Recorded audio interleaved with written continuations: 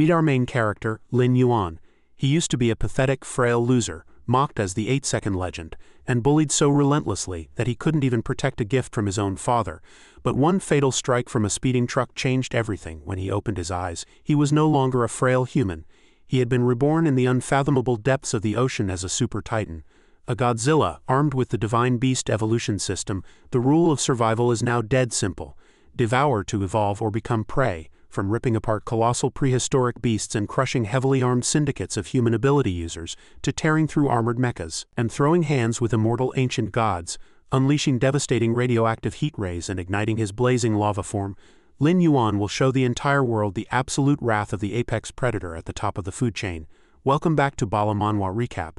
Buckle up because right now we're diving into Lin Yuan's blood-soaked explosive journey to shatter every limit and claim his throne as the undisputed king of monsters. Let's get into it. The story begins on a school playground where students are struggling to complete their registered physical fitness tests. Just then, Lin Yuan's name is called for the pull-up test. Standing before the horizontal bar, Lin Yuan hesitates for a moment. He then bends his knees, swings his arms back for momentum, and leaps up to grab the bar. However, after only a second, he has already exhausted the strength needed to maintain his posture. His entire body trembles under the strain, drawing looks of helplessness and surprise even from the teacher. Despite exerting himself to the point of facial distortion, the group of classmates behind him react as if their funny bones had been struck, bursting into fits of mockery. They placed bets on how long he could hold onto the bar.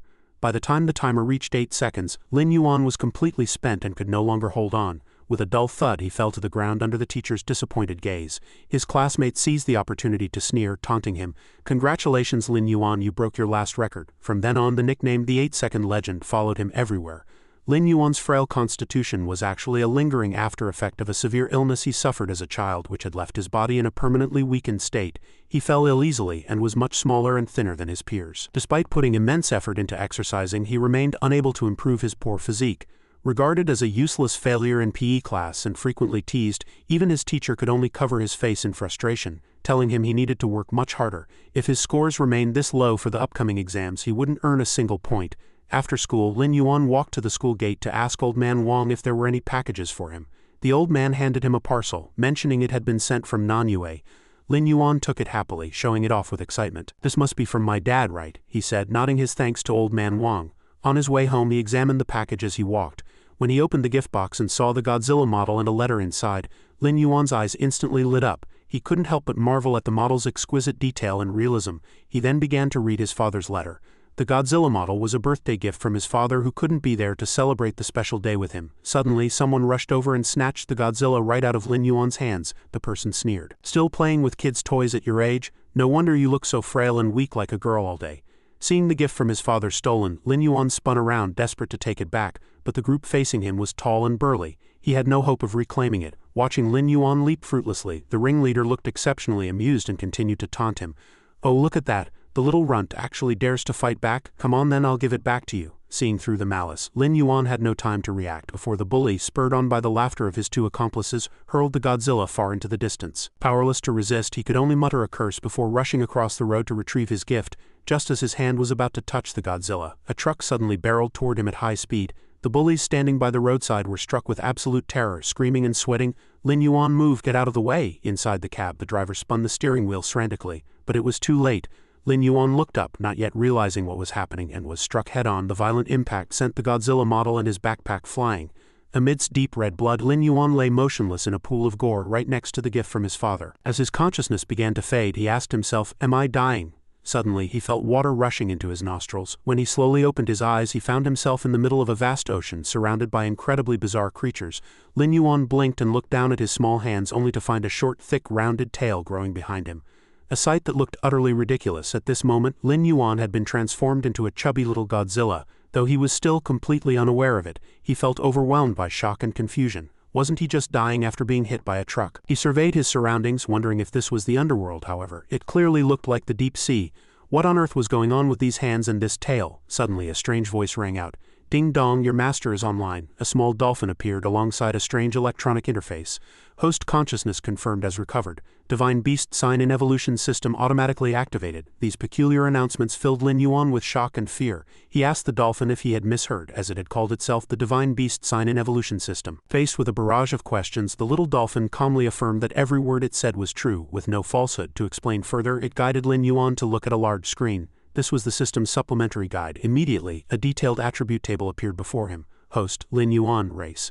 Thunderstorm Dragon, current form, juvenile evolvable, bloodline, overlord, grade upgradable, height, 7.9 meters, weight, 125 tons, attack methods, bite, sharp claws, beam. Flowing through Lin Yuan's veins was the blood of an ancient divine beast, an ancient overlord recorded in the classic of mountains and seas. However, at present he was merely a small, immature juvenile. Hearing this, Lin Yuan felt like he was a bootleg version of Godzilla. Curiously, he asked the system, "Can I sign in every day to receive rewards? Evolution points can be used for upgrades and evolution," the system replied. Lin Yuan suddenly realized he had truly been reborn as a legendary divine beast from the classic of mountains and seas, complete with system assistance. Confronted by this bizarre reality, Lin Yuan could only struggle helplessly. No way, this has to be a dream, right? But why did the sensation of swinging his tail and claws feel so real? Since his life as a human had ended, Lin Yuan resolved to become a majestic Godzilla. He immediately commanded the system, "Sign me in now." After successfully signing in at the Mariana Trench, he received the E-grade skill, Devour. This skill could convert food into evolution points to promote growth. Furthermore, it provided the chance to comprehend special abilities. As long as he didn't eat anything lethal, he could feast to his heart's content. Seeing Lin Yuan still dazed, the little dolphin revealed that this was the power monster species we're most proud of. At that moment, his stomach let out a thunderous growl, making him wonder, why did I get so hungry the moment Devourer was mentioned? He felt as if he would turn into a starving ghost if he didn't eat something immediately. Lin Yuan suddenly noticed some points of light in the distance. There were bioluminescent marine creatures swimming there. He headed over to see if he could find a snack. As soon as he turned his head, he couldn't help but cry out. Wow, he had run into a massive sharp-toothed anglerfish. This creature had a rounded body but was extremely ferocious by nature. Atop its head grew a fleshy protuberance that looked like a small glowing lantern used to lure prey. Seeing this terrifying fish that looked exactly like the photos online, Lin Yuan trembled with fear. After privately assessing the creature's frightening appearance, he turned to leave. However, the little dolphin suddenly appeared, looking at him with mocking eyes. It reminded him, "That fish isn't even the size of your palm. What's there to be afraid of? There is absolutely no need for fear." Lin Yuan snapped out of it, suddenly remembering that he was no longer human, but a Godzilla possessed of matchless power. He then cast a sharp gaze toward the anglerfish. He turned and swung his massive tail in a heavy frontal strike, killing the creature instantly. The fish died so quickly that Lin Yuan was momentarily stunned, never expecting he could deal with it so easily. The dolphin spoke up helplessly. "You should probably check your current status first." Still somewhat skeptical, he reached out and picked up the anglerfish with 2 fingers. Holding the dead fish, he asked the dolphin, "Is this thing edible?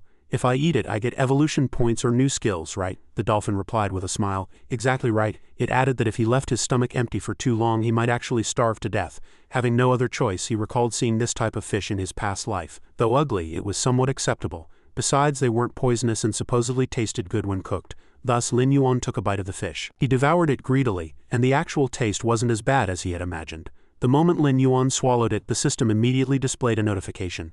Ding, successfully devoured a deep-sea anglerfish, gained 5 evolution points. Congratulations on your first time devouring a deep-sea anglerfish. Gained special ability, Illumination, E-grade skill. This skill caused the row of dorsal fins on Lin Yuan's back to emit a soft glow. Only at this moment did he truly believe the system hadn't lied. Evolution points and new abilities were achieved instantly. Next, he tried activating the Illumination skill to test his new power.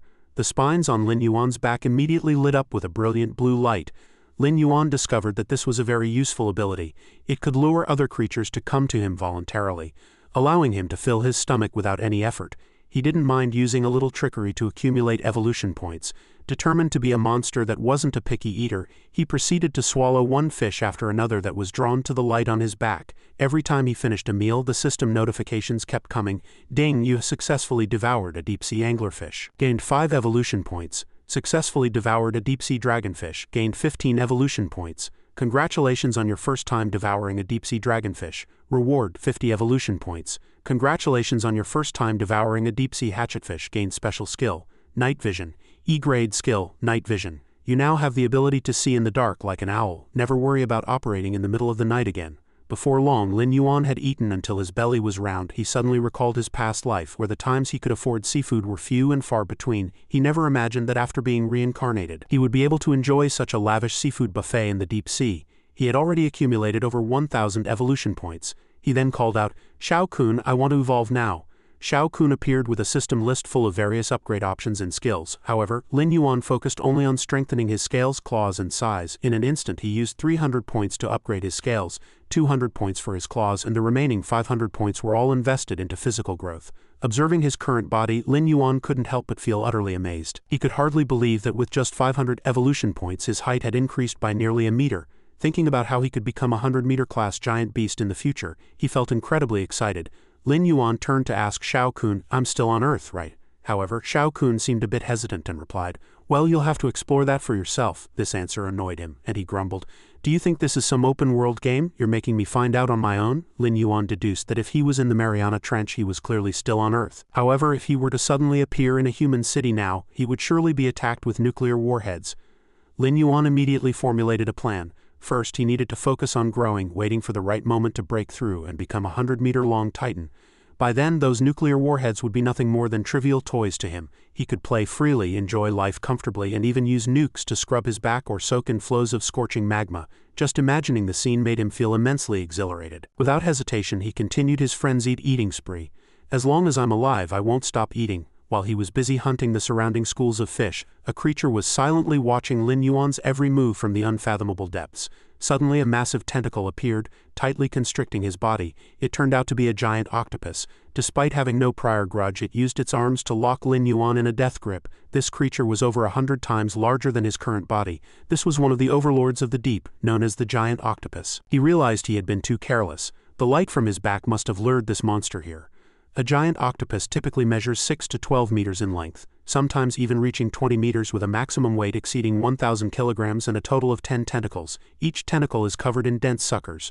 Lin Yuan felt absolute terror. With his current size he had no strength to fight back. His entire body was wound so tightly he couldn't move, and the octopus's crushing force was so great he felt he was about to suffocate. He began to ponder his fate. Was he going to die under these tentacles so soon after being reincarnated? He wanted to cry but had no tears, feeling both aggrieved and humiliated. Suddenly a massive dark shadow appeared above the head of the giant octopus. It was a sperm whale, 18 meters long and weighing over 50 tons. This is the largest toothed whale in the world. Its diving ability is astonishing, making it the deepest and longest diving mammal. Seeing the sperm whale appear, the giant octopus was struck with extreme panic. It immediately released Lin Yuan and turned to attack its new target. It lunged forward, using its tentacles to tightly entwine the whale, leaving Lin Yuan standing there stunned. He thought to himself that it was truly naive to have become so overconfident after reincarnating as a monster.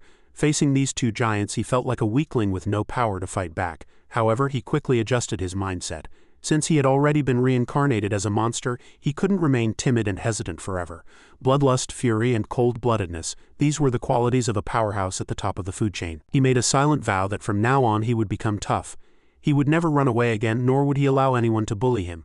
Lin Yuan then let out a thunderous roar at the two battling giants to draw their attention. Without the slightest hesitation he charged straight forward and took a massive bite out of the octopus's head. Lin Yuan tore away a large chunk of flesh and gulped it down with relish. He found the taste quite good, feeling as though he were savoring a fresh slice of squid sashimi. From that single bite of octopus meat alone he gained 21 evolution points. The more he ate, the more excited he became, launching a relentless barrage of bites at his foe. As long as the enemy wasn't dead, he would continue his feast. With every chunk of flesh swallowed, he received a 21-point evolution bonus. Although the octopus was busy dealing with the sperm whale, it seemed to start feeling the agonizing pain radiating from its tentacles. The octopus turned its head with an irritated expression, only to find that Lin Yuan had nearly finished eating one of its tentacles. It immediately lashed out with another tentacle, binding Lin Yuan in a death grip. Furious at being interrupted during such a delicious meal, Lin Yuan's temper flared, and he began frantically scratching at the tentacle with his claws. After dealing with the constricting tentacles, he stayed right where he was to continue enjoying his octopus feast. As he chewed on the succulent meat, he silently declared, "From today on, I'm not afraid of you guys anymore." Seeing Lin Yuan's provocative attitude, the octopus was driven into a total rage. It was just about to use its finishing move to teach this brat a lesson when it suddenly realized the sperm whale had closed in on its side. The sperm whale opened its massive jaws and clamped down hard on the octopus's head, causing such pain that the creature couldn't even make a sound. Meanwhile, Lin Yuan was busy devouring every bit of its remaining tentacles. Ultimately, the octopus was torn to shreds, ending up in the bellies of both Lin Yuan and the sperm whale, making the two of them look like a pair of bloated roasted suckling pigs lying belly up. Despite only getting half the octopus, Lin Yuan still gained nearly 3,000 evolution points. Just then, the sperm whale noticed his presence. Lin Yuan snapped his head around, meeting eyes filled with murderous intent. Far from being afraid, Lin Yuan spoke out provocatively, challenging it to a fight. The sperm whale thought to itself that if it swallowed Lin Yuan whole, those sharp spikes on his back would surely shred its mouth to pieces. Just imagining the scene made its mouth ache. The sperm whale's look of confusion led Lin Yuan to mistakenly believe he was being looked down upon. Suddenly, the sperm whale turned and swam away, not forgetting to cast a final, disgusted and scrutinizing glance at Lin Yuan before it left. Watching the whale depart, Lin Yuan stood with his hands on his hips, looking quite smug and self-satisfied. He muttered to himself that since the whale had just saved his life, he would generously let it go this time. Next, he sought out Shao Kun to begin his self-upgrades. As he continuously reinforced his scales and claws, his accumulated evolution points gradually dwindled. Everything from his razor-sharp teeth to his overall body size received a comprehensive upgrade. In an instant, Lin Yuan's body erupted in a dazzling light, his size increased rapidly, and his appearance grew even more fierce and violent. The system announced host Lin Yuan, race, Dragon Thunderstorm Dragon, form juvenile evolvable, bloodline overlord, grade upgradable, height 10 meters, weight 178 tons, attack methods collision, bite, special skills dragon tail swing, Devourer upgraded from E to C rank, night vision E rank. Even though he now possessed impressive power, he still felt a bit of regret. He thought to himself that if only this world had a special currency for monsters, he could enjoy the thrill of splurging. Based on his current growth rate, he calculated that he would need to consume about 50 more giant octopuses for his size to break the 50-meter mark. He confidently believed that by then, whether it was a giant octopus or that damn sperm whale, they would be nothing more than tiny gnats in his eyes. Lin Yuan began scanning his surroundings for his next target. Shao Kun's sudden appearance gave him a start. It spoke up to congratulate the host on his first time devouring a giant octopus. The special reward he received was the monster compass. Shao Kun quickly explained its function. As long as there were monsters nearby, the compass within the host's body would automatically sense them. This was a B-rank skill. This tool could identify the auras of various monsters, making it easier for Lin Yuan to track down his targets. Nevertheless, he still needed to remain cautious of opponents whose strength far exceeded his own. After hearing this, Lin Yuan muttered to himself, "So what if I can sense them?" He worried that if he bumped into something much stronger than himself, he might lose his life. However, with this sensing ability, he was no longer in a passive position. Instead, he could actively choose to approach targets stealthily. With the compass, Lin Yuan no longer had to worry about being ambushed by a giant octopus.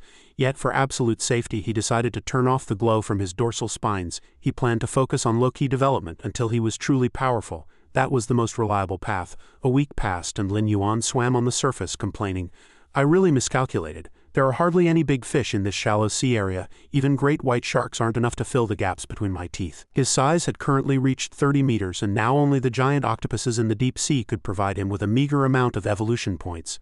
But because they had been terrified by his previous beating, the giant octopuses didn't dare show their heads anymore. Since he couldn't find any prey, he had no choice but to head to the shallow waters to try his luck. However, there were almost no large fish in this shallow area, and even great white sharks couldn't whet his appetite. At 30 meters long, he should have been dominating the deep sea, yet all the octopus kings were in hiding. Unable to find food, he could only look for luck in the shallow waters. Lin Yuan let out a long sigh and decided to sign in first. As for food, he would still have to return to the deep sea to find it. Shao Kun surfaced to announce that the sign-in location was Gun Island Waters. The sign-in reward was an S-rank skill, Burst Breath. This move allowed him to gather all the energy in his body and fire a beam of light with devastating destructive power from his mouth. If used correctly, this would undoubtedly become the most powerful oral attack method in history. Getting an S-rank skill on his first sign-in at a new location made Lin Yuan ecstatic. Just then, the monster compass suddenly detected unidentified creatures on the island. Lin Yuan remained concerned that humans might appear there. Nevertheless, he decided to go ashore and see why so many monsters were gathered in a place with footprints. Lin Yuan hadn't expected the undercurrents in this area to be so violent. If he didn't have a massive 30-meter-long 50-plus-ton body, he probably would have been swept away by these currents instantly. After swimming for a while, he finally approached the shore. Lin Yuan gripped the rock wall below tightly. Although his heavy body made movement very difficult, he cautiously climbed up. Standing in this position, Lin Yuan could observe all kinds of exotic flowers, herbs, and birds to his heart's content. In the distance, two strange creatures appeared, Meganora and Arthropleura. Meganora, with a body length of about 0.75 meters, was the largest flying insect to ever appear in Earth's history. Arthropleura, about 2.6 meters long, was one of the earliest invertebrates to appear on Earth. Seeing that there were no traces of humans and only prehistoric creatures, Lin Yuan speculated that a temporal anomaly on this island was the reason for their mass appearance. In his eyes, this place was simply a tailor-made buffet. From now on, Lin Yuan no longer had to worry about a lack of evolution points. He walked along with great excitement, officially beginning his hunting journey. However, based on the philosophy of punching trees to get rich, he hesitated over whether to chop down these trees first. Although he could breathe in the deep sea, he still preferred breathing this fresh air scented with the fragrance of plants and trees. Suddenly, two creatures circling in the sky set their sights on Lin Yuan.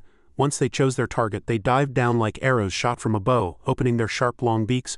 Lin Yuan thought, "I'm already this big and you actually dare to treat me as a meal?" Immediately after, one of the sharp-beaked birds slammed hard into the sharp spines on Lin Yuan's back. When he saw the creature's claws trying to scratch at his face, Lin Yuan angrily retaliated with his back spines. Taking advantage of the moment these two birds were dazed, Lin Yuan struck quickly, biting one and finishing it on the spot. He chewed greedily and found the taste was actually similar to the finger-licking good crunch of KFC fried chicken. Following this, the system prompted, due to the first time devouring a pterosaur, gained 375 evolution points, plus a 1,000-point bonus reward which left him feeling very satisfied. After all, having eaten greasy seafood for so long, he finally got to change his palate. Lin Yuan let the spines on his back light up, challenging the flock of birds. "Don't dare come down, eh? Then let me show you my new move." Instantly, Lin Yuan's body and mouth emitted a brilliant light, acting as a final ultimatum to the two pterosaurs in the sky. They trembled with fear, nearly moved to tears. Seeing this, Lin Yuan roared without hesitation, releasing a flow of energy. The two pterosaurs shrieked and trembled in extreme terror. However, the result was only a tiny spark, not even enough to light a cigarette. This comical scene left both pterosaurs stunned. Just moments ago, they thought they were about to become roasted birds. After experiencing that embarrassing dud, they were infuriated and prepared to counterattack, putting Lin Yuan on the defensive. The pterosaur flock regrouped and the angry creatures charged straight at Lin Yuan. This time, it wasn't just two of them, but dozens surrounding him. Witnessing this, Lin Yuan turned and cursed at the system. "Damn it, what the hell is this cigarette lighter flame?" Shao Kun replied that it was indeed burst breath. This made Lin Yuan feel that the system's brain must be broken. Shao Kun reminded him, how could such a domineering move be unleashed so easily? Lin Yuan needed to concentrate fully and feel the energy flowing through every limb and bone. He had to close his eyes and begin to visualize first, then let his aura explode, let the spines on his back light up and finally unleash the burst breath. Hearing this, he felt the process was exactly like the cultivation methods in the Shenxia novels he had read. He immediately asked Shao Kun, "Did you pick up the wrong script?" Lin Yuan kept urging Shao Kun to hurry up and teach him how to use burst breath. "If you don't say it soon, I'm really going to be eaten by this pack of ground chickens." Shao Kun insisted the method had already been taught to Lin Yuan, requiring him to be highly concentrated and compress all the power in his body into a single point. Driven into a corner, he had no choice but to try to channel his power. He curled his body in pain, looking like he was suffering from a chronic case of constipation. The moment the spines on his back flashed with light, he was scratched by a pterosaur's claw and blood flowed freely. The violent attack sent him tumbling to the ground, giving the flock of pterosaurs a chance to swarm him frantically. Lin Yuan could only hold his head and endure, for he was currently unable to fight back. Seeing this, Shao Kun could only shake its head helplessly. But wait, this feeling of being swarmed by a crowd was something he seemed to have experienced before. Memories of his past life flooded back. It was a time when he was being beaten by a group of people. Back then, he could only grit his teeth through the pain and focus all his attention on the person closest to him. As Lin Yuan captured this familiar feeling, he finally found a way to break through the encirclement. He crashed into the nearest enemy with all his might, knocking it over and escaping the encirclement. Ignoring the pain, he concentrated intensely, compressing all the power in his body into his mouth. With a massive boom, the burst breath erupted, a powerful flash pouring from his mouth, instantly sweeping away all the surrounding pterosaurs. The performance over, Lin Yuan looked at the scorched monster corpses falling like rain. He felt immensely proud of himself for mastering this skill. However, immediately after, he felt his body was completely exhausted. Replenishing his energy was now a matter of urgency. Although he looked down to see the flock of pterosaurs were all charred black, he had no other choice and could only endure the pain of eating them. Since it was the fruit of his own labor, he had to swallow it no matter how bitter or harsh it was. While eating, the system kept prompting the acquisition of evolution points. Before long, Lin Yuan had cleared away the pile of charred meat, even though his mouth was full of the taste of burnt charcoal. Now he was incredibly thirsty and needed to find water to moisten his throat. Observing the cliffs ahead, he could still clearly see the traces left by that burst breath earlier. It took a lot of effort just to find a water source, but he sensed something abnormal here. A lake of this size should naturally attract many creatures, yet the surroundings were so quiet it was hair-raising. Was this a saltwater lake, or was there some danger lurking beneath the surface? Suddenly ripples appeared on the lake and a strange object emerged from the water. It turned out to be a giant beast camouflaged as a rock. Upon seeing it, Lin Yuan recognized it with horror as the 19-meter-long mountain behemoth. It weighed 22 tons. These creatures usually nest in large lakes and rivers, their backs and bellies covered in hard bone, making them look like a small mountain. It can remain submerged underwater for 4 consecutive days. Those rocky ridges protruding from the water's surface are extremely sophisticated camouflage. Immediately after, another creature surfaced. It was a sarcosuchus that lived in the Cretaceous period of Africa. This is one of the largest crocodile species in history. With a length of 13 meters and a weight of about 5 tons, that crocodile suddenly launched a charge, clamping its jaws tightly onto the behemoth's leg. In an instant, the entire pack of crocodiles swarmed in to tear at the prey. Ultimately, they worked together to drown the behemoth at the bottom of the lake. In the blink of an eye, all that remained before the onlookers was a set of white bones. The speed at which these crocodiles tore flesh was truly terrifying. By now, the crocodile pack had discovered Lin Yuan's presence. He thought to himself that with so many sarcosuchus here, it was no wonder no animals dared to come drink. However, this group of little crocodiles was absolutely no match for him. Flashing a wicked smile, he felt it was time to let these crocodiles know who truly sat at the top of the food chain. Just as a crocodile opened its massive jaws to launch an attack, it was suddenly seized by a powerful hand. The creature was violently dragged into a cave, letting out a series of agonizing shrieks. The movement was incredibly swift, leaving only a few flecks of blood at the cave entrance. While Lin Yuan was still wondering what kind of creature it could be, a dark shadow lunged out of the cavern. This hot-tempered Kong appeared and immediately crushed a crocodile underfoot. With a look of utter displeasure, it surveyed its surroundings with a furious glare. Kong then hoisted the crocodile's carcass and stuffed it directly into its mouth. Just as it was savoring its meal, it spotted another crocodile attempting to flee and snapped its head around. It hurled the half-eaten crocodile into the distance and then charged forward, stomping frantically at the water's surface, leaving the rest of the crocodiles to cower in silence. Suddenly, Kong turned around and fixed a death stare on Lin Yuan. Noticing its unblinking gaze and low guttural growl, Lin Yuan thought to himself, "Does this guy suspect I'm here to steal its food?" He weighed his own strength and knew that now was not the time for a head-on confrontation. It was best not to provoke it. As the saying goes, the wise man knows when to retreat. So he decided it would be better to keep a low profile. He raised a hand to wave at Kong, explaining that he was just passing through and would be leaving immediately. However, he felt a twinge of doubt, unsure if the sounds he made still resembled human speech, or if this wild beast could even understand him. Though it didn't seem to have any immediate intent to attack. As for Kong, it interpreted Lin Yuan's actions based entirely on instinct. In the world of primates, baring one's teeth in a smile only occurs when one feels intense fear or stress. Furthermore, raising a hand is a gesture used to demand food or to order others around when arriving or leaving. Kong stared at Lin Yuan with a grim expression, thinking that even though he clearly looked terrified, he actually had the audacity to demand its prey. Feeling mocked, Kong decided that Lin Yuan was simply looking for death and resolved to teach him a lesson. It beat its chest violently to intimidate him before leaping from the lake to give chase. Kong swung a heavy fist, but luckily, Lin Yuan dodged it just in time. Lin Yuan realized that while this creature's strength was indeed formidable, its attacks were full of openings, and its movements were far too exaggerated. He thought to himself that this was just a mindless brute with overly simple moves, wasting such a powerful physique. Lin Yuan watched intently, searching for a chance to counterattack. He formulated a detailed plan in his mind. First, dodge, then wait for the opponent's stance to become unstable before rushing in for a direct clash. Then use that momentum to pull the beast down and break its center of gravity. Following that, he planned to execute a dragon tail swing, using his tail to sweep Kong's legs out from under it before delivering a sharp finishing uppercut once it fell. The battle was poised to erupt, but to his absolute shock, Lin Yuan's arms were so short he couldn't even touch a single hair on the gorilla. It was only at this moment that he truly realized the drawback of his physical proportions. The giant gorilla flashed a look of contempt before exploding in rage. It lunged forward with a heavy punch, then slammed its shoulder hard into Lin Yuan's chest, sending him flying dozens of meters away. This giant ape possessed not only overwhelming strength but also incredible speed. Before its opponent could even stand up, Kong leaped high into the air and pounced directly onto him, its hands gripping the dorsal spines on Lin Yuan's back with a death grip. Lin Yuan realized that with his current strength, burst breath was his only chance of winning. However, the skill required time to charge. Furthermore, it would be extremely troublesome if the strike missed, so he had to find a way to restrain the opponent. He started by biting down hard on Kong's arm as it was about to strike, causing the beast to howl in pain. Kong grabbed Lin Yuan's lower jaw, trying to pry its arm loose. Just as it prepared to use both hands to tear Lin Yuan's mouth apart, a brilliant light suddenly flashed, causing it to freeze in place. In reality, Lin Yuan had already been secretly gathering the burst breath in his mouth. Sensing something was wrong, the giant ape frantically tried to force his mouth shut, but it was too late. While it was still in a state of shock, Lin Yuan suddenly fired a brilliant ball of energy. The massive sphere of light expanded rapidly, terrifying Kong into trying to turn and flee for its life. But Lin Yuan wouldn't let it escape so easily. He followed up with a direct burst breath to Kong's front. Taking the full brunt of this terrifying strike, the giant ape was sent tumbling toward the distant cliffs by the sheer destructive force. However, surprisingly, its body was not pierced through.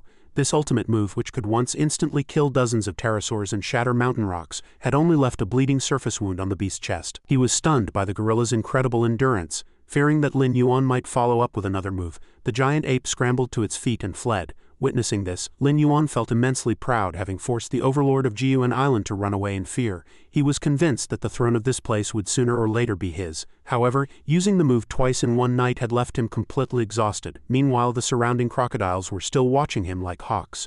He couldn't afford to show any weakness. Otherwise, his fate would be as miserable as that of the mountain behemoth. Lin Yuan then decided to finish off the rest of the crocodile meat Kong had left behind. Suddenly, the system notified him that he had successfully devoured a Deinosuchus, gaining 560 evolution points and a special reward. Reinforced scales and claws, the boost to his defense left him ecstatic. Feeling a surge of fresh power within his body, he immediately rushed over to finish off several more crocodiles. Just like that, his evolution points grew so rapidly he could barely keep count. A week later, Lin Yuan upgraded his burst breath into a version that could generate flames. With this new skill, he never had to eat raw meat again, and he secretly took pride in his own cleverness. Aside from dining, he didn't forget to sign in at the Jiuan Island waters. The sign-in reward he received was an A-rank skill, Radioactive Heat Ray, an unstable energy produced by radioactive reactions within the Thunderstorm Dragon's body. When expelled, friction with the air generates a beam of extreme temperature.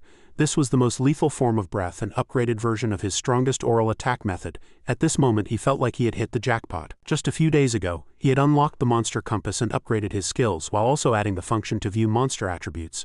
Following yesterday's sign-in reward of the A-rank Barbed Claws skill, he had obtained the A-rank Radioactive Heat Ray today. The excitement brought by this continuous streak of luck was far beyond anything a gambling game could offer. Smelling the aroma of roasting meat, an orange prehistoric giant rat emerged.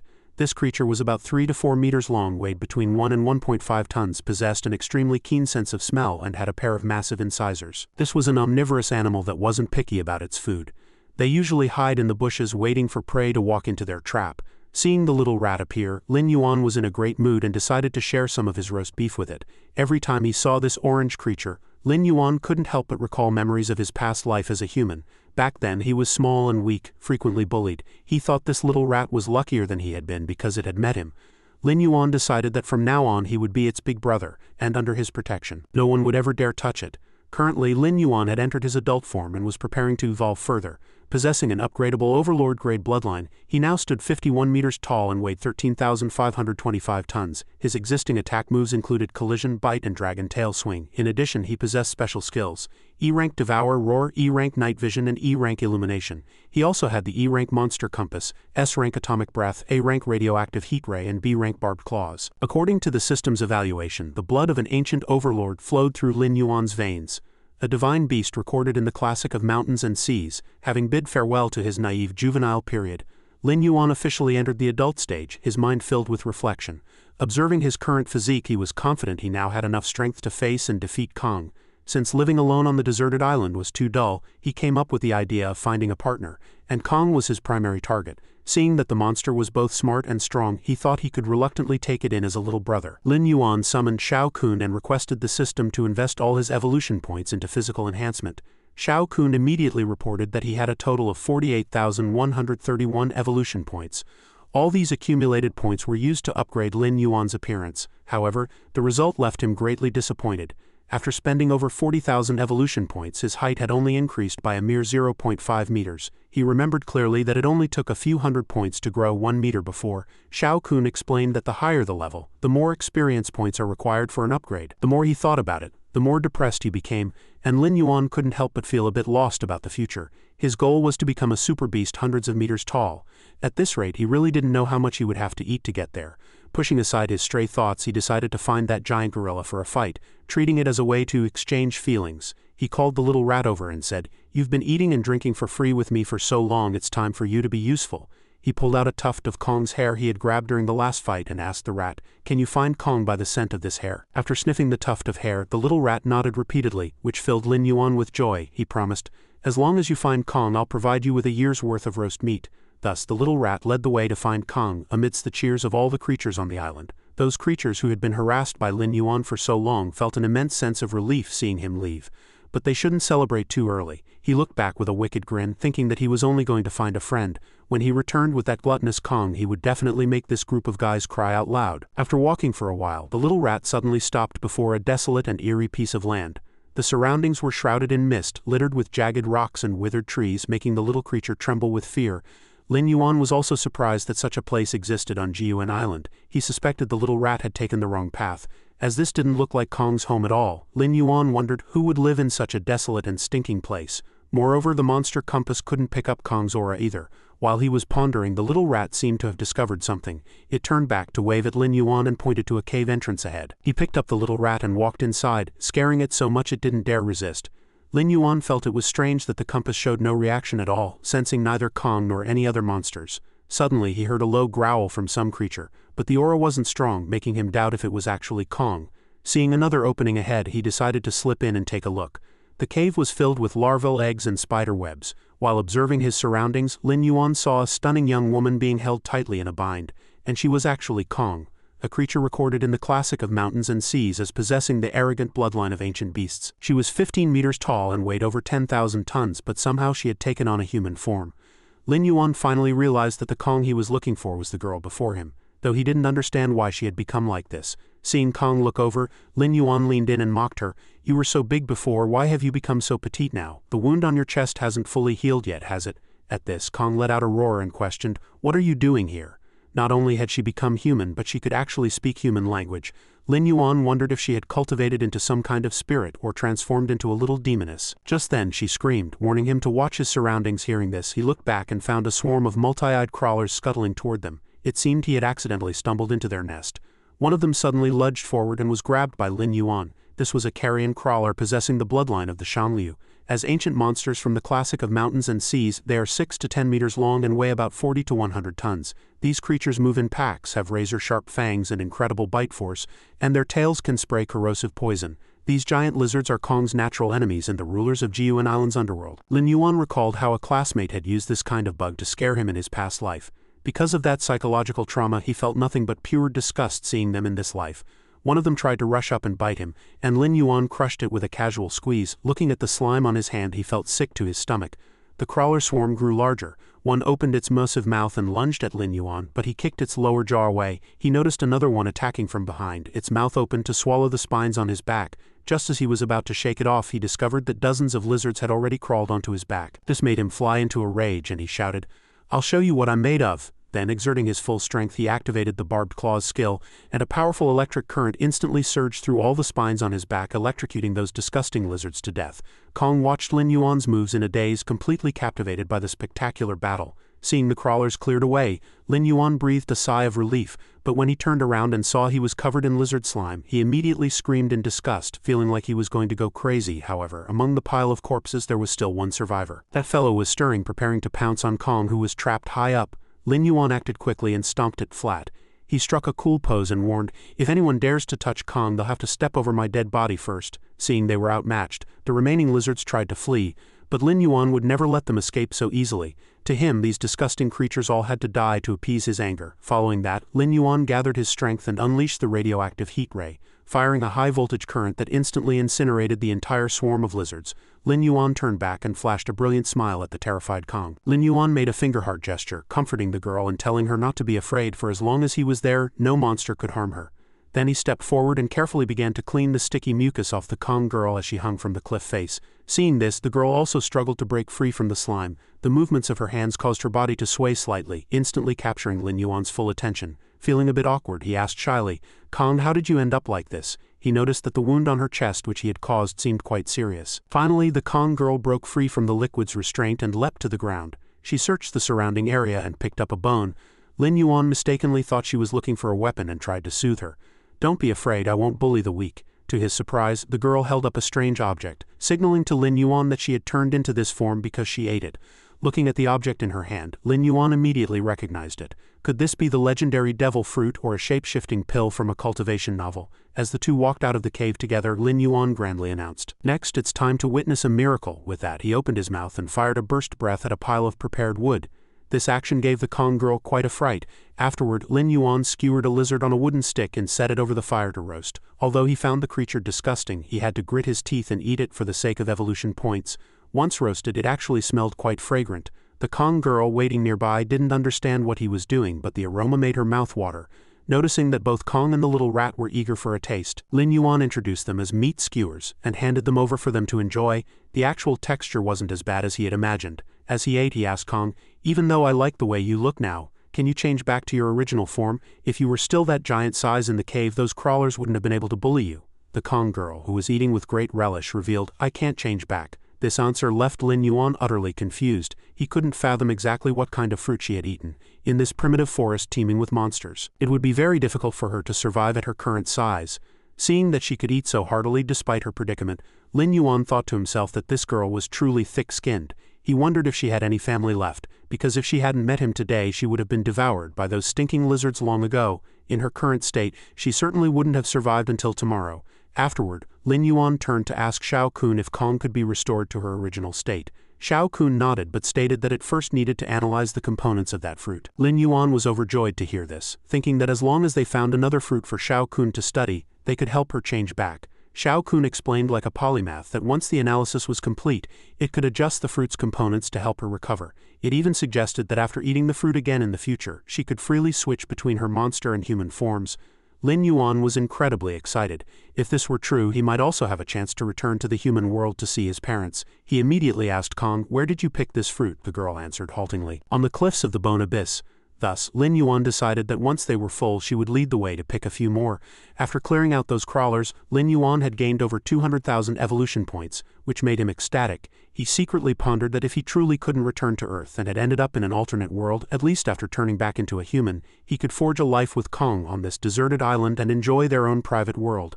After a 2-hour trek, they arrived at a valley littered with jagged rocks and piles of bones, which left Lin Yuan full of questions. Regarding what had happened here, Kong pointed upward, indicating that she had picked the fruit up there before. But what was truly astonishing was that the tree actually grew at an extreme height.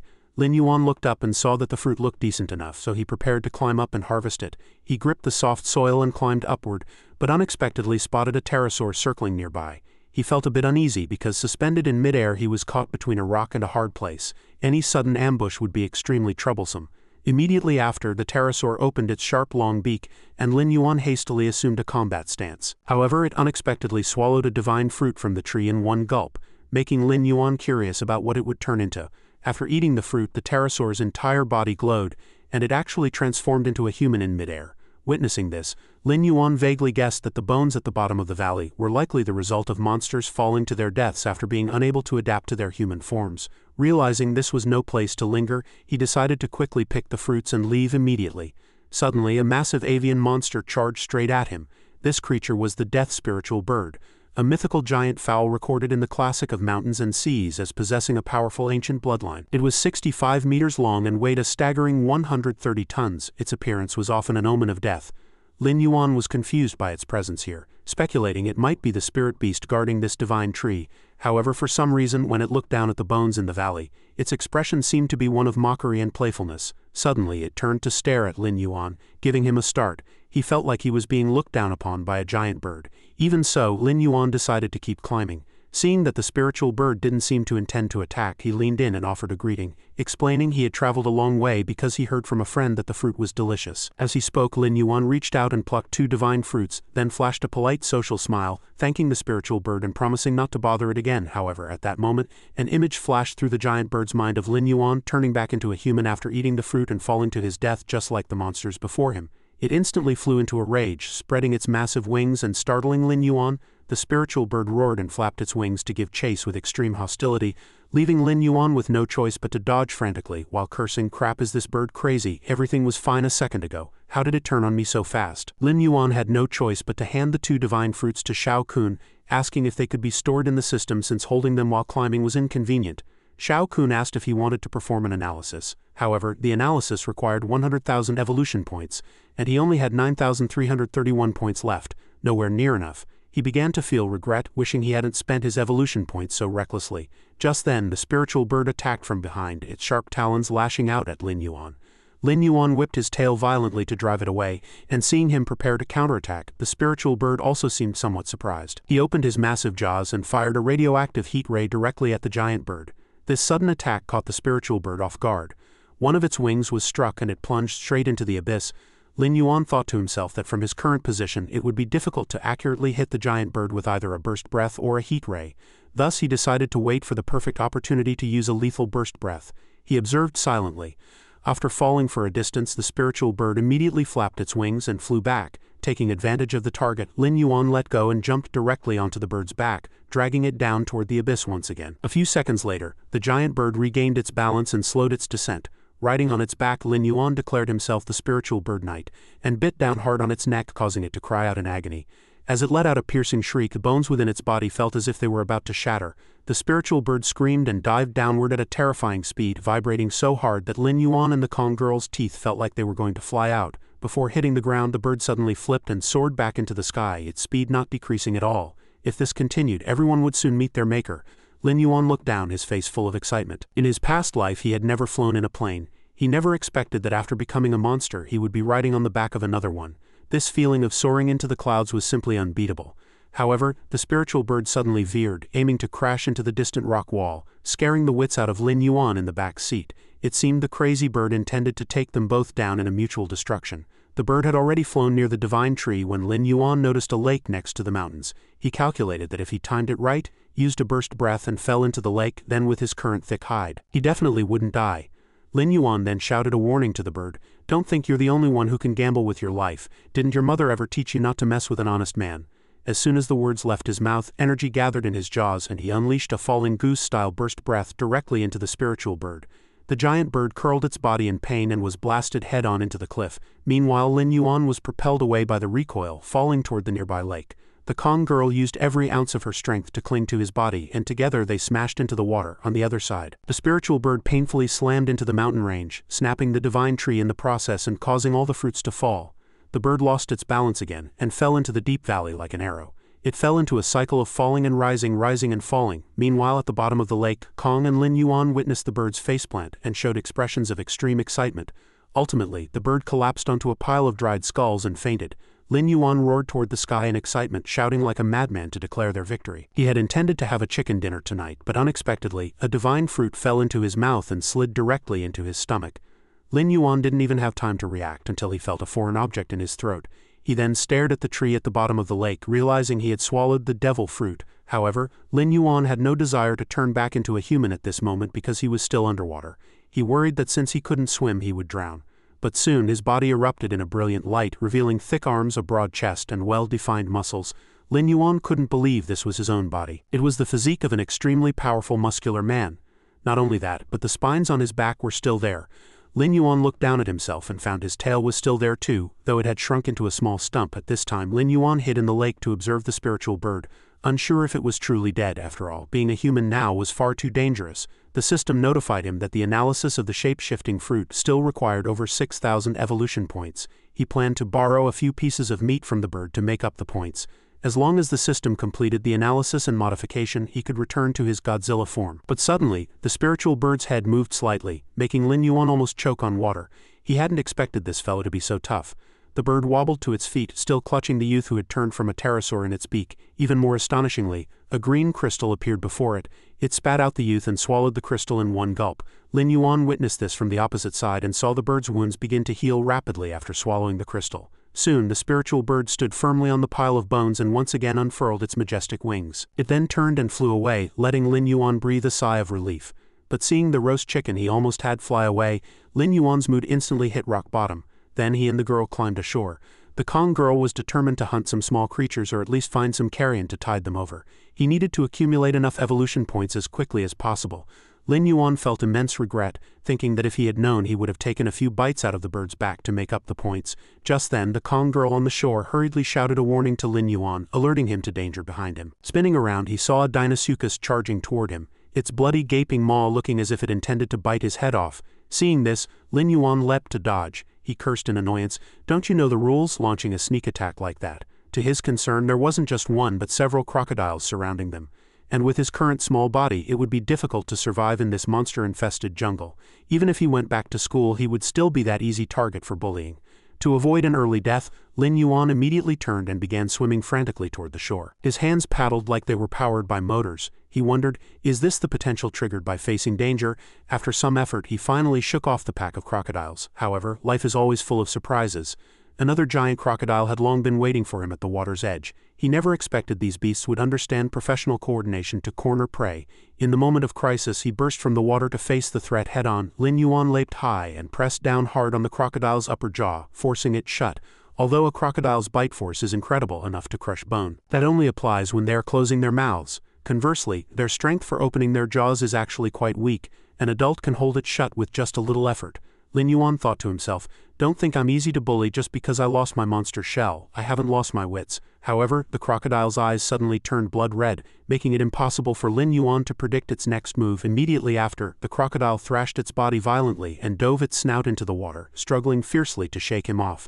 The situation was critical. If he let go, he would be instantly devoured by the Deinosuchus. But if he held on, the crocodile pack behind him would catch up, which was also a dead end. Suddenly a scream came from above, reminding Lin Yuan to grab a vine. Looking up, he saw the Kong girl swinging on a vine to rescue him. Seeing this, Lin Yuan clamped his legs tightly around the crocodile's mouth while reaching out to grab the incoming vine. By just a few centimeters, his lower body would have fallen into the crocodile's jaws. Above, the Kong girl swung across with extremely professional movements and then landed steadily, watching her continuously beat her chest as a signal. After experiencing that heart-pounding transformation, Lin Yuan finally breathed a sigh of relief. However, before the two of them could even catch their breath, they discovered to their horror that the pack of crocodiles had already pursued them to the shore. These Deinosuchus had clearly grown quite cunning, seemingly knowing how to launch such a coordinated sneak attack. One crocodile lunged directly at the tree trunk where they stood.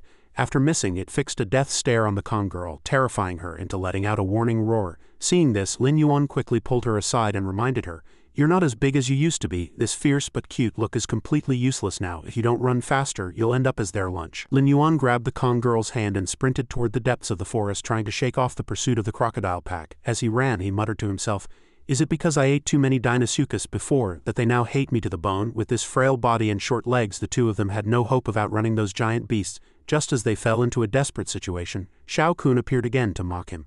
"Lin Yuan, look how pathetic you are now. So you have your weak moments too, huh?" Although fuming with rage, Lin Yuan had to swallow his pride and plead with Shao Kun, "I'm begging you, can you just let me analyze the shape-shifting fruit on credit first?" However, Shao Kun flatly refused, firmly maintaining that it was a system of principle, no analysis without full payment of evolution points. Seeing this, Lin Yuan quickly pressed his hands together in prayer, eyes welling with tears as he pleaded, "Principles shouldn't mean leaving someone to die." He begged Shao Kun to point out where there were monsters he could actually hunt, because with his current size he was a delicious snack no matter where he went.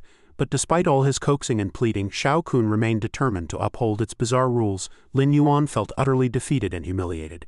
He hadn't been eaten by monsters yet, but he was already being ridiculed by his own system. Immediately after, Shao Kun revealed that as long as Lin Yuan completed his sign-in, he would receive a clothing set as a reward. Moments later, he finally changed into an extremely cool outfit and began running for his life with the Kong girl in tow. Suddenly, the girl stopped and quickly climbed a tree. Only then did Lin Yuan realize that her reactions were incredibly sharp, knowing exactly how to maximize her natural advantages. She then shouted down, "Climb up, quick!" Although climbing trees wasn't Lin Yuan's forte in this life-or-death moment, he had no choice but to grit his teeth and give it a try. He exerted all his strength and leapt, grabbing onto the trunk. During the climb, he kept motivating himself. To Lin Yuan's surprise, with just that one leap, he actually climbed straight to the middle of the trunk and hung there steadily. This surge of excitement clearly wasn't just potential triggered by the crisis. After all, in his past life, even if he had spent his entire youth trying, he couldn't have completed a single pull-up. Now, thanks to the shape-shifting fruit, his physical constitution was many times stronger than before. Just as Lin Yuan reached the top of the tree, the crocodile also reached the base. It appeared exceptionally furious, violently slamming into the trunk and shaking it so hard that Lin Yuan's grip slipped, sending him tumbling backward. Fortunately, the Kong girl was quick and caught his arm, though she didn't forget to flash a look of contempt as if saying, "What a useless failure." Lin Yuan could only smile awkwardly. Thanks, Sister Kong. Being mocked like that made him feel a pang of shame. Once Lin Yuan was steady, the Kong girl took the lead in climbing higher, and soon they both reached the upper branches. Lin Yuan collapsed there, panting heavily, while the girl warily observed the movement below. The pack of crocodiles was as relentless as leeches. They had even called over more accomplices, taking turns to ram the tree roots while waiting for their prey to fall. Having just escaped danger, Lin Yuan started his chatter, mocking the crocodiles for overestimating themselves.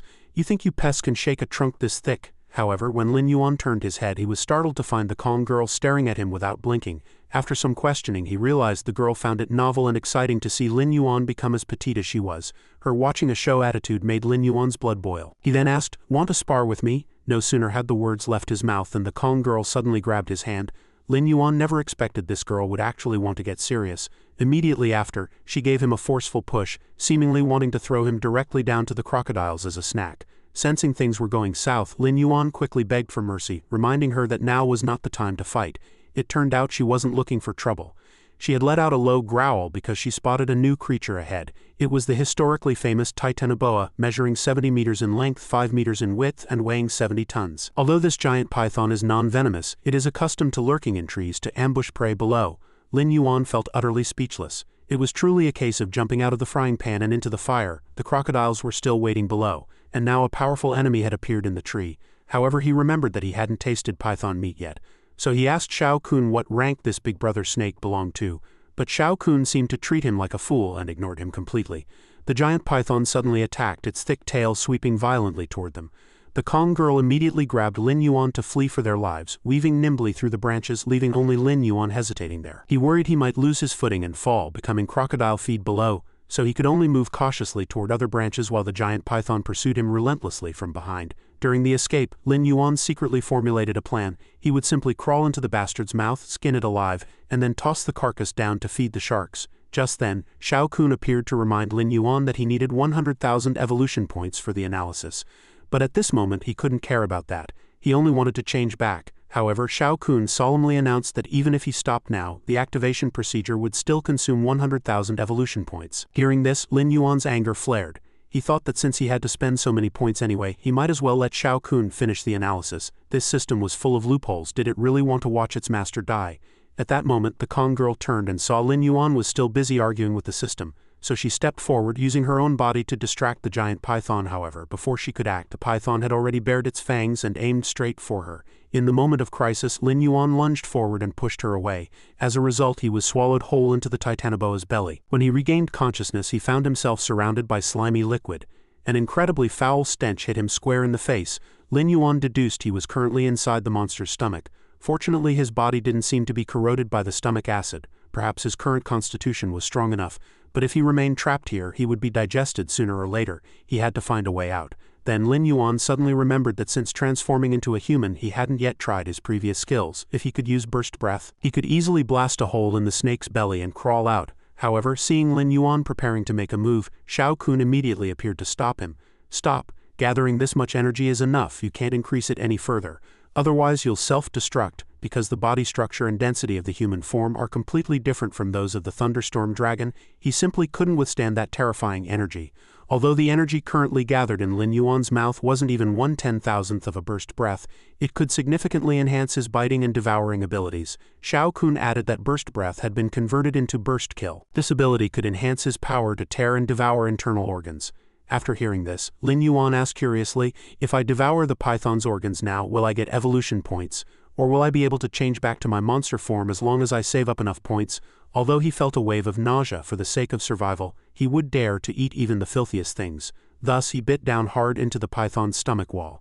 After just one bite, he felt the taste was exactly like a pair of stinky socks that hadn't been washed for a week. Immediately after, the system prompted that he had successfully devoured the Titanoboa, and his evolution points increased by 150. This made him immensely excited, a smile of having found a treasure spreading across his face.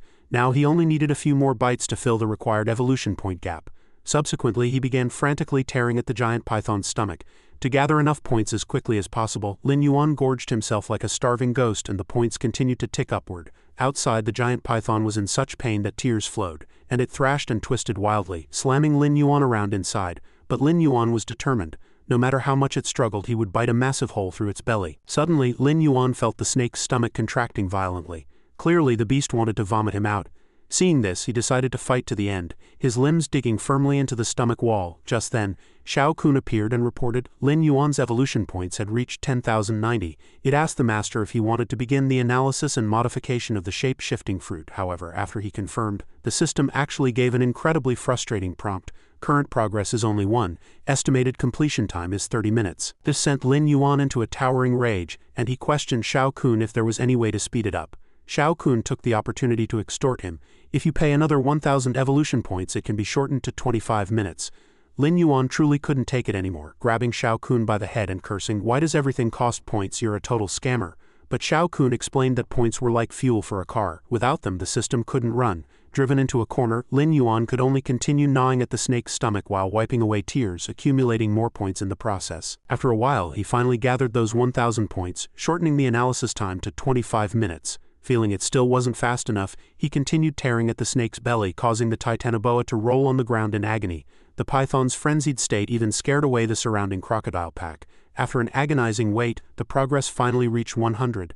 When the system asked whether to modify the shape-shifting fruit, Lin Yuan excitedly selected agree in a split second. After hearing Xiao Kun explain that pink was for transformation and blue was for saving his life, he grabbed the divine fruit and devoured it greedily. He felt the fruit tasted quite like papaya. A few minutes later, with his stomach full, Lin Yuan realized the time for transformation had arrived. He leapt up, mimicking a superhero transformation pose, and shouted, "Transform!" However, no matter how much he roared, his body didn't show the slightest reaction. This eerie silence made Lin Yuan suspect he had been played by Xiao Kun. Facing his skepticism, Xiao Kun explained that during the analysis process the system discovered a hidden foreign energy within the shape-shifting fruit. When this power entered the body, it would compress the monster's life essence into a fist-sized essence crystal core. It was precisely because of the loss of this essence that the monster would transform into a human form. The system had already adjusted the fruit's ability. Now Lin Yuan needed to concentrate fully to sense the location of that crystal core within his body. Then he had to use his will to shatter the core, guiding the energy to flow into every limb and bone to restore his original monster form. Lin Yuan was still somewhat skeptical, unable to help asking Xiao Kun if he had traveled to some cultivation world. "That crystal core you mentioned, it couldn't be the golden core inside a golden core stage master from a cultivation novel, could it?" Xiao Kun insisted it never lied and challenged him to try it and see. Lin Yuan thought to himself, "Do I have to find a meditation stone and sit in Zen for 7 days and nights?" But Xiao Kun said closing his eyes and concentrating was enough. He did so immediately, sinking his entire consciousness deep into his body. Finally, Lin Yuan discovered that crystal core, but he was still very conflicted, not knowing how to shatter it and guide the energy out. Suddenly, a memory of a PE class from his past life surfaced. It was during volleyball practice when the teacher taught everyone to learn to concentrate power in their wrists and arms. He wondered, is sensing the core's energy similar to controlling muscle exertion? Although the past Lin Yuan was rich in theoretical knowledge, he always choked when it came to practice. But in this life he swore he would never again be that frail coward.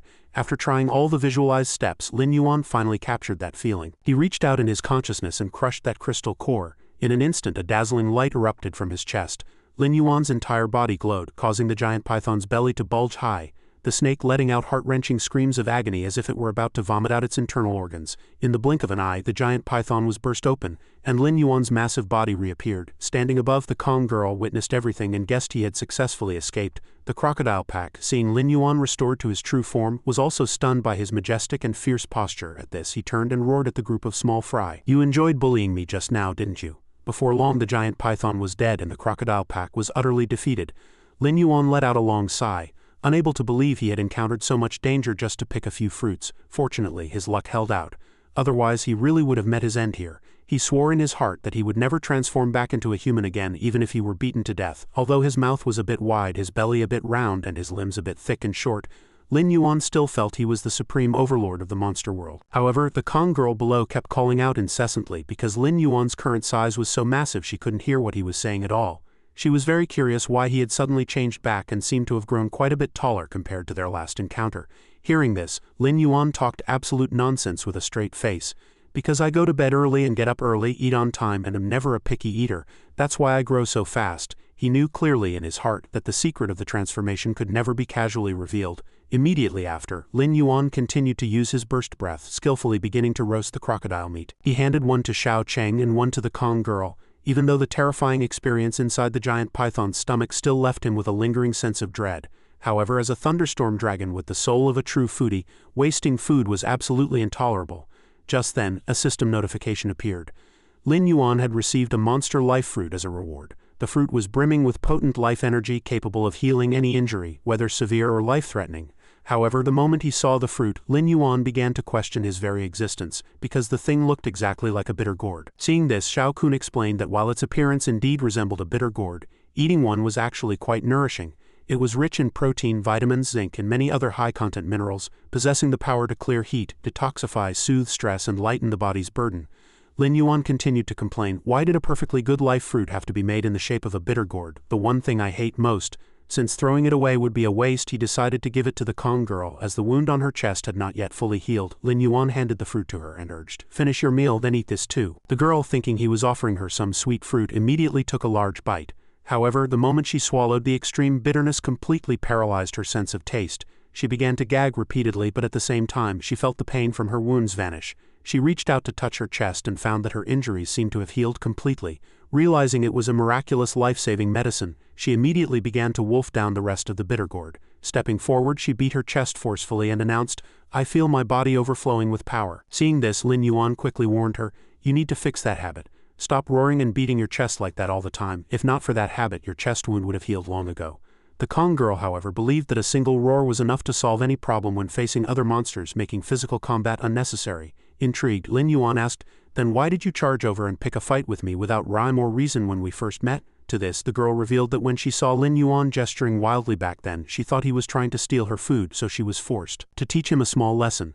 This left Lin Yuan feeling a sense of helplessness and self-mockery. Thinking he really shouldn't try to use logic with a glutton. As they ate, she added that for the sake of territory and food, if roaring didn't work, then one obviously had to fight. Conversely, Lin Yuan argued that for food and territory, if one wasn't satisfied, they should roar a few times or have a duel. In reality, the monster world was quite spontaneous, simple and crude, but without treacherous or malicious intent.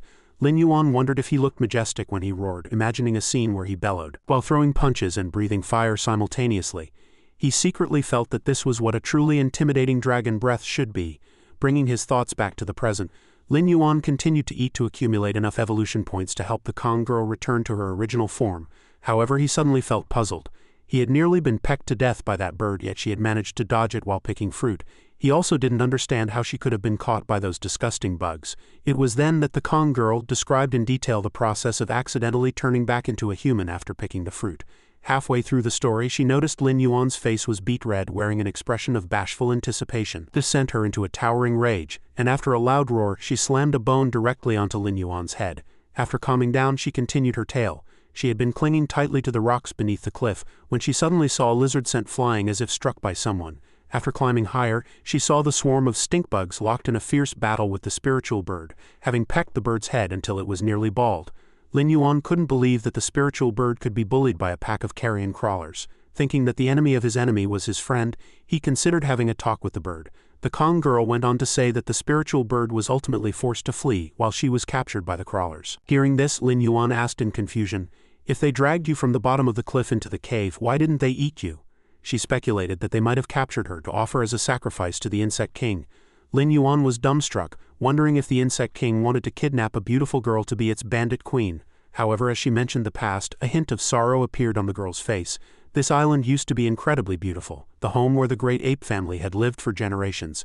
That is, until one day those carrion crawlers suddenly appeared and invaded the island, burrowing through the earth and slaughtering the local wildlife. Hearing this, Lin Yuan silently understood why the area around the insect nest was so desolate and gloomy. To defend the island, Manhua's parents and uncles had fought their way into the core of the nest for a final showdown with the Insect King. However, her parents never returned. After reaching adulthood, she too joined the fight to protect the island, tirelessly searching for their nest in hopes of seeing her parents again. Perhaps it was because she still carried her parents' scent that she had been captured. After hearing her story, Lin Yuan offered comforting words, stating firmly that from now on she would no longer be fighting alone. He declared that since she was now his little sister, as her big brother, he would surely help her fulfill her wish. Jiuan Island was also Lin Yuan's second home, and he would never allow those crawlers to trample upon it. Then, fueled by a surging rage, he noted that if the Insect King could defeat her parents and kill so many monsters, its strength was surely formidable. He resolved to upgrade himself into a 100-meter class Titan as soon as possible to settle this blood debt. From that day on, Manhua warmly invited Lin Yuan to stay at her home.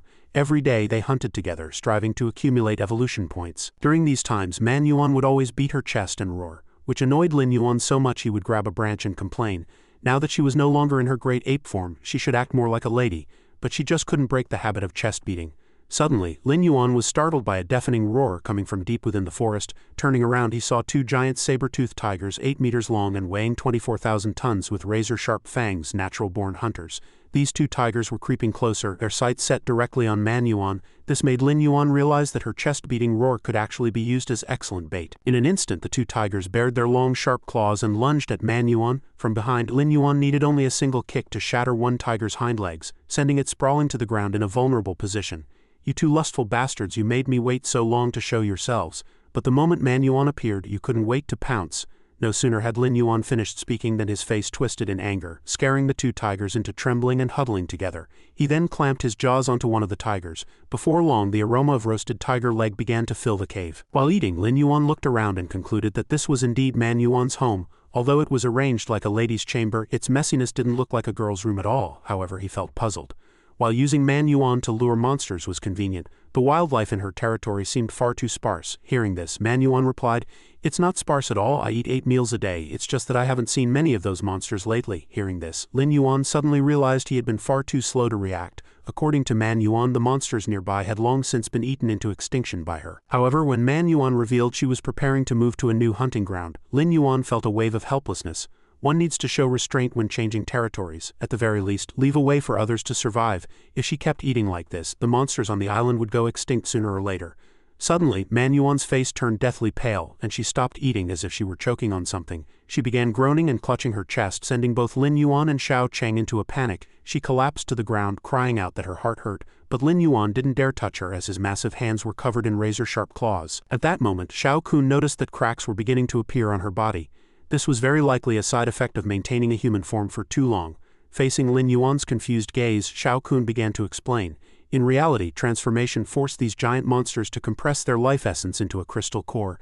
This act itself was extremely dangerous, and these monsters had no understanding of how to manage that energy. Consequently, the longer they maintained a human form, the more excessively their life essence was released, leading to internal organ failure. Man Yuan had stayed in human form for a week, while Lin Yuan had long since returned to his monster state. Xiao Kun shook its head helplessly, believing things looked grim. Though it was fortunate she was a powerful monster to begin with, it was only because she had eaten Lin Yuan's life fruit that she had survived for a week. If it had been a weak individual like Lin Yuan, he probably wouldn't have lasted half a day. Hearing this, he asked anxiously, "How can I save her? How much longer can she hold on?" However, his current evolution points were nowhere near enough to modify the shape-shifting fruit. Xiao Kun informed Lin Yuan that he had to gather 100,000 evolution points immediately.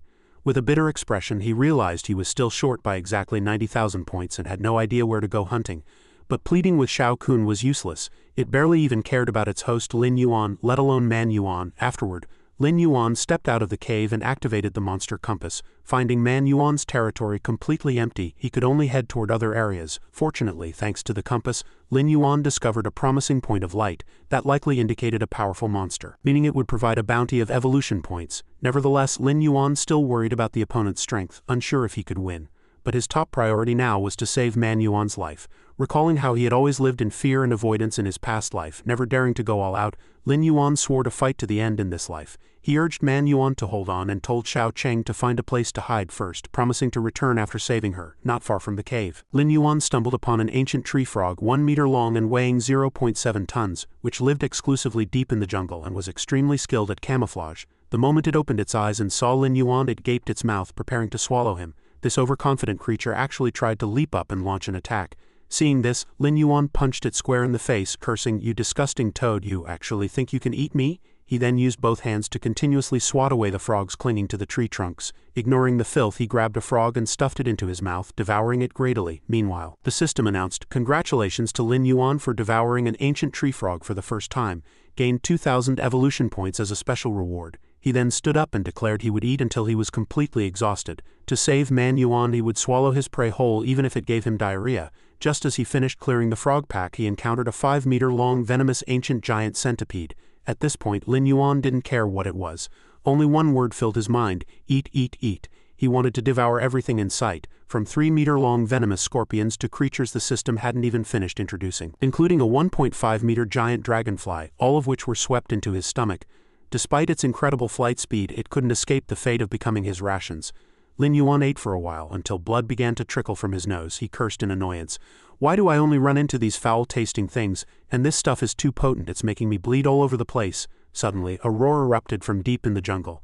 Lin Yuan immediately guessed it was the roar of a large monster. Unlike his usual concern, he felt relieved this time, finally glad he didn't have to eat any more frogs or insects. Lin Yuan immediately rushed over to investigate. There a pack of wolves was surrounding their prey, while the system displayed information on the spiny-back wolves, size 10 to 30 meters, weight 30 to 90 tons, extremely cruel. They were fierce, sharp, and possessed incredible bite force, often hunting in packs. The spines on their backs were hard and razor-sharp. Witnessing this, he couldn't help but feel a bit confused. The pack was surrounding a target that turned out to be a 35-meter-tall, 105-ton great ape.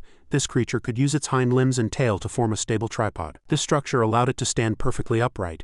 In a fit of rage, it swung its claws and instantly finished off one of the wolves. As the wolf's carcass was tossed away, Lin Yuan suddenly lunged from the bushes and caught it in his jaws. The remaining wolves launched consecutive attacks but were all repelled by the great ape. Lin Yuan enjoyed his meal while watching the battle, a smug smile spreading across his face. Haha, fight as hard as you want, saves me the trouble of doing it myself. Seeing the creature's fierce exterior and its ability to take on 10 opponents at once, calling it lazy would be a misunderstanding. Industrious was more like it. Just then, a system notification arrived. Successfully devoured a spiny-back wolf, gained 250 evolution points. Before long, the battle-scarred great ape was beginning to lose its strength while the wolf pack continued their frenzied biting. Suddenly it struggled to its feet and violently shook off the wolves clinging to its body. Seeing the great ape charging toward him at full speed, Lin Yuan froze in place, thinking, what on earth did this ape spot me? I was planning to just scavenge a few leftovers, but this momentum is too much, it's unstoppable. He couldn't afford to be reckless anymore. Due to exhaustion, the great ape's steps gradually grew heavy. Seizing the opportunity, Lin Yuan whipped his tail out. The opponent had no time to react and was tripped. It fell heavily to the ground, sliding forward with its own momentum before finally stopping. Lin Yuan immediately stepped on it, pinning it down firmly, and began to leisurely enjoy his prey. Excitedly savoring the feast, he commented, as expected, this meat is the tastiest. Then the system's voice rang out once more. Ding, you have successfully devoured a great ape, gained 500 evolution points. After hearing the system's report, he couldn't help but marvel. He hadn't expected the evolution points to be so high. This was fantastic. While Lin Yuan was buried in devouring the great ape, the wolf pack approached, fueled by rage, baring their claws and letting out threatening low growls. Then one wolf took advantage of him being preoccupied with his spoils and leaped into the air for a sneak attack. Sensing the intent, a flash of ruthlessness crossed Lin Yuan's eyes. Casting a look of annoyance at the attacker, he lunged upward and clamped his massive jaws onto the wolf mid-pounce. With an expressionless but savage bite, Lin Yuan snapped his prey in two, sending blood spraying everywhere. In his fury, his eyes turned blood red. He spun around and let out a thunderous roar. Damn it, interrupting my meal is unforgivable. These spiny-back wolves clearly weren't pushovers either. Snarling ferociously, they launched a coordinated group assault. As they swarmed him, Lin Yuan let out a massive roar of rage. He reached out, grabbed a wolf that was locked onto his neck and stuffed it directly into his mouth, chewing manically. And then, Lin Yuan swung his massive tail with a violent force, snapping the spine of another wolf. Then he raised a foot and crushed another spiny-back wolf into a pulp on the ground. At this moment, the little ape perched on his shoulder saw the wolves climbing up and began to tremble in terror. Facing those snarling maws, the little ape shrieked and tried to fight back as the pack swarmed. Lin Yuan immediately shielded the little ape, absorbing every blow himself. He didn't forget to scold it. You're so small and you think you can tank for me, how naive. Unwilling to waste any more physical energy, the spines on his back began to erupt with dazzling arcs of electricity. He bellowed in rage, everyone get the hell off me. Lin Yuan's eyes flared, and a surge of current instantly sent the wolves into violent convulsions. After the electric shock, the spiny-back wolves fell to the ground like rain. Their corpses gave off a savory aroma of roasted meat. He swept them up and devoured them leisurely. Seeing their kin being eaten, the remaining wolves snarled in fury before suddenly howling toward the sky, calling for more reinforcements to seek revenge. Seeing this, Lin Yuan spoke while his cheeks were still bulging from chewing. Oh, you can't win, so you're calling for help, he burst into a loud laugh. You're just worried I don't have enough evolution points, so you're delivering yourselves to my doorstep. His eyes instantly turned crimson. He turned and evaluated. Quite thoughtful of you. I'll give this guy extra points. Before long, the massive, hideous creature, the spiny-back wolf alpha, appeared, leading a group of subordinates to intimidate him. While eating, Lin Yuan sensed them closing in and thought to himself, this guy must be the Wolf King, he's definitely worth more points. Just then, the system prompted, congratulations, you have successfully devoured the great ape. Evolution points increased by 510. He continued to ponder. On the monster compass, this guy was the brightest dot. Seeing the creature stop, he did a quick calculation. Tisk, with a glow like that, he's probably a duff nut to crack. Not going to be easy. While focusing on his food, Lin Yuan muttered, the food in front of me is still the best, gotta fill my belly first. The system notifications kept ringing. Faced with such blatant disregard, the Wolf King was driven to a total rage. This guy is still eating? In an instant it leapt into the air, bearing sharp claws as it aimed straight for Lin Yuan. This nonsensical interference made him very unhappy. I'm just eating, why do you have to keep bothering me? The opponent seemed to respond, good things should be shared. Lin Yuan refused to budge an inch. He suddenly opened his massive bloody maw, startling the Wolf King into a shiver. While the king fell back in shock, Lin Yuan had already lunged past it, biting down on another wolf behind it. Move, get out of the way. Not even the Wolf King could stop him. Don't get in the way of me getting full. After finishing his feast, he swaggered away amidst the system's announcements. Ding, congratulations on successfully devouring the spiny back wolves. Evolution points increased by 210-250. The giant beast could only stand there dazed. Realizing it had been ignored, it gnashed its teeth in fury. Damn him, how dare he ignore a leader like me? Seeing Lin Yuan still preoccupied with eating and drinking, it decided to risk everything and launch another attack. Right then, Lin Yuan suddenly stood up with a look of pure excitement, raising his hands in a cheer. I finally saved up 100,000 evolution points. The Wolf King couldn't stop its momentum and slammed headfirst into the sharp spines on his back. Lin Yuan excitedly confirmed the request. The system began the analysis and modification. Additionally, he decided to invest an extra 2,100 points to accelerate the process. A system notification immediately popped up. Commencing modification analysis. Current progress 40, estimated time to completion 18 minutes. He observed in silence, feeling a wave of anxiety as he saw her struggling in pain. The modification process left her drenched in sweat. Lin Yuan was frantic. 18 minutes, I don't know if Man Yuan can hold on. Looking around, there was nothing left to eat. He huffed and stood with hands on his hips, roaring, "It's all you bastards' fault for wasting my time." Then Lin Yuan suddenly grew excited. His eyes lit up as a plan formed. Turning to the Wolf King with a savage expression, he announced, "In that case, I'll just have to use you to make up the points." The giant beast immediately bared its claws and lunged at him. However, before it could strike, it was seized by the enraged Lin Yuan and hoisted into the air. Facing Lin Yuan's murderous appearance, the brute was so terrified its limbs flailed wildly as it let out a cry of shock. Aya! Realizing it was trapped, it could only let out a wail of despair. Lin Yuan turned and hurled the Wolf King away with immense force. Despite being covered in wounds, the Wolf King struggled to its feet, gasping for breath. Yet it stubbornly refused to surrender, letting out a defiant roar of challenge. Recalling the way she used to feast so heartily, he pondered in anger. Man Yuan had said, "In the monster world, for territory and food, if you're not satisfied, you fight."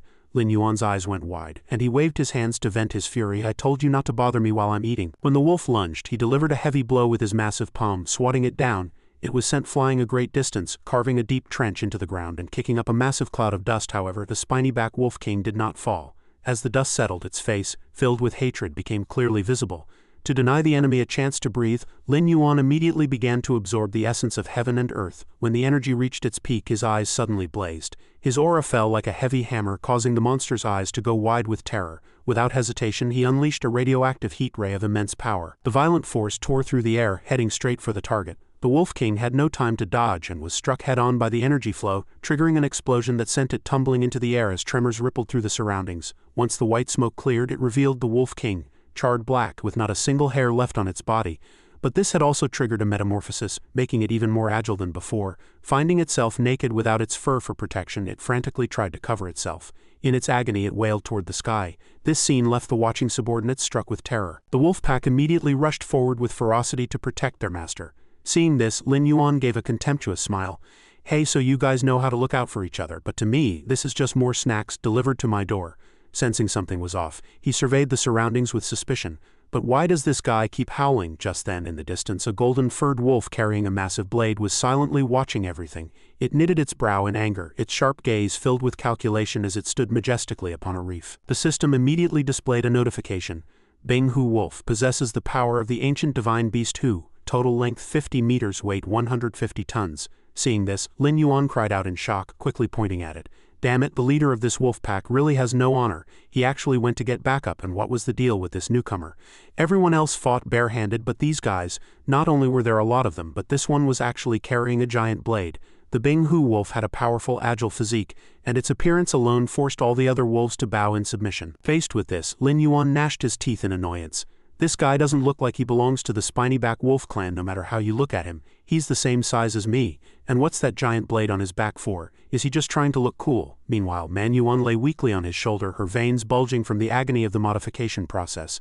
Sensing the monster staring maliciously at the girl he was protecting, Lin Yuan felt a surge of rage. Why does this guy keep staring at Man Yuan? Is he some kind of lecher? The Bing Hu wolf emitted a brilliant golden light as it dived down, making Lin Yuan's heart tighten.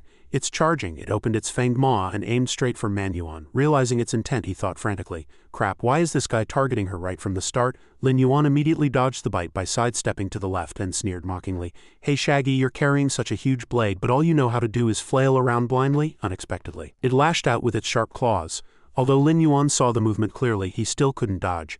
The Bing-Hu wolf leaped into the air and landed a heavy blow square on Lin Yuan's face. Seeing it land steadily, he gnashed his teeth and cursed under his breath. Was that a feint? Did she want to go for my eyes? Wait, something's wrong. It actually knew how to use a distraction in a dangerous situation. It suddenly stopped, turned, and used the momentum to leap into the air once more. Baring its cold claws again, it aimed directly for the unconscious Manhua on his shoulder. Lin Yuan dodged while reaching out to shield the girl, realizing that this wasn't a distraction at all. The opponent had seen through his weakness. As long as it attacked Manhua, he would be distracted.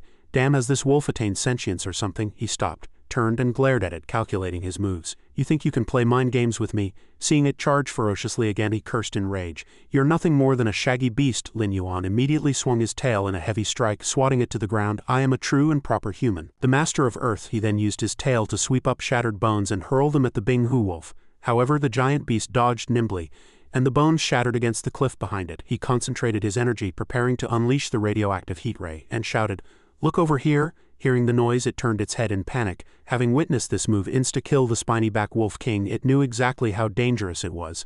Lin Yuan immediately opened his mouth and fired a heat ray at the Bing-Hu wolf. Identifying the trajectory of the light stream, it hurriedly leaped to the right, narrowly escaping death. Despite that, it couldn't dodge completely. One of its legs was hit, and it let out a roar of rage. Looking down at his opponent with a smug expression, he laughed. Haha, stupid wolf, now we're even. Just then, the Bing-Hu wolf suddenly kicked off a tree trunk, using the force to leap into the air. Seeing its dark shadow loom over him from above, he froze. Only then did the wolf turn its head, grip the long blade on its back with its teeth and draw it out. Witnessing this, Lin Yuan broke into a cold sweat and screamed, crap. It really pulled a sword. The monster expertly performed a few flourishes in the air before charging forward at high speed. Before he could react, a heavy slash landed on Lin Yuan's shoulder. Sensing the attack had succeeded, the Bing-Hu wolf became even more cautious, searching for an opening to deliver another strike. Lin Yuan was now covered in blood, and he said irritably, I'm actually bleeding. The wound is so deep. Using a sword is just cheating. If it's barehanded, how am I supposed to beat it? Thinking that it might split his head open without hesitation, he said tremulously, am I supposed to catch a blade with my bare hands? In his panic, he turned and ran. Damn it, what kind of world is this? Where do you find a wolf chasing people down with a 40-meter longsword? Rumor had it that all creatures would turn into monsters and lounge comfortably in scorching magma. Suddenly, Lin Yuan remembered Manhua on his shoulder. That's right, he was already a monster now. He couldn't just run away because the opponent had a sword. He still had to save Manhua. He had to buy enough time for her to return to her great ape form. If this strike landed, it would surely take this guy down. He held the girl up with both hands and said, Manhua, having you on me makes me vulnerable. It leaves me with my hands tied. Though filled with fear, the girl nodded in understanding. Lin Yuan then placed her on a tree branch and urged, find a branch to climb up and wait. I'll have you back to normal in no time. He didn't notice the opponent stealthily closing in. Taking advantage of his distraction, the Bing-Hu wolf swung its blade and struck his thigh. While Manhua struggled to climb higher in the distance, he swiped his teeth together, exerting every ounce of his strength to rip a massive tree out of the ground. The moment he succeeded, Lin Yuan immediately hurled the tree at his opponent. Don't think you're the only one who knows how to use tools. Seeing the heavy object flying toward it, the Bing-Hu wolf quickly sidestepped to dodge. Sensing the time was right, he took a deep breath, concentrated his energy in his mouth and unleashed a thunderous burst breath. Although Lin Yuan's strike landed, the monster remained completely unscathed. The Bing-Hu wolf immediately lunged forward, executing an elegant rolling maneuver. Seeing this, he gnashed his teeth in anger. Damn it, this guy's hide is too thick. Burst breath can't even leave a mark. It truly lives up to its boss's tag. I can accept that, but why does it fight so fiercely? It won't even let go of that blade in its mouth. Lin Yuan secretly calculated in his mind that blade was too sharp, a weapon even more dangerous than claws. He made up his mind. He had to find an opportunity to seize that longsword. He thought to himself, in that case I'll act now. He charged into the swirling dust with a thunderous shout, take another one of my moves. Eternal Chi 6 strike, let's see if you can still hold onto that blade. He then unleashed the Ghost Dragon Overlord path. Just then, the spiny-back wolf king lunged at him with its massive jaws wide open. To his absolute shock, a pack of wolves clamped their teeth firmly onto Lin Yuan's legs, attempting to restrain him so he couldn't fight back. In that split second, the Bing-Hu wolf suddenly leaped into the air. The longsword in its mouth flickered with golden lightning before it swung down with a violent force. Fortunately, he sidestepped just in time to avoid the lethal blow. Good grief, these beasts have practically attained sentience. They even know how to coordinate. Dealing with a wolf as agile as a monkey that also carried a blade in its mouth was troublesome enough. But now, with a pack dragging him down, he was caught in a pincer attack ahead. The longsword pressed in. From behind, the Wolf King leaped for the kill. Sensing the disadvantage, Lin Yuan's fury flared. HMPH, 2 against 1, you youngsters really have no honor. High above, a massive spiritual bird spread its wings, watching the battle. Its blood-red eyes were filled with malice as if it were searching for a target. It suddenly spotted Manhua curled up on a tree branch and flashed a cunning smile. Found you at last. It immediately beat its wings and dived, its massive beak aimed straight for the girl. Hearing the movement, Manhua leapt away in panic, causing the bird to miss its mark and crash heavily into the branches. The thunderous impact startled Lin Yuan. Why is that bird back again? Little sister is in danger. After missing its strike, the monster looked around irritably, searching through the foliage for traces of Manhua, realizing she was in peril. He shouted, little sister, in a state of panic. In this moment of crisis, Lin Yuan thought, Manhua, in my past life I didn't have a single friend, let alone someone willing to risk their life for me. The image of the girl flashed through his mind, driving his rage to the absolute limit. I will never let anything happen to you. He immediately abandoned his current fight and sprinted toward the girl at full speed.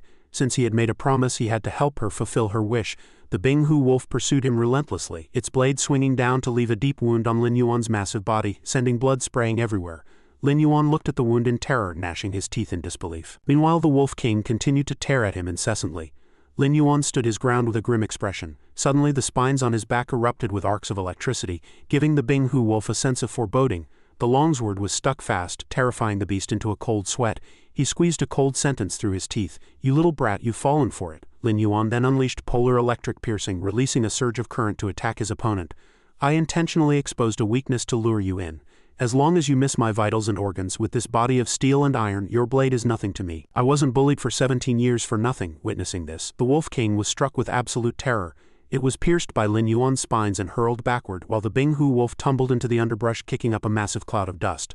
Lin Yuan glared at the Wolf King with murderous intent. I've dealt with the blade, now it's your turn. Hand over your evolution points. Despite its extreme fear, it still refused to retreat. However, Lin Yuan swiftly ended its life. Immediately after, a system notification popped up. Successfully devoured the spiny back wolf alpha. Evolution points 500.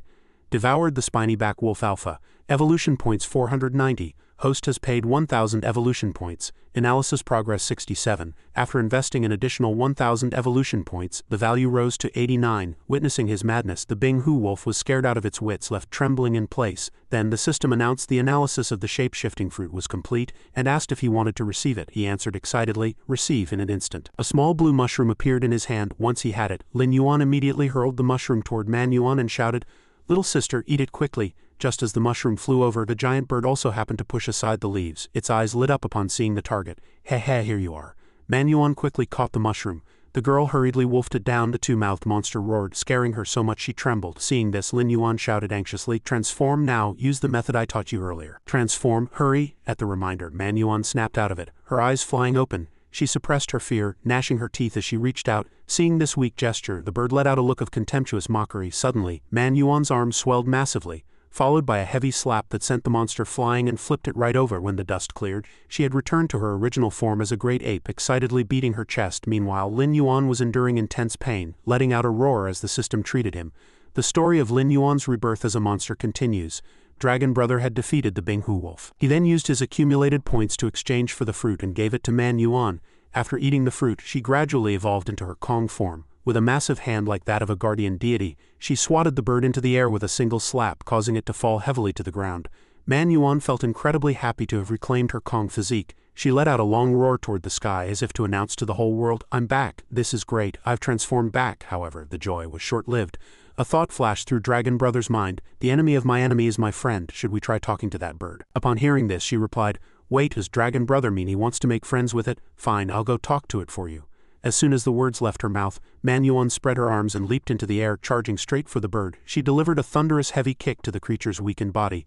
The monster's eyes went wide, and it let out a cry of agony. Manhua's way of making friends was using her fists. As she landed a barrage of heavy blows, she shouted sternly, speak up, do you want to be our friend or not? Speak or I'll beat you to death. The violent assault left the monster feeling utterly humiliated yet unable to resist. Sensing its continued defiance, Manhua leaped and delivered a powerful roundhouse kick. Another way of making friends. Sending the bird flying into the far distance, she appeared exceptionally furious, beating her chest with all four arms and letting out a roar. Just then, seeing many wooden logs scattered on the ground, an interesting idea flashed through her mind. She then picked up a log and performed a move called Neighborly Gift of Wood. After aiming and gathering her strength, she threw it with all her might at the flying bird. The monster looked back in terror, saw the log whistling toward it, and landed in a panic, cursing, How enough already, you dimwit who makes friends like this? As for Dragon Brother, he vaguely heard the bird's curses. With a look of indifference, he let out a helpless sigh. Looking at the opponent before him, he thought to himself, since wolves have learned to use blades, gorillas have learned to throw trunks, and even birds have started cursing, then nothing is strange anymore. Damn it, what kind of hellhole have I transmigrated to? The opponent was still watching him like a hawk. Forget it. That cursing bird is for Manhua to deal with. I need to concentrate on finishing this guy off. Strangely, however, the Binghu wolf suddenly stood still, motionless. Why is it dazed? The opponent showed no intention of making a move. Could it be that seeing a tiny human suddenly turn into a giant gorilla scared it witless? At this thought, Dragon Brother let out a self-satisfied smile. I have backup now, and you've lost your longsword. You should be smart enough to retreat by now. Hey, I'm talking to you. Our battle isn't over yet. Do you still plan to continue? The joy didn't last long before the Binghu wolf suddenly bared its sharp fangs, lunged forward in a close-quarter struggle, and looked to close the distance. Did I say something wrong? Why is it suddenly acting like it's on steroids? What was meant to happen would happen. He was struck head-on, bloodied, and fell flat on his back. Not only that, but despite the long battle, the opponent's strength and speed remained remarkably stable. He stared at the longsword embedded in his body, falling into deep thought. This guy's target was the blade. I risked my life to take this weapon. How could I let you snatch it back so easily? As his body gradually lost control, accompanied by a violent heartbeat, a sense of unease arose. Damn it, with a body this huge, I'm fading just from this much blood. Is it because of excessive blood loss? Just then, his massive tail struck the Binghu wolf, sweeping it to the ground. Both he and Manhua watched in surprise. Suddenly, the bird dived from the sky, aiming its sharp claws at Manhua, who had no time to dodge. Manhua immediately threw a punch to counterattack. Seeing this, Dragon Brother warned her with a worried face, "Ignore me, little girl. Stay focused and keep your eyes on your opponent." That bird was not only cunning but also had the advantage of flight. If the battle dragged on, Manhua would surely suffer. He cast a look of determination at the longsword. Although his current body was strong, he couldn't keep fighting with a blade stuck in his chest. He had to end this battle by taking one out first. Just then, the enemy was already waiting behind him like a hunter in the grass. The Binghu wolf immediately gripped the longsword in its mouth, preparing to pull it out, making him realize things were going south. Witnessing this, Manhua stopped her struggle with the bird and shouted in a state of panic, "Dragon Brother?" The girl prepared to rush over to rescue him, but the bird wasn't about to let her go easily. Taking advantage of her distraction, the bird's sharp claws struck her, knocking the female Kong to the ground. Meanwhile, the duel between Dragon Brother and the Binghu wolf remained white-hot, neither side giving an inch. By now, Dragon Brother was utterly exhausted. Drenched in sweat, he cursed silently. "You still dare to stick so close to my back? What on earth are you playing at?" Suddenly, the spines on his back flashed with electricity, forcing the opponent to freeze. Energy erupted from there, forcing the Binghu wolf to leap away from his body. Dragon Brother let out a cold snort, looking at the cowering enemy. "It's good that you know fear, you little pup." Immediately after, he opened his massive jaws, gathering a huge amount of energy to prepare for fire. "It's too late for regrets. You've already fallen into my trap. Actually, my target is..." He turned his gaze toward the bird. "It's you." The monster was completely unaware of the impending danger. Dragon Brother immediately unleashed a burst breath, slamming the energy flow head-on into it. The extraordinary energy impact made it shriek in pain. "Why am I always the one getting hurt?" Dragon Brother panted heavily. Sweat pouring down his face, he never expected that the weakling who was always bullied in his past life would now defeat two powerful enemies single-handedly for the sake of a friend. At this moment he was spent, his entire body trembling. "Manhua, the rest is up to you." The Binghu wolf bared its fangs and growled, preparing to charge at him. Without hesitation, Manhua roared and leaped into the air, swinging her fist down with a heavy strike. The frontal impact left it stunned, blood spraying as it fell to the ground in pain. Immediately after, the Binghu wolf lunged upward, letting out a roar in midair and landing with a face full of grim hatred. It clawed frantically at the ground, stone shards flying before suddenly biting down on Manhua's leg. Blood flowed freely, but the girl's face remained filled with determination. She valiantly swung her powerful arms to strike the ground, causing everything to tremble, and leaving the Binghu wolf with nowhere to hide. However, it reacted extremely quickly, and after being shaken off, it immediately grabbed a large tree to stabilize itself. Its sharp gaze was fixed on her. Manhua threw a punch toward the creature's mouth, thinking she would land the hit, only to be caught and bitten hard. She realized the opponent's strength was not to be underestimated. As for Dragon Brother, he felt proud that his little sister had saved him from the brink of death. But this wolf was too powerful. Manhua might find it difficult to win alone. The battle entered a state of extreme tension, with neither side giving an inch. Lin Yuan suddenly noticed that the other wolves had retreated. Only this one was using a retreat to advance tactic, proving it was exceptionally cunning and difficult to handle. Just then, Manhua exerted her strength to push the wolf away, even though the wounds on her hands were still bleeding. However, it seized the opportunity. Instead of continuing to tangle with its old opponent, it suddenly veered and charged straight for Dragon Brother.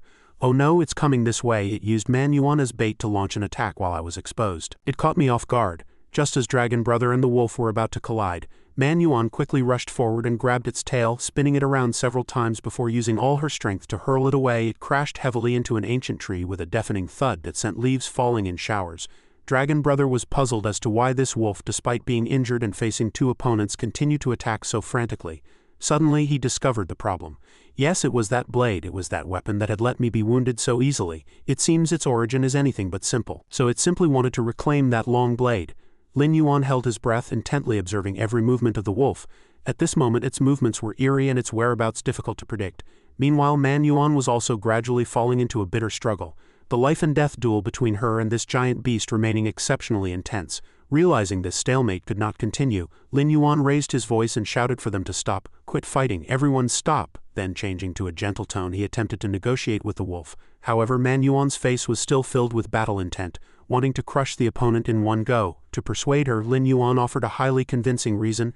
"This wolf has no intention of invading our territory or stealing our food, so why must we fight to the death?" Manhua found this quite reasonable upon hearing it, and the reason she could process it so quickly was thanks to the intellectual boost provided by the shape-shifting fruit. Lin Yuan then offered a logical explanation to the wolf. "I think it understands my meaning now.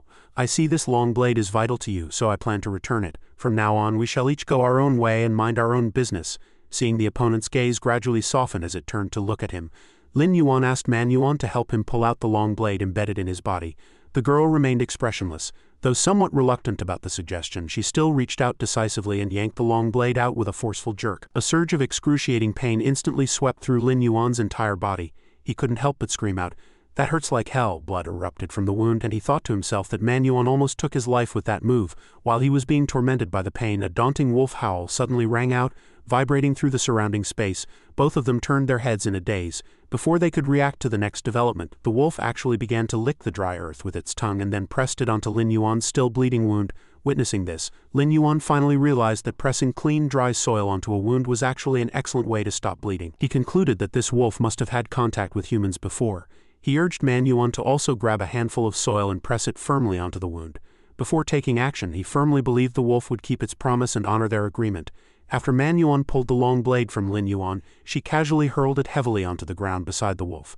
The giant beast then picked up the weapon in its mouth and slowly departed without looking back. Meanwhile, atop a high tree canopy in the distance, a young girl witnessed the entire scene. She was the human incarnation of the spiritual bird. Sitting on a branch with a look of certain victory, she thought to herself, "Since I can't get the spirit core of the ancient great ape, I'll just have to settle for your spirit core to pay off the debt." The forest once again returned to its former tranquility. Lin Yuan, covered in wounds, collapsed onto the ground as Manhua approached with a face full of concern, asking, "Dragon brother, are you all right?" Lin Yuan panted heavily with great effort and replied, "How could I be all right? Just look at my stomach." Manhua hurried to grab a handful of soil, but it was actually mixed with wriggling earthworms. Looking at the pile of dirt, she suggested, "Then hurry and apply this soil and press it down." Staring at that clump of stuff, Lin Yuan could only scream internally. "The stuff you just put on my back, that couldn't have been this kind of crap too, could it?" Terrified, he waved his hands repeatedly in refusal and shouted, "No, no, no, what I meant was that my stomach is about to cave in from hunger. We need to find something to eat quickly to replenish our strength." These words were effective. Manhua immediately got up and ran off, saying, "All right, you wait here. I'll go find some food for you." Only then did Lin Yuan let out a long sigh of relief, thankful he had escaped the tragedy of having that glob of mud smeared on him. Soon after, beside a rekindled campfire, the carcasses of several spiny-back wolves lay on the ground. Manhua was preparing the freshly hunted prey for skewers with a serious expression, silently telling herself, "It has to be roasted to be truly tasty." She didn't even know if that spiny-back wolf had truly breathed its last. Under her immense strength, the wolf's eyes had bulged out in terror. Covering his face, Lin Yuan sighed, "It's over, too brutal. This fellow wasn't even fully dead before you skewered it." The fire blazed brightly, and the two monsters skewered on wooden sticks began to give off waves of savory meat aroma. Manhua kept turning the skewers in her hand. Seeing this, Lin Yuan quickly reminded her, "You just put them on, don't keep turning them. Let the fire cook the inside first." He repeated this instruction several times. Manhua's clumsy roasting style made Dragon Brother fume with irritation, and he couldn't stop his nagging mode. "You idiot, who holds a skewer like that?" She even pressed the entire skewer forcefully into the fire. After a long while of busying herself, Manhua finally hoisted the skewers and burst into a triumphant laugh.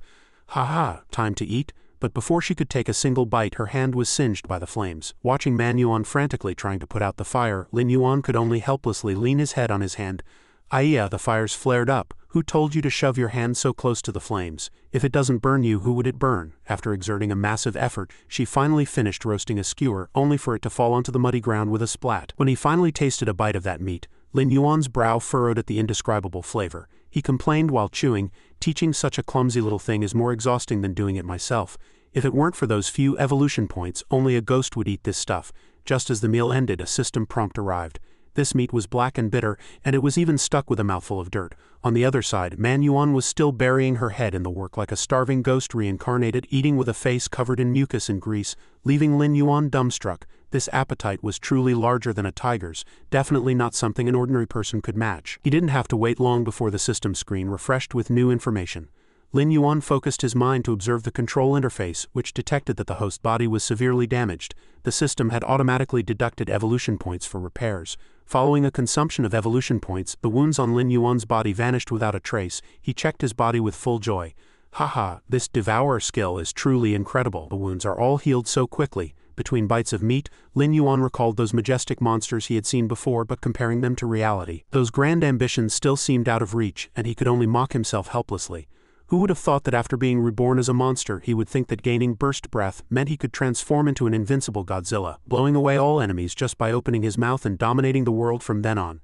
But the gap between ideal and reality was far too wide. The path to the peak remained long, and he had to face countless powerful enemies who far surpassed him.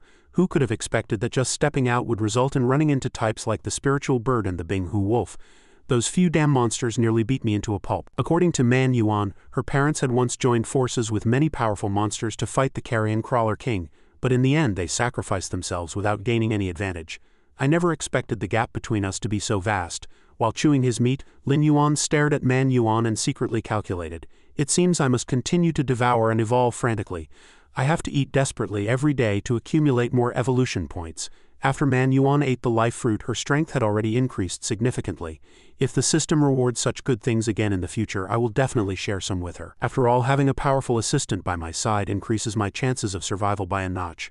A sudden spark of inspiration hit him, and Lin Yuan immediately turned to ask his companion, Yuan Mei, that strange bird you were fighting earlier, after taking a hit from my burst breath, where did it fall? The girl pointed to the right and answered, that thing, it fell over there. As soon as he got the answer, Lin Yuan rushed over excitedly, shouting, no movement for so long, it's probably dead as a doornail, perfect for an extra lunch dish, let's have a whole roasted chicken. Since the Binghu wolf isn't eating it, I definitely shouldn't let it go to waste. I wonder how many evolution points I'll get for a bite of that guy, and if any new skills will drop. He completely ignored the dazed Manhua observing him from behind. However, when the two of them arrived at the spot where the strange bird had fallen, the ground was empty. The target had long since vanished without a trace. Lin Yuan's plan to collect evolution points fell through completely, leaving him utterly shocked. But after much thought, he still felt something wasn't quite right. How is there nothing left? If it's not dead, there's only one possibility. If that guy tried to flee, we would have definitely noticed. At this point, Manhua remained calm and continued her meal. She said while chewing, when I was just about to look for it, it was already gone from here. While the strange bird's whereabouts remained a mystery, Shao Kun suddenly appeared, prompting Lin Yuan to ask about its presence. Shao Kun, why did you pop out? Seeing Lin Yuan talking to himself, Manhua, who was busy eating meat, also found it very bizarre. Shao Kun surveyed the surroundings and whispered a warning, shish, there's a residual scent of a monster's berserk energy nearby. Hearing this, Lin Yuan couldn't help but cry out, what? Could that strange bird have already taken human form?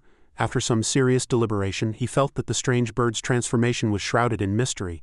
Lin Yuan believed the only one with such an ability was Shao Kun, so he immediately turned his head to ask for clarification. After all, transforming into a small person and slipping away quietly was indeed an excellent escape method, but this transformation process would surely require using his shape-shifting fruit. Shao Kun hurriedly defended itself. It has nothing to do with me, I am a professional, how could I be interested in such an ugly bird? Hearing this, Lin Yuan mocked it with disdain. Professional, more like a professional at scamming your host. Shao Kun didn't argue, but instead guiltily shifted its gaze elsewhere, pretending nothing was wrong. Immediately after, Shao Kun quickly changed the subject, bringing up past events. However, compared to the bird turning human, its focus was entirely different. Do you remember your first encounter with it? It was only by devouring the pterosaur's essence crystal core that it was able to take the form of a man to heal its wounds. Lin Yuan still didn't quite understand and asked back. I remember, so what? Shao Kun explained. This shows there's a deeper reason why that strange bird can turn human. As I said before, the shape-shifting fruit is a monster's life source compressed into an essence crystal core. This means that when the strange bird devoured the crystal core to heal, it was essentially the same principle as you just devouring flesh to recover health. Theoretically speaking, the two are identical. After hearing this, Lin Yuan blurted out in complete shock, "What did you say?" On the other side, Man Yuan could only stare blankly at Lin Yuan, who had been talking to himself this whole time, completely unable to understand what he was going crazy about. The girl thought to herself, could Dragon Brother have been beaten stupid by that pack of wolves? Why did he suddenly start muttering to himself? After calming down from the shock, Lin Yuan sat down and asked Shao Kun if the strange bird could also use this method to heal itself. Then can it also rely on this to level up? Shao Kun replied. It's hard to say for sure right now. You'd better find a chance to kill it and then I'll conduct an analysis. The mystery should be solved by then. Hearing this, Lin Yuan began to feel immensely anxious. That bird survived 2 of my burst breaths without dying. If we meet again, who knows who will kill whom? However, Shao Kun seemed completely indifferent to the host peril. It said calmly while fiddling with a microscope, "Actually, you don't need to catch the whole thing, just getting a bit of its skin will do. I'll slice it thin for study, and the results will surely come out quickly." Lin Yuan valued his life very much. While slowly eating his meat, he waved off Shao Kun's suggestion, "You should just go yourself. I don't have time for that. I've already made a plan. I'm going back to my territory to keep developing quietly. Until I reach the realm of invincibility, I'm absolutely not coming out." Lin Yuan couldn't be bothered to argue with Shao Kun anymore. He stood up, signaled to Man Yuan and offered a suggestion. "Yuan Mei, let's go. Come back to my territory with me. All the prey in your place has been eaten up anyway. You'll only starve if you go back, right?" Hearing this, Man Yuan asked back with a look of suspicion, "Is there really a lot of food at your place?" Lin Yuan smiled slightly. "Of course," he laughed secretly, knowing that taking Man Yuan back would surely lead to many interesting things. He looked forward to seeing the expressions on those monsters who had joyfully sent him away when they saw him bring back such a glutton. A week later, in the cave, Lin Yuan had just woken up from a dream and was taking a long stretch. For Lin Yuan, once he fell asleep, he had to sleep until he woke up naturally. Just as he stepped out of the cave entrance, he saw the hard-working Man Yuan had already gathered and neatly stacked a large pile of spiny-back wolf carcasses. Not only that, but there were a few more crocodiles next to them. Looking further to the side, the little guy had also neatly gathered all the firewood. Lin Yuan praised her with excitement. "Oh, as expected of my Yuan Mei, you've gathered all these flowers and grass first thing in the morning." The little guy did well too. The wood pile is looking more and more organized. But shortly after finishing his praise, Lin Yuan pointed to the nameplate above the cave entrance and shouted helplessly, "How many times do I have to tell you? Don't bring these poisonous spiders back again?" This was followed by Dragon Brother's careful instruction to Man Yuan. Listening to Lin Yuan's reprimand, Man Yuan very seriously recorded and studied it in her notebook. Although eating a few poisonous spiders wouldn't be much of a problem with our monster constitutions, the taste of these things is truly unbearable. After dealing with 4 spiny-back wolves, Man Yuan began to start the fire for roasting meat. Lin Yuan had a ready-made meal as soon as he woke up. Sitting there, he felt a heart full of joy, reflecting on how comfortable life was. Time to eat. In the gap while waiting for the meat to cook, Lin Yuan secretly observed Man Yuan using a piece of wood to drill for fire. Should I teach her a more advanced method of starting a fire? That way I could truly be a hands-off manager. Just opening my mouth to eat every day and moving my fingers. I could grow stronger even while lying down, living such a leisurely life every day. Pulling back his thoughts, Lin Yuan snapped his fingers to summon the system. "System, I want to sign in." As soon as he finished speaking, the system responded promptly. "Sign in location, Ailing Dense Forest, Jiuan Island, reward.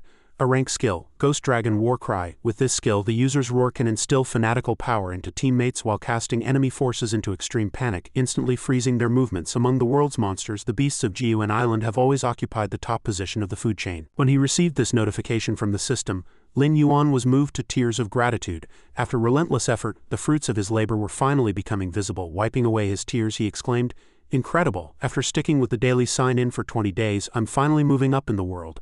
Dad, I did it!" Shao Kun also excitedly set off fireworks to celebrate. "Congratulations to the host for successfully signing in for a full month on Jiuan Island. You have received a super gift pack, the brand new Monster Assistant Pack." At the mention of a super gift pack, Lin Yuan couldn't restrain his inner joy. From early this morning, everything that had happened was going perfectly. Lin Yuan asked with great enthusiasm, "What kind of treasures are in this gift pack? Are they even more powerful than A-rank skills?" Shao Kun gave a smug smile, its expression becoming exceptionally mysterious. It let out a loud laugh. "Old Kun here has long since prepared this assistant gift for beginners. It contains not just skills but even more surprises." Not making its master wait a second longer, the system screen immediately displayed 3,000 evolution points along with map and store functions. Shao Kun then announced loudly, "The host has completed a consecutive month of sign-ins. Old Kun will now unlock the core auxiliary functions of the system, the store and the map. In addition, the host is gifted 3,000 evolution points." This reward was indeed very generous. making Lin Yuan overjoyed. His eyes lit up and he kept urging, "Opening a store again and I have to spend evolution points." Just as expected, once you leave the starting village you have to go big. Hurry and open the store so I can see what kind of good stuff is inside. In an instant, light enveloped the surroundings, and a streak of deep blue radiance flashed through the cave where Lin Yuan lived. Lin Yuan, who a second ago was excitedly preparing to browse the store, was now so stunned his jaw dropped, unable to speak for a long time. It turned out that the store Xiao Kun mentioned was actually located inside its mouth.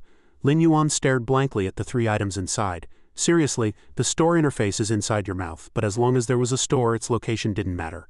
Lin Yuan could only manage an awkward smile before saying, "Haha, let me see what fun things are in here." Information for each item appeared in sequence: Thunderbolt Fruit, Taiji Sharingan, and Titanium Battle Armor. First was the Thunderbolt Fruit, originating from the One Piece world, a name that made one's blood boil just hearing it. Lin Yuan thought to himself, "If I use this, I'll definitely look incredibly cool." He couldn't help but marvel, "Wow, this is great. It allows the body to transform into the power of lightning."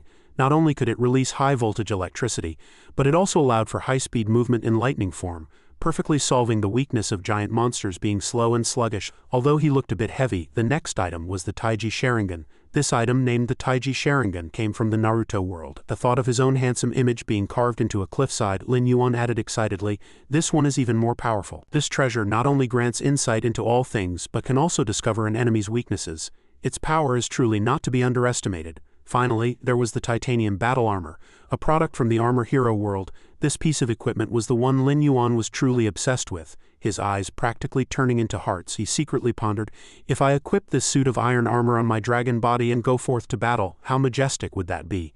Just imagining the scene made him so excited he couldn't contain himself, and he screamed, isn't this just the Dragon Bro version of an armor hero? Mecha is a man's true romance." Despite his intense liking, Lin Yuan took a sober look at his own capabilities. He asked somewhat hesitantly, "With so much good stuff, how can a pauper like me with only 3,000 evolution points afford anything?" Wait a minute, is that price over 1 billion? The system sensed the host's thoughts, and Xiao Kun immediately displayed the prices for each item on the panel. The Thunderbolt Fruit was priced at 500 million points, the Taiji Sharingan at 200 million points, and the Mechanical Battle Armor required 100 million evolution points. Seeing these astronomical prices, Lin Yuan cried out in terror. "No way, how can it be so expensive? I'm doomed. It actually takes 1 billion evolution points. Xiao Kun, are you committing highway robbery?" Hearing this, Xiao Kun quickly explained to soothe its host, "This is already the lowest, most honest price. These are all high-quality goods from parallel universes. The shipping costs alone are astronomical. If the host finds it too expensive, you can click the option on the right and the prices will return to their initial levels." Lin Yuan temporarily set aside those luxuries and began operating the system screen. He marveled as he flipped through. "So you can turn pages like this? That's pretty advanced." Hearing the praise, Xiao Kun couldn't hide its pride. "Of course, old Kun, here is the crystallization of top-tier technology." At this moment, 3 more items appeared on the screen. Titanium Alloy Bone Powder valued at 50 million points, the 5 consecutive Lightning Whip priced at 20 million points. Finally, there was the Nuclear-Charged Particle Cannon worth 10 million points, which left Lin Yuan capable only of screaming, "Is everything in the universe so ridiculously expensive?" Although every single item was deathly expensive, Lin Yuan wasn't willing to return empty-handed. He frantically sped up his page, turning to search. He complained as he looked, "I've been searching for ages and haven't even seen anything under 100,000 points. Isn't this just a blatant snub because I'm poor? But it's no big deal. The dragon race has an extremely long lifespan. A mere 1 billion evolution points. I'll save that up sooner or later, but by that time I'll probably already be a 1,000-meter class giant monster. I wouldn't even care if you gave me these things for free. Isn't there anything cheap?" Lin Yuan's anger grew more and more intense. He roared to leave the store, but Xiao Kun tried desperately to stop him. "Don't be in such a hurry to leave. The host can actually use the custom selection function to search directly for products under 1 million points." Hearing there were cheap goods, Lin Yuan immediately changed his mind. He turned his head and asked loudly, "There's a custom selection? Why didn't you say so earlier? Let me try it." A moment later, just as Xiao Kun said, a low-cost item appeared, making Lin Yuan so pleasantly surprised he almost cried. Yeah, I finally found something under 10 million points. This is a specialized seasoning flamethrower, and the price is only 1,000 evolution points." Although the price was very affordable, Lin Yuan didn't seem particularly satisfied. "Fine, seasoning is seasoning. As a monster, I can't go home empty-handed." After confirming the purchase, the system notified Lin Yuan that 1,000 points had been paid to exchange for the seasoning equipment, and congratulated him on a successful transaction. He simply nodded slightly. This was one small step toward success. The item dropped onto the ground, its surface looking wet. According to the system's explanation, this was a feature of the 3D printing technology of this era. Lin Yuan looked at the item in horror and shouted, "I'm doomed, that's disgusting. Can't you make it a bit cleaner?" Though he felt it was extremely unhygienic, he still had to pick it up, shaking off the water with a look of helplessness. On the stove, the spiny back wolf meat being roasted was now gradually becoming cooked, giving off a mouth-watering aroma. Lin Yuan sniffed the fragrance with a look of pure intoxication. That's the smell." The eyes of both Man Yuan and Shao Kun lit up, their mouths watering with greed. He continued, "If only I could exchange for a few cans of carbonated soda, eating skewers while drinking pop, that would be the real life." Once the meat was roasted, everyone took a corner and began to enjoy it. As Lin Yuan chewed the meat, he said to Shao Kun, "The system store is just okay, I guess. I can't afford anything for the time being anyway." "Shao Kun, hurry up and bring out the map." Shao Kun immediately opened the map, explaining the map system while pointing out directions. Actually, this is a wide-area panoramic scan of Jiuan Island performed by Old Kun through scientific means. But because the area of Jiuan Island is too vast and the terrain is complex, only the areas where the host has signed in can I display the specific terrain. After observing for a moment, Lin Yuan grasped the key point and replied, "Oh, so the fog of war on the map has been cleared. I get it. But this Jiuan Island really is too big. I've been running around at 20 kilometers per hour and only lit up this tiny little area." He stared at a specific point on the map. Lin Yuan manipulated the image to zoom in, finding that the map could be expanded further. "Let me look closer. Wait a minute, what is this desolate and remote area to the west? It looks a bit eerie. And if you look closely, there are these small gray dots in Man Yuan's and that strange bird's territories as well." Shao Kun pointed to that location with a baton and explained, "These are all deadlands. The places where the carrion crawler swarms have passed through. As the host should have seen, the sky there is dark, the earth is parched, and all plants and animals have withered. Everything is shrouded in a deathly gray." Shao Kun's explanation made Lin Yuan realize that those annoying insects were constantly expanding their territory. "Damn it, we have to stop them as soon as possible, according to the map signals. Clear out all these pests." Shao Kun pointed at the map excitedly and continued, "Young man, charge. Devour them all with your mouth and light up the map with your footsteps. Once the map is lit, you will be the Vice Lord of Jiuan Island." Hearing this, Lin Yuan leaned in and asked dubiously, "Is there a reward for lighting up the map?" He continued to use his hand to adjust the size of the map area, adding, "Wait, become the master of Jiuan Island? I have no interest." His gaze turned toward Man Yuan, who was eating happily. This reminded Lin Yuan of the peaceful days Man Yuan spent with her family. "What I truly want to do is defeat the Carrion Crawler King and take my revenge. To clear the names of Man Yuan's parents and restore Jiuan Island to its former tranquility and beauty." Feeling someone watching her, Man Yuan looked back. When Lin Yuan placed his hand on her forehead, the girl was momentarily stunned. Watching Yuan Mei eat and drink happily, Lin Yuan finally made his decision. "As for the throne of the king of Jiuan Island, let Yuan Mei sit on it." As soon as he finished speaking, Lin Yuan's excited roar gave Man Yuan a start. "Becoming the new king of monsters is my dream. But it seems your Yuan Mei is still too naive." Still holding meat skewers in her hands, Man Yuan asked loudly with a look of pure innocence, "What king of Jiuan Island? Can a king of monsters be tastier than roasted meat skewers?" This question made Lin Yuan, who was drinking water, cough repeatedly, thinking that this girl really knew how to enjoy life. Who cared about being the king of Jiuan Island or the king of monsters? Those were all empty titles. What could be more satisfying than filling one's stomach, not to mention this? Lin Yuan patted Man Yuan on the shoulder and said with a smile, "It's nothing. Come on, let's keep eating." She was holding a chunk of meat. A green liquid suddenly fell from the sky, landing right next to Man Yuan's hand and getting on her hand and food. Man Yuan didn't seem to realize what it was at first and actually leaned in to sniff it. "What is this? Is it a new seasoning dragon bro just added?" When she opened her eyes and saw clearly what was on her hand, she immediately knit her brows and screamed, It stinks. This is poop." Just as she spoke, the mocking voices of 3 circling pterosaurs came from high above. "How does my poop taste?" Man Yuan flew into a rage, threw down the meat and instantly leapt into the air. If they wanted to play, Yuan Mei would play with them. It had to be admitted that Man Yuan's explosive power was incredible. Although the pterosaurs flew very high, she almost caught them. However, it seemed she had celebrated too early. The group of pterosaurs quickly retracted their legs, causing Man Yuan to grab nothing but air. Although they escaped the disaster, the group was also breaking into a cold sweat from the scare. It wasn't until they saw Man Yuan falling that they breathed a sigh of relief, firmly believing they were safe as long as they flew high enough. Although she fell unexpectedly, fortunately, Yuan Mei maintained her balance and flipped in midair just in time, landing steadily on both feet. Yuan Mei's actions just now made Lin Yuan stop eating and look back. Because she failed to knock those fellows down, Man Yuan felt very indignant, and immediately sprinted toward the largest rock. Observing Yuan Mei's actions, Lin Yuan immediately guessed her intent. "Ah yeah, that impulsive little girl. Surely she doesn't want to lift a rock to throw at them?" When he saw Man Yuan struggling to hoist that massive boulder, Lin Yuan's mouth dropped open in surprise. He asked loudly, "Usually Dragon Bro just uses those rocks to sharpen his nails. Surely you haven't inherited the traits of a husky?" Not wanting his little sister to have to do it herself, Lin Yuan cleared his throat and said, "Just in time for brother to try out the new skill I just got." Then Lin Yuan roared toward the sky, letting out a world-shaking sound, Ghost Dragon War Cry. This move was indeed effective, terrifying the pterosaurs so much they trembled all over, their bodies shivering constantly, making Lin Yuan cheer with excitement. "Haha, scared out of your wits, aren't you? The effect really isn't bad." Even though the ground was far from the pterosaur's position, Lin Yuan followed up by unleashing radioactive heat rays. A streak of blue light shot straight from below into the clouds. It directly blasted the group of strange birds away. After the attack, the 3 pterosaurs, all smoking, fell to the ground in free fall. After clearing them out, Lin Yuan looked back at Man Yuan and fell into thought. "Yuan Mei, you are the king of Jiuan Island that I've chosen. If you can't even deal with a few pterosaurs, how will you manage?" It seemed that while he only had to eat to get stronger to improve Yuan Mei's abilities, he still needed to design a specialized training plan for her. Finally, Lin Yuan announced solemnly, "Man Yuan, starting tomorrow we are going to begin training. I'm going to train you into a woman like a queen." It was unclear if Man Yuan understood the meaning of these words. One could only see her biting her hand and asking blankly, "Train what? Can it be more fun than meat skewers?" Lin Yuan rested his feet on a rock and began planning the first monster training program. What were the items on the physical fitness test?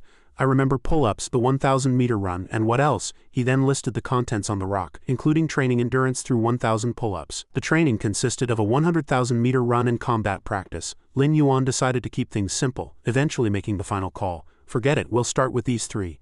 Under Lin Yuan's guidance, these became known as the 3-level monster training.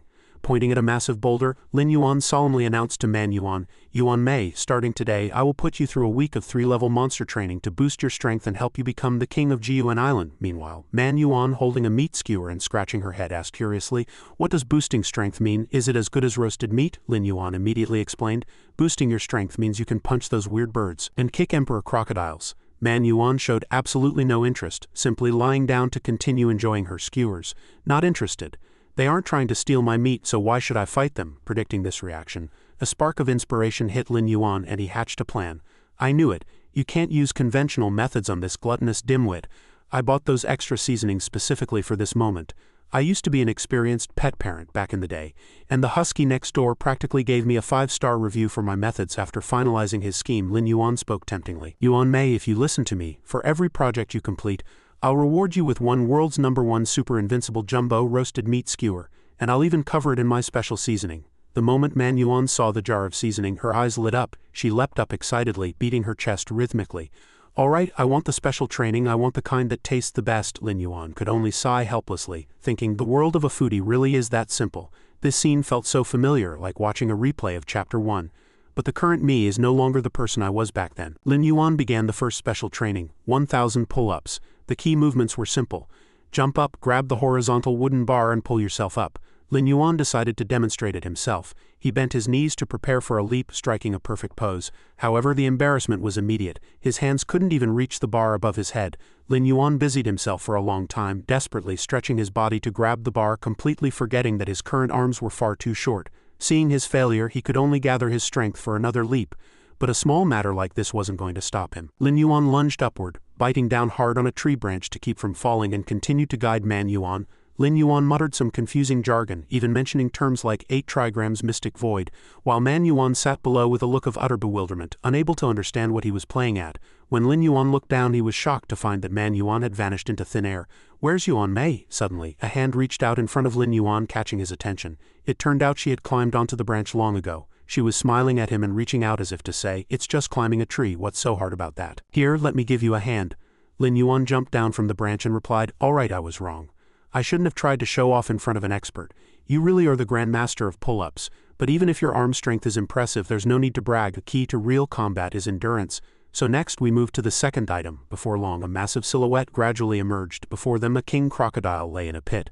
Man Yuan immediately stepped on the crocodile, pinning it down firmly. The endurance training consisted of a 100,000-meter run.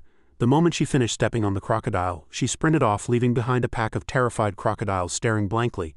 The strange noises Lin Yuan made caught the attention of the king crocodile. It turned its head tremblingly to see Lin Yuan leading a group of giant beasts charging over like a tidal wave.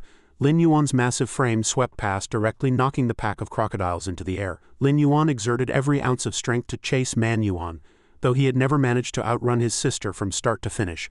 What the hell, I've turned into a monster, so why can't I outrun my own sister? Man Yuan looked back, playfully flashing a peace sign to indicate she was thinking about the meat skewers and seasoning. Every living creature in the forest was driven to distraction by these two siblings. The chaotic scene left the herds of beasts in tears. While wailing, they put up no reckless running signs demanding pedestrians first and strictly forbidding speeding and colliding. Screams echoed throughout the cave, reaching all the way to the entrance. The place had been torn to shreds by Lin Yuan and Man Yuan. Lin Yuan continued his lecture. Listen up, strength and endurance are just the basics. What truly decides victory or defeat are the techniques used in combat and accumulated experience. Watch this move, Dragon Tail Swing. During the third phase of special training combat practice, Lin Yuan suddenly whipped his tail, catching Man Yuan completely off guard in an instant. The massive force from Lin Yuan's tail sent her flying with a thunderous bang. Man Yuan sat up abruptly, panting heavily, then suddenly became motionless and silent. Seeing this, Lin Yuan panicked and rushed over. Hey Yuan Mei, are you okay? Did I swing too hard just now? I didn't knock you unconscious, did I? Just as he approached, Man Yuan suddenly landed a straight punch right in Lin Yuan's eye, leaving him stunned. Lin Yuan roared in anger. Damn it, you've learned some dirty tricks. You're actually faking death for a sneak attack. Don't you know you shouldn't hit a dragon in the face? Suddenly, Lin Yuan opened his massive jaws and a brilliant light erupted, scaring Man Yuan out of her wits. Lin Yuan exhaled a powerful surge of energy, forcing her to dodge frantically. Taste my burst breath. The light rapidly expanded through the surrounding space. As a result, the beam hit a group of innocent protesting creatures nearby, knocking them over in every direction. Suddenly a voice rang out. Big brothers, are you wrecking the place to prepare for a move? Shao Kun appeared, looking at the ruins before it and feeling a wave of mixed emotions. This was once a picturesque place, but now it was a total mess. It was pure pandemonium. The place was about to be finished, looking no different from the wastelands of those carrion crawler enemies. At this rate of training, you won't even need enemies. The two of you could sink this island just by rolling around. Lin Yuan responded thoughtfully. You're right, I also feel this is getting a bit out of hand. If we scare all the prey away, there won't be anything to eat later. However, to fight that carrion crawler king, we have to boost our strength. Do you have any better ideas? Shao Kun glanced back and said, Look at your own sizes. The ground shakes if you so much as stomp, and yet you want to use such violent movements for special training? Suddenly, Lin Yuan thought about the issue of their size. That's right. As long as our bodies aren't this massive, it'll be fine. Shao Kun, if we transform into humans for special training, can we still enhance our strength in monster form? It replied with a look of helplessness. Theoretically, yes. Training in human form increases the body's tolerance for the crystal core's energy. When the body's load capacity increases, the host's storage also grows, and the crystal core energy will naturally increase as well. By the time you turn back into a monster, the life potential released by shattering the crystal core will undergo corresponding changes. After hearing this, Lin Yuan clapped in praise and turned to look at Man Yuan. Alright, then Man Yuan and I will transform into humans for devil training. But Shao Kun, what will we look like after we transform? Facing Lin Yuan's question, it immediately replied, You've probably read cultivation novels, right?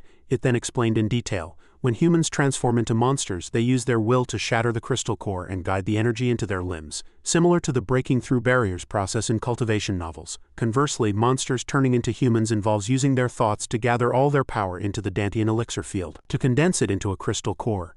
This is exactly the same as the core formation process in cultivation novels. Lin Yuan's eyes went wide with wonder.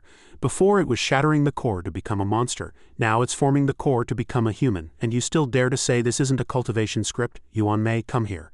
To stop wrecking our home, I've decided to transform back into a human to continue training. Man Yuan walked over and sat down. Lin Yuan observed her and instructed, Mimic my pose. Kneel first, then sit cross-legged. Man Yuan hurriedly followed suit. Lin Yuan guided her while demonstrating. A golden light began to cover his entire body. Next, concentrate your spirit. Imagine all the energy in your body converging toward your Dantian. Suddenly, Lin Yuan opened his eyes, sensing something wrong and knitting his brow in thought. I feel it, but why does this feel like I need to go to the bathroom? What the hell, how does gathering energy in the Dantian cause this kind of reaction? While Man Yuan was still focused on her meditation, he sneaked away to relieve himself. After finishing, Lin Yuan felt a wave of relief, exclaiming, that feeling of letting it out is just too good. However, when he returned, he found that Man Yuan was nowhere to be seen. Where did Yuan Mei go? Could she have been unable to hold it and gone to the bathroom too? He looked around, searching. Suddenly a strange sound rang out. He turned his head and saw Man Yuan in her human form. The young girl was jumping and cheering, trying to catch Lin Yuan's attention. I'm here. Lin Yuan was so surprised he was speechless. Holy crap, how was that so fast? You can already turn back into a person? He mocked himself silently. Now that I've turned into a monster, am I even going to be looked down upon by my sister for the way I transform into a human? After calming down, Lin Yuan concentrated and began to meditate, with a piece of paper stuck to his forehead that read, "Successful transformation." He piously chanted the mantra, using his will to guide his body's strength toward his dantian, attempting to condense the crystal core. Lin Yuan in his human form was also working hard at meditation. Although I lost to Yuan Mei in strength, endurance, and combat, that's fine, but theoretical knowledge is my strong suit. I absolutely cannot let anyone look down on me. Meanwhile, Man Yuan was leaning against a rock with a look of exhaustion, waiting. Lin Yuan maintained his high level of concentration, completely ignoring Man Yuan as she happily chewed on meat skewers nearby. By evening, Man Yuan had returned to her massive form, carrying prey on her shoulder. She told him it was time for dinner. Dragon bro. After a while, Lin Yuan felt like he was going crazy because Man Yuan was calling out to urge him every few minutes. This state made it completely impossible for him to enter a state of enlightenment. Suddenly, Lin Yuan let out a loud roar, giving Man Yuan a start. I know it's impressive that you can transform. Can you stop hovering in front of me and interrupting my meditation? Just then, a strange phenomenon occurred. A brilliant light radiated from his mouth, and even he didn't know what it was. Well, what's going on? Man Yuan screamed in terror. Dragon bro, shut your mouth. How are you breathing fire again? He couldn't answer, and could only mutter to himself. I didn't mean to use burst breath. Lin Yuan suddenly realized the key to the problem. Could it be because the method for firing burst breath and the method for turning into a human are so similar? Both require concentrated attention and converging all power into a single point. Having understood this, he tilted his head back, trying to retract the ball of light. No, if I fire a burst breath here, it'll wreck the house. Suck it back in, fast. Lin Yuan's whole body trembled violently as he bent over, struggling with all his might. He had to swallow the power of the burst breath back into his stomach. After a period of arduous struggle, he finally succeeded.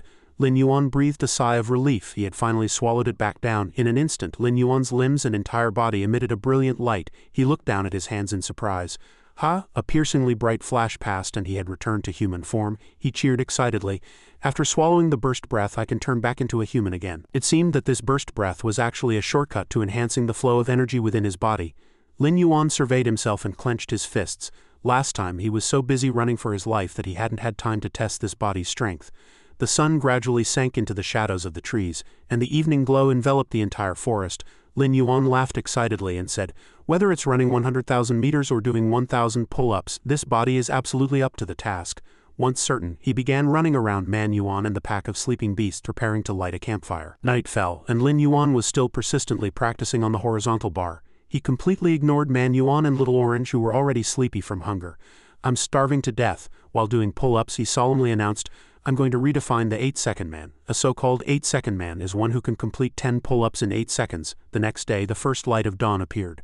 The sunlight gradually rose, illuminating a corner of the cave. From last night until now, Lin Yuan had completed 4,202 pull-ups. He released his hands and landed on the ground to rest. It really is better to do special training as a human. It protects the environment and saves money. Just then, Lin Yuan suddenly noticed Man Yuan and Little Orange snuggled together in deep sleep, their snoring rhythmic. How are these two both asleep? He stepped forward and used his fist to wake them up. Wake up, stop sleeping, get up and continue training. Little Orange, go on lookout. If any other monsters approach, report to me immediately. Man Yuan, turn back into a human and continue training. Upon receiving the command, although Man Yuan was still bleary-eyed and rubbing them constantly, she immediately transformed into a human. Lin Yuan continued with full confidence. Now that I've turned back into a human, I can do some real exercise without any worries. If you can beat me again this time, I'll reward you with 10 marinated meat skewers. Before he could even finish speaking, the moment she heard the words, roasted meat, Man Yuan's eyes instantly lit up. While Lin Yuan was still yammering on about that special seasoning, Man Yuan had already preemptively launched an attack. As she struck, she cheered, the 10 meat skewers are mine. Lin Yuan was struck so hard he pitched forward headfirst. Lin Yuan hurriedly protested, arguing that he hadn't even shouted start yet.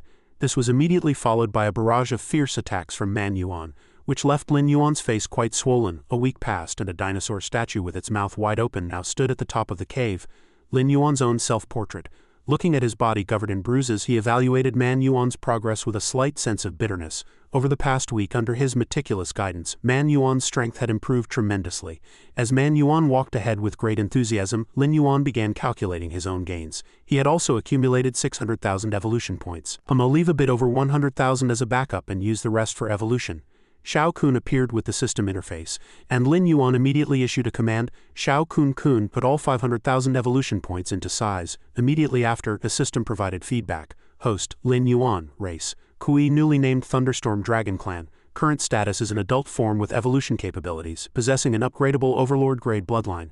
Height has reached 58 meters and weight is 580 tons. Attack methods include collision bite and dragon tail swing. Special skills include E-rank Devour, E-rank Night Vision and E-rank Illumination.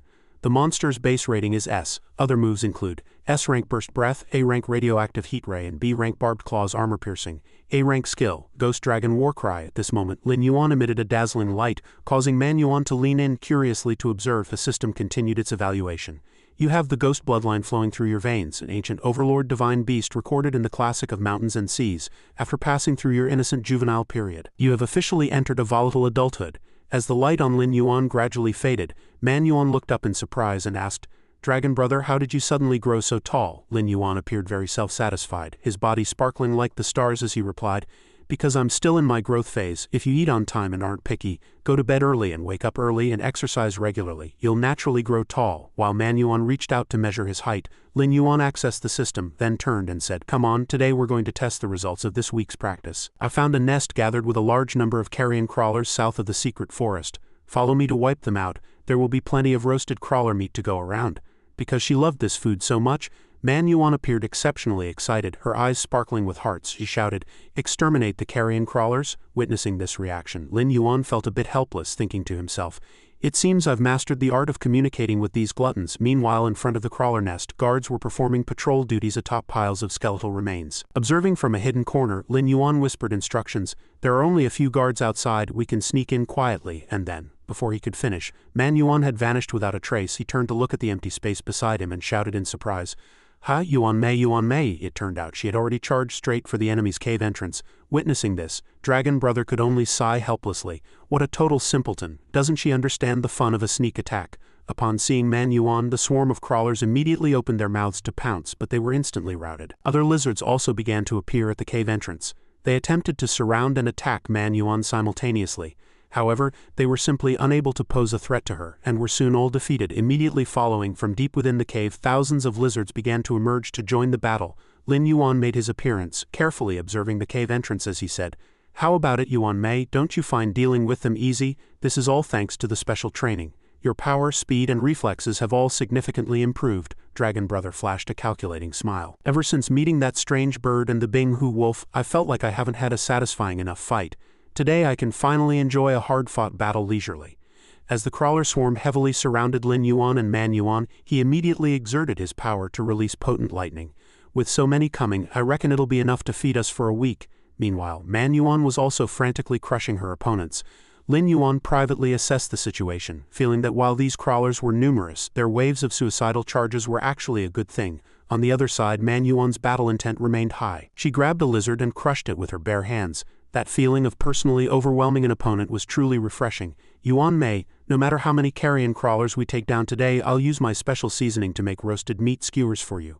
At the mention of roasted meat, Man Yuan was instantly overcome with excitement. She kept stomping her feet and beating her chest. Roasted skewers, I want to eat 500 skewers." Lin Yuan felt proud. Although this little thing seemed a bit eccentric, her life or death for food spirit was truly worth praising. "Among my old enemies, I shall respect you as the bravest warriors." More and more lizards crawled out, looking extremely fierce. Suddenly, a world-shaking roar erupted from the end of the cave. Just as they met Lin Yuan and Man Yuan at the cave entrance, the group of monsters suddenly froze, then turned and began crawling back into the cave. Seeing them silently retreating, the two exchanged confused glances. Why were they all turning back? Lin Yuan was left bewildered by the eerie behavior of these monsters. An attack hit its target, the pain causing the death spiritual bird to widen its eyes and let out a shrill scream. "It hurts." The violent impact caused the wound to smoke, leading the strange bird to faint on the spot. This monster's legs had completely lost their strength, releasing its sharp claws and allowing the Bing Hu wolf to fall from the sky. Witnessing the bird being defeated, Dragon Brother laughed heartily. This was the third time he had shot this bird down. "Haha," Man Yuan was full of praise beside him. In Dragon Brother's heart, he secretly calculated that the Bing Hu wolf clearly had the chance to severely wound him earlier but had held back, seemingly just wanting to test its moves. It seemed the wolf understood humans very well. If he could recruit it to help wipe out the carrion crawlers, it would definitely be a powerful assistant. As the Bing Hu wolf was in free fall, Dragon Brother pointed to the sky and ordered, "Now is the perfect time to do it a favor. Yuan Mei, go quickly and save that Bing Hu wolf." Manhua raised her hand confidently in response. Leave it to me. Subsequently, Manhua used her explosive power to leap into the air to rescue the Bing-Hu wolf. While Manhua was busy saving the wolf, Dragon Brother ran to find the strange bird. The corner of his mouth curled into a meaningful smile. Time to see how my old friend, the one I've used as a moving target 3 times, is doing. Arriving at the scene, Dragon Brother saw no sign of the monster, only a deep pit left on the ground. He looked around with a heart full of doubt. Strange. Could it be that it didn't care about the Bing-Hu wolf or its subordinates at all and just ran off alone? Suddenly there was a noise nearby, and Dragon Brother snapped his head around.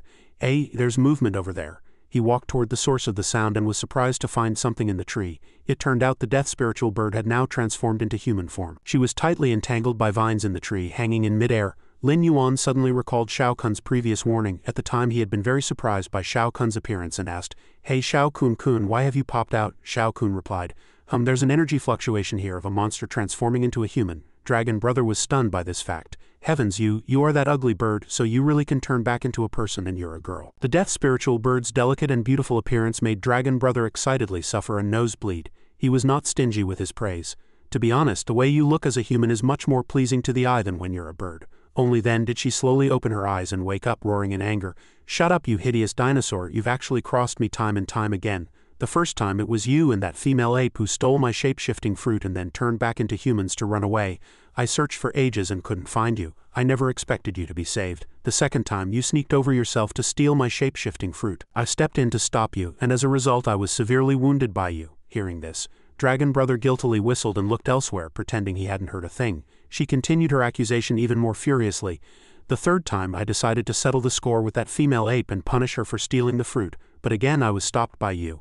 I haven't even settled those accounts with you yet. The Bing-Hu wolf stole my shape-shifting fruit, which is why I came to capture him, and yet you've obstructed me once again. Considering you helped me block that venom, I won't pursue the matter of you stealing the fruit. If you know what's good for you, get lost and stop blocking me from catching the Bing-Hu wolf." Lin Yuan leaned in, flashing a smug smile. "I followed the direction you fell to find you. I originally planned to turn you into roasted meat, but since you're a pretty girl, I'll let you go. Let's negotiate. Are you willing to cooperate with me to deal with the carrion crawlers together?" HMPH, the spiritual bird assumed a haughty air and raised her voice to ask back, "On what grounds should I cooperate with you?" Lin Yuan approached and explained, "On the grounds that we have a common enemy. For instance, those carrion crawlers, they're still carrying green wilderness venom. Dodging the venom by tilting my head.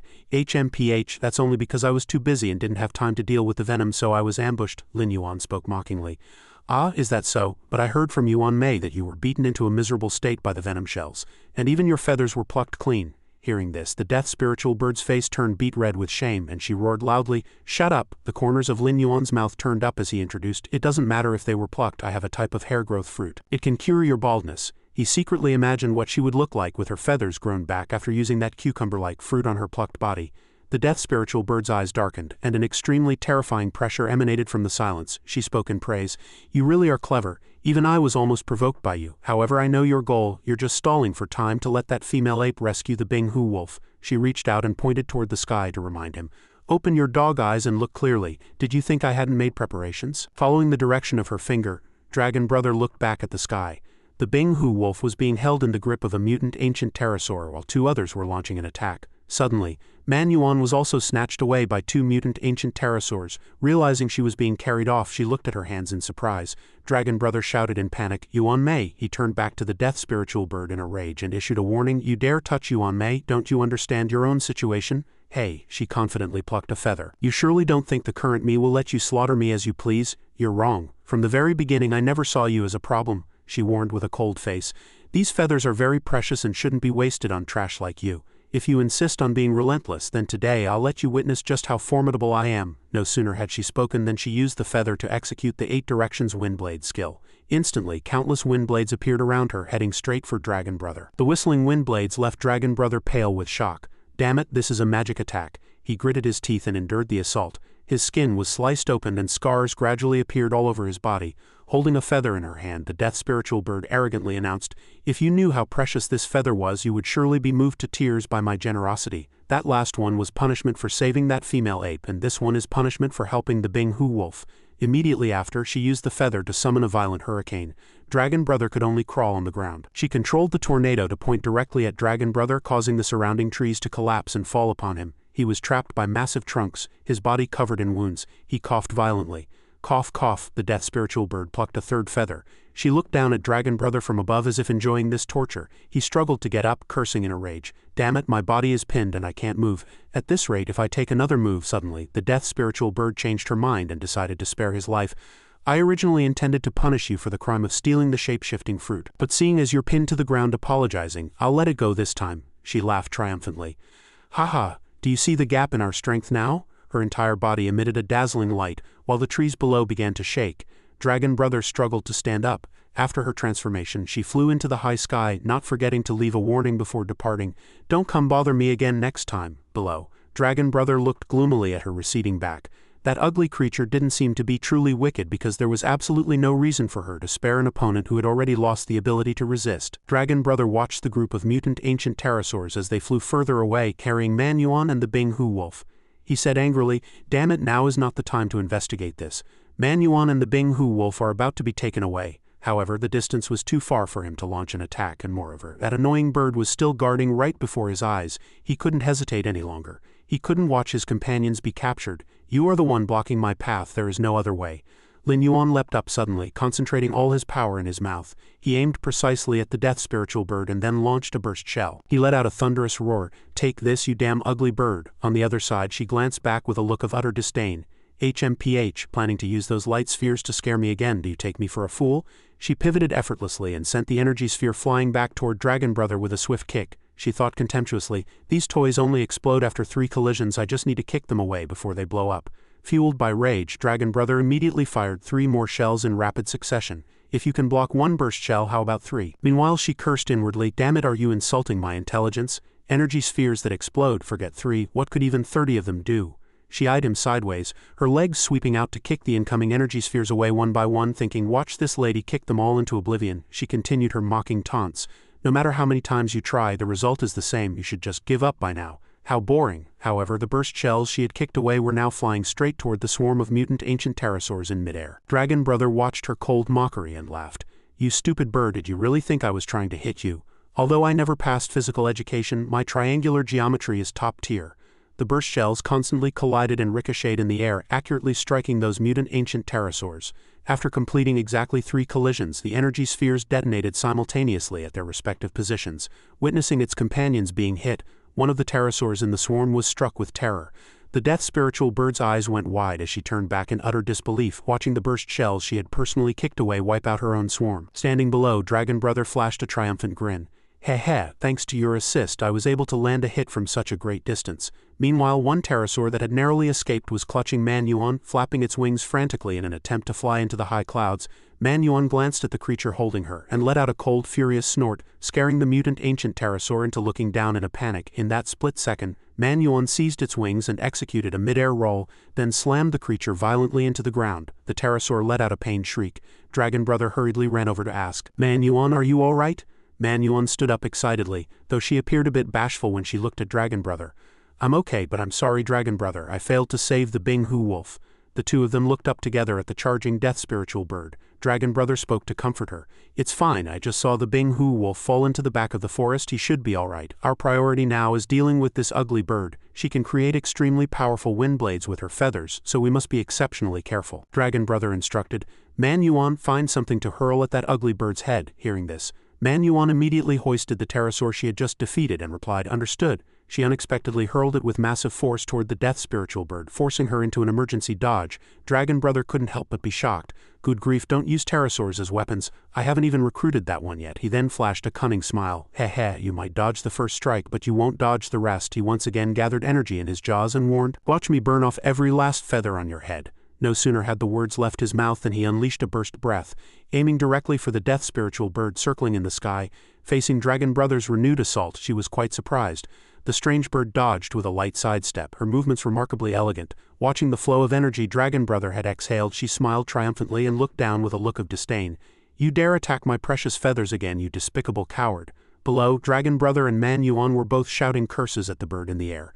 Manhua suddenly noticed with surprise that the Bing-Hu wolf was actually clinging to the back of one of the mutant ancient pterosaurs. Suddenly, the Bing-Hu wolf exerted a massive force to leap from the monster's back, his hands gripping the long blade as he lunged straight for the death spiritual bird. By then she also realized the wolf was charging at her. He aimed for her eyes, and while she was still stunned, swung his blade in a furious heavy slash. However, she sidestepped just in time, causing the wolf's strike to hit nothing but air. She shouted sternly, "Don't you dare use those filthy human objects against me." The wolf, having missed his strike, let out a cold snort and followed up with a series of slashes, shearing off a large number of her feathers. This left her so distraught she nearly burst into tears. She let out a miserable shriek, tears welling up like springs as she rushed toward the falling feathers.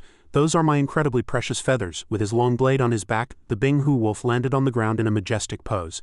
Dragon Brother and Manhua watched intently. The wolf raised his head, his eyes suddenly flashing with a cold light as if he had made a firm decision. He swung his blade and shredded all the fallen feathers of the death spiritual bird. He declared, "As long as one masters the patterns and sees through the weaknesses, there is nothing that cannot be cut." Dragon Brother suddenly realized that this strange bird used her feathers to create wind blades, while this wolf could easily slice through them, meaning he was her perfect nemesis. Dragon Brother stepped forward to offer praise. "Brother Hu really is formidable. Before we settle our score, why don't we first join forces to deal with this strange bird?" The Bing-Hu wolf let out a cold snort, his face full of contempt. "In this dense forest, what use can a massive and stupid monster be?" Dragon Brother felt these words were somewhat familiar.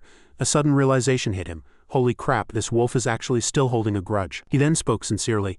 "Brother Hu's guidance is spot on. This monster is running rampant on Jiuan Island. This is exactly the place for human forms to show their prowess." He felt saying this was quite comical, though it didn't mean he was being sincere. Dragon Brother then proposed, "So Brother Hu, please help me defeat the strange bird before us first. After that, we'll both transform back into human form and have a proper duel. How about it?" The Bing-Hu wolf brandished the long blade in his hand.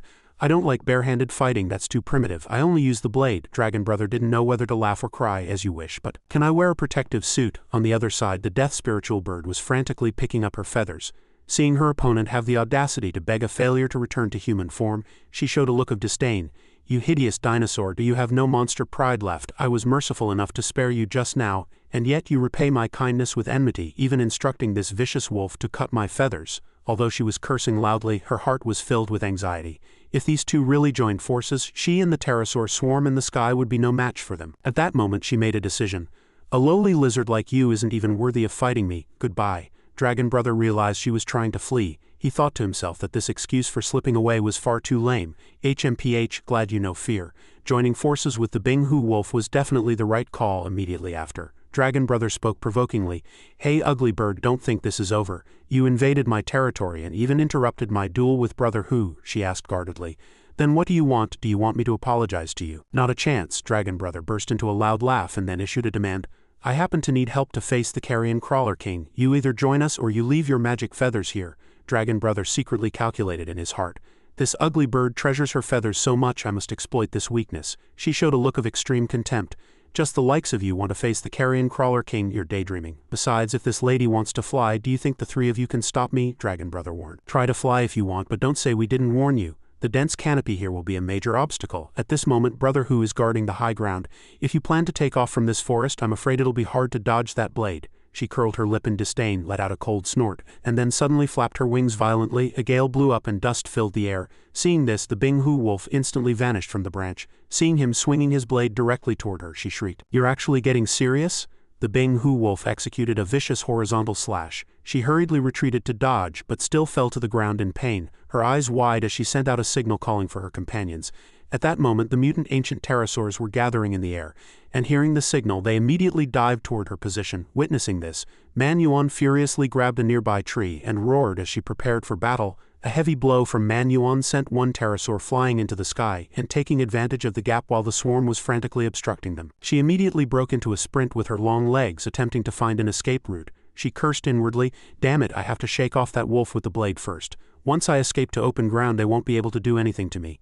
Dragon Brother was surprised to find that she had actually given up on flying and chosen to run on foot. He marveled, "Holy crap, this thing turned into an ostrich in the blink of an eye." Dragon Brother immediately gave chase at full speed, shouting, "Bald bird on the ground, those thin legs of yours can't outrun me." He quickly accelerated past the death spiritual bird, his incredible speed leaving her dumbfounded. He suddenly screeched to a halt and turned to face her, unleashing the Ghost Dragon Overlord path. A violent strike landed with precision, sending water splashing like fireworks in all directions. He continued to push her over a long distance until she had completely lost the ability to resist. He stared at her and asked, "Our strength isn't as poor as you say, right? Since we can stop you, we can naturally stop the Carrion Crawler King. How about it?" Join forces with me, Manhua and the Bing-Hu Wolf, and let's go on a crusade against the Crawler King together." Just then, the Bing-Hu Wolf was standing on Manhua's shoulder, having just arrived to hear Dragon Brother's words. He shouted loudly, "Wait, when did I ever agree to help you deal with some Crawler King?" Dragon Brother put on a friendly face and reached out his hand to her. "Come on, we need you," she responded. "Did you know when you suddenly request me like this?" She suddenly kicked Dragon Brother and shrieked, "It's no different from that stupid gorilla. What are you so proud of? Do you think this lady is easy to bully?" Witnessing this, the Bing-Hu Wolf immediately leaped down. He swung his blade with clean precision, shearing off a large cluster of her tail feathers. Not only that, but he followed up with a series of moves shredding those tail feathers into dust. Seeing this, the death spiritual bird looked at her tail and couldn't help but burst into tears. She was speechless with shock. "You bastards, what are you doing?" Her inner rage erupted like a volcano. "Do you have any idea how precious these feathers are? Every single feather here is the life essence of the monsters on this entire island." It was only at this moment that Dragon Brother truly realized she was that monster who plundered the spirit cores of her own kind by taking human form. She stored the stolen life force within her feathers and even planned to use the same methods to kill the Bing-Hu Wolf and Manhua, with the goal of seizing the spirit cores within their bodies. Realizing there was no possibility of cooperation, Dragon Brother decided to treat her as a mortal enemy. "For someone who plunders life like you, I absolutely cannot let you go." The death spiritual bird suddenly became solemn. "Hey, even if you wanted me to leave now, I wouldn't. Since you dare to destroy the feathers I worked so hard to collect, you shall pay with your lives." She turned around and said gloomily, "Jiuan Island is facing a catastrophic disaster. To save it requires immensely powerful strength. Therefore, the monsters on the island have one by one entrusted their power and lives to me, turning into these precious feathers. Yet you not only refuse to contribute your power, but you even trample upon my good intentions." Dragon Brother cursed inwardly that this was truly a case of turning black into white. Meanwhile, she summoned a violent gale. "Do you have any idea how angry this lady is right now?" Facing the scene before him, Dragon Brother was extremely shocked. Damn it, both tails are bald. She had likely used 30 to 50 feathers. This strange bird was clearly planning to unleash an ultimate move. She performed the skill Death Cyclone, and a violent airflow instantly enveloped her entire body. At this moment she had entered an all-around offensive and defensive state. Dragon Brother was affected by the surrounding wind. He found the airflow far too powerful, making it impossible for him to stand firmly. The terrifying wind force lifted Dragon Brother's massive body, hurling him directly toward the rear. He was sucked into the vortex and spun continuously, completely unable to control his balance as his body was pushed further and further away. Glancing toward the rear, Dragon Brother saw that Manhua had already dug a burrow in time to hide. The girl waved to signal him. "Dragon Brother, get into this hole quickly." Manhua huddled in the corner looking at Dragon Brother and complaining, "This is far too reckless. What kind of ultimate move is this? What a genius. How is anyone supposed to fight that?" After a while, Dragon Brother finally regained his composure and asked, "Manhua, it's good that you're okay. But wait a minute, where did the Bing-Hu Wolf go?" The space suddenly fell into a deathly silence. Dragon Brother shouted in surprise, "The wind has weakened. Has that strange bird run out of magic feathers?" Afterward, both he and Manhua peeked out to observe. At this moment, the death spiritual bird was slowly moving away from Dragon Brother's position. What was she planning? Had the strange bird gone far? Wait, it was Brother who lured her away. Dragon Brother fell into deep thought, finding it very strange. He and Manhua were clearly the bigger threat, so why did that monster ignore them and choose to chase after Brother Hu instead? Could it be a case of tough love? Although Brother Hu's footwork was light and agile, he seemed a bit overwhelmed when facing that violent hurricane. He had to find a way to help him. Suddenly, Lin Yuan noticed a large swarm of monsters flying toward them. The system immediately displayed information about the Dimorphodon. Total length 5 meters, weight 5 tons, often living in packs. Although they weren't massive, they were extremely skilled at swarming. With their incredible flight speed, razor-sharp teeth, and astounding bite force, they could quickly tear an opponent several times their size into a pile of bleached bones. Lin Yuan couldn't help but curse, "You ugly bird, this is the third time you've plotted against someone." Even the carnivorous army of this Dimorphodon formation began its move. Hearing someone insult her, the death spiritual bird silently lowered her eyes, staring coldly at the two hiding in the deep pit. She then turned her head and emitted a summoning signal, gathering the Dimorphodons circling in the sky. She flapped her wings and pointed directly at where Lin Yuan and Manhua were hiding, ordering an attack. Upon receiving the command, the swarm of monsters immediately dived toward the pair. Panicked, the two began to run for their lives. Lin Yuan roared in a rage as he sprinted. "They really are coming for us. Run, little sister. Didn't you see that their teeth are sharper than Brother Hu's blade? If we get caught, we'll be chewed down to nothing but bone." The swarm of Dimorphodons pursued them relentlessly from behind, the sound of their gnashing teeth sending shivers down their spines. At this critical moment, Lin Yuan suddenly stopped. "No, I can't keep running.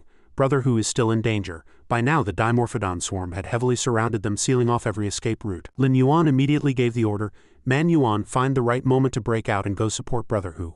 I'll handle things here." With that, he concentrated all his energy. Lin Yuan unleashed his Ghost Dragon war cry, focusing all his power into a single world-shaking roar. Hearing this terrifying sound, the Dimorphodon swarm froze in fear, not daring to take another step closer.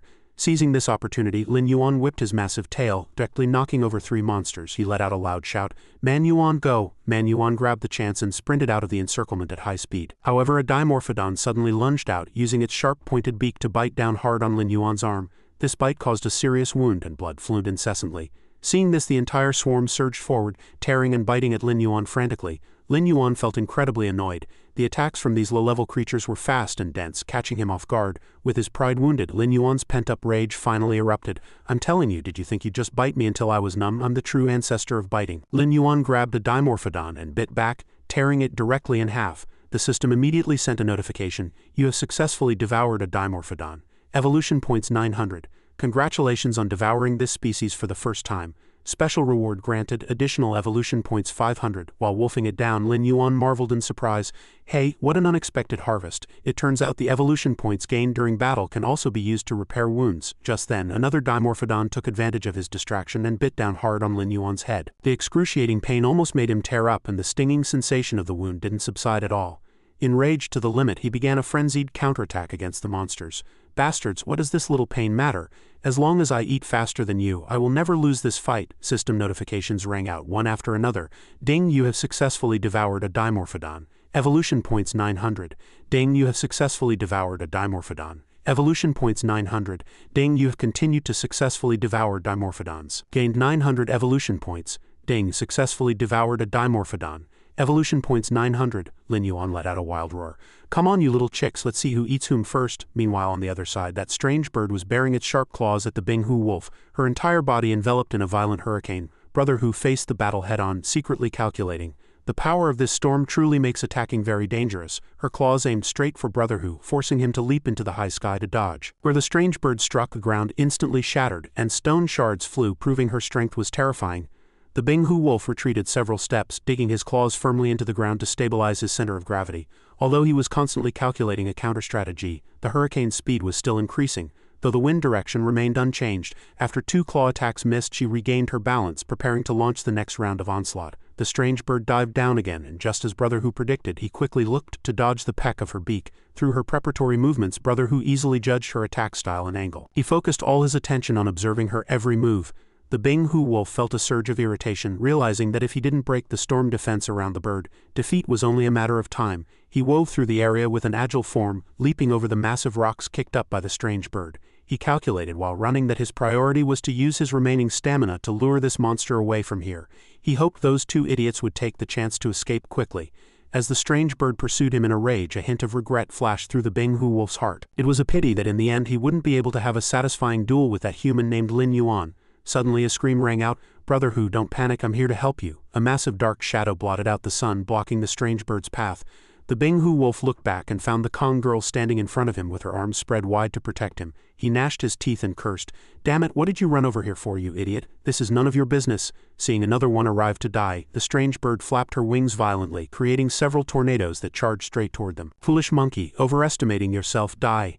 Man Yuan was hit squarely in the abdomen by the hurricane, the powerful thrust flipping her right over. Unable to resist, the giant ape was thrown a great distance, crashing heavily into the depths of the forest, the impact palpable even from high above. As Man Yuan collapsed on the ground, the Binghu wolf leaped in front of her with his weapon and said, "That strange bird is coming for me. I can handle it myself." Man Yuan looked at him and urged, "Brother Hu, don't be a stranger. Dragon Brother said we're a team and should help each other." The Binghu wolf turned his head in a rage and asked back, "Who's being a stranger? Can't you see, you idiot? I'm worried you're getting in my way." The Kong girl looked up and answered firmly, "At worst, we'll be defeated together. Either way, we're definitely not leaving you behind." In that instant, he recalled what a human had once said to him. "Soldier, don't follow me. It'll be very inconvenient with you being so big." The giant beside him let out a roar, refusing on the spot. "I won't. I will never leave you." The Binghu wolf dazed for a moment, secretly marveling that these 2 guys were truly idiotically cute. However, the strange bird gave them no time for nostalgia. She dived down, her sharp claws clutching the giant ape's body.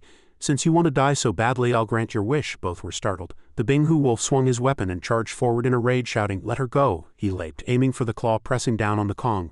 But with this move, he didn't even touch a single one of the opponent's feathers. Brother Hu knit his brow and cursed. Damn it, as expected, it was blocked by the wind. Holding the long blade in his mouth, his entire body was instantly enveloped in a ball of burning orange flames. he began to unleash his killing move. The golden radiant slash struck directly at the strange bird's claws, jolting them away and causing the monster to lose its balance. After executing this cool move, the Bing-Hu wolf landed steadily, while the strange bird fell to the side, carving a deep trench into the ground. She knit her brow and let out a piercing shriek. Taking advantage of the chaos caused by the hurricane she had created, she swept up a massive boulder and hurled it forward with a violent force. Being completely unguarded, the Bing-Hu wolf was struck head-on by the boulder and let out a groan of pain. Blood gushed out, and just as his body was wobbling about to collapse, he was fortunately caught just in time by a massive palm. The Kung girl quickly grabbed him and began to retreat. She put a hand to her lips to signal Brother Hu to keep quiet while they ran. Behind them, the hurricane was still roaring in pursuit. Meanwhile, on the other side, Lin Yuan had also just finished his battle with the Dimorphodon swarm. Stepping on the corpses of several defeated pterosaurs, he looked up toward the sound of excited cheers coming from afar. "Dragon brother, we're back?" Man Yuan ran over with her arms raised excitedly, one hand still carrying the Bing-Hu wolf, which made Lin Yuan do a double take. Despite being covered in wounds, Lin Yuan gave a thumb up in appreciation. "Good job, I'm glad you could escape from right under that strange bird's nose." Man Yuan scratched her head and explained with a shy smile, "I took advantage of the strange bird's distraction and hid Brother Hu in my hand to escape." At this point, the Bing-Hu wolf climbed onto her shoulder and sat down, clutching his chest as he gave a warning. "You're looking for trouble again. Why didn't you take the chance to run just now? Do you really think you can defeat a monster that's like a natural disaster?" Hearing this, Lin Yuan fell into deep thought. He recalled the moves the strange bird had used and analyzed. "It's not like there's no chance at all, since that big bird relies on wings, tails, and wind. If we can just lure it into a narrow space where the wind can't blow in, we can turn it into a turtle in a jar." The Bing-Hu wolf looked up at him, a flash of hope in his eyes. "Human, you have a plan?" He secretly marveled that the human way of thinking was indeed ruthless enough. Lin Yuan shook his head and denied. "I'm not sure. Theoretically, that's how it works, but where do we find such a place? And looking at how crazy that big bird is, she probably wouldn't go even if invited." Hearing this, the Bing-Hu wolf finally asked, "Do you know why that strange bird keeps chasing me relentlessly?" He revealed the truth he had mastered. "Actually, I've always been clear about her methods. She tricks monsters into eating the fruit to turn back into humans because she can only plunder the spirit core within a human body." Lin Yuan asked back jokingly, "Then weren't you also tricked just the same?" He ignored Lin Yuan's mockery and continued, "Naturally, it was to reclaim this human body." Finally, the Bing-Hu wolf concluded, "So as long as I am used as bait, that strange bird will surely pursue relentlessly." After hearing the conversation, Man Yuan suddenly let out a cry of surprise. She remembered a perfect location. "Dragon brother, I thought of a suitable place. It's that cave where we fought those venomous crawlers before. Last time that strange bird was bullied by those crawlers. And it was in a similar cave." Man Yuan showed a hint of worry, and then suggested, "But Brother Hu doesn't know the location of that cave, so let the luring mission be handled by me." Lin Yuan listened and showed a face of disapproval. "How can such a dangerous thing be handed to you? That strange bird has already gone mad if you get caught," Man Yuan interrupted without hesitation.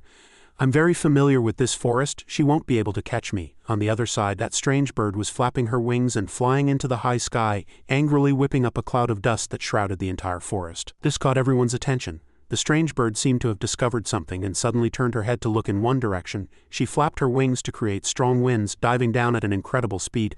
The Bing-Hu wolf urged urgently, "Human, the strange bird is coming, make a decision quickly." Man Yuan stood aside and also appeared exceptionally determined. "Dragon brother, let me go, I want to be of some use too." Hearing this, Lin Yuan secretly assessed Man Yuan's true combat power, thinking he had always treated her as a little sister who needed full protection. But in fact, before he appeared, this girl had already been fighting those carrion crawlers and various monsters alone on Jiuan Island. He turned to look at Man Yuan. "Yuan Mei, the luring mission is yours. Brother Hu and I will do our best to hold her back and stall that dead bird's pursuit speed." The Kong girl clapped her hands in serious agreement, and Lin Yuan continued to instruct, "Also, you ride Shao Kun, that way it'll be faster and safer." He called out loudly, "Shao Kun, it's finally time for you to take the stage." On the other side, Man Yuan let out a roar, her entire body emitting a dazzling light during the transformation process. With the Bing-Hu wolf in his mouth, Lin Yuan explained, "Brother Hu, so that Yuan Mei can lure that dead bird away, I'll have to trouble you to hide in my mouth for now." The other party silently signaled agreement. A moment later, Shao Kun lunged from the bushes, letting out squeaking sounds. Lin Yuan then gave the order, "Everything is ready, let's move." By now, Man Yuan had returned to her human form, sitting on Shao Kun's back. She clutched its neck with both hands and shouted, "Shao Kun, let's go." Carrying Man Yuan, Shao Kun wove through the primitive forest at high speed. After running for a distance, Man Yuan looked back and was surprised to find that the giant bird behind them hadn't followed. Instead, it had stopped in place, constantly scanning and searching. Seeing that the strange bird was still staring relentlessly, Man Yuan's face was full of worry. The girl took immediate action, leaping out to grab a vine and swinging across. "This won't do, I have to find a way to lure that strange bird over here. Shao Kun, you wait for me up ahead." Shao Kun watched in a daze as Man Yuan moved with the speed of a lightning bolt. Light as a swallow, she wove through the branches, performing a series of fluid rhythmic leaps through the canopy. These movements were second nature to her. After all, they were the primal instincts of a primate. Manhua chose a high vantage point to directly provoke the strange bird, which was currently searching frantically for its target. She beat her chest forcefully and let out a defiant roar. "Hey you ugly bird, your auntie is right here." This was her trademark taunt. Witnessing this, two giant saber-toothed tigers hiding nearby began to whisper among themselves. One of them said tremblingly, "Here we go again. That's exactly how my two brothers were tricked last time."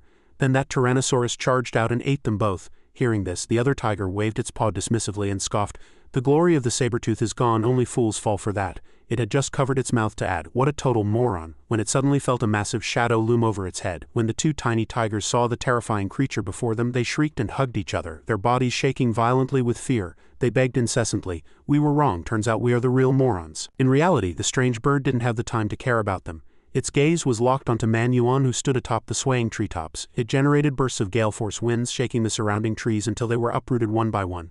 Soil and rocks were swept into the air.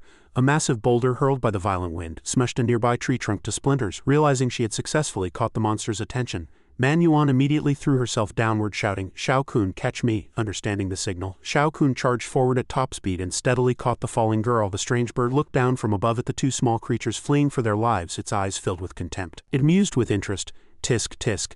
That female ape actually turned back into a human again." Manhua whipped her head back while running and pointed ahead with an order. "Shao Kun," the bird took the bait. "Quick, dive into those bushes." The bird secretly assessed that the effect of the shape-shifting fruit on the female ape seemed unstable. However, since she had reverted to her human form in the middle of such an intense battle, she was destined not to get far. It determined that the ape would be much easier to handle than the Bing Hu wolf. Before catching the wolf, it would use her spirit core to replenish the massive amount of magic it had just exhausted. Having set its priority, it immediately took action. It raised its head and let out a shrill cry. Due to its massive size, tracking footprints in the dense jungle was difficult, so it intended to summon pterosaurs to lead the way. However, after waiting for a long time without a response, it looked back only to find that the swarm of pterosaurs was being suppressed by Lin Yuan not far away. It was speechless at the loathsome incompetence of its allies.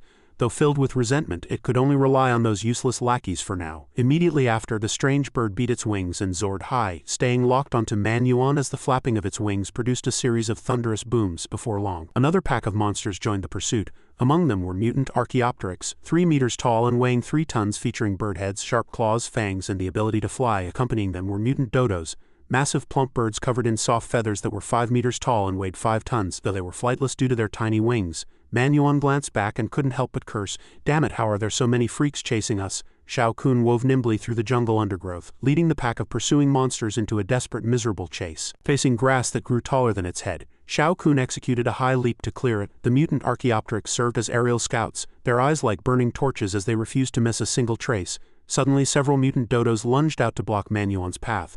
They opened their massive maws, preparing to take a bite out of her. Relying on its slender form, Shao Kun nimbly dodged left and right, causing the monster's sharp beaks to miss their marks and strike the ground with heavy thuds. Witnessing this, Lin Yuan shouted a reminder, "Yuan Mei, take out those 3 Archaeopteryx above first. They're the ones guiding the dodos and that big bird." Meanwhile, the strange bird continued to circle above, destroying every tree in its path.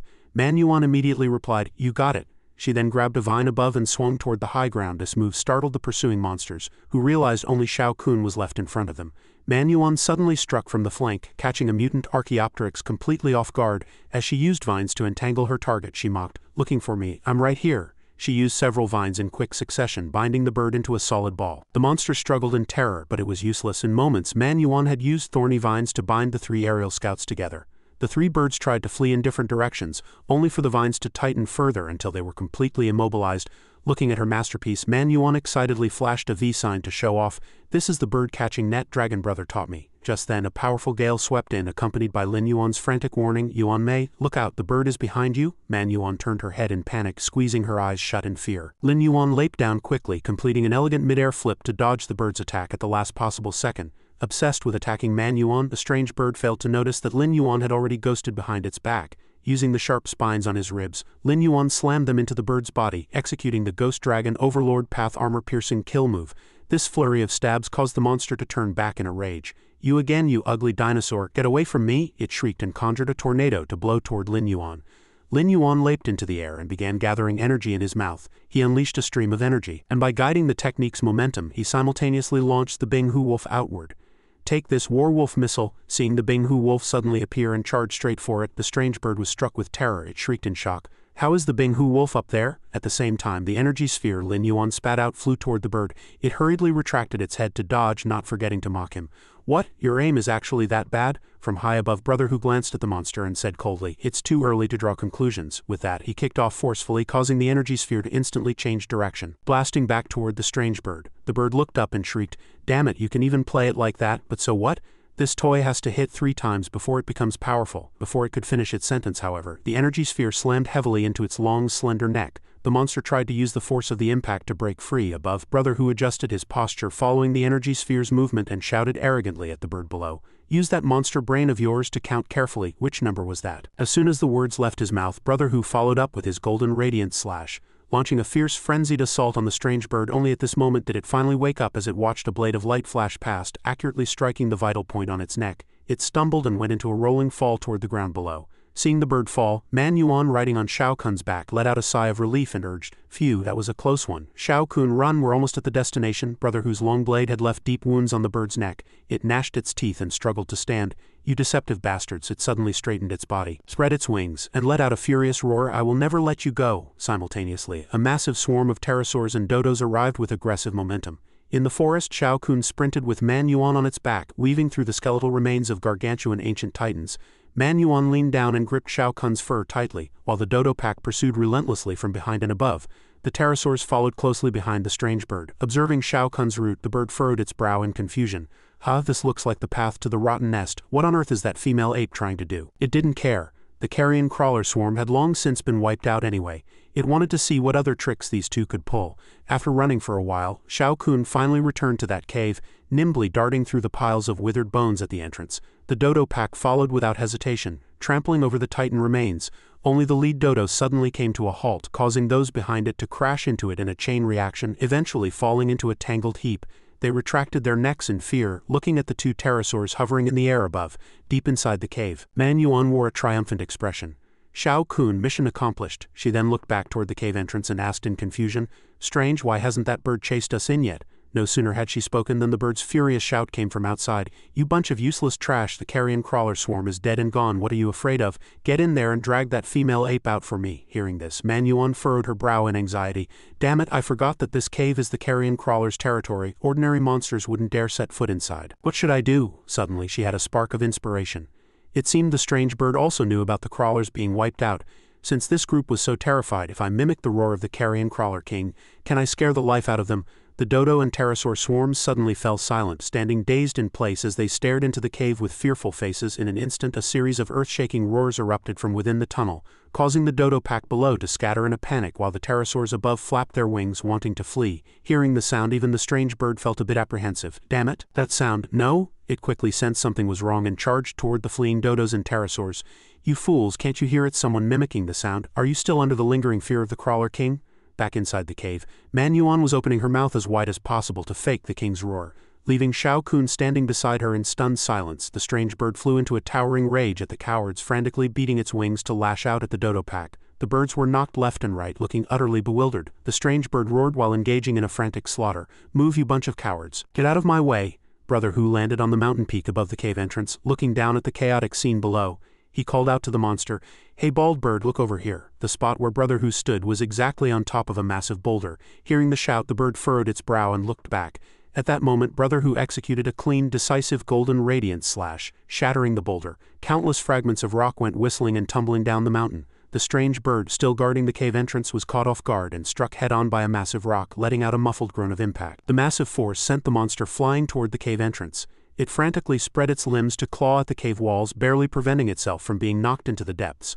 On the opposite mountaintop, Dragon Brother had been lying in ambush for a long time. He gathered his strength for a leap, curling his massive body into a ball to execute Rolling Gourd, combined with Ghost Dragon Overlord Path. At this moment, Dragon Brother was like a giant flaming wheel, rolling down the slope at high speed, aiming straight for the bird guarding the entrance. As his speed continued to climb, Dragon Brother activated his spiny armor skill the moment before impact. Countless sharp spines slammed into the opponent's body. Dragon Brother and the strange bird remained entangled as they rolled all the way from the entrance into the deep interior of the cave. The tunnel echoed with the thunderous sounds of bodies slamming against the rock walls. When the rolling finally stopped, Dragon Brother reverted to his human form, having been thrown into a corner of the cave. He was in such pain that tears started to flow, and he struggled to rise while rubbing his aching lower back. Ow, my back, looks like the fall was too hard. I couldn't stop myself from turning human. After muttering, Lin Yuan began to look around for where that arrogant bird had gone. His gaze fell upon a figure lying on the ground not far away. The woman's body was covered in wounds, and the once magnificent clothing had become tattered and worn from the previous battle and the rolling impact. Due to the violent collision, the bird had also been unable to maintain its original form and had reverted to a human. She was clutching her head with a look of agony. Lin Yuan walked over, wearing a winner's smile as he provoked. "You arrogant demon, didn't you still get beaten back to your original form by your dragon brother? Well, do you surrender?" The opponent clearly refused to be outdone. She narrowed her eyes and suddenly lunged, biting down hard on Lin Yuan's arm. Lin Yuan cried out in pain. "Yeah, you actually dare to bite me. Are you a dog or something?" Lin Yuan shook his hand frantically, trying to break free, but the demon girl bit down and wouldn't let go. She stared at Lin Yuan's movements and moved with him, making Lin Yuan stomp his feet in frustration.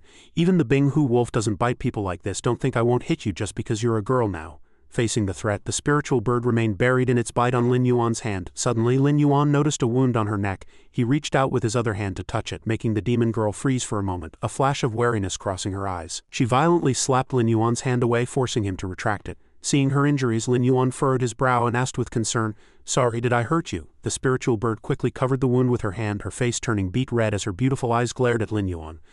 When did I change back into a human?" She clutched her neck while pulling at her torn clothing, retreating in shame. "Don't move." Just then, a cold blade emerged from behind her, resting against her throat. Her body stiffened, her brow furrowed. Brother Hu gripped his long blade with a serious expression. The edge pressed firmly against the spiritual bird as he threatened, "Move an inch and I'll slit your throat." Caught in a pincer attack, the spiritual bird now had no escape. Lin Yuan asked, "So, you arrogant demon, do you surrender now? The three of us joined forces, even with all your tricks. Didn't you still lose to us in the face of this disaster?" She, however, crossed her arms and let out an extremely arrogant cold laugh.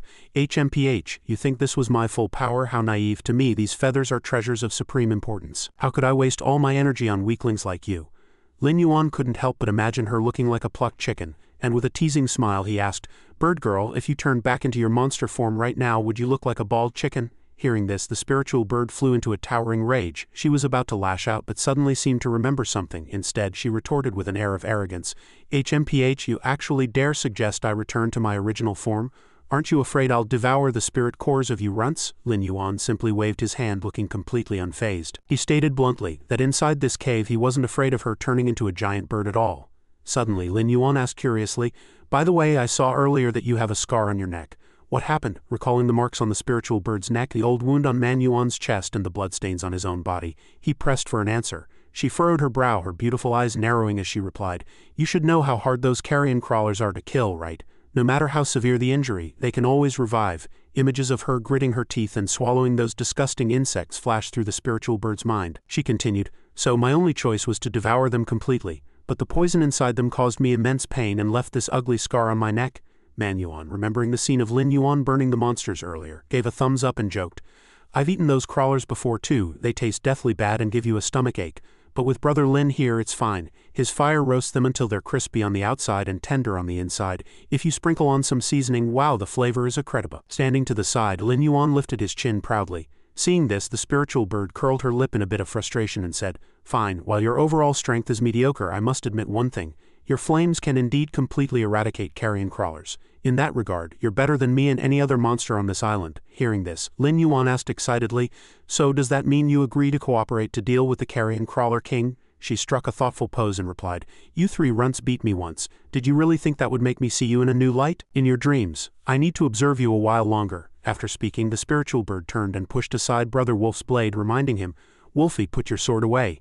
Lin Yuan didn't mind her attitude, squinting with a smile as he said, "Since you're not objecting, I'll take that as a yes. Now that we're all on the same side, why don't we get to know each other a bit better? I still know nothing about you two." Lin Yuan placed a hand over his heart, speaking sincerely. As for Man Yuan, he felt there was no need for further introductions. "I'm sure you all know her, so I'll start with myself. My name is Lin Yuan. I came from the deep sea, and after discovering this beautiful island, I became friends with Man Yuan and decided to settle here. That's me. Now your turn." He looked toward Brother Wolf and the spiritual bird with a curious smile. "Brother Wolf, I'm quite puzzled. How do you have so many human weapons and how are you so skilled with them? Bird girl, I'd also love to know the story between you and that shape-shifting tree." Brother Wolf turned his face away, coldly refusing, "I haven't said I'd cooperate against the Crawler King yet, so my business is none of your concern for now." His answer left Lin Yuan stunned. Ha! Standing nearby, the spiritual bird crossed her arms and mocked him with a scowl. HMPH, I suggest you don't count on this wolf. He's a coward who's too spineless to face the crawler king head-on. Brother Wolf glared at her and shot back. I'm not like you, you freakish bird. You can disregard the lives of your subordinates, but I can't. I have kin to protect. The spiritual bird immediately pointed at his nose in mockery. Oh, listen to you, acting like a saint. Don't think I don't know what's there to protect in that group of useless underlings of yours. Brother Wolf was driven to a rage, their gazes clashing as if sparks were about to fly. He roared at the spiritual bird. What did you say? Seeing the tension, Lin Yuan quickly reached out to intervene. All right, you two pipe down. We're all on the same team here. Lin Yuan offered an apologetic smile. He took Brother Wolf's hand and then asked, Anyway, what about the spiritual bird? How did you find that shape-shifting tree? And you even knew it could condense a monster's life essence into a crystal core. She crossed her arms and turned her face away arrogantly. Why should I tell you? Are we even close? Lin Yuan stood frozen in place as a cold autumn wind swept fallen leaves past his soaked body, leaving him feeling utterly helpless. Good grief, these two monsters are arrogant beyond belief. He swiped through his system screen, not wanting to bother with these two haughty characters anymore. Fine, whatever. I'll just show my sincerity first. Fortunately, after subduing quite a few of the spiritual bird's subordinates, he had accumulated some evolution points, so he immediately exchanged them for a life fruit. Lin Yuan casually tossed one to the spiritual bird, saying with a smile, I took out quite a few of your little brothers earlier. Consider this a return gift. This is the life fruit I mentioned. It can cure your baldness problem. She caught the fruit and squinted to inspect it, but upon hearing Lin Yuan's words she became so angry she slammed the fruit hard against his forehead. You're the one who's bald, your whole family is bald. Lin Yuan looked aggrieved, rubbing his aching head with teary eyes as he corrected himself. All right, this life fruit can heal the injuries on your body. Beside him, Manhua was salivating. She reached out to touch the fruit and said, Bird girl, eating this doesn't just heal wounds, it boosts your strength too. The bird furrowed her brow, scrutinizing the fruit. Where did this thing come from? It felt like it appeared out of thin air, but judging by that gorilla's reaction, she probably isn't lying. Manhua pumped her fist excitedly and asked Lin Yuan, Dragon brother, can I have another one? He waved her off. This one has to be saved for our new teammate. Lin Yuan handed the life fruit to Brother Wolf, who took it without hesitation. Brother Wolf, this is for you. I've been curious. You also ate the shape-shifting fruit, so why are you acting like nothing's wrong after such a fierce battle? Lin Yuan frowned as he recalled the previous scenes, staring seriously at Brother Wolf. Do you remember when we first met? Manhua fell into a coma back then because her body couldn't handle the power of the crystal core after eating the fruit. It was extremely dangerous, but your body shows no signs of abnormality at all. Brother Wolf inspected his own body, appearing to understand. So that's it. I sensed the changes within me long ago. As a martial artist who constantly challenges his limits, this can be seen as a form of cultivation. After hearing this, Lin Yuan patted Brother Wolf on the shoulder and praised, Brother Wolf really is impressive. Suddenly, Brother Wolf's body stiffened and he collapsed heavily to the ground. Lin Yuan's eyes went wide and he asked in shock, Brother Wolf, what's wrong? Seeing him propped up on his hands struggling to rise, Lin Yuan hurriedly urged, Brother Wolf, don't force it if you can't hold on. Quickly eat this life fruit. It can strengthen your constitution and help you suppress the violent power inside you. Lin Yuan stood with hands on hips and laughed. Besides, you probably can't turn back into a monster right now, can you? No worries, I can help you switch between human and monster forms freely. Brother Wolf's eyes widened in surprise upon hearing this. Manhua was also incredibly amazed to hear that Dragon Brother could help him switch forms. The spiritual bird also realized something. Turning back into a human wasn't just because of internal instability, it was actually thanks to eating the shape-shifting fruit. But when exactly did he eat it? Dragon Brother wore a smug expression, confidently believing there was nothing he couldn't handle. He dubbed himself the divine farmer of the monster world. For the sake of Manhua and the cause of science, he was willing to test the toxicity of the fruit himself. Manhua looked at Dragon Brother with pure admiration. She felt he might have just accidentally eaten the wrong fruit, while the spiritual bird remained skeptical, thinking it was bizarre how he could spin such an embarrassing incident into something noble. She was curious if the energy of the shape-shifting fruit, which was normally uncontrollable, had truly changed because of this divine farmer approach. Dragon Brother laughed loudly and teased the spiritual bird. If you don't believe me, just give me another shape-shifting fruit and I can give Brother Wolf the ability to transform at will. At those words her face changed instantly and she roared, You still dare ask for a fruit? You're the one who broke that tree. Dragon Brother wondered where on earth he could find another fruit for Brother Wolf. Brother Wolf also believed that a bird as selfish as her must have kept a backup plan for herself. The spiritual bird immediately launched into a barrage of insults. You coward, how dare you call me selfish when you're guarding a pack of spineless turtles? Everything I do is for the sake of the entire GUN island. Brother Wolf refused to back down. You dare call my kin useless? Don't blame me if I get nasty. To ease the tension, Dragon Brother advised them both to stop arguing, as anger is bad for one's health. The spiritual bird had originally intended to keep a few more fruits to boost her own strength. She rested her hand on her forehead and thought for a moment, then said sternly, If he wants a fruit he must prove what he said is true, only then will I consider joining you. After hearing this, he laughed heartily and replied excitedly, "Fine, it's a deal." The spiritual bird was still debating whether to reveal the truth, as that place was a forbidden zone. "Have you ever heard of the Bone Marsh? The shape-shifting fruits are hidden in there." Hearing this, Brother Wolf hurriedly confirmed he hadn't misheard. She mocked him with a smug sneer. "How could a wolf that only crawls on the ground ever get to a place like that? Only noble beings like me can set foot there." Brother Wolf was furious upon hearing this, and stared directly at her as he roared, "I can't fly, but didn't I just land a hit on you earlier?" Manhua immediately spoke up in rebuttal as well. "I just wasn't paying attention. If you're not convinced, let's go outside and fight again." Turning to Dragon Brother and Manhua, she asked if they knew anything about the Bone Marsh. She answered decisively that she didn't know, her face filled with curiosity. After hearing Manhua's answer, he turned back to the two still arguing and asked where this Bone Marsh was located. According to the description, the Bone Marsh was a graveyard for countless monsters, perpetually shrouded in a dense fog that made visibility extremely poor. There, fierce beasts lurked in the shadows ready to ambush at any moment. Even more terrifying were the horrific carnivorous plants. Any creature that set foot there faced certain death. After finishing the legend, the spiritual bird coldly asked Lin Yuan if he still wanted to go. Brother Wolf advised him not to go to such a terrifying place to seek death. "I don't plan on turning back into a giant wolf anymore. I can still suppress this power."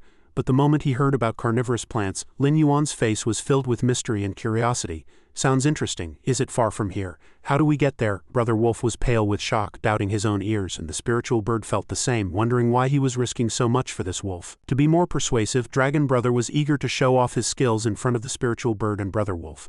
Manhua also spoke up in encouragement, believing Dragon Brother always had a way when facing danger, giving him her unconditional trust. Hearing this, Brother Wolf could only sigh helplessly. The spiritual bird suspected that while he was smart, his IQ might have regressed from spending too much time around that dim-witted gorilla. Finally, she reluctantly agreed to let her Archaeopteryx and dodos give them a ride, partly because of that ugly fruit he had given her. Dragon Brother laughed readily and replied, "No need for thanks. That was just a greeting gift." Afterward, Manhua and Dragon Brother returned to their monster forms to move faster. Brother Wolf issued another warning. "Why do you think that marsh is called a graveyard? Small monsters can get across, but with massive bodies like yours, I'm afraid you'll get stuck and won't be able to move." Therefore, he hoped the two would remain in human form and let the dodos carry them. Lin Yuan felt the suggestion was reasonable, so he immediately agreed and thanked Brother Wolf and the spiritual bird. Just before departing, Dragon Brother stopped and asked, "Why haven't you two eaten the fruits I gave you? Are you afraid I poisoned them?" The two then put them in their mouths to taste. Their expressions changed slightly. After tasting it, she cursed inwardly, "Damn it, what is this flavor? It's disgusting." But soon, both Brother Wolf and the spiritual bird felt a surge of power coursing through them, and a layer of emerald green light flickered around their bodies. When she realized the wounds on her body had healed instantly, she was overjoyed. No longer hesitating, the two began to wolf down the rest of the fruits. They didn't leave even a single scrap behind. When she found that her fallen feathers had grown back, the spiritual bird was ecstatic. Still not satisfied, she turned and asked Brother Wolf, "Are there any more of those fruits? I'm willing to trade shape-shifting fruits for them." Dragon Brother thought to himself, "This dessert is enough, no need to trade for so many shape-shifting fruits." Once everything was ready, the group left the cave. Upon learning Lin Yuan was out of fruits, she puffed out her cheeks in annoyance. The deal had fallen through. She then said gloomily, "Fine, then I'll tell you. The bone marsh where I've hidden the shape-shifting fruits is already faded. You can only take one." After hearing this, Lin Yuan let out a sigh and gave a dry laugh. "Those things are useless to me anyway. One is enough." The spiritual bird then blew her blood whistle, signaling the dodos to fly over and carry them away. She pointed at the two birds and warned, "Hey you ugly dragon, these are your transportation now. You are absolutely not allowed to treat them as rations." A golden light enveloped Lin Yuan and Manhua, and he immediately spoke to reassure her. "Don't worry, even if I starve, I'd never eat my own ride." As the dazzling light faded, Lin Yuan appeared in his divine beast form, with a small golden companion following beside him. He looked at Shao Kun and instructed, "Shao Kun, thanks for the hard work. For now head back to the Lin Yuan cave." Witnessing this, the spiritual bird was incredibly surprised, thinking to herself that they could switch forms so freely, far more easily than she could. She couldn't help but wonder what power allowed them to control the shape-shifting fruit so effortlessly. The journey officially began as Lin Yuan led the group forward. "All right, let's move out." When the group arrived at a mountain forest shrouded in red clouds and heavy mist, the Bing-Hu wolf perched on Lin Yuan's shoulder observed the surroundings and spoke, "Once we cross that mountain ahead, we'll be at the Bone Marsh." Feeling his stomach growl, Lin Yuan complained, "I'm starving, let's find something to eat and take a rest. Manhua and I can only turn back into humans once a day, so we should wait until tomorrow to enter the marsh." Hearing this, the girl volunteered, "Dragon Brother, I'll go hunting." Lin Yuan readily agreed. "Sure, thanks for the trouble, Yuan Mei. I'll go start the fire." As night fell, the three of them sat around the campfire enjoying the fragrant roasted meat. Everyone was buried in their meal. Lin Yuan thought to himself smugly, "When it comes to good food, everyone is the same. The shortest path to a wolf's heart is through its stomach." Recalling that first bite of meat, the Binghu wolf was practically moved to tears. The flavor was simply incredible. This is the true deliciousness of roasted meat. While he was enjoying the feast, he saw Lin Yuan take out a mud-wrapped bundle. Lin Yuan happily peeled away the leaves. "Come try my beggar's chicken." The enticing aroma wafted out, making the wolf's mouth water. Lin Yuan tore off a leg and handed it to Man Yuan. "Yuan Mei, this one's yours." Then he divided the rest for the Binghu wolf. "Brother wolf, this portion is for you." A wave of warmth and joy rose in the wolf's heart. It had been over 10 years since he had tasted such a delicacy. Seeing this, Lin Yuan asked curiously, "Your old master used to give you good food all the time, right?" He glanced at Lin Yuan and replied, "Stop trying to get close to me. When the time is right, I'll tell you naturally." Despite his stance, he didn't forget to give a warning. "I hope you'll reconsider whether you really want to enter the Bone Marsh." Thinking of those crimson eyes lurking in the shadows, he advised, "There's no need to take such a risk for me."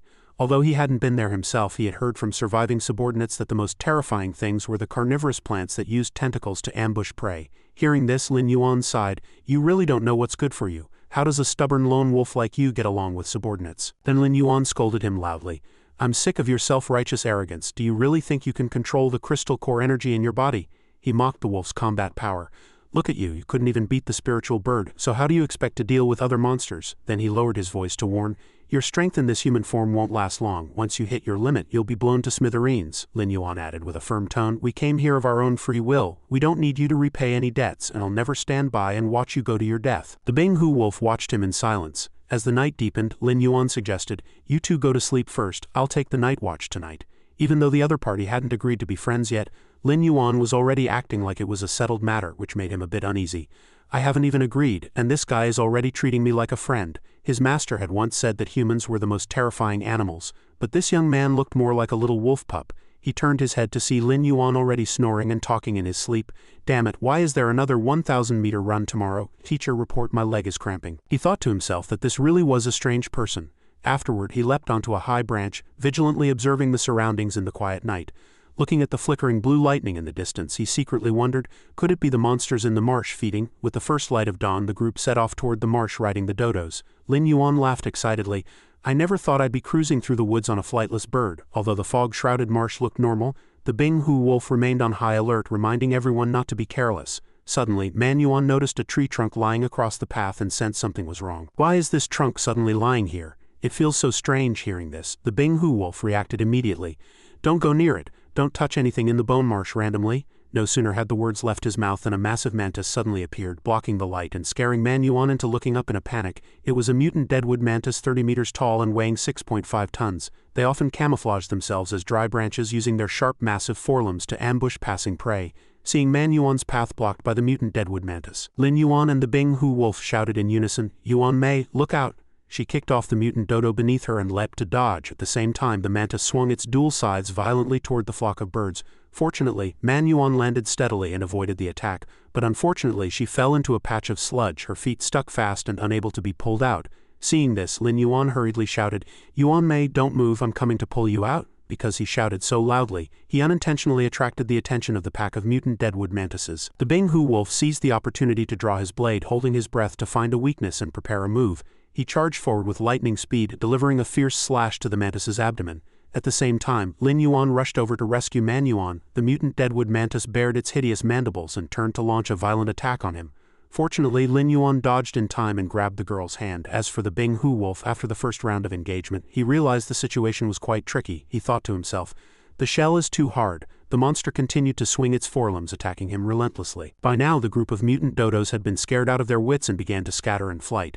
The pack of mutant deadwood mantises pursued them from behind, wildly swinging their scythes. Seeing the dodo beneath him split in two, the Binghu wolf immediately leapt into the air. He roared at Lin Yuan, "Get Yuan Mei out of the way!" Then he jumped up to eye level with his opponent, his entire body erupting with a dazzling golden light. He gripped one long blade in his hand and another in his mouth, unleashing a high-speed golden radiant slash. In an instant, he shredded the mantis into pieces. He hovered in midair, watching the severed limbs of the mutant deadwood mantis fall one after another into the marsh. Just then, Lin Yuan, holding Man Yuan while riding the back of the last dodo, arrived just in time to catch the Binghu wolf. He sighed in relief. "Phew, finally caught you." Once steady, he looked down at the marsh below and couldn't help but cry out, "Good grief, are the insects on the outskirts of the bone marsh all this big?" It was hard to imagine how many dangers were hidden in the depths. Due to the heavy load, the flightless bird beneath them was panting heavily in distress. Lin Yuan muttered with a worried face, "There's only one of the spiritual bird's transport birds left. I wonder if that arrogant ugly bird will make me pay for the others. The Binghu wolf's lip twitched. It's not too late to turn back now, but Lin Yuan immediately refused. No way, since we're already here, how can we go back empty-handed? That ugly bird would laugh herself to death. Besides, you really need that shape-shifting fruit. Man Yuan looked concerned. Now that there's only one bird left, can we still make it to the depths of the marsh? Lin Yuan answered confidently. That won't stop me. Theoretically speaking, I am a giant after all. Seeing a towering tree, he began delegating tasks. Brother Wolf, please use your blade to help me peel the bark from this tree. The wider the better. Yuan Mei, you're the fastest climber. Go and cut down all those vines, the girl replied readily. You got it. Although the Binghu wolf was puzzled, he could only follow along. Lin Yuan and the wolf watched Man Yuan's nimble figure as she climbed the tree. Just then a mutant deadwood mantis was stealthily closing in from behind them, preparing for a sneak attack. Hearing a strange noise, he whipped his head around only to find that the head of the last mutant dodo had already been severed. Fortunately, the Binghu wolf was quick-witted. He grabbed Lin Yuan by the hair and leaped with him to higher ground, narrowly avoiding the lethal strike. Once safely hanging from a trunk, Lin Yuan looked at the bird's head on the ground and lamented. Damn it, again, now the last car is gone too. Seeing more and more enemies gathering, he roared, crap, 2 more are coming. Man Yuan, climb higher fast. The wolf also chimed in. Right, get up the tree first. The mutant deadwood mantises actually beat their wings and flew up after them. The group was desperately climbing higher while the monsters pursued relentlessly from behind. Seeing this, he shouted in a panic, damn it, how did I forget that mantises can fly? The situation was critical as everyone searched for a way to survive. One monster swung its forelimbs straight for the Binghu wolf, but he sidestepped and counterattacked decisively. The wolf's blade struck the target and blood instantly splattered everywhere. At the same time, Lin Yuan was gritting his teeth and climbing for his life. With the mutant mantises already right behind him, the situation became extremely dire. He hurriedly flipped to the side, dodging the monster's attack. The strike slammed heavily into the tree trunk with a thunderous bang. Before he could catch his breath, Lin Yuan found the enemy already blocking his path. Driven into a corner, he decided to fight to the death, roaring, Bastard, you think you can bully me because I'm small? I'll take you down with me. Lin Yuan leapt up suddenly, dodging one mantis and jumping toward a second to launch an attack. Ultimately, he landed steadily on the back of a mutant deadwood mantis. Lin Yuan's eyes turned bloodshot, and his body was wrapped in brilliant blue lightning. He unleashed burst claws, using every ounce of strength to bite his opponent fiercely, bellowing, I'll bite you to death. Lin Yuan violently tore open the mantis's shell. Amidst the frenzied tearing, he shouted, Want to shake me off? No way! Just then, the marsh below began to gurgle and bubble. A long tongue extended from the sludge, slowly closing in on the group of mantises. The long tongue not only wrapped around the monsters, but also got Lin Yuan stuck, scaring him into a scream. What the hell is this? It's slimy and disgusting. It was a mutant swamp toad weighing 18 tons which specialized in hiding beneath the mud to wait for opportunities. Witnessing this gargantuan creature, he was struck dumb with shock. Holy crap, such a huge toad! It's a classic case of the mantis stalks the cicada unaware of the oriole behind. Sensing the long tongue was rapidly tightening, Lin Yuan realized disaster was imminent and hurriedly made a leap for another branch, shouting, This is bad. In this life or death moment, Man Yuan swung over on a vine to provide backup, shouting, Dragon brother, grab me. Man Yuan caught Lin Yuan's hand just in time. With one hand on the vine and the other clutching him tight, the two quickly swung toward the high ground of an ancient tree. Seeing Man Yuan trying to stand up, Lin Yuan quickly stopped her. Stay down and don't move, that big toad only reacts to moving objects. They saw that the Binghu wolf had also landed safely on another branch. Below, the giant toad continued its frenzied hunt for the mantises. The toad's throat puffed out high as it swallowed the last of its prey into its stomach. After its feast, it began to scan the surroundings for its next target. Lin Yuan held his breath and whispered a reminder. As long as we stay perfectly still, it won't see us. Seeing the toad suddenly take a deep breath, causing its body to swell violently, the two were filled with doubt. What's it doing? Immediately after, the giant toad opened its massive maw and spat out a large ball of dark brown water mixed with sludge. Lin Yuan almost cried out in shock, saying urgently, Damn it, this thing can actually spit water. The water ball slammed heavily into the ancient tree where they were hiding, snapping the trunk. Amidst the violent shaking, the Binghu wolf lost his balance and fell toward the ground. The giant toad immediately shot out its long tongue and wrapped it tightly around him. While being dragged away, he desperately bit down on a branch to try and stabilize himself. Seeing this, Man Yuan and Lin Yuan hurriedly swung over to rescue him, shouting urgently, Brother Wolf! Once close, Lin Yuan roared, Brother Wolf, give me the blade, I'll cut its tongue. The Binghu wolf gritted his teeth as he held onto the branch, growling, Catch! He timed it perfectly and threw the long blade toward Lin Yuan.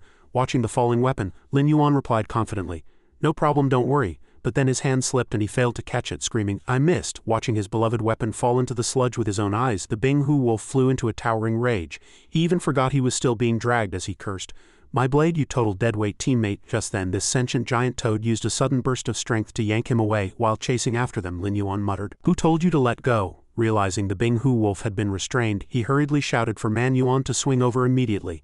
Man Yuan replied, Understood. At the same time, Lin Yuan swung his vine desperately, trying to grab a severed mantis leg from the swamp to use as a weapon. He gripped it tightly, using his other hand to hold onto the vine the girl was swinging for leverage. Just as the Binghu wolf was about to be completely constricted, Lin Yuan used every ounce of his strength to sever the giant toad's tongue. He roared at the same time, "Witness my mantis blade." The tongue wrapped around him began to slacken. Seizing the moment while the monster thrashed in agony from the wound, the Binghu wolf nimbly leapt onto the other two's vine. Using the momentum to vault into the air, he hurled his long blade, driving it deep into the giant toad's head, causing the creature to curl up in pain.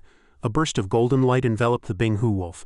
The giant toad collapsed heavily, sinking into the mire in a mess of blood and flesh. Once the danger was cleared, Lin Yuan and Man Yuan jumped onto the monster's carcass. He flashed a fawning smile and praised, "Brother Wolf is mighty." The other party, however, completely ignored his compliment. He roared in a rage, "You idiot, give me back my blade." Lin Yuan scratched his head and replied with an embarrassed look, "I'm really sorry, my aim was just off and I didn't catch it, but it's fine, I'll definitely gift you a brand new blade some other day." Just then, the girl pointed in a direction and shouted, "Brother Wolf, look, the blade is right there." The two looked down to see the long blade stuck firmly in a tree trunk. The Binghu wolf cried out in distress, "My evil blade!" He hurriedly leapt over to pick up his weapon, crying sadly. Lin Yuan felt extremely awkward. It seemed this blade was like a biological son to him. He hugged his beloved treasure tightly. The Binghu wolf asked in confusion, "The last bird is gone too, what do we do next?" Lin Yuan answered excitedly. "That was just the prelude. Next, of course, we continue collecting bark and vines." After a while, he was walking heavily across the ground, carrying a massive bundle of vines on his back. Following behind, the Binghu wolf let out a sigh.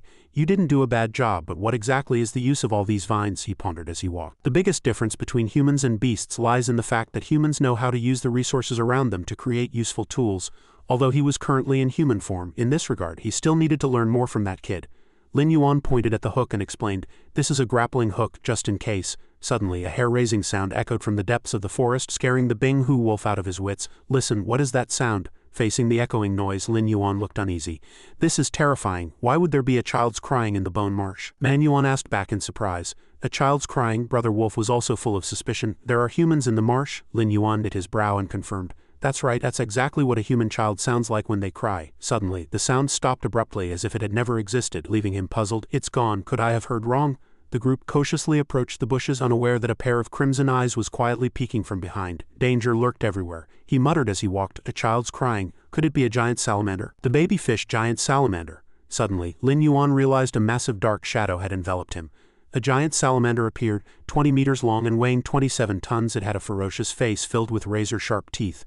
Once any prey was caught by it, there was absolutely no chance of survival. Everyone shouted in terror, "Look out!" The monster opened its bloody maw, intending to swallow everything, but missed its mark. Taking the opportunity, they hurriedly pulled each other along to flee. They shouted as they ran, "Run!" The giant salamander pursued relentlessly from behind. He gritted his teeth and judged, "This won't work. We're in a marsh. We can't outrun this giant salamander on foot." Lin Yuan had a sudden flash of inspiration and immediately ordered, "Man Yuan, quickly throw the vines in your hand onto the branches above." The girl then swung the vines, using the momentum to hurl them high into the air. The hook allowed the rope to grip the tree trunk firmly. The three of them grabbed the rope together and swung toward the high ground. With this fluid sequence of movements, they evaded the monster's snapping jaws. Only then did the Binghu wolf have a sudden realization. So that was what collecting the vines was for. Relying on her small and agile frame, Man Yuan manipulated the rope to swing everyone to a safer position. However, before they could catch their breath, they came face to face with a pair of crimson eyes. Another giant salamander was waiting with its mouth wide open. Everyone screamed in terror, "Damn it, there's an even bigger one." Just as they entered the attack range of those sharp teeth, Brother Wolf shouted, "Quick, run backward." Lin Yuan still gripped the rope tightly, answering in despair, "No, it's too late. If we're bitten by those 2 rows of teeth, we're finished." This type of giant salamander doesn't have the habit of chewing. They usually swallow their prey whole. Let's find the right moment to jump into its mouth. I've heard of people being swallowed by giant pythons before. A monster's body surface can resist stomach acid. We have no other choice but to crawl into its stomach. He spoke to comfort them. "It'll be hard to get out once we're in, but if it really comes down to it, we'll just transform back into our monster forms." He ordered them to jump, and the Binghu wolf and Man Yuan immediately followed suit. They gritted their teeth, allowing their bodies to slide into the monster's maw. After a period of tumbling through the esophagus, finally they landed at the bottom of the giant salamander's stomach. Man Yuan covered her nose and complained, "This smells terrible. I can't stand this odor." He looked around curiously. "So this is the stomach. This slimy stuff must be stomach acid, right? Do both humans and monsters have stomachs?" Lin Yuan gritted his teeth as arcs of electricity flashed around his body, confirming that this was indeed a stomach dedicated to breaking down food. He thought to himself that neither the deadwood mantis nor the mutant swamp toad from earlier had let him have a single bite, but now this one had delivered itself right to him. Brother Wolf was stunned. Watching Lin Yuan use burst claws to frantically tear at the salamander's stomach wall, Man Yuan was off to the side vomiting uncontrollably. He chewed while wondering what kind of skill this first devouring would activate. It would be amazing if he could get the deadwood mantis's scythes. Just then a system prompt popped up. Successfully devoured the giant salamander. Still hard at work, Lin Yuan's eyes suddenly went wide, and he roared at the salamander's wails of agony. "Damn it, system, I went through all that trouble to get a skill and you give me this kind of toy." Man Yuan covered her nose, unable to help, asking, "Dragon brother, I remember we had breakfast before we left this morning. It's only been a little while. How are you this hungry?" Standing nearby, Brother Wolf also found it strange to see him biting incessantly. "Do you plan to bite a hole through this monster's belly with your mouth? Surely that's not necessary. Although it's a bit cramped in here, I'm confident I can slash it open from the inside." Suddenly, a violent tremor arrived, making Man Yuan jump up. "What's happening?" Lin Yuan judged that the monster seemed to be thrashing in agony. He suddenly had a suspicion, as giant salamanders were inherently extremely brutal creatures. They cannibalize each other when they're extremely hungry. Could it be the salamander that was chasing us earlier? Outside, two giant salamanders were locked in a fierce struggle. An even larger white salamander quickly gained the upper hand. The space inside the stomach gradually returned to calm. Everyone reminded each other that the battle seemed to be over. "The one that swallowed us is the bigger one. It definitely won." Lin Yuan, however, furrowed his brow in deep concern.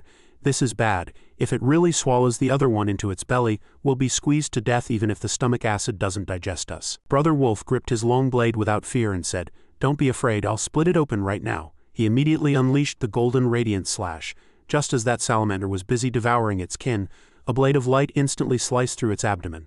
The excruciating pain made it wish for death. It still held half a limb of its kin in its mouth, and before it could even swallow, it was cut in half and lost its life. Although they were covered in salamander slime, fortunately the three of them were finally free. The moment they escaped, Man Yuan shouted excitedly, "Oh, the outside air is so much better. It was absolutely stinking in that stomach just now." The Binghu wolf checked himself and marveled that Lin Yuan's prediction had been incredibly accurate. The salamander outside had indeed been half swallowed. Throughout it all, only Lin Yuan remained silent. The Binghu wolf and Man Yuan looked down, and Man Yuan asked worriedly, "Dragon brother, we're all out now. Why are you still eating by now?" Lin Yuan had eaten until his belly was round, and he answered while chewing, "You guys don't understand. This thing's meat is tender and juicy. It's absolutely delicious. It's a pity we can't start a fire right now. Otherwise it would taste even better roasted." Hearing such praise, Man Yuan was also tempted. "Really, should I give it a try too?" On the other side, the Binghu wolf didn't care. He was busy scanning the surroundings for an exit, worried that there might be other giant salamanders nearby. "Let's get out of here quickly." Thus, Lin Yuan and the Binghu wolf shouldered their packs and continued their journey with their wooden sticks. Only Man Yuan carried a large chunk of meat, savoring it with great relish as she walked. The flavor really was quite good. After walking for a distance, they finally went deep into the bone marsh. Lin Yuan led the way, carefully instructing the two behind him. Compared to before, the terrain here was even muddier, though fortunately there were a few withered tree roots to step on. Moving through a marsh was difficult enough, but with the fog ahead growing thicker and thicker, every step became a struggle. Observing the scene before him, Lin Yuan lamented that the fog was too heavy to see what lay ahead. Suddenly, a strange fragrance began to permeate the air. After smelling the odor, Lin Yuan added another comment, while Man Yuan, following behind, also felt something was wrong. Even smelling the foul stench of something rotting, Man Yuan asked as she struggled to hold her forehead, "Dragon brother, why do I feel more and more tired and my head is spinning?" At those words, Lin Yuan's face changed drastically, realizing he was experiencing the same symptoms. He immediately turned to the side and asked, "Brother Wolf, do you feel tired?" The Binghu wolf rubbed his head and confirmed. It seemed even he had not been spared. "Yeah, a bit. Since all three of us are like this, that fragrance from earlier must be the culprit." Just as Lin Yuan was wondering if it was a problem with the fog, Man Yuan suddenly pointed ahead and shouted, "Dragon brother, look in front." Ahead, a giant flower, bizarre from root to tip, had abruptly appeared, emitting a unique fragrance. It was the mutant titan arum. This giant flower, 10 meters tall, gave off a stench like a rotting corpse, a smell that was toxic to other monsters and insects. Seeing this, they hurriedly covered their noses. Looking up at the flower, Lin Yuan realized their reaction had been too slow. "Damn it, this mutant titan arum is poisonous." He immediately summoned, "Shao Kun, come out quickly." Just appearing, Shao Kun hadn't figured out the situation yet and was looking to get some fresh air. "I haven't been out in a while." However, the foul stench entered its nostrils, making it vomit incessantly. "Blech, blech, it's too stinky," Lin Yuan hurriedly asked. "Do you have any gas masks?" Before anyone knew it, Shao Kun had already put on a mask. Only after preparing itself did it answer slowly. "Gas masks? I don't have any. If the host needs one, you can pay 10 million evolution points, and I can go to another parallel universe to buy one for you. It'll arrive within 48 hours. Realizing he couldn't count on it, Lin Yuan gloomily tore his clothes to use as masks, lamenting that in critical moments he still had to rely on himself. Lin Yuan asked, "I'm asking you, can you repair this clothing?" Shao Kun answered immediately, "It can be repaired automatically for 1,000 evolution points." He tore the clothes into 3 pieces, kept one for himself, and gave the other 2 to Man Yuan and the Bing-Hu wolf. He instructed them to use urine to wet the cloth. Taking the strip of cloth, the Bing-Hu wolf confusedly associated it with the habit of animals marking their territory. "Do you want to turn this into my territory?" Lin Yuan had no such intention. He hurriedly explained loudly, "What are you thinking? There's no water here, so we can only use urine to wet it." After covering their mouths and noses, they could filter out part of the Titan Aram's toxic gas. "Our dizziness is because the scent of this flower is poisonous." Lin Yuan and the Bing-Hu wolf turned around to prepare. The Bing-Hu wolf muttered as he walked, "Is this another human method?" Meanwhile, Man Yuan sat in place with a red face, saying shyly, "Oh my, then what should I do?" After finishing, Lin Yuan handed her the wet cloth. "Here, use mine, I have plenty of urine." Holding the strongly scented cloth in her hand, Man Yuan looked helpless but knew she had no other choice. Once the 3 had covered their mouths and noses, they continued deeper. Lin Yuan observed the surroundings as he walked, feeling a sense of doubt. Why are there so many? His keen hearing seemed to catch a strange noise. The Bing-Hu wolf hurriedly issued a warning. "Look out, there seems to be a strange sound." The source of the sound was a massive green insect, a mutant titan beetle 5 meters long and weighing 2 tons. This giant insect, clad in a hard shell, swung its powerful mandibles to block their path. It continuously emitted a piercing hiss as a show of force. Facing the 3 of them, the Bing-Hu wolf shouted. The Titan Aram used its stench to attract this beetle to help. The flowers were so massive that any creature they attracted was bound to be formidable. Sure enough, the Titan beetle launched a fierce assault in an instant. Lin Yuan, Man Yuan, and the Bing-Hu wolf leaped back nimbly, dodging the strike by a hair's breadth. The trio immediately fell into a defensive stance, warily watching the monster before them. The Bing-Hu wolf was as light as a swallow, vaulting into the air using a tree trunk for leverage. As he soared upward, his entire body erupted in a brilliant light. He circled behind the beetle to launch a surprise attack, thrusting his blade directly into the center of the monster's skull. He then unleashed the golden radiant slash. A burst of dazzling golden light followed, completely finishing off the mutant creature. The monster was sent flying several meters away. After that lethal strike, its eyes immediately grew dull and it died on the spot. The Bing-Hu wolf landed steadily, deftly pulling out his long blade with one hand as green blood splattered across the ground. Before he could catch his breath, more Titan beetles heavily surrounded them. Damn it, why are there so many of these foul-smelling bastards? Faced with such an overwhelming number of enemies, a direct breakthrough was impossible. Retreat became their only option. Lin Yuan urgently pushed everyone to run, but just as they left the spot where they had been standing, 4 Titan Arums suddenly appeared at the same time. A pack of vicious beetles followed close behind. Observing from a high vantage point, Lin Yuan noticed a new type of spiked mutant creature appearing in the forest. He couldn't help but exclaim, "How are there so many bizarre plants?" Below, one beetle lost its target while chasing Lin Yuan's group and stood dazed in place. In that split second of vulnerability, a nearby carnivorous plant lunged out, clamping its jaws firmly onto the beetle. In the blink of an eye, the creature was swallowed whole. This was the mutant pitcher plant. These plants used their spiked leaves to trap large insects. Once caught, there was almost zero chance of survival. Witnessing this scene, Lin Yuan and his group were forced to halt. Man Yuan, still shaken, asked, What kind of plant is that?" Lin Yuan replied, "It's a pitcher plant." Then he turned to the Bing-Hu wolf and asked, "Are these the carnivorous plants you mentioned?" Beneath their feet, countless pitcher plants were stirring. Looking around, every single plant had a beetle clamped in its jaws. While the plants above had just finished digesting their prey, the beetle swarms below continued to scurry about recklessly, seemingly unaware of the danger. Despite their kin being devoured, the beetles remained stubbornly fixated on chasing Lin Yuan's group, forcing them to keep looking back while they ran. Lin Yuan cursed in a rage. "These guys are brainless. Why are they still dogging us at a time like this?" Because he was so focused on fleeing, he hadn't seen the path ahead and suddenly screeched to a halt. To their shock, a trio had run straight into the mouth of a giant pitcher plant. In their panic, Lin Yuan let out a shout, "This is bad!" In that critical moment, Dragon Brother displayed superhuman reflexes, charging forward with a roar. "Get out of the way!" Lin Yuan then exerted every ounce of his strength to violently shove Man Yuan and the Bing-Hu wolf out of the trap, although the two were thrown a distance away. They escaped the giant maw of the pitcher plant, leaving only Lin Yuan himself pinned inside. Having escaped the danger, the two hurriedly turned back to find Lin Yuan. Man Yuan shouted in frantic concern, "Dragon Brother, are you okay?" She made a move to rush forward, wanting to pull him out with her raw strength. "Dragon Brother, I'll pull you out right now," but Lin Yuan stopped her with a loud shout. "You can't pull me. My leg and right shoulder have already been skewered by the spines on the leaves." The Bing-Hu wolf appeared much calmer. He told everyone not to panic and prepared to slice the leaves open himself. But before he could act, Lin Yuan let out another terrified warning. "Look out!" At that moment, a massive beetle roared as it charged toward them, blocking their path. The pitcher plant also began to exert force, dragging Lin Yuan violently to one side. Seeing this, the Bing-Hu wolf hurried to reach out and grab Man Yuan firmly. Meanwhile, Lin Yuan was yanked back by a massive force, losing control of his body and tumbling into the bottomless maw of the pitcher plant outside. Man Yuan desperately reached into the plant's body, trying to catch Lin Yuan's hand. From Lin Yuan's perspective, he seemed to sense an impending danger and shouted a warning, "Yuan Mei, don't come over." However, it was already too late. Slick mucus began to erupt in large quantities from the walls of the mutant pitcher plant. Man Yuan's feet slipped and she fell in. The two plummeted together, instantly submerged in the yellow liquid secreted by the mutant plant. Lin Yuan lunged his head out, spitting out the liquid he had accidentally choked on. Just then, the system displayed information. Mutant pitcher plant, a mutant plant capable of preying on large insects. Its internal fluid is highly acidic, capable of corroding and dissolving prey. Lin Yuan steadied himself and observed the surroundings with deep concern.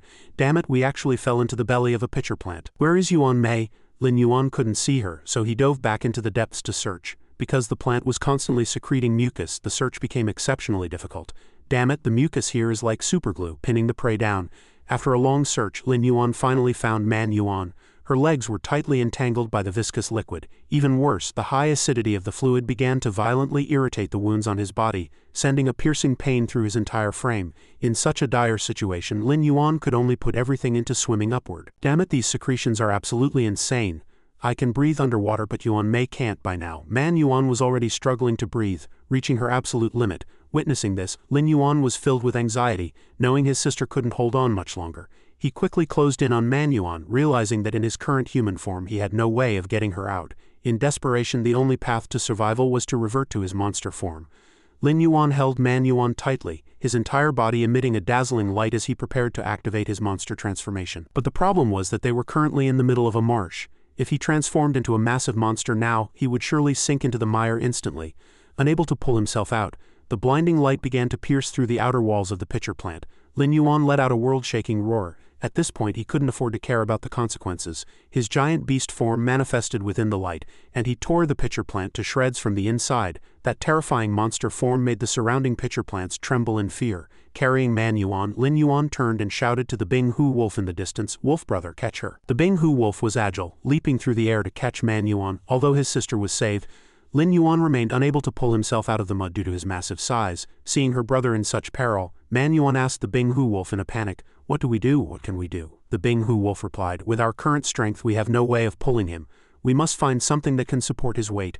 The Bing Hu wolf surveyed the surroundings and seemed to devise a plan. He pointed to the tallest tree in the distance, which was draped in many exceptionally thick and resilient vines. He continued, "The vines on that tree should be strong enough to pull Lin Yuan." Man Yuan's body erupted with energy fluctuations as she immediately prepared to revert to her monster form. She shouted to Lin Yuan, "Dragon brother, hold on." In an instant, Man Yuan transformed into a giant divine ape. Using her momentum to vault into the sky, she grabbed the tree trunk and began to climb. She quickly tore down several thick vines and hurled them to Lin Yuan below, shouting frantically, "Dragon brother, catch." Lin Yuan was quick, grabbing the life-saving vines, his only hope of escaping the predicament. Lin Yuan looked up at the swaying Man Yuan above and praised her sincerely. "Beautifully done." Man Yuan gripped the vines tightly, while Lin Yuan exerted every ounce of his strength to pull himself up, finally breaking free from the mire. Exhausted, Lin Yuan slumped onto the ground after his escape. He stared at the giant tree that had just saved his life, thinking it was thanks to the tree that he survived. Luckily there was such a big tree nearby, otherwise I'd be finished this time. However, the more he looked at the tree, the more it gave off an eerie vibe, making him vaguely sense that something was wrong. Just as Lin Yuan was feeling suspicious, the moment he looked up at the giant tree, he was scared out of his wits. The system interface immediately refreshed. Zunba Cannibal Tree, legendary as the most terrifying existence in the Bone Marsh. Once any monster is ensnared by it, they cannot escape the doom of being strangled and having their moisture drained. After reading the description, Lin Yuan looked back at Man Yuan, who was still on the tree, and found she was completely oblivious. Lin Yuan roared in hysterical warning, The Zunba Cannibal Tree." He stood below shouting a desperate alert. "Man Yuan, get down, that tree is extremely dangerous." But Man Yuan high above hadn't yet realized what was happening. She asked with a look of confusion, "Dragon brother, why the sudden panic?" It wasn't until Man Yuan saw countless hideous skulls reaching toward her that she let out a terrified scream. Heavens! In that moment of distraction, a vine lashed out from behind her. In a flash she was bound tight. Below, Lin Yuan could only roar in a helpless rage. "Man Yuan!" The vine constricted Man Yuan and yanked her into midair. The sudden turn of events threw her into an extreme panic, leaving her at a loss. Fortunately, the Bing Hu wolf reacted quickly, having already leapt up from below. He was rapidly closing in on the spot where Man Yuan was trapped. Just as he was about to reach her, the Bing Hu wolf prepared to draw his blade and slice the vine. However, before he could strike, another vine lashed out and struck him heavily. Man Yuan cried out in a desperate wail, Dragon brother? Witnessing this with his own eyes, the rage within Lin Yuan finally erupted completely. A ball of deep blue light converged in his maw as he roared, "Don't push your luck!" He aimed at the vine on that hideous tree that was holding Manhua. Then a dazzling beam erupted from Lin Yuan's mouth. Radioactive Heat Ray. The violent flames instantly exploded on the vine, the pain forcing the monster tree to release Manhua. However, without support, Manhua's body began to fall helplessly. As she fell, the charred vine also dove rapidly into the mud, attempting to extinguish the fire on itself. Seeing this, Lin Yuan couldn't help but curse, "Damn it! This tree actually knows to dive into the marsh to put out the fire." It would have been one thing if it were just one vine, but in the next second countless vines dove into the mire simultaneously. The scene was truly hair-raising. What on earth is going on? Manhua had landed safely by now and let out a roar. Staring at those vines, Lin Yuan seemed to see through the monster tree's intent. Does it want to wet the vines to counter my flames? Manhua charged at the trunk again, preparing to shred those annoying vines. Just as Lin Yuan turned his head, he saw his sister biting and tearing in a rage. He shouted in alarm, "Manhua, don't be impulsive, come back." At that moment, the mud-soaked vines suddenly burst from the ground. They rapidly wove together, unexpectedly forming a giant hand composed of soil and vines. The Bing-Hu wolf, having just charged forward, was also stunned by this terrifying sight. This is actually a hand." Lin Yuan looked up, his face filled with shock. Those vines had actually woven themselves into the shape of a human hand. Damn it, this tree has turned into a spirit. Manhua was also dazed on the side. While she was still stunned, a massive fist descended from the sky. The moment the fist slammed toward the ground, Manhua nimbly leaped into the air, dodging the heavy blow by a hair's breadth. Manhua then exerted her strength to leap into midair. Swinging both fists to slam heavily into those vines, the giant ape erupted with incredible power to clash with the powerful enemy. Suddenly, Manhua realized vines were launching a sneak attack from behind. She was instantly caught in a pincer attack with the massive mud hand in front and giant vines behind. The situation hit a stalemate. The mud hand rapidly retracted to gather strength, then launched a direct straight punch at Manhua. Seeing his sister being besieged, Lin Yuan was consumed by rage and light began to glow in his mouth once more. Damn it. This giant tree actually knows how to coordinate its moves. A fire punch. Watch me burn off your left hand. As if seeing through Lin Yuan's intent, the monster tree actually unleashed a treacherous nutcracker kick, striking him heavily in the groin. A piercing, soul-shattering pain instantly swept through his entire body. Lin Yuan felt as if his family jewels were about to explode. He was in so much pain and felt so wrong that he couldn't help but curse loudly.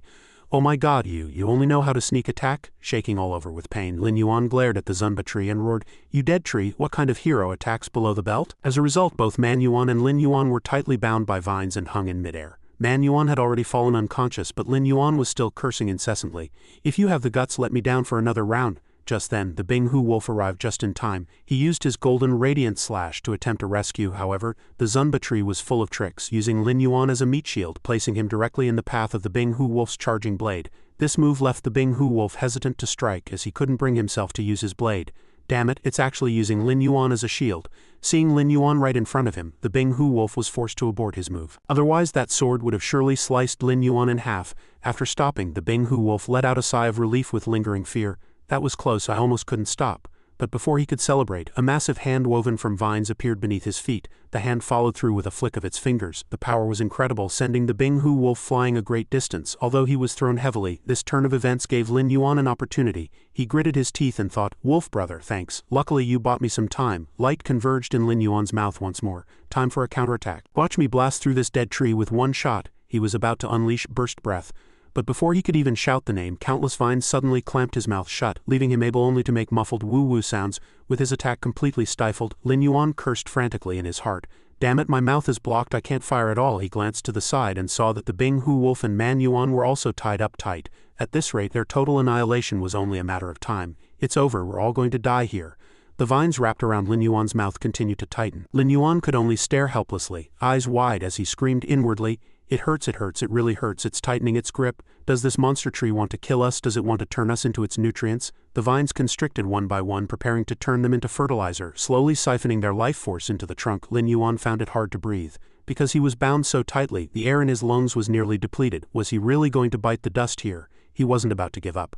Realizing he could still manage a faint sound, Lin Yuan desperately called out to Shao Kun, "Shao Kun, hurry and check how many evolution points I've accumulated." Shao Kun replied nimbly, "Let me see. You currently have 2.1 million evolution points." Lin Yuan issued a loud command. "Good, put all of them into my height." In that moment, Lin Yuan thought of a sheep bound for slaughter.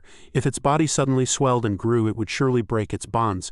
Since this monster tree is holding me so tightly now, if my body suddenly expands, I'll definitely snap these vines. With a flash of thought, Lin Yuan's entire body erupted in a dazzling radiance, and his size began to grow rapidly. The vines wrapped around Lin Yuan were stretched to their absolute limit as his body expanded. Sure enough, unable to withstand the immense pressure, they began to snap and break until they were completely destroyed, and Lin Yuan regained his freedom.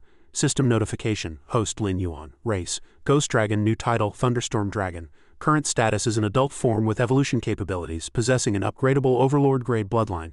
Height has reached 80 meters and weight is 820 tons. Attack methods include Bite, Dragon Tail Swing, and Ghost Dragon Overlord Path. Special skills include S-Rank Devour, E-Rank Night Vision, E-Rank Illumination, B-Rank Monster Compass, and B-Rank Burst Breath. Additionally, A-Rank Radioactive Heat Ray, B-Rank Spiny Armor Penetration, A-Rank Ghost Dragon War Cry, A-Rank Burst Shell, and E-Rank Giant Salamander Wailing. System evaluation.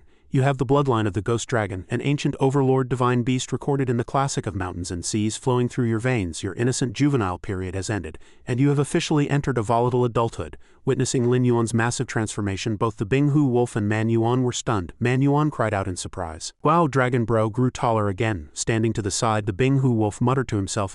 He got bigger. Having lost their support, Lin Yuan and the severed vines slammed heavily onto the ground after landing. Lin Yuan looked at the monster tree with a defiant expression. You were pretty ruthless just now. I felt like my eyeballs were about to be gouged out. The monster tree manifested a human face, looking down with a mocking sneer.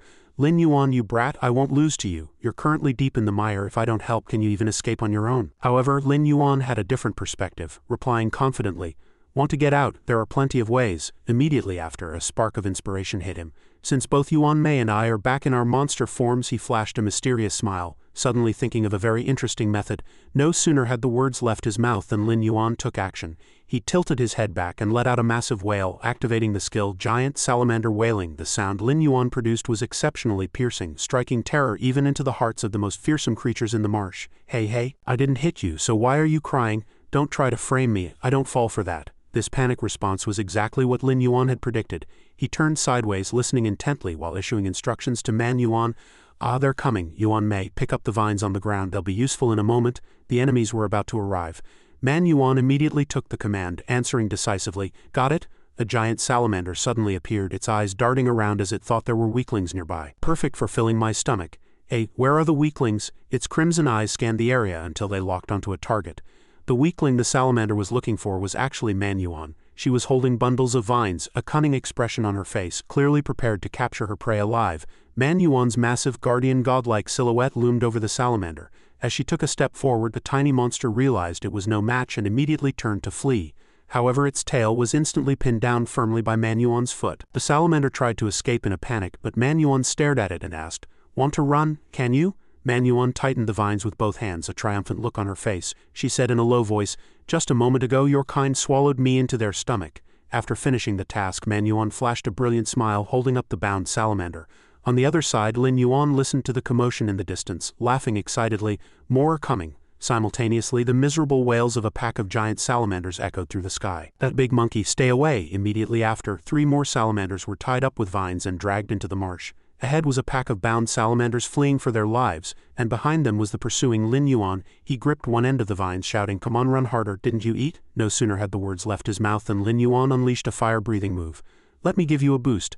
Burst breath, lighter version. Flames enveloped the vines, causing the salamanders to feel bursts of stinging pain, their faces filled with agony and rage. That's the way. Lin Yuan's entire body was submerged in the mud below. Standing on high ground, the Binghu Wolf marveled. Humans truly are resourceful. Lin Yuan was covered in mud, while the pack of giant salamanders below was exhausted, collapsing on the ground. Lin Yuan looked at the monster tree with a self-satisfied expression. How's that, tree? I don't need you to get out of this marsh. The tree-shaped creature was wiping its body with a towel, asking with a face full of suspicion, Hey, I didn't expect you could even summon salamanders. Lin Yuan wasn't in the mood to deal with the tree and asked directly, Hey monster tree, I'm quite puzzled. How can you speak human language?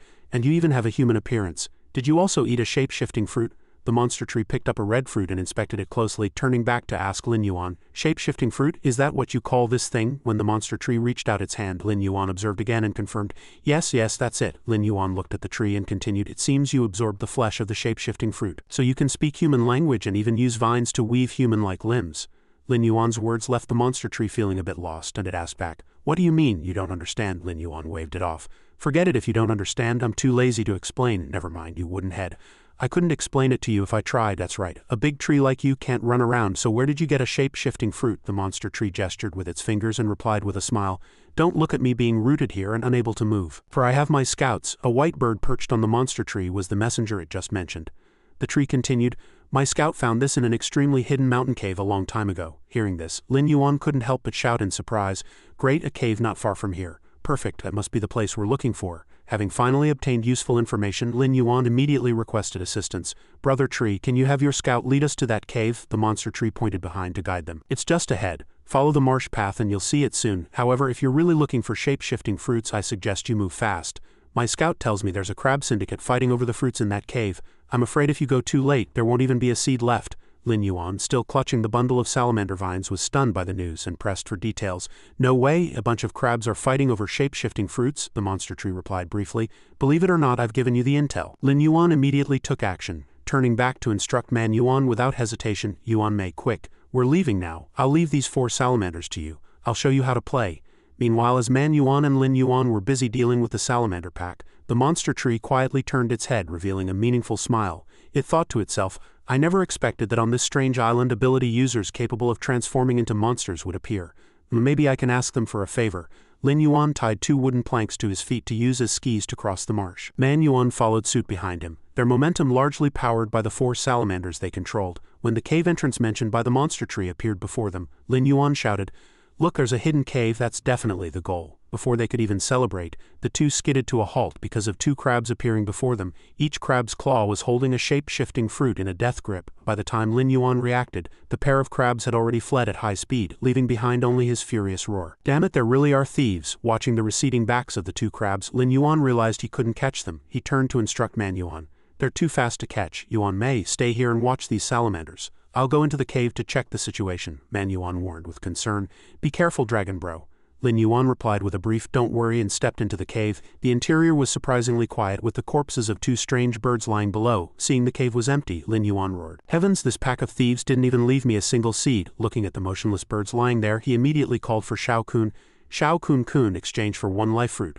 Following Lin Yuan's instructions, the Binghu wolf picked up the life fruit and stuffed it into the strange bird's mouth. While doing so, the Binghu wolf couldn't help but ask, why are you feeding such a good fruit to this? Lin Yuan stared at them and explained, these 2 birds must have been stationed here by that dead bird to guard the fruits. They need to report back to her, otherwise that fickle creature will pin all the blame on me. I won't be her scapegoat. Outside the cave, after tying the salamanders firmly to a tree trunk, Man Yuan hurriedly scanned the surroundings on alert.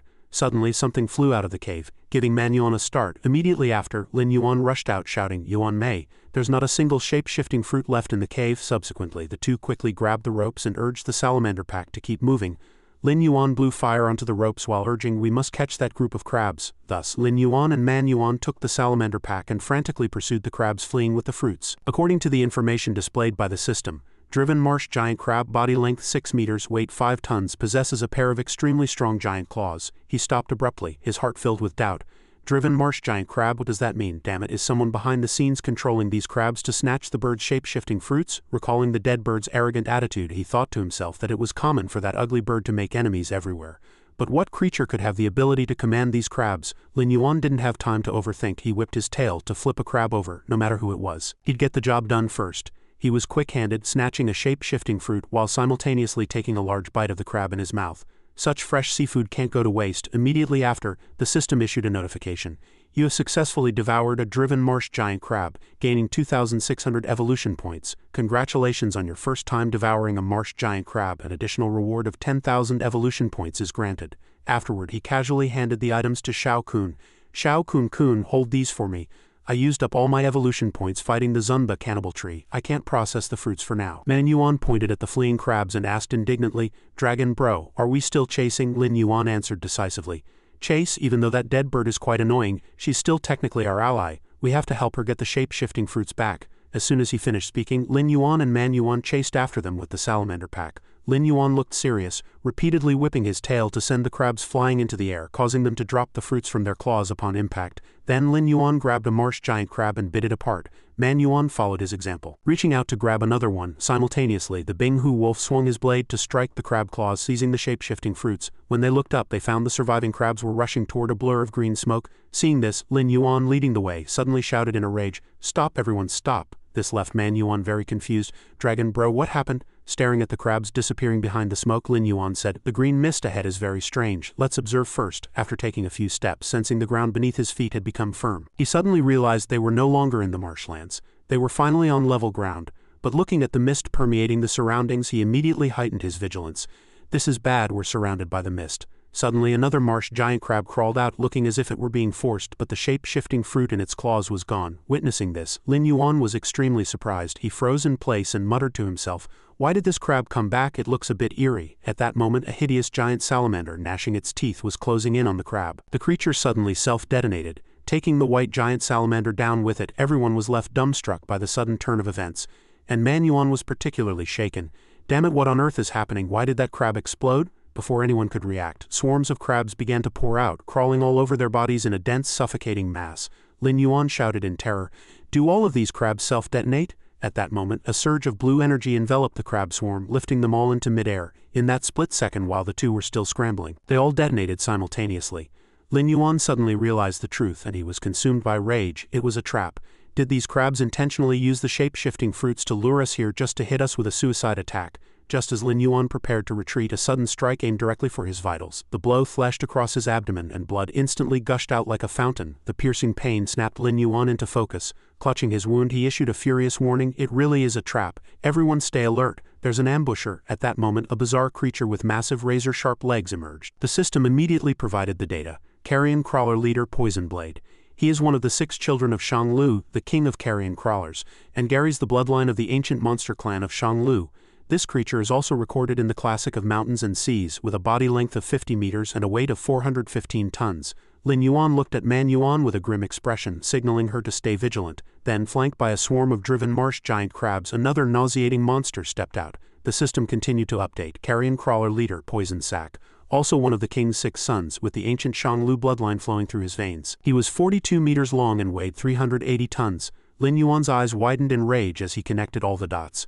Poison Blade, Poison Sac, we've been played by the carrion crawlers again. Those exploding crabs were definitely their handiwork. This group had actually learned to use the taste of your own medicine trick. Suddenly the ground shook violently as an earthquake erupted, catching the two by surprise. Immediately after, a multi-headed monster charged toward them.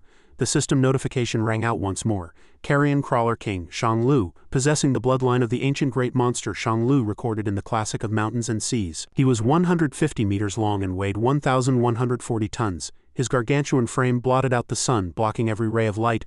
Lin Yuan looked up at him, his voice trembling uncontrollably.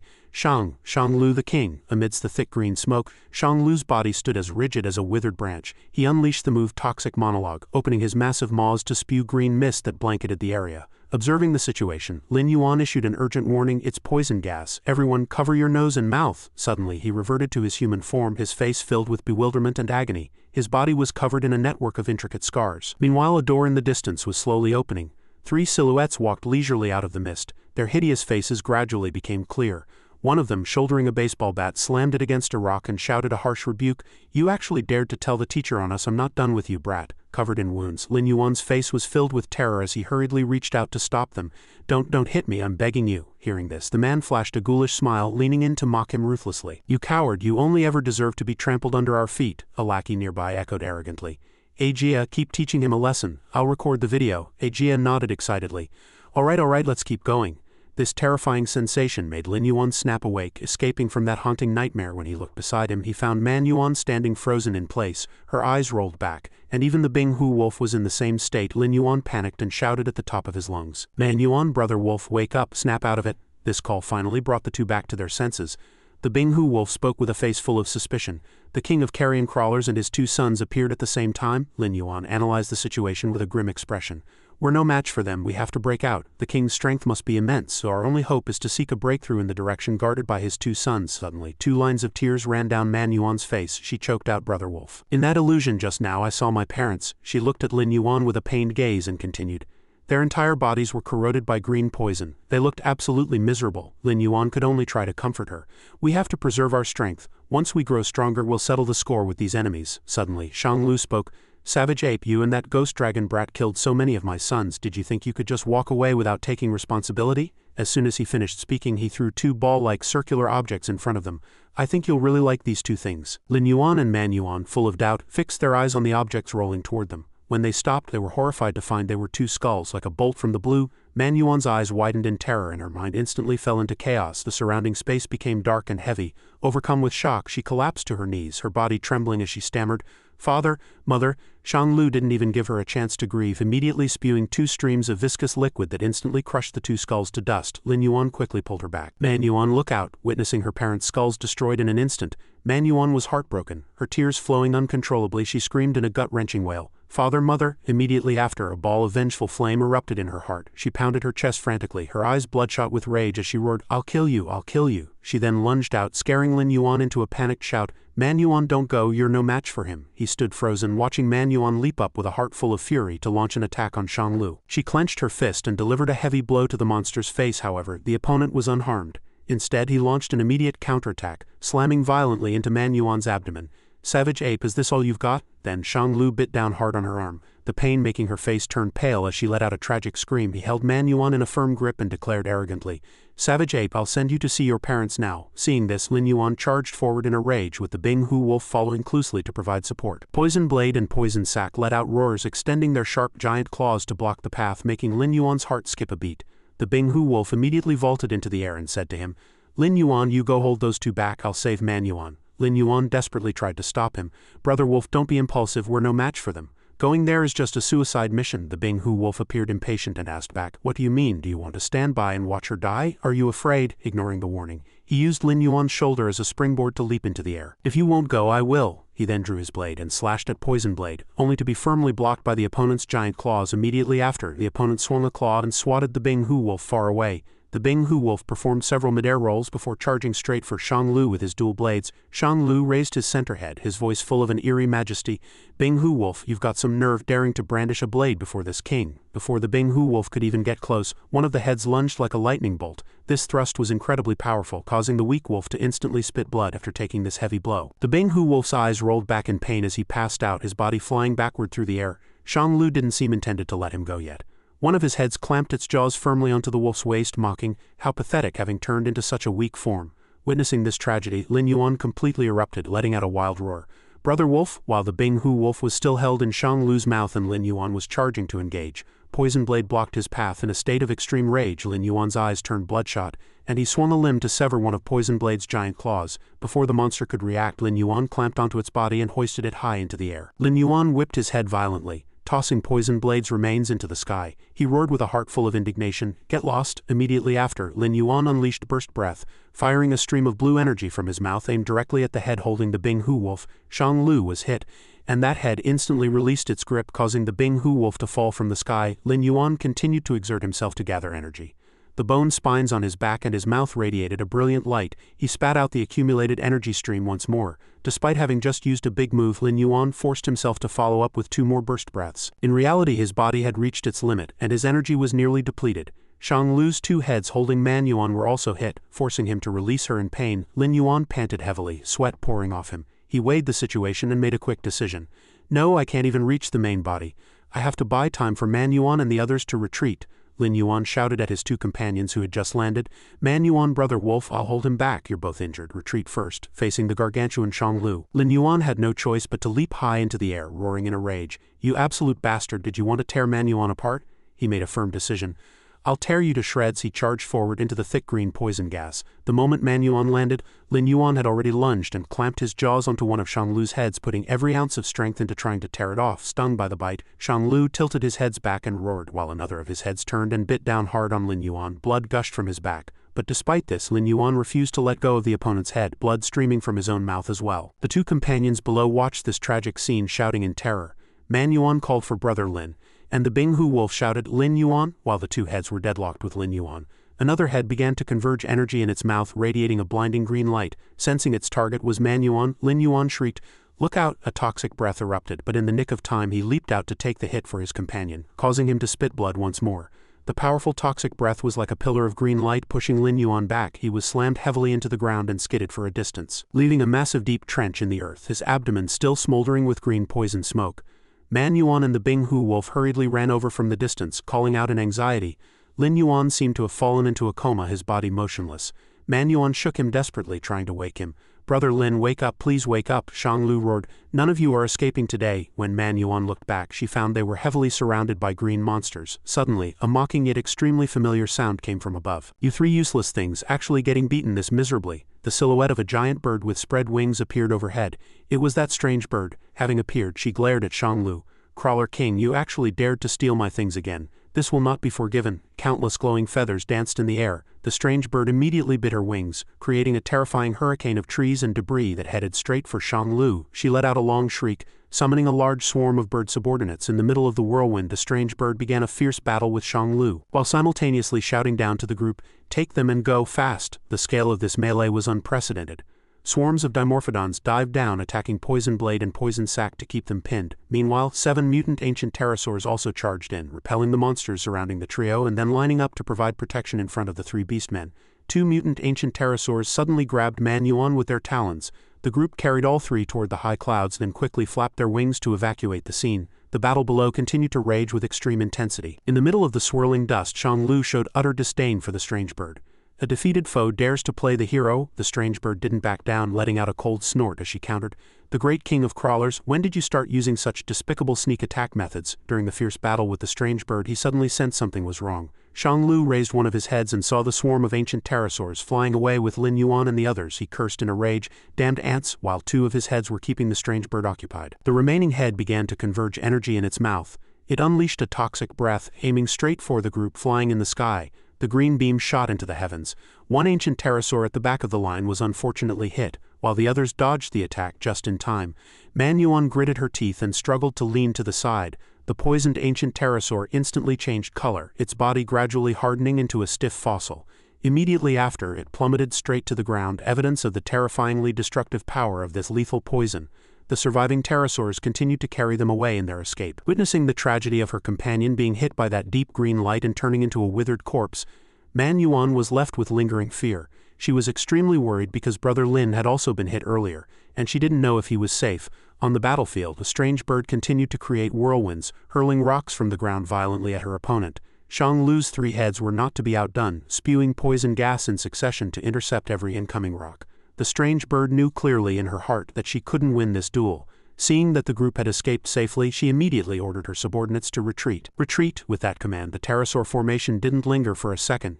Immediately following the direction of the strange bird, Shanglu was unwilling to suffer such an insult. Since they dared to interfere, they would pay with their lives. He opened his mouth and spat a stream of toxic breath, aiming straight for the strange bird. Seeing the terrifying energy closing in, the strange bird couldn't help but tremble. "Damn it," she spun around abruptly to face the incoming cloud of toxin. Facing the whistling breath, she let out a cold snort full of disdain. "Trying to sneak attack me? Not a chance." In an instant, a layer of dazzling light enveloped her entire body, just a moment before the toxic mist was about to consume her. The strange bird transformed back into her human form just in time, using her petite frame to nimbly dodge the lethal strike. Then she turned and flew away into the night with her flock of avian subordinates, landing steadily on the back of a dimorphodon. Despite being a bit startled, the pterosaur stabilized itself and continued to glide through the air. The strange bird cast a glance at Lin Yuan and his group nearby, then ordered the dimorphodon, "Go. Let's leave this bone marsh first." Watching the group of monsters gradually disappear into the distance, one of Shanglu's heads turned and asked, "Father, what should we do next?" Shanglu's main head remained silent for a moment before Shanglu finally spoke to his sons. "That Kui dragon is no simple creature. He didn't die even after taking my toxic breath head-on. However, I can feel that the venom has brought me a brand new power."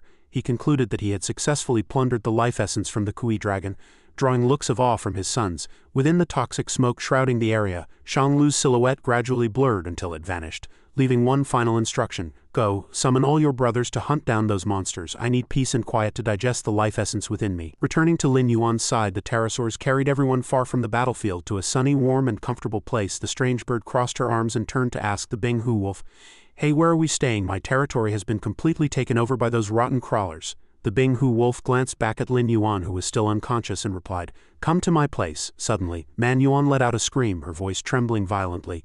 Everyone, look, Brother Dragon." The other 2 looked over hurriedly, the strange bird asking with a face full of confusion, "What happened to this dinosaur? I don't see any change at all." After observing the situation, Manhua replied with a shaky voice, Brother Dragon, he got smaller." After a while, in a forest surrounded by mountains, a pack of Binghu wolves was gathered in front of a cave, playing and frolicking. Inside the cave, Lin Yuan woke up with a start. He stared blankly as he raised his hands, inspecting his body with a look of sheer terror. Lin Yuan looked up at the two dark shadows blocking his view, then at the Bing Hu wolf standing nearby with arms crossed and cried out, "Hey, brother wolf, how did you grow so tall, and you're actually in your beast-man form?" The Bing Hu wolf froze, unsure of how to explain for a moment. Man Yuan had to squat down to clarify the situation.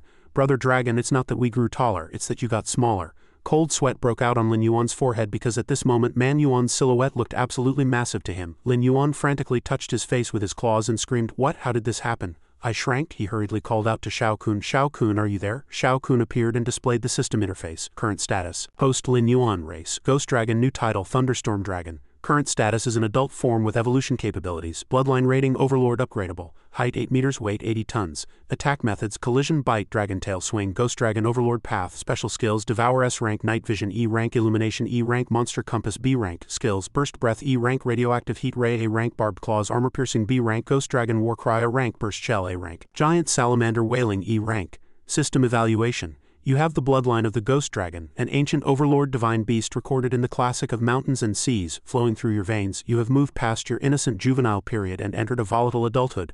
Lin Yuan's eyes widened, his face full of confusion. "What do you mean crippled and need to start over? Explain yourself," Shao Kun explained calmly. "According to my analysis, the Carrion Crawler King's toxic breath can absorb a creature's life essence, causing the target to die instantly." It pointed at Lin Yuan and explained that because his life essence was converted from evolution points, it could be determined that the toxic gas sucked away all the evolution points you had accumulated since coming to this world, although this wasn't fatal. Thinking of Shang Lu still made Lin Yuan break out in a cold sweat, his face filled with apprehension. However, there was another critical detail. The life essence plundered by that toxic gas would feed back into the Carrion Crawler King. This meant that the monster now possessed all the evolution points you had previously accumulated. He screamed in terror.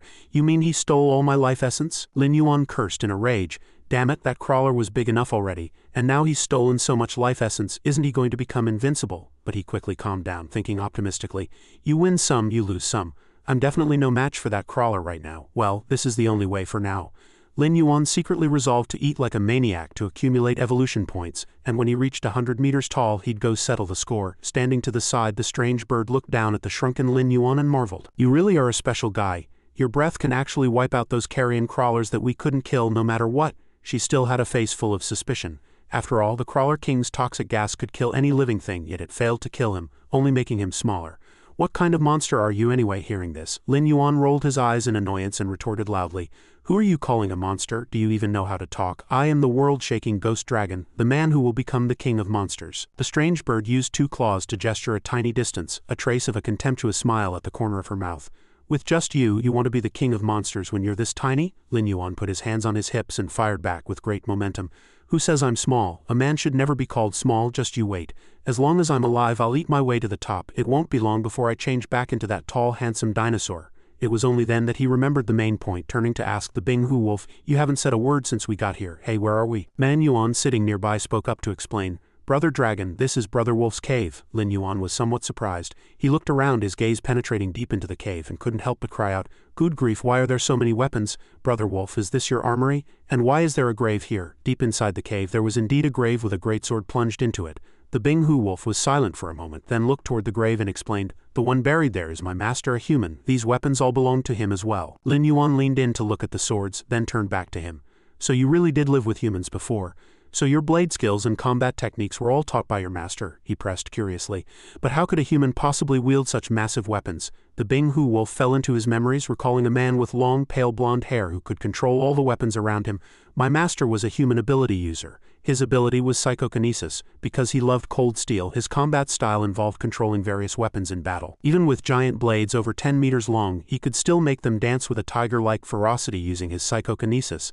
Lin Yuan developed a strong curiosity about this character and pressed with a face full of suspicion. "Huh? A human ability user? There are actually ability users in this world? Brother Wolf, tell me more." He secretly pondered that it seemed the place he had reincarnated into was not Earth but a world where monsters and ability users held each other in check. He wondered if there were other supernatural existences. The Bing Hu wolf's mind conjured a scene of a man holding a black sword, slaying the surrounding monsters with limbs and blood flying everywhere.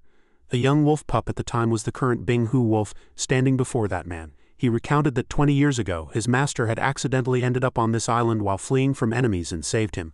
At the time, he had almost become food for a saber-toothed tiger. He recalled the years of grueling blade practice by a wooden stake, as that master was very interested in the giant creatures here, and even went deep underground to investigate the cause of their mutations. He also taught me blade techniques, swordsmanship, and how to use other weapons. Unfortunately, I'm just a wolf and don't have psychokinesis, so I couldn't grasp the essence of his martial arts. The Bing-Hu wolf continued, Master once told me that the human world has many ability users with extraordinary powers. Some can control fire, others can release electricity, some are born with Herculean strength, and others can summon terrifying creatures from other dimensions. These people are both good and evil, divided into two factions. Master was forced to take refuge on this island because he was being hunted by enemies from an evil organization. Whether human or monster, those dark forces lurked in every corner of human society. The two lived together for a long time. He began to explain the origin of those swords.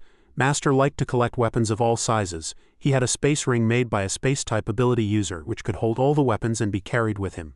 Hearing this, Lin Yuan's eyes sparkled, and an image of a giant diamond ring immediately popped into his head. He asked excitedly, There's actually a space ring that can store things? That's amazing, so where is that ring now? The Bing-Hu wolf ignored his question and continued, I lived with Master for 10 years until one day his enemies suddenly broke onto the island. To avoid involving me, Master left me behind and went to face them alone. Later I found him in a pile of rubble on the verge of death.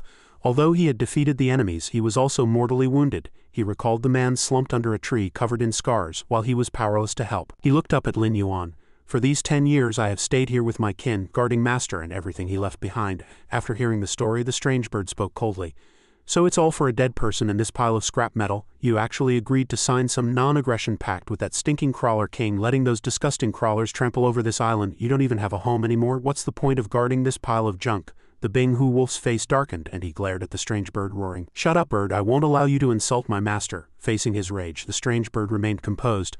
I'm just telling the truth. Even though you're not in wolf form now, that stinking crawler king has surely recognized you. The moment you drew your blade to attack him, you broke the pact. Do you think you'll ever have peace again? At this moment, he suddenly recalled the roar from Shang Lu when he swung his blade. Bing-Hu wolf, you've got some nerve daring to brandish a blade before this king. Sensing the atmosphere becoming tense, Lin Yuan hurriedly stepped in to mediate. All right. Can you two say a few less words? He immediately threw out a question to divert attention.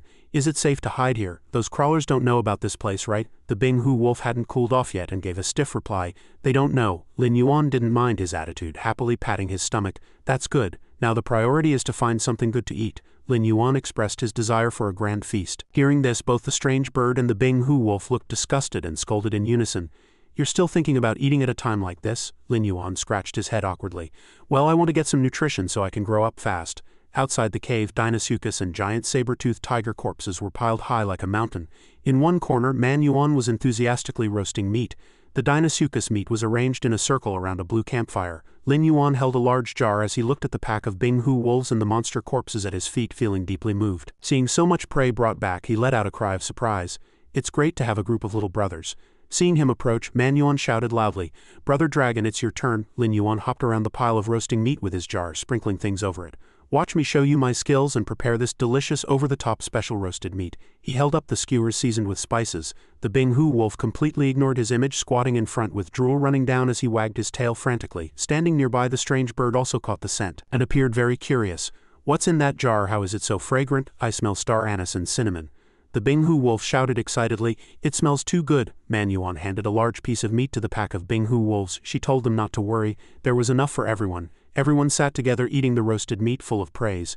Wow, this is delicious. After a while, Lin Yuan patted his round belly and let out a satisfied burp. This was his first time stepping into Brother Wolf's territory. He wondered what would happen on his first visit here. Would he get anything good? He immediately summoned Shao Kun, indicating he wanted to check in. Shao Kun appeared, and the system displayed that he had successfully checked in at the Tiger Wolf Forest.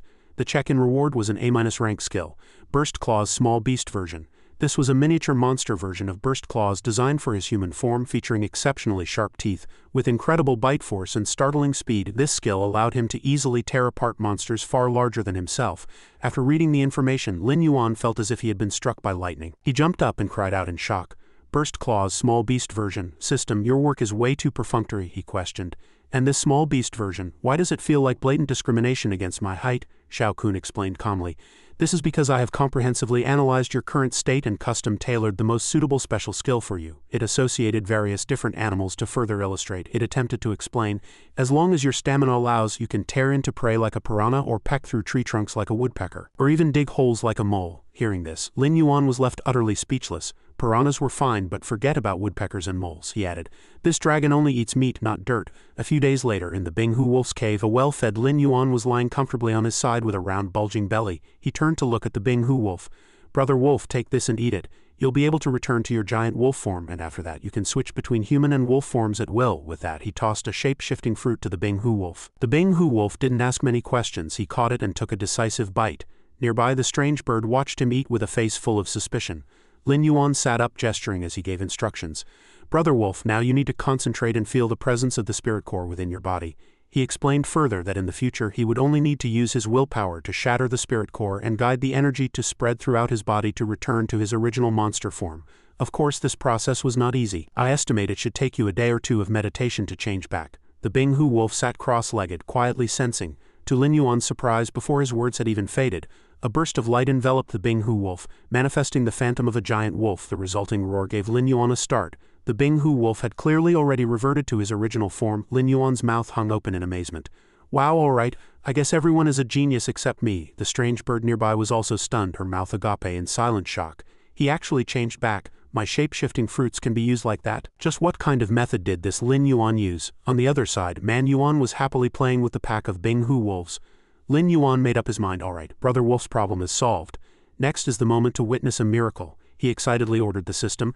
System Kun, add 200,000 evolution points to my height, he thought hopefully. With over 200,000 points, growing to 20 meters shouldn't be a problem. In the vast forest, a dazzling pillar of light shot into the sky. Simultaneously, the system notified the host that 201,102 evolution points had been consumed to increase his size. Shao Kun crossed its arms and coldly announced the final data, 2 meters. Lin Yuan had a look of utter disbelief, asking in panic, System Kun, are you kidding me? I've been factory reset. Why did 200,000 points only make me 2 meters taller? Shao Kun shrugged and explained, please, haven't you deleted your account to restart the grind? Right now, you're like a max-level expert who lost all their gear and skills, but the level is still there, it gave the final conclusion. So, even though you are only 8 meters tall now, the evolution points required to increase your height are the same as they were when you were 50 meters tall. Hearing this, Lin Yuan completely broke down. He propped himself up on the ground with both hands, tears streaming down his face. Good grief, then how long is it going to take for me to eat my way back to my original height? Lin Yuan looked piteously at Shao Kun. System Kun, you won't be satisfied until you've driven your host to death, will you? Shao Kun couldn't be bothered with him and gave a casual wave. Lin Yuan's entire body was immediately enveloped in a layer of green light. He looked at his body in terror. Holy crap, what's happening? This green light is Shao Kun scratched its head and explained helplessly. The residual power of the Carrion Crawler King's toxic breath is still there, and it is continuing to plunder your life essence by consuming your evolution points. Lin Yuan froze upon hearing this. Then doesn't that mean I'll never be able to grow up? Meanwhile, deep within a dark cave filled with intricate paths and jagged rocks, Shanglu raised his head. Just now I felt that ghost dragon brat's life essence surging into my body again. It was full of doubt. What method did this fellow use to gain life essence power in just a few days? It then looked up at the patch of blue sky visible through the cave entrance, revealing a triumphant smile. However, this king has already sensed your location. This time I shall surely wipe you all out. The scene returned to the Binghu Wolf's cave. Lin Yuan was dejected, his small silhouette hidden by the larger monsters standing in front of him. One of them speculated that the green light just now was definitely the Carrion Crawler King's toxic breath. The strange bird spoke indifferently. I didn't expect that Crawler King could actually plant a mark within Lin Yuan's body. She looked suspicious. This was no different from being poisoned. The toxin had been lurking in his body, constantly plundering his life essence. Standing beside the bird, Man Yuan and the Binghu Wolf both looked toward Lin Yuan. The bird continued her analysis. You can increase your size by plundering power, however, the toxin in your body is like a shackle, obstructing your growth, Man Yuan cried out in panic. Sister Spiritual Bird, you must find a way to save Brother Dragon. The strange bird rested her chin on her wing, lost in thought. If we could defeat the Carrion Crawler King, the poison would naturally dissipate. But with their current strength that was impossible. So the only way was to find an antidote. The Binghu Wolf looked at her skeptically. Can you cure this poison? The bird glanced back at him and shook her head. She then introduced a noble spirit beast residing at the snowy peak of Jiuan Island. The only one capable of neutralizing the toxic breath was the Beastmaster Bai Zi. He lives in seclusion atop the snowy peak. Hearing this, Lin Yuan was puzzled. The snowy peak sage, Beastmaster Bai Zi? Who is that? I don't really get it, but it sounds very impressive. Recalling that Beastmaster, the strange bird began to explain. Legend has it that Bai Zi possesses immortality. He has existed on Jiuan Island for tens of thousands of years and is the creature closest to the realm of a beast god. On that snowy mountain, countless monsters once knelt for ages in supplication, the bird continued. but he never cared about anything that happened on Jiuan Island. He had always lived in seclusion atop the summit, which was covered in snow year-round. The bone-chilling cold there made it difficult even for the strongest monsters to approach, she added. However, as long as one has sufficient charm and the courage to ascend the Sage's Peak, one can pay a corresponding price to ask the Beastmaster Bai Zi to grant a wish. Lin Yuan felt this sounded like a fairy tale, then asked, "Then what kind of price must be paid for him to agree to the request?" A strange bird leaned in gloomily toward Lin Yuan. "You must give up what you consider your most precious thing in exchange, such as health, freedom, reputation, or even your loved ones." Hearing this, Lin Yuan waved his hand skeptically, feeling it sounded like a fortune-teller's scam. Man Yuan disagreed with him and urged, "Brother Dragon, the stories about Bai Zi are true. I heard my parents mention them before. Let's go try once." The Bing Hu wolf also confirmed it for Lin Yuan. "The death spiritual bird is telling the truth. When my master was alive, he also went to the snowy peak to pay his respects to Bai Zi." Lin Yuan rested his chin on his hand, realizing he had no other choice but to agree. "Fine, let's go find Bai Zi. There's no other way anyway," he turned to ask the bird. "Then where is that snowy peak, Bird May? Could you trouble your subordinates to fly us there? If we fly, we won't have to take the long way around," the strange bird replied flatly. "I told you just now, that mountain is extremely high and shrouded in blizzards year-round. Birds simply cannot fly to the summit," she added. "It's fine for my subordinates to give you a lift, but they can only take you halfway up the mountain at most." Suddenly, a violent earthquake shook the area they were in, and cracks opened in the ground. Lin Yuan cried out, "What's happening? An earthquake?" In the distance, the ground where the Bing Hu wolf pack was gathered suddenly collapsed. Seeing the giant hole appear, the Bing Hu wolf hurriedly warned his companions, "Everyone be careful." Within the abyss, a swarm of carrion crawlers began to squirm and climb toward the surface. Everyone immediately fell into a defensive stance, and Lin Yuan recognized the enemy. The newcomers were indeed carrion crawlers. Lin Yuan was very confused, not understanding how they had found this place. Immediately after, he realized the reason might lie in the fact that he had forcibly upgraded his size while his body was glowing green. "Is it because of the toxin inside me?" He was shocked. The carrion crawler king could use the toxic breath to lock onto his location. As several carrion crawlers approached, Poison Blade also appeared, letting out a roar. On the other side, Poison Sac appeared as well, accompanied by dense toxic fumes. The Bing Hu wolf pack immediately formed a line to face the enemy. Both sides were on high alert, ready to pounce on their opponents at any moment. Poison Sac continued to spew even more intense toxic smoke from its body. The fresh air from just moments ago vanished, replaced by the pervasive green mist. The Bing Hu wolf pack observed their opponents with extreme caution. The Bing Hu wolf shouted in concern, "Don't be impulsive, close in on me." Seeing several wolves injured and falling to the ground, he immediately led the pack to retreat into the depths of the cave. The remaining wolves hurriedly followed orders and ran inside. The fissures in the ground continued to expand, and the surrounding trees were corroded by the toxic gas, withering and losing their leaves until only bare branches remained. Lin Yuan looked at the ground and cursed. "Damn it, more carrion crawlers are coming out." He felt a surge of unease. It wouldn't be the crawler king, would it? However, what crawled out of the pit was a bloated, obese monster. It was one of the carrion crawler leaders. Poison Mist was the sixth son of the crawler king. It possessed the bloodline of Shang Lu, the ancient monster mentioned in the classic of Mountains and Seas. It was 48 meters long and weighed 430 tons, with its body covered in conduits. When it raised those conduits, the entire area was instantly blanketed in green toxic mist. The two camps were clearly divided. On one side was Lin Yuan's group, and on the other was the army of carrion crawlers. The monsters roared excitedly as they launched a charge. On this side, everyone instinctively formed a formation to protect Lin Yuan behind them. Given his current diminutive size, a single casual swipe from the enemy could defeat him. Just then, behind Lin Yuan from the depths of the cave, a dazzling golden light shot straight toward the swarm of monsters. He stared blankly at the golden light as it flashed past him. The Bing Hu wolf leaped from the cave, a blade in his mouth and his body enveloped in powerful energy as he charged into the swarm of carrion crawlers. Wherever the Bing Hu wolf passed, the monster's tails were severed in a single stroke. Even though surrounded, he remained calm. Swinging his blade to slay the enemies one by one, he cut down everyone in his path, sending them all flying. Poison Blade seemed to have reached its limit and swung its giant claws to attack. The Bing Hu wolf quickly raised his blade to block. The giant claws and the long blade collided violently, sending sparks flying. A testament to the incredible speed of both sides' moves, Man Yuan pounded her chest and shouted in excitement. She would never allow these carrion crawlers to invade Brother Wolf's territory. "Brother Dragon, let's go too." Man Yuan immediately charged toward Poison Mist. The opponent then spewed out green smoke. Just as Man Yuan swung her fist to strike, the opponent unexpectedly flew away just in time, leaving her utterly surprised. In the blink of an eye, Poison Mist appeared behind Man Yuan. Luckily, Lin Yuan shouted a timely warning, "Yuan Mei, look out, it's behind you." Just as Poison Mist swung its sharp claws, Man Yuan failed to dodge in time and her leg was injured. She fell to one knee and simultaneously even more clones of Poison Mist appeared. They swarmed forward, causing Man Yuan to shout in panic, "This is bad." A violent explosion rang out. Lin Yuan called out to Manhua in anxiety. A poison mist monster suddenly stuck to Manhua's shoulder, but fortunately Lin Yuan moved just in time to save her and gave a reminder. Xiao Yuan, watch out! During the struggle, the poison mist monster suddenly detonated, the blast sending Lin Yuan crashing to the ground in terror as he clutched his mouth. "Oh my god, my teeth," he then shouted to the bird. "Bird May, hurry and blow the smoke away," he cursed these damned self-detonating monsters in his heart. This suicidal tactic was both cruel and eerie. They hid in the thick smoke, making it impossible to know where the next attack would come from. Seeing the emergency, the death spiritual bird immediately beat her wings to disperse the mist. Lin Yuan praised, "Beautifully done," once the smoke cleared. The figure behind the smoke finally revealed its true form.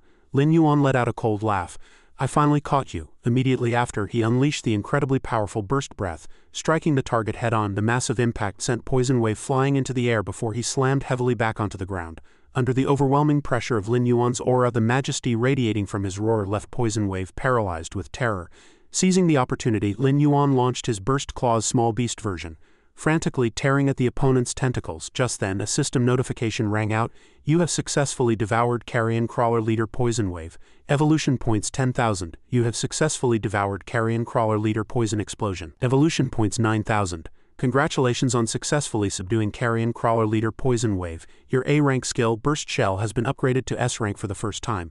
The S-rank Burst Shell is a concentrated and enhanced version of Burst Breath, featuring a short charge time and supporting rapid-fire shots with extreme destructive and explosive power. This move can bounce off various surfaces multiple times, and the detonation time is controlled entirely by the user's will. Please note, without your permission it will never detonate prematurely."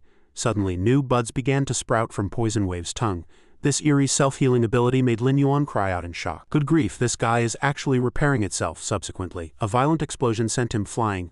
Lin Yuan realized that although he couldn't completely destroy the creature, the blast was enough to leave it severely wounded. Furthermore, by devouring Poison Wave he had gained new skills. At this moment, the Bing Hu Wolf appeared to block Poison Blade head-on and shouted to Lin Yuan, "Lin Yuan, take the spiritual bird and Man Yuan and leave now, I'll cover the rear." Lin Yuan immediately refused. "No, if we go together. They have 3 leaders, you can't handle them alone," the Bing Hu Wolf urged anxiously. "Go now, if the Carrion Crawler King catches up, none of us will escape." Just then, the spiritual bird keenly sensed a projectile fired from the deep pit and quickly ducked to the side. The system immediately issued a warning. Poison Shadow Carrion Crawler Leader. He is one of the 6 children of King Shanglu, carrying the ancient bloodline of the Shanglu clan as recorded in the Classic of Mountains and Seas. He is 43 meters long and weighs 390 tons. Lin Yuan cursed loudly. "Another leader? This guy can actually change color and turn invisible. He's a total camper hiding in the shadows waiting to sneak attack." Witnessing the opponent's despicable tactics, the Bing Hu Wolf spoke. "Do you see now? These crawlers are getting serious. If you don't leave now, it really will be too late. I have a way to get out, don't worry about me." With that, the Bing Hu Wolf charged resolutely toward the army of carrion crawlers. Lin Yuan gritted his teeth and replied, "Fine, then you must stay safe." Immediately after, Lin Yuan, Man Yuan, and the spiritual bird began their retreat. Man Yuan, spiritual bird, let's go. Poison shadow flickered in and out of the green smoke, and the massive rocks surrounding them began to explode one after another. Lin Yuan gave Man Yuan a terrified warning. "Watch out, that chameleon has already caught up." Lin Yuan was consumed by rage. "Perfect timing. Try out my newly upgraded S-rank burst shells. If I can severely wound another one, it'll help lighten Brother Wolf's load." He then fired a frantic rapid-fire volley at the closing Poison Shadow. A burst shell grazed Poison Shadow and struck Poison Blade in the rear, leaving it looking utterly bewildered. "What on earth are these things? They don't hurt at all when they hit." Lin Yuan let out a cold laugh. "I just thought of a really cool pose for the detonation." As soon as he finished speaking, he gave a suave snap of his fingers. The space around Poison Shadow was instantly engulfed in a violent chain reaction of explosions, and the entire area was reduced to rubble amidst the thunderous roars. Lin Yuan cheered excitedly. "Mamma mia, this power is exactly like a cluster bomb." Afterward, he fled at high speed with Man Yuan and the spiritual bird, not forgetting to look back and call out, "Brother Wolf, this is the most we can help. You have to get out of there as soon as possible." Meanwhile, Poison Blade's limbs were severed by the Bing Hu Wolf. It let out a tragic shriek amidst the pervasive green smoke before being completely defeated. He watched the receding backs of Lin Yuan's group, and after confirming his kin had also safely retreated, he thought to himself, "The Crawler King's target is clearly us. I'm afraid even Master's Tomb and weapons won't be able to stop him." After a quick calculation, he led the remaining forces toward the cave. Suddenly, a strange noise came from behind, making him whip his head around in terror. Not good. In the distance, green smoke blotted out the sun. The ground was collapsing and desperate roars echoed. Where his master's tomb once stood, there was now only a bottomless, dust-shrouded crater. The appearance of another carrion crawler left the Bing Hu Wolf in total shock. It was Poison Body staring at him with a sinister, venomous gaze. The Bing Hu Wolf roared and charged. "Bastard, how dare you destroy my master's tomb? Give me your life." The scene shifted to the summit of the snowy peak. While flying, the spiritual bird reminded them, "The ancient pterosaurs can only take us this far, we have to walk the rest of the way." The other pterosaurs set Man Yuan down and the girl skidded for a distance across the thick snow. She quickly warned Lin Yuan, "The snow is very deep, Brother Dragon, be careful," Lin Yuan answered with full confidence, "It's fine, it's just a little snow." Before Man Yuan could react, Lin Yuan jumped down only to be instantly submerged over his head in the thick snow, disappearing completely. Man Yuan hurried to the edge of the hole to search. "Brother Dragon, are you okay?" Suddenly, a radioactive heat ray shot out from the snow pit, giving her a start. Lin Yuan climbed out grumbling, "Damn it, the snow here is actually over 10 meters deep, I got careless." By now, the spiritual bird had reverted to her human form, lazily switching to her toxic tongue mode from the side. "Idiot, didn't you know to test the depth first?" Lin Yuan retorted unconvinced. "Hey, why did you suddenly turn human? Don't you have to climb the snowy mountain?" The girl replied righteously. "The blizzard is too strong, I can't fly, besides this lady was born hating to walk, it's exhausting." The spiritual bird then ordered an ancient pterosaur, "Go bring that thing to me." The giant dragon immediately brought over a back basket. Lin Yuan asked in confusion, "What did you prepare that for?" She leapt down and answered, "For a pleasant trip, of course." Lin Yuan peeked inside and cried out, "You really are treating Man Yuan like a tour bus." The spiritual bird snapped back, "Less talk. Do you want to get in?" Traveling in the basket on Man Yuan's back is much faster. An image of a mother carrying a baby immediately popped into Lin Yuan's head, and he couldn't help but lament, "Why do I feel like I've suddenly become Man Yuan's child?" Subsequently, Man Yuan hoisted the basket onto her back. Man Yuan chuckled, "Brother Dragon, you're overthinking it. Sister Spiritual Bird was thoughtful, walking like this is indeed much more convenient." Suddenly, a strange noise rang out and Lin Yuan was startled. What's going on?" Immediately after, the two fell together onto the ground. It turned out the bottom of the basket had leaked. Lin Yuan roared, "Damn it, the quality of your basket is trash." The bottom of the basket had completely given way.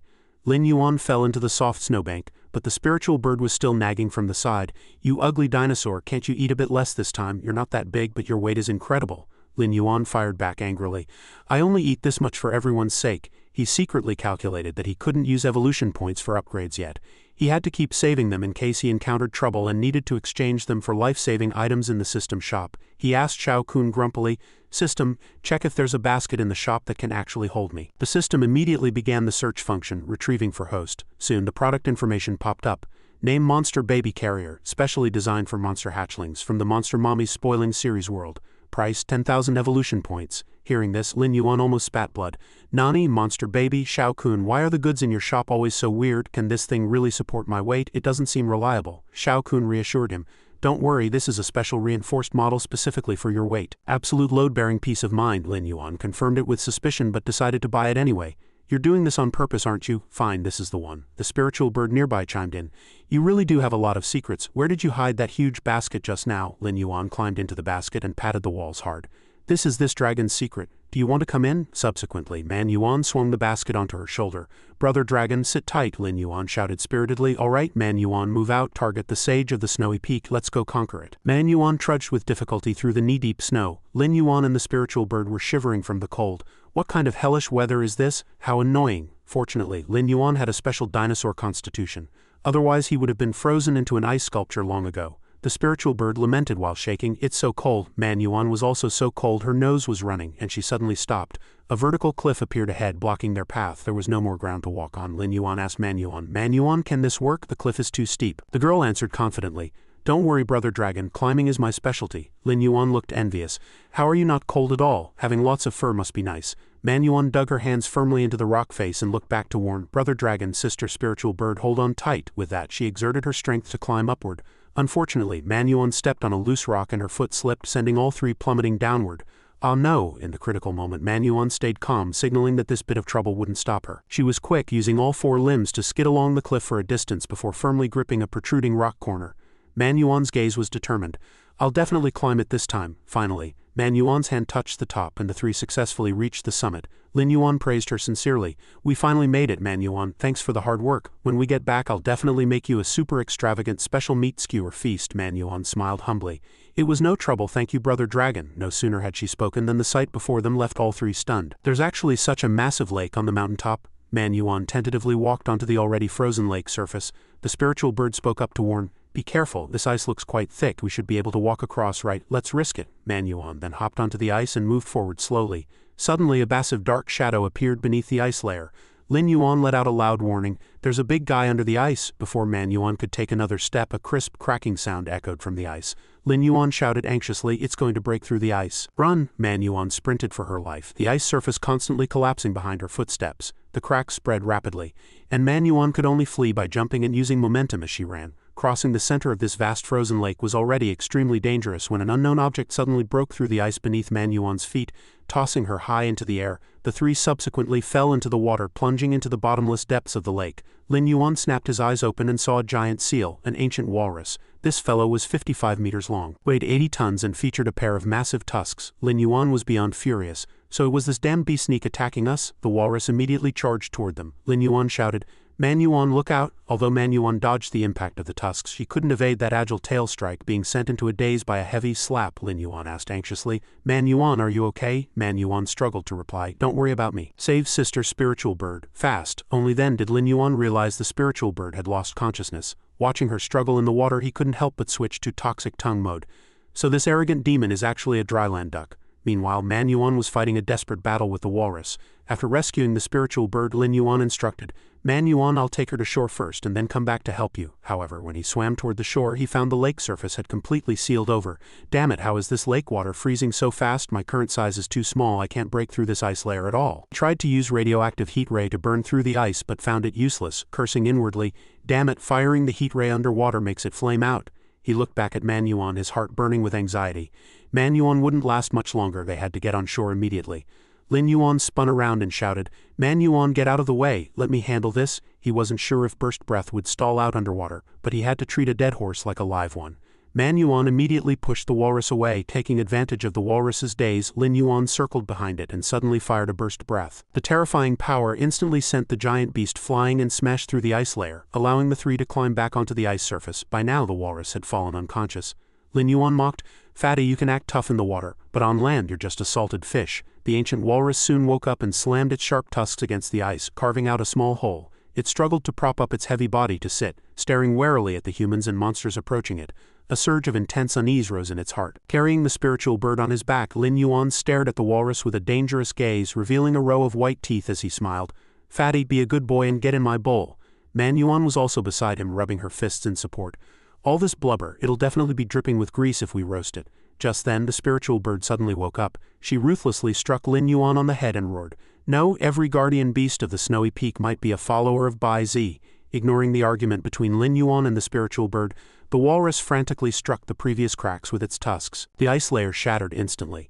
The moment the water's surface was exposed, the creature dove in and fled at high speed. Seeing his prey escape, Lin Yuan could only sigh. "Fine, I'll do it for bird maize sake." He let it go. Standing to the side, Man Yuan let out a soft huff. Shrunken inside the back basket, Lin Yuan grumbled that it was incredibly frustrating to be attacked and not be allowed to fight back. The spiritual bird explained calmly that there were many monsters on the snowy peak that lived in symbiosis with the ice and snow environment, and they were essentially Bai Zi's followers. If you killed these monsters, it would mean you could forget about ever seeing Bai Zi. The snow on the mountain grew thicker and the wind blew more fiercely. Man Yuan struggled through the bone-chilling gale, walking from night until dawn. Finally, they saw a cave covered on all sides by ice. Lin Yuan stood up in the basket, pointed toward the cave, and asked, "Look, is that Bai Zi's cave? It's huge and towering." Beside him, the spiritual bird nodded slightly. "It should be." Suddenly, a sharp shout rang out, causing the three to spin around in shock. They saw a massive white bear charging toward them aggressively, blocking their path. It shouted in a deep voice, "The Beastmaster's sanctuary is strictly forbidden. Do not take another step."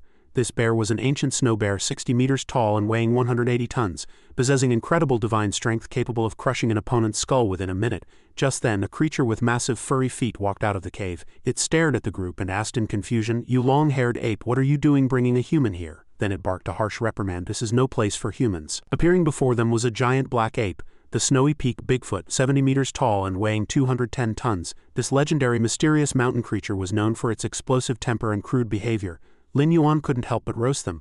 "Oh, a polar bear and a Bigfoot that can speak human language. Though from the looks of it, they're just two gatekeepers." The spiritual bird snapped back angrily, "Open your dog eyes and look closely. Does this lady look like a human to you?" With that, her form flickered, and she immediately reverted to her monster bird form, flapping her wings and roaring, "I just didn't want to climb the snowy mountain in this form." The Bigfoot waved a hand and replied, "Being able to turn into a human form means you have a connection to humans. Anything related to humans is forbidden from entering the Beastmaster's sanctuary." The snow bear seemed to recall something, walking closer to Lin Yuan to ask, "Are you the little runt who beat up the ancient walrus?" Lin Yuan, refusing to be outdone, immediately fired back. Hey, news travels fast, so what if I beat up that walrus? It attacked us first, besides I'm no little runt. If this were the past, punks like you would only be fit to be my underlings. Then he turned his gaze to the Bigfoot.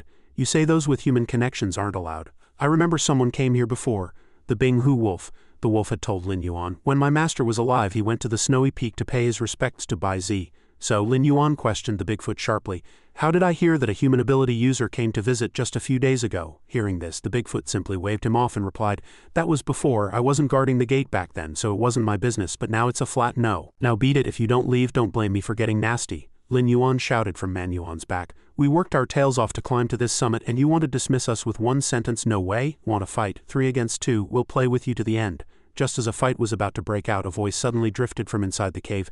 Bear, Bigfoot, let them in. Hearing the familiar voice, the Snow Bear and Bigfoot immediately bowed their heads in obedience, replying respectfully, Yes, Lord Bai Zi. The Bigfoot turned its head and said to Lin Yuan's group through gritted teeth, Lord Bai Zi has spoken. Get in. Don't pull any tricks. I'll be watching you. The group walked slowly into the cave. As they passed the bear and Bigfoot, the spiritual bird secretly cursed them for being power-tripping busybodies. The deeper they went, the more sharp giant ice crystals surrounded them.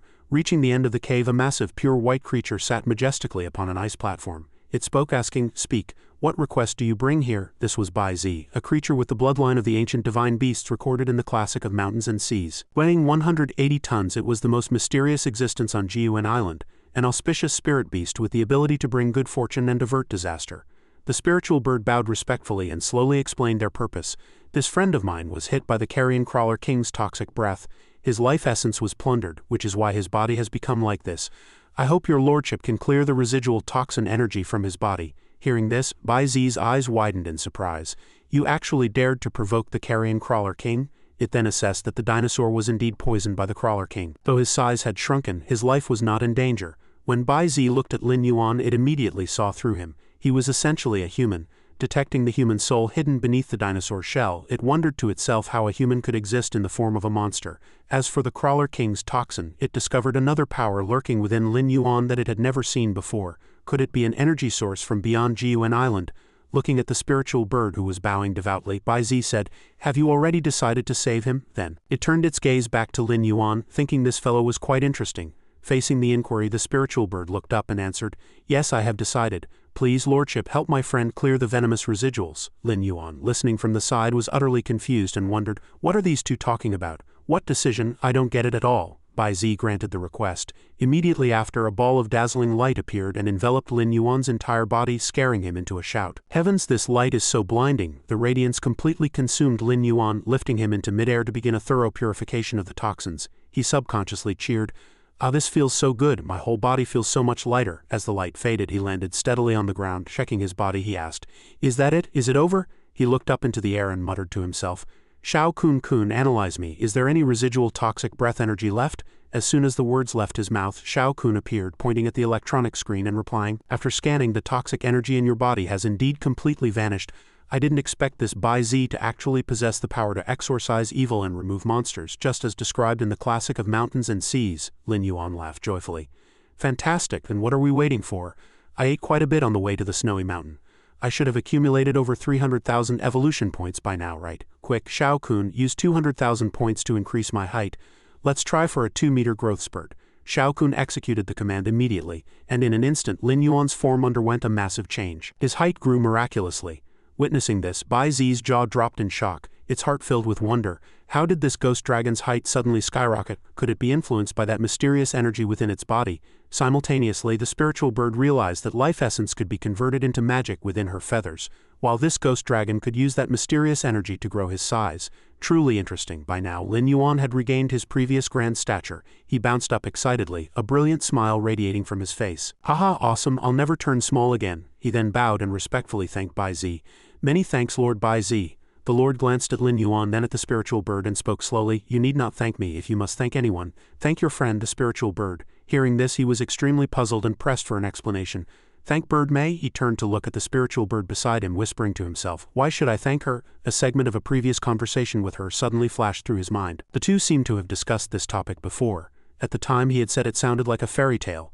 What kind of price must be paid for him to agree to the request? He suddenly realized that it was the spiritual bird who had made the request, and only then did Bai Zi heal him directly. However, Bai Zi had not required her to pay the price immediately back then. He recalled her answer from that day: "You must give up what you consider your most precious thing, such as health, freedom, reputation, or even your loved ones." He seemed to understand. Lin Yuan immediately turned to press the spiritual bird for answers. "Bird Mei, exactly what treasure did you give up for me? When did you agree to this? Why did I have no idea?" Facing Lin Yuan's anxious attitude, Bai Zi spoke from above at an unhurried pace. "All the monsters on Jiuan Island know that the price for seeking my help is to surrender one's life essence." Life essence? She gave up her life essence? Bai Zi's words hit him like a thunderclap, snapping him into full clarity. Once life essence is lost, the body shrinks. It can even turn into a withered husk, just like that divine herb dragon. Lin Yuan anxiously asked Bai Zi, "If she gives her life essence to you, what will happen to her? Will she turn small like me, or?" Bai Zi answered flatly, "She does not possess your unique abilities. After losing her life essence, she will age rapidly, perhaps even aging to death instantly." Hearing this, Lin Yuan's reaction was extreme, his eyes widening in terror. "Age? Die? No, absolutely not." He turned to the spiritual bird and shouted a harsh rebuke. "You ugly bird, you usually seem so smart, so why were you so stupid this time? Why would you trade your life for mine?" The spiritual bird turned her face away. "I'll trade whoever's life I want, it's none of your business." He became even more determined. "I will bear the cost of my own affairs," the bird replied. "Relax, it's not as scary as Lord Bai Zi says. I won't die of old age at most, I'll just become a bit more mature and charming." Lin Yuan turned back to Bai Zi, pleading desperately. "Lord Bai Zi, please cancel the deal with her. The poison was cleared for me, so it is only right that I pay the life essence." Bai Zi refused. "You cannot, because you are human. As the Beastmaster, I never trade with humans, nor do I grant any requests from them." He froze, thinking to himself, "He can actually see that I'm human?" He shouted. "Lord Bai Zi, I stopped being human a long time ago," he continued. "I am a monster now, the Tyrannosaurus of Jiuan Island." Standing behind him, the spiritual bird stared intently at Lin Yuan's back. "Is he really a human?" She had heard the Binghu wolf mention it before, saying he was human, but hadn't he only turned into a human because he ate her shape-shifting fruit? However, this scoundrel's behavior did indeed have human characteristics. No wonder the Binghu wolf was willing to befriend him. With an extremely earnest expression, Lin Yuan cupped his hands in a respectful salute and said, "I will never sacrifice a friend's life for my own benefit. Lord Bai Zi, I hope you will reconsider." Witnessing the two arguing incessantly, Bai Zi closed its eyes with a look of slight fatigue and let out a long sigh. Then it pointed at the spiritual bird and Lin Yuan and said, "Very well, such a spirit of self-sacrifice is indeed rare among monsters. Even the perseverance of one like Man Yuan, who could personally carry you up the snowy peak, is equally remarkable. I agree to cancel the trade with the spiritual bird." Lin Yuan was overjoyed to hear this. "Fantastic, thank you, Lord Bai Zi. You may take my life essence as you wish." No sooner had he finished than the spiritual bird immediately voiced her opposition. "Lord Bai Zi, please do not cancel the deal with me. I can afford this price." Bai Zi spoke. "I will not take the life essence of any of you. As long as you can complete the trial that follows, the deal remains valid." The three were stunned, their faces full of suspicion as they pondered the word trial. Bai Zi stepped down from the ice platform and walked slowly toward the cave entrance, saying as it moved, "That's right, a trial. Follow me." Walking out of the cave, they were met with a scene surrounded by jagged rocks and thick ice and snow. Lin Yuan asked apprehensively, "Lord Bai Zi, what did you bring us here for? It seems we could read your mind earlier." "Don't worry," Bai Zi soothed. "The walrus won't bother you again. Furthermore, I have reinforced the ice on the lake. It won't break again," it said solemnly while casting a spell. "Lin Yuan, since you are human, we shall conduct this trial in a human way." Just as the words were spoken, an image of himself wearing protective gear and holding a stick in a relay race flashed through Lin Yuan's mind. Bai Zi continued, "Let's have a friendly game of ice hockey." Lin Yuan and the other two were dumbfounded. He asked in confusion, "A friendly game of ice hockey? You even know about hockey and you still dare say you've had no contact with humans?" Bai Zi replied calmly, "Because I discern all things." It explained further, "To accommodate your sizes, I have designed a very spacious rink. The game does not need to follow human rules. You don't need skates or sticks. You may use any skills you possess as long as you hit the puck into the goal." An hourglass suddenly appeared in midair. He announced that there was only one rule. Since he had already agreed to transform into a monster and had his own team, he had to compete in his monster form and use this hourglass to keep time. Whichever side scored more goals would be the winner. Bai Zi looked toward the goal and continued, "Since I've adopted a human trial method but am not following human rules, I've made both the goal and the puck according to human standards, though I've enlarged them slightly." After hearing the explanation, Lin Yuan looked down at the tiny pocket-sized puck at his feet and blurted out in shock, "The puck is so small and we don't have sticks. How are we supposed to play? Isn't this just a deliberate attempt to make things difficult?" However, Bai Zi simply responded that since it was a trial it had to be challenging. Lin Yuan recalled air hockey games from his past life and then looked at the two gatekeepers, finally agreeing helplessly, "Fine, your turf, your rules. We have 3 people on our side and you're short 2 players. Is it going to be those 2 giant white bears and the Bigfoot?" He calculated secretly that although he had never played in real life, he at least had experience with tabletop hockey. The ultimate goal remained hitting the puck into the opponent's net. Bai Zi, however, denied this. No, we'll play 2-on-2. He pointed to Manhua and announced, you and the spiritual bird are one team, I and this little girl Manhua are the other. Lin Yuan froze and asked back, what did you say? You want to be on a team with Yuan Mei for a 2-on-2? Bai Zi took a step closer and confirmed, that's right, you didn't hear wrong. Little girl Manhua, come over to my side. The girl scratched her head, looking at Lin Yuan with an embarrassed face. Dragon brother, Lin Yuan waved his hand to soothe her. It's fine, Yuan Mei, just do as Lord Bai Zi says. As the girl walked toward the opposing camp, he felt secretly smug. Great, Yuan Mei is one of our own. With her there as an undercover agent, I can win this game with my eyes closed. Following Lin Yuan's instructions, Manhua had no choice but to obey despite her reluctance. She looked at Lin Yuan and the spiritual bird with eyes full of unease. Seeing Manhua approach, Bai Zi shot her a threatening look. In the coming match, you must do everything in your power to stop the spiritual bird from taking the puck. I'll handle Lin Yuan. If you dare to hold back, I will cancel our previous deal. When that happens, would you rather watch Lin Yuan continue to be ravaged by the toxic residuals, or choose to watch the spiritual bird lose her life essence and turn into an old toothless dead bird? Manhua was incredibly indignant, clenching her teeth so hard she couldn't speak. Witnessing her fury, Bai Zi threatened in a deep voice, you don't need to say much, just nod and agree to me, or the agreement is immediately void. Despite her extreme internal opposition under Bai Zi's coercion, Manhua could only nod hurriedly. Having received a satisfactory promise, Bai Zi announced loudly, all right, the match is about to begin. With that, he slowly walked out of the arena. Seeing his opponent leaving, Lin Yuan shouted urgently, hey, didn't you say you'd be on a team with Manhua? Why are you leaving now? In the blink of an eye, Bai Zi was already firmly seated on a high spectator stand where he could overlook the progress of the entire match. He stomped his feet majestically. There is a massive size difference between us. If I were to take the field directly, it would be nothing more than a bully picking on the weak.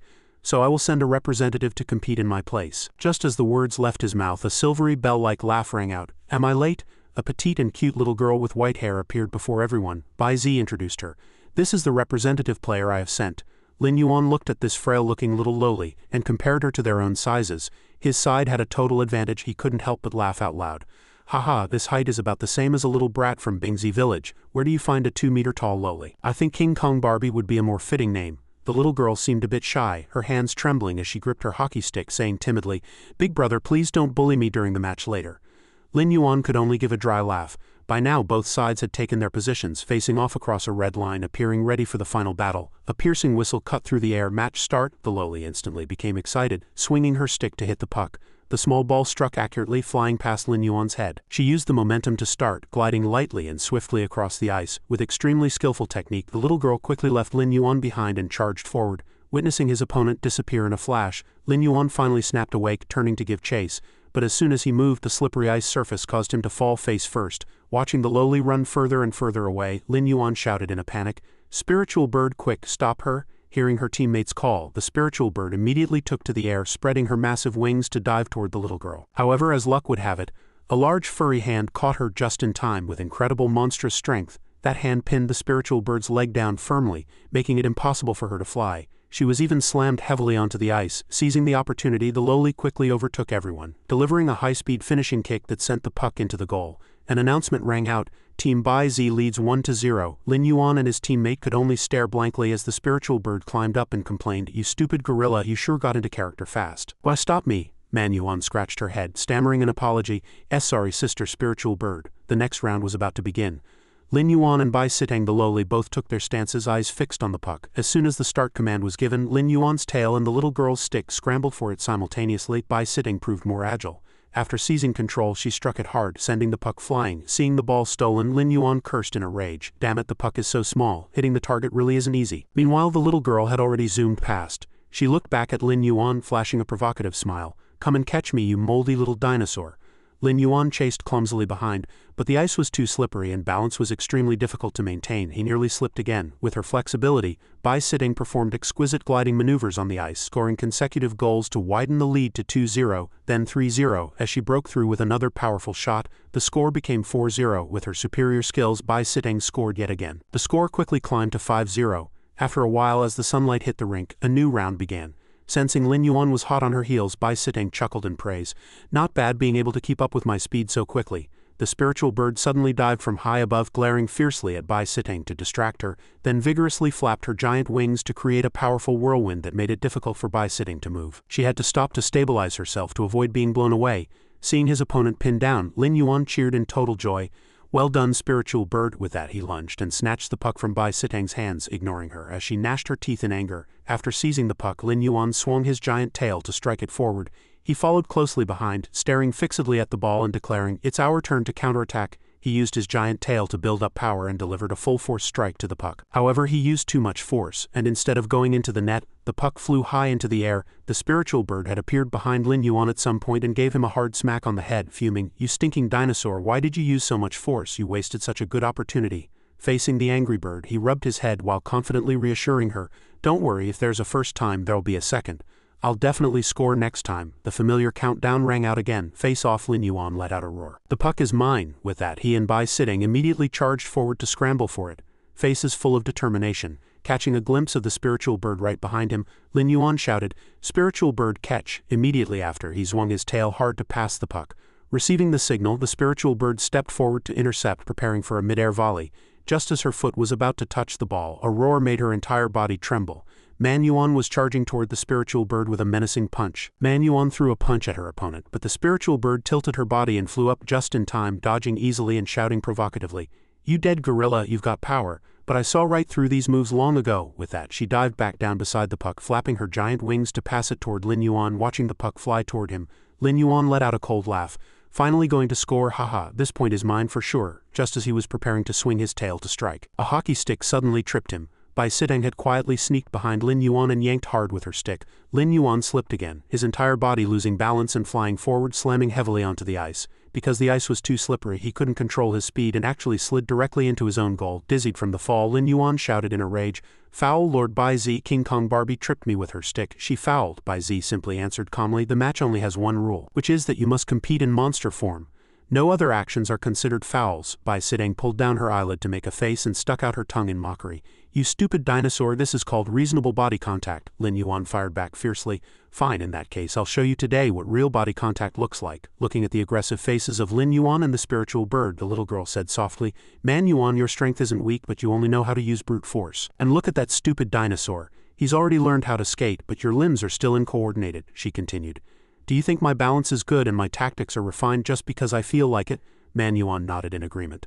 Bai Sitang added quickly, "You're wrong. On the surface I'm gliding, but in reality I treat it as a form of cultivation. When my body loses its center of gravity and I'm about to fall, I offset the momentum by changing my posture, learning to neutralize force and borrow force. You can spin like a top. A high-speed rotation won't lose its center of gravity. Use your heart to feel this power." After hearing this, Manhua thought to herself, "Is this lowly guiding me in my cultivation? My strength has always been inferior to brother wolf and sister spiritual bird. I'm always the one dragging everyone down." Thinking of this, the girl smiled determinedly. "All right, I'll treat this match as my cultivation.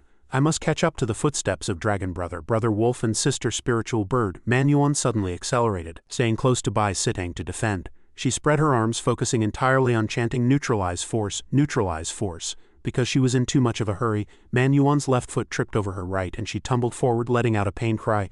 "Ouch!" Seeing Manhua fall, the spiritual bird immediately seized the opportunity, stepping on her back to vault into the air, then looking back to jeer, "Stupid gorilla, still so reckless, you deserve it." Manhua was furious but told herself not to panic, reminding herself she had to become stronger and couldn't be a burden to Dragon Brother. Manhua stood up shakily, gritting her teeth as she told herself, "Steady, steady." Once she stood firm on the ice, the girl revealed a smug smile. "Ah, it seems I've found the feeling. Yes, that's it." On the other side, Lin Yuan and the lowly were in a fierce struggle. He let out a cold laugh. "Ha!" Trying to intercept, the spiritual bird dived down from the air, preparing to use her sharp claws to seize the puck. Manhua had caught up to the spiritual bird by now and slammed into her with her entire body.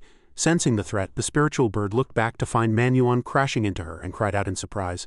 "How did this stupid gorilla catch up so fast?" She hurriedly extended a foot to trip her, hoping Manhua would lose her balance and fall face first. Manhua thought, "Oh no," as she slid out, losing her balance, but immediately after, she performed an amazing feat, bracing the ground with both hands and shouting, "I can do it too." With a soft laugh, she performed several somersaults and finally landed steadily in a standing position. Witnessing Manhua's clean movements, the spiritual bird was left dumbstruck. Manhua smiled radiantly, her face full of excitement. "Wow, I did it." The spiritual bird was still immersed in shock. Heavens, when did her movements become so agile and nimble? Suddenly discovering the puck was right within reach, Manhua shouted in surprise, "The puck is over there!" She quickly dropped down close to the puck and aimed with her finger. With a powerful flick, Manhua successfully sent the puck into the goal. With a loud shout, the puck went in. Bai Sitang broke into a brilliant smile. "Ha ha ha, Manhua scored!" seeing the little girl succeed. Both Lin Yuan and the spiritual bird were dumbfounded. Lin Yuan pointed his folded hands toward Man Yuan and roared, "Man Yuan, oh Man Yuan, whose side are you on anyway, you traitor?" Hearing this, Man Yuan could only manage an embarrassed dry laugh. "Sorry, Dragon Brother, I was wrong." Lin Yuan rested his chin on his hand and began to ponder why Man Yuan would proactively help Bai Zi and that little loli. Could she be being threatened? At the thought, he gnashed his teeth in a fit of rage. "Fine, you people have no sportsmanship. You actually dare to threaten the innocent Man Yuan? I'll show you." Lin Yuan quickly returned to the match. He fixed a death glare on the little girl and charged as soon as Bai Sitang began skillfully handling the puck, using his tail to block her path. He flashed a meaningful smile. "Whoop, looks like I accidentally used too much force." Bai Sitang leapt up lightly, easily dodging Lin Yuan's tail strike. The little girl smiled triumphantly. "Hey, I saw through such a petty trick long ago." Lin Yuan looked back at her with dangerous eyes and a smirk. "You've fallen for it, King Kong Barbie." No sooner had the words left his mouth than he swung his hand into the air, and an invisible wall of air instantly formed, sent the little loli flying. The turn of events happened too fast for her to react, and she slammed heavily onto the ice. The little girl sat up and began to wail piteously. "Wah, Lord Bai Zi, he's bullying me." "Wah!" Lin Yuan looked down at the little loli with the air of a victor, speaking leisurely. "See that? This is true reasonable body contact." Bai Sitang's face darkened with rage. She stood up slowly, her entire body radiating a sharp killing intent. She gnashed her teeth.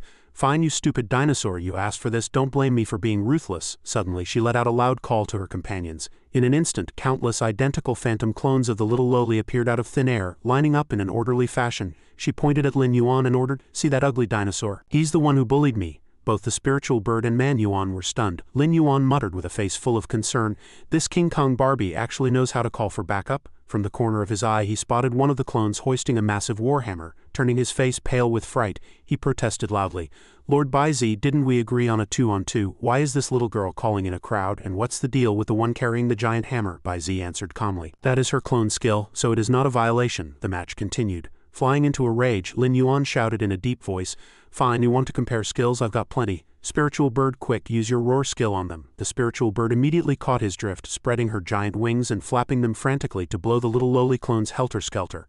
Lin Yuan let out a triumphant laugh from the side. "Haha, let's see you all fly into the sky." The powerful winds continued to sweep across the arena. The silhouettes of the little girls gradually faded and vanished amidst the swirling wind and snow. Witnessing this, Lin Yuan's eyes widened in surprise, and he couldn't help but curse, "Damn it, where did they all go?" Observing where the clones had just been standing, Lin Yuan found nothing left but several piles of snow and a few stray clones. He looked at the snowdrifts and pondered, so these clones are condensed from ice and snow. Since they're made of ice, my radioactive heat ray is their perfect counter." Looking at the defeated clones, he suddenly realized, wait, one is missing. Where did the one with the hammer go? He scanned the surroundings. Just then, the hammer-wielding loli appeared silently behind him, gripping the handle with both hands and aiming straight for Lin Yuan. Simultaneously, Bai Sitang swung her hockey stick, delivering a heavy blow to his head. The impact sent Lin Yuan into a series of pained screams. Using her agile movements, the little girl dodged and struck, leaving Lin Yuan with no way to counterattack. Before long, he was beaten black and blue, splayed out on the cracked ice like a dead fish, his head swollen significantly, a testament to how ruthless the girl's strikes were. Seizing the opportunity, the little loli scored another goal for Team Bai Zi. Widening the lead to 10-0, Lin Yuan reached the peak of his fury, muttering, "Forget reasonable body contact, this is a straight-up mugging. Is this even hockey anymore?" "I quit," he roared at the girl, expressing his dissatisfaction with the old man. He demanded that Bai Zi return the toxic breath energy he had previously purified and announced firmly, "I wouldn't ask for your help even if I were dying." From his high vantage point, Bai Zi watched the battered Lin Yuan with a mocking smile. "Can't even handle a little trial like this. How can it be called a trial if there are no difficulties?" The Beastmaster then threw out a condition. As long as Lin Yuan could score a single goal, he would pass the assessment. After hearing Bai Zi's words, Lin Yuan thought, "There's such a good deal, is he playing me?" Despite his suspicions, he quickly accepted the proposal. To ensure success, he discussed a tactic with the spiritual bird. As the match restarted, Lin Yuan immediately released all his blue energy, preparing to snatch the puck. The little loli reacted with lightning speed. She seized control of the puck first and summoned her clones for an ambush. Seeing this, Lin Yuan looked on with disdain. "You dare show off such petty tricks? I have plenty of trump cards left." No sooner had the words left his mouth than he charged straight for the opponent's goal with the puck. The little loli was not to be outdone, commanding her clones to firmly block the dinosaur. Finding himself mobbed by the group again, Lin Yuan threatened in a fit of rage, "Don't think I won't hit you just because you're girls." Despite the tough talk, he was driven back step by step. Meanwhile, the little girl had already closed in on the goal with the puck. Lin Yuan felt that dragging this out was too passive, so he decisively unleashed his radioactive heat ray, intending to incinerate his opponent in one go. The blazing stream of light shot out, catching the little loli off guard as she was instantly engulfed by the flames. The fire raged behind the girl. Lin Yuan revealed a smug smile, certain he had hit her true body. Bai Sitang, however, let out a confident laugh. So what if you found me? You still can't stop me. You're doomed to lose this trial. Just as she rushed toward the puck for the final strike, Lin Yuan suddenly spat a mouthful of flames, forcing her back instantly. The little girl realized that Lin Yuan's aim was incredibly high, especially since his power doubled when coordinating with the spiritual bird. The spiritual bird leaped onto Lin Yuan's shoulder, and together they released a towering sea of fire that trapped Bai Sitang within, causing the ice beneath their feet to begin melting. Taking advantage of her inability to counterattack, Lin Yuan quickly struck the puck toward the goal. However, when he looked back, he found that the opponent could actually cause the ice to melt rapidly from the bottom of the lake. Such unpredictable methods made his heart skip a beat. He warily observed the surroundings, trying to catch any trace of the girl's movement. Lin Yuan felt he had been targeted, but he was still a step too late as the ice beneath him suddenly collapsed. In the moment of crisis, he had a flash of inspiration and used his flame-breathing technique to blast the puck into the goal. Team Lin Yuan had finally scored. Although Man Yuan, the spiritual bird, and Lin Yuan all fell into the water, he was still proud of his cleverness. Everyone cheered excitedly. "We won!" At that moment, Bai Sitang leaped out from the melted lake water, standing tall and proud. Meanwhile, Lin Yuan and his partners were frozen inside a block of ice, unable to move. The little girl looked defiant. Lin Yuan returned the look with dissatisfaction. Although she had lost the goal, she didn't plan on releasing them just yet. She folded her arms triumphantly. "You only scored 1 goal, what are you so smug about? I'll give you a 10-goal head start next time." Bai Zi walked toward the group and announced, "According to our previous agreement, you have won and successfully passed my trial." A happy smile radiated from Lin Yuan's face while the spiritual bird and Man Yuan, though somewhat surprised, were sincerely happy. The Beastmaster did not take anyone's life essence and instead rescued them from their icy prison. The three expressed their deep gratitude to Lord Bai Zi. However, the matter was not over yet. Bai Zi looked at Man Yuan, feeling a sense of guilt, and decided to give her a grand gift. A treasure orb shimmering with golden light fell into Man Yuan's hand. The moment she touched it, she felt a strange sense of bloodline connection. Bai Zi spoke. "This is the life essence of your parents." After hearing this, Man Yuan asked sorrowfully, "My parents came to seek you. What wish did they exchange their life essence for?" Bai Zi replied, "They requested that I protect you so you could grow up in peace." Hearing this, Man Yuan shed tears of emotion, clasping her hands to acknowledge her parents' care and upbringing. Bai Zi returned the essence to her and assisted her in merging it to enhance her strength. Under the baptism of the golden light, Man Yuan felt a surging power within her body. Man Yuan's physique became increasingly powerful. Lin Yuan and the spiritual bird watched her transformation nervously, finding that she had become even taller and more formidable. Man Yuan bowed gratefully to thank Lord Bai Zi. The three were preparing to set out and leave when Lin Yuan suddenly said something shocking. "Lord Bai Zi, I wonder if you would be willing to travel with us?" As soon as the words were out, the spiritual bird and Man Yuan were both stunned. They wondered if Lin Yuan's brain had been damaged by the frost. Man Yuan criticized Lin Yuan for his far-fetched thinking, feeling that there was no way Bai Zi as a guardian deity would help them deal with the carrion crawler king. Lin Yuan, however, argued righteously, "Why is it impossible? Since he is a guardian deity, shouldn't he be even more willing to step forward?" Bai Zi let out a long sigh, stating that he was old and could not withstand a long journey, and furthermore, even at the cost of his life essence, he would be powerless. However, he decided to let Bai Sitang go in his place. Lin Yuan was a bit dismissive, feeling that the girl was unreliable. Bai Sitang was defiant. "I'm the one who just beat you until your head was covered in lumps." Subsequently, under the persuasion of his two companions, Lin Yuan reluctantly agreed to take her along. Bai Zi transferred a portion of his essence to Bai Sitang, significantly boosting her strength. The spiritual bird was very grateful for Lord Bai Zi's generosity, while Lin Yuan remained stony-faced. The group set off once again, with the massive Man Yuan leading the way, carrying the large basket full of her partners. After walking for a while, Man Yuan was eager to deal with the Crawler King, and urged them to go faster. Lin Yuan sighed, "We're going to fight for our lives, not going out for fun." Bai Sitang leaped onto Man Yuan's shoulder, claiming she had the fastest way to get down the mountain. The little girl said excitedly, "Skiing down the mountain is the fastest way." She snapped her fingers and skis appeared beneath Man Yuan's feet, sending her hurtling down the mountain at high speed. Everyone shouted in terror for her to slow down, but Bai Sitang was enjoying the ride. Man Yuan lost control and crashed into the woods. Ahead lay a large lake, the area filled with the corpses of Binghu wolves and carrion crawlers, a truly wretched scene. When Lin Yuan and his group returned to the area, they were shocked by the sight before them. Bai Sitang looked bewildered. "Why is this place such a mess?" Lin Yuan saw at a glance that the crawlers were responsible. He found that the cave where Wolf Brother had buried his master and stored the weapons had collapsed. Crawler remains were everywhere. The cave had clearly suffered a lethal attack, and both the remains and the weapons likely fell into the deep pit by the edge of the crater. Lin Yuan discovered a patch of deep red blood. The blood of the crawlers is green. This bright red blood clearly belonged to Wolf Brother, indicating he was severely injured. Lin Yuan anxiously searched for other clues. Several surviving Bing Hu wolves gathered around. Lin Yuan hurriedly inquired about Wolf Brother's whereabouts, but since he couldn't understand the wolf language he had to have Man Yuan translate. After hearing Man Yuan's relay, Man Yuan also panicked. "This is bad, Dragon Brother. Wolf Brother was captured by the leader of the carrion crawlers." Lin Yuan turned pale with shock. "What? Didn't he say he had a way to escape?" It was said that the destruction of the tomb had driven Wolf Brother into a total frenzy. While fighting a bloody, desperate battle, the opponent took the opportunity to launch a sneak attack. Wolf Brother was severely injured in the toxic smoke and fell into a coma, eventually being taken away by the enemy forces. Subsequently, he was carried away by the carrion crawler leader. Staring into the bottomless abyss, Lin Yuan clenched his fists until they turned white. Damned carrion crawlers. With Brother Wolf captured and the situation critical, they couldn't afford to wait any longer. "We're going to rescue Brother Wolf right now." The strange bird flew over to block his path, preventing him from jumping into the giant pit.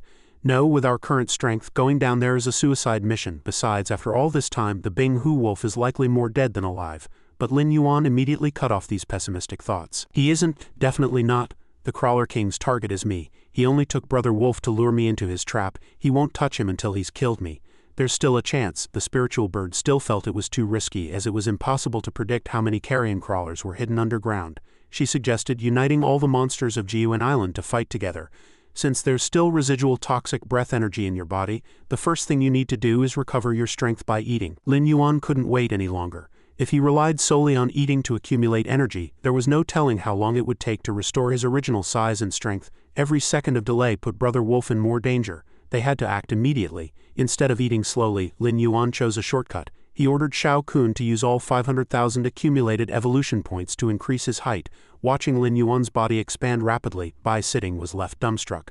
"This ghost dragon really is interesting. He grew this much in the blink of an eye." In truth, this height was still far from enough to challenge the carrion crawler king. Lin Yuan casually picked up a crawler corpse at his feet and found his evolution points still weren't enough, so he decided to keep eating. Without any hesitation, he opened his mouth and bit off a huge chunk of meat. "Bird May, didn't you say there are plenty of carrion crawlers underground? Perfect. I can eat as I go." Witnessing this, the little lowly Bai Sitting felt so nauseated her stomach churned. "You ghost dragon, you're even eating crawler corpses." Though she was a beast herself, Man Yuan also felt a wave of revulsion. These live crawlers are hard enough to stomach, let alone the corpses. Dragon Brother really is going all out. While frantically eating, Lin Yuan agreed. "Bird May, your suggestion to unite all the monsters of Jiuan Island is a good one. How many subordinates can you summon from your territory?" The strange bird calculated for a moment and stated she could mobilize about 100 or 200, but it would take time to gather them. Following this, she prepared to set off. Lin Yuan turned to Man Yuan and said, "Ask that little wolf how many of Brother Wolf's kin can still be gathered." Man Yuan squatted down to communicate in wolf language for a while, then replied, "He says he and the other wolf packs can gather more than 100. Lin Yuan clenched his fists with confidence. That would make about 300 monsters. The next step was to mobilize the other species of Jiuan Island. With the preliminary preparations ready, Lin Yuan began assigning tasks. He planned to go down with Man Yuan first to scout, while the strange bird and Bai Sitting went to assemble the army. Bai Sitting pointed at herself in confusion. "Are you kidding? Why do I have to do this job?" The strange bird also felt Lin Yuan's arrangement was unreasonable. In fact, Lin Yuan's plan was simple. Man Yuan was fast and could carry Bai Sitting, and as the representative of the Beastmaster Bai Sitting would surely have the authority to command the hordes. It was far more efficient. However, no one agreed with Lin Yuan's suggestion. The strange bird was the first to object, feeling that letting the two of them go down to scout was simply sending them to their deaths. Bai Sitting also shook her head repeatedly, saying she had just come down from the mountain and knew no one, so she couldn't persuade those monsters. Without anyone willing to step forward, the mobilization of forces hit a stalemate. Lin Yuan also felt a massive headache coming on. Just then a squeaking sound rang out, and the prehistoric hamster Xiao Jiyu actually found its way to them.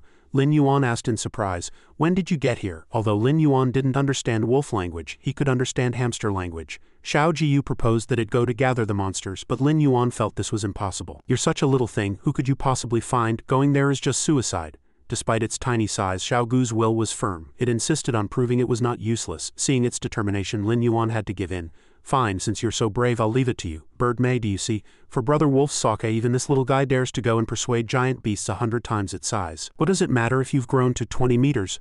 Are you telling me you're less than a little mouse?" The strange bird was moved and nodded in agreement. However, she stated she couldn't stand by and watch Lin Yuan and that stupid gorilla go to their deaths. If they were going to be crazy, they would all be crazy together. Having reached an agreement, they all leaped into the deep pit to begin the rescue mission. Lin Yuan led the way, landing steadily after falling through the air for a moment. but before he could even stand firm, Bai Sidang slammed right onto his head. Fortunately, she was small and didn't suffer any injuries, but she gave Lin Yuan quite a shock. He really didn't understand why this girl always liked to step on people's heads. Bai Sidang jumped down and insulted him. "If I were you, I'd get out of here fast and stop dawdling." Before Lin Yuan could retort, another heavy object came flying from above, making him shout in alarm. It was none other than Man Yuan's giant foot. When she landed, the ground shook and the impact sent Lin Yuan flying. Luckily he wasn't stepped on directly, or he would have been seeing his ancestors. The last to land was the strange bird. Man Yuan scratched her head and apologized awkwardly. "Sorry, Dragon Brother, I was going too fast and couldn't stop." The strange bird looked at this group of idiots with total disdain, feeling that being with them lowered her IQ. The scene underground was spectacular enough to leave one speechless. Countless complex forks in the path interlaced, and groundwater moved through the thick fog. No one expected such a grand cave to be hidden beneath Jiuan Island. The team was ready to move. Lin Yuan led the way, Bai Sidang rode on Man Yuan's shoulder, and the strange bird brought up the rear. Time to rescue Brother Wolf. Along the way, they saw piles of bones as high as mountains. As they went deeper, a few scattered carrion crawlers appeared, but not in large numbers. Everyone hid behind a pile of bones to observe. Lin Yuan lowered his voice in warning. "It looks like we've entered their territory. The nest is just ahead and we still don't know exactly how many there are. It's best not to alert them. We'll sneak in and rescue Brother Wolf." A crawler lying on the ground sensed something was wrong and was about to sound the alarm when Man Yuan crushed it into meat paste with one foot. Behind her, Bai Sidang also swung her hammer and smashed another one's head. Meanwhile, Lin Yuan was obsessed with frantically eating to recover his strength, refusing to waste any resources. He was determined to swallow everything into his stomach. "Look closely before you eat." That one was just flattened by Man Yuan. The strange bird and Bai Sidang felt their stomachs turn. Man Yuan was responsible for clearing the path ahead. Whether the crawlers were on the ground or the walls, she swatted them to death with one palm, while Lin Yuan was in charge of cleaning the battlefield behind her. Bai Sidang was not to be outdone. Although she was small, her strength was immense, and a single swing of her hammer knocked down a whole group. Lin Yuan followed closely behind, eating everyone he saw. Relying on her massive size, the strange bird cleared the crawlers as easily as stepping on ants. After a while, even Bai Sidang was worried Lin Yuan would burst his stomach. Lin Yuan picked his teeth and acted tough. "How can a man admit defeat? I could eat 100 more." Despite the talk, he was actually stuffed to the limit. No sooner had the words left his mouth than Lin Yuan couldn't help but let out a massive, satisfied burp. Just then, a giant head peered out from behind a rock wall, and the two sides locked eyes for 3 seconds. His burp had likely alerted the other party. "What monster have we run into?" "It's Poison Eye, one of the Crawler King's sons." Their cover was blown. Curiously, the fellow didn't attack but turned and fled instead. "What is it afraid of? Could it be because we have more people? Don't let it get away. Stop it quick." Bai Sidang let out a soft shout. "Thinking of running? It's not that easy." She leaped from Man Yuan's shoulder and unleashed a spell. A bolt of light shot toward Poison Eye. Everyone held their breath as the light dove into the passage, dogging Poison Eye's heels. Poison Eye thought it could escape with its speed, but the light suddenly split into countless clones of Bai Sidang surrounding it. After a flurry of hammer strikes, the clones vanished, leaving Poison Eye to crash to the ground in a daze. "Beautifully done, King Kong Barbie." Next, it was Man Yuan's turn. She struck with heavy punches, leaving Poison Eye unable to fight back. Cornered, Poison Eye decided to fight to the death. It struck first, thrusting its sharp leg spines at Man Yuan's abdomen. But Man Yuan dodged nimbly. Taking the momentum, Man Yuan circled behind it, an 8 trigrams pattern manifesting beneath her feet. This was the essence of Man Yuan's Tai Chi. Man Yuan found the perfect moment and slammed a fist into Poison Eye's face, instantly deforming its features. Lin Yuan cheered loudly from behind, his eyes fixed on the massive trophy. He would never waste a single piece of meat from this creature. During the process, system prompts popped up continuously. Everyone swarmed forward, treating Poison Eye like meat on a chopping block, ruthlessly tearing into it. By the time it finally managed to break free and flee for its life, its body was covered in scars and half devoured. It could only flee frantically with its injuries. This group beating left everyone feeling quite satisfied. The creature had brought it upon itself. System notification. Congratulations to Lin Yuan for successfully devouring the crawler leader Poison Eye, gaining the A-rank skill Dragon Fin Slash for the first time. Using this skill allows the user to raise their back fins and curl their body into a high-speed spin, cutting through all obstacles like a chainsaw. Furthermore, this chainsaw mode operates independently of the user's will. Lin Yuan had gained another new skill. A strange noise echoed from the depths of the cave, catching everyone's attention and signaling that danger was imminent. Everyone heightened their vigilance. It sounded like the Crawler King's roar. Had they been discovered? Countless green glowing dots lit up throughout the cave. It was the army of carrion crawlers. All the exits were blocked. "It's over. We've really been found." Could it be that killing his son had triggered some kind of bloodline sense? The feeling was too surreal. The one who appeared was the crawler leader Poison Body, one of the 6 sons of the Crawler King. He possessed the bloodline of Shanglu as recorded in the Classic of Mountains and Seas, with a body length of 89 meters and a weight of 806 tons. His size was larger than Lin Yuan's entire team combined. The last of the prince crawlers had finally taken the field. Lin Yuan cursed inwardly. What does this guy eat to grow this big? It's ridiculous. Toxic smoke began to spread as he realized the one who manipulated toxins had appeared. They were not acting alone. Of the 6 sons, 2 had already been lost, and all the survivors had arrived. Man Yuan and the strange bird fell into a combat stance. Having fought them before, they understood their enemies well. Although she had never faced them directly, Bai Sitting didn't dare be careless, maintaining a high state of vigilance. Meanwhile, Poison Body was closing in step by step. A stealthy rescue was no longer possible. They had to face them head-on. Lin Yuan suggested letting the strongest one handle this big guy. Man Yuan pounded her chest and volunteered for battle. Dragon brother, leave this big guy to me. No sooner had she spoken than the two crashed together like charging bulls. Both Man Yuan and Poison Body were power types. And the battle became exceptionally fierce. The strange bird flapped her wings and took flight, reminding him, "Ugly dinosaur, the toxic smoke counters me. I'll deal with the ambushers hiding in the bones." Lin Yuan could easily handle such a request. Only Lin Yuan and Bai Sitting remained on the ground. He warned King Kong Barbie to be cautious, as she had never fought these fellows before. Amidst the increasingly dense toxic smoke, a massive swarm of carrion crawlers writhed across the ground before launching a fierce assault. Dragon Brother whipped his tail with immense force, carving a powerful arc through the air that instantly cleared several of them. These crawlers were a real nuisance, seemingly endless. But thanks to the special training the little lowly had given him earlier, his precision with tail whip attacks had taken a quantum leap forward. Seeing this, the little girl asked with a hint of bewilderment, "Weren't you swallowing these crawlers whole just a moment ago? Why have you stopped? Didn't you see the ones you just swatted away? They exploded like fireworks just over there." A blurred silhouette manifested once more. How could the situation be the same? Dragon Brother couldn't possibly swallow these fellows emerging from the toxic smoke. This was a classic case of reaping what you sow. These creatures had been turned into living insect bombs by the toxic explosion ability. Eating them would surely result in a fatal stomachache. Suddenly, the little lowly was ambushed as 2 glinting razor-sharp blades pierced directly through her body. Dragon Brother let out a terrified shriek. "King Kong Barbie," he spun around frantically toward the girl who had been sent flying. "Is the little lowly really going to bite the dust here?" She couldn't die. She was the subordinate of the Beastmaster and an envoy of the Divine Fire. Just as Dragon Brother was trembling with worry, a pair of familiar legs suddenly appeared behind him. The little lowly was not so easily defeated. Seeing her unharmed, Dragon Brother's eyes widened in shock. It turned out that the one in combat just now was merely a clone of Sitang, while her true body had remained hidden in the rear.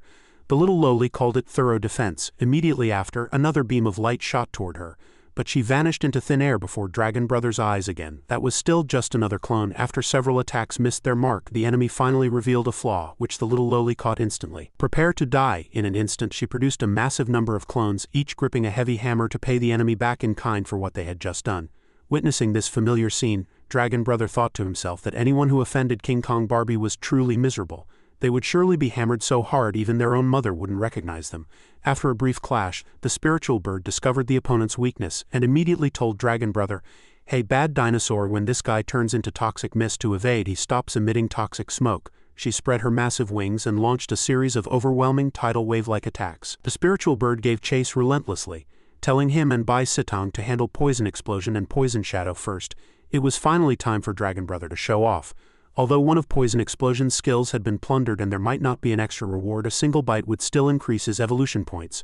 Poison Explosion. Here comes Dragon Brother. He opened his massive maw, his entire body wreathed in electric light. Despite being in his dinosaur form, he was still accustomed to using biting as his primary attack. Meanwhile, in another part of the forest, the atmosphere was peaceful and serene. A complete contrast to the earth-shaking battle raging underground. Xiaogu's journey seemed fraught with hardship. The little hamster's tiny body shivered under the shroud of massive shadows. Such a tiny creature actually wanted to rally them to fight against the carrion crawler king. The leopard pack leader had a keen sense of smell and detected the scent of the spiritual bird queen and brother wolf on the little hamster. However, this wasn't enough to prove they would actually show up. It cruelly kicked Xiao Jiyu away and drove him to get lost. If it weren't for his exceptionally small size, this leopard would have swallowed him into its belly long ago. The blow left the little hamster covered in wounds and in immense pain. This was already the third group of monsters that refused to believe Xiao Jiyu. Was it really just because of this small weak body? Thinking of Dragon Brother, the little hamster asked himself what to do next. Never back down, Xiao Jiyu began to run once more. While Lin Yuan's group was fighting to the death underground to protect Jiyuan Island, the little hamster wouldn't allow himself to give up either.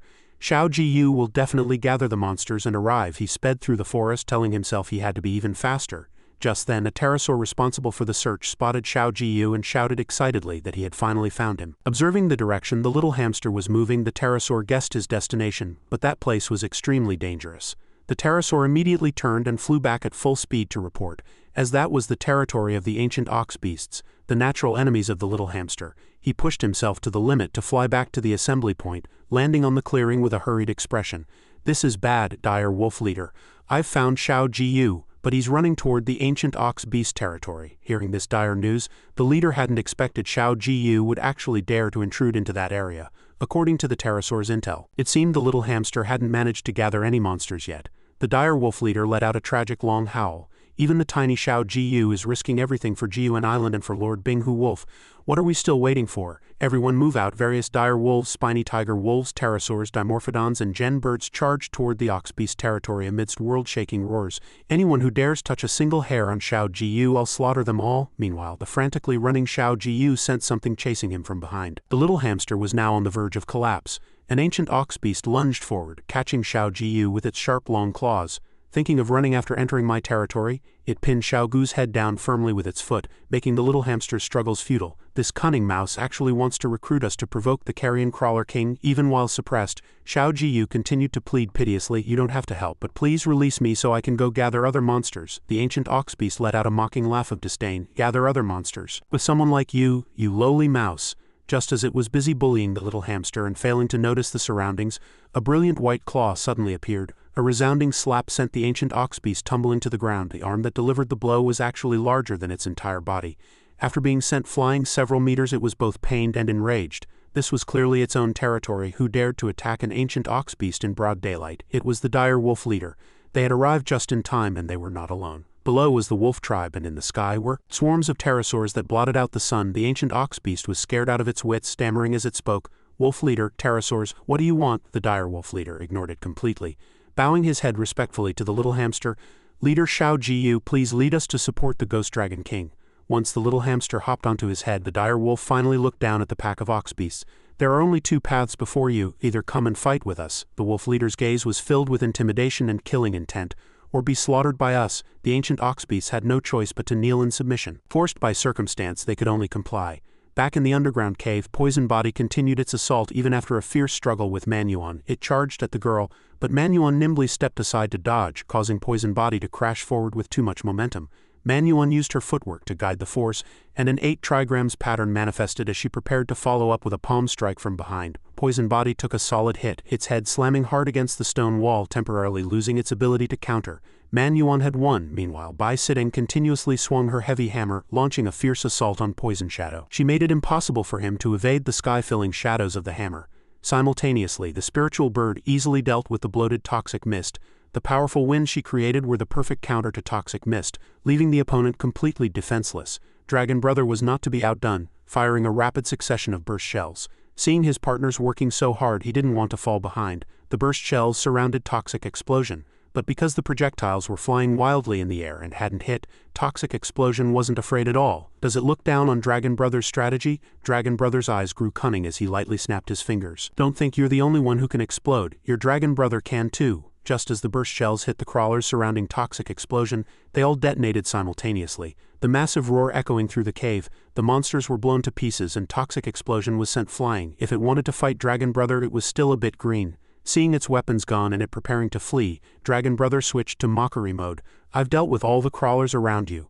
Now let's see what you use as a bomb. How about trying to detonate your own body?" This was a direct hint to Toxic Explosion. Since it dared to say it, it had to face the consequences. At this point, it was cornered and decided to fight to the death. Toxic Explosion actually turned its head, opening its massive maw as its body rapidly expanded. Driven by Dragon Brother's provocation, it wanted to make him taste pain. Is it for real? Dragon Brother had only meant it as a joke. He hadn't expected Toxic Explosion to take it seriously. Isn't living better? Why commit suicide? It used the momentum to leap into the air. Since it no longer wanted its life, I'll give it a send-off. Lin Yuan curled his body into a giant gear. It was the first time he used the skill Dragon Fin Slash. It seemed he had made a huge gain this time. Trapped in a desperate situation, Toxic Explosion shivered at the sight. It had never seen such a bizarre move. It hadn't expected Dragon Brother to be able to transform like this. Dragon Brother spun through, slicing Toxic Explosion's body in two and ending the life of this carrion crawler. Landing steadily, Dragon Brother smiled and said he was nothing more than a blade grinder. Man Yuan's face was full of adoration, her eyes sparkling. She hadn't expected Dragon Brother to have such a trick up his sleeve. The spiritual bird was equally surprised. After all, even when he had been beaten black and blue in previous battles, he had never used this move. Did he just learn it? Beside them, the little lowly appeared very intrigued. The fact that he could gain new ghost dragon skills just by eating made her feel very interested. However, a hideous roar suddenly erupted from the cave, and the thick toxic smoke did not dissipate. Dragon Brother lamented in terror. Here it comes again, just like when they dealt with the toxic infection last time. It seemed the Carrion Crawler King sensed his son's death. This time it was clearly even more enraged. Is it unable to hold back and planning to act personally? The silhouette of the Carrion Crawler King was faintly visible in the dark cave, and then a massive head burst from the earth. Its true form was revealed, with countless snake-like heads writhing about. Having lost his beloved son, Shang Lu was determined to completely annihilate, crush, and devour them. Shang Lu's rage erupted frantically. All his head stirring and preparing to bite, he roared that a group of ants dared to intrude into his territory and spat toxic monologue green smoke at everyone. He issued a threat: "Your end will be just as miserable as that old wolf who died here." Hearing the name Bing Hu Wolf, Dragon Brother turned pale with shock and hurriedly pressed, "What did you say?" "Wolf Brother." Time seemed to freeze. Man Yuan and the spiritual bird both stood frozen in place. The little lowly fell into the same state, and Dragon Brother stood stunned, forgetting what he was supposed to do amidst the swirling dust. Dragon Brother looked around, his heart full of dread, not knowing where he was. In the toxic monologue smoke, he suddenly saw a long blade flash with light. The smoke gradually dissipated to reveal Wolf Brother lying on the ground. A long blade plunged deep into his heart. Dragon Brother let out a hysterical roar. "Bing Hu Wolf, no?" The surrounding scene began to blur, and the long blade gradually vanished as a voice rang out, "Ghost Dragon, wake up fast." To his shock, he found the person before him was not Bing Hu Wolf but Lord Bai Zi. Before Dragon Brother could figure out the situation, he looked down and saw everyone still standing like wooden statues. He asked in confusion, "Why am I the only one who woke up from the illusion?" The little girl explained, "I have the purification power bestowed by Lord Bai Zi, which can neutralize the toxic monologue." The girl instructed him not to move and to continue pretending to be trapped in the illusion. They would use the enemy's own trick against them, launching a surprise attack while the Crawler King thought he had succeeded. Seeing Man Yuan and the spiritual bird still appearing dazed, Dragon Brother wondered if those two had broken the illusion. The spiritual bird's current acting was indeed quite realistic. Dragon Brother wanted to ask for details, but the girl glared at him. "This lady only purified you. It's not their turn yet." After hearing this, he turned his face away awkwardly. Meanwhile, Shang Lu concluded that everyone had been poisoned and let out a mocking laugh.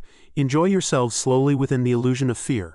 It then bit onto Dragon Brother, preparing to hand him over to its sons. In an instant, Dragon Brother activated his spiny armor, his entire body radiating a brilliant light. Due to the intense pain, Shang Lu hurled Dragon Brother a distance away.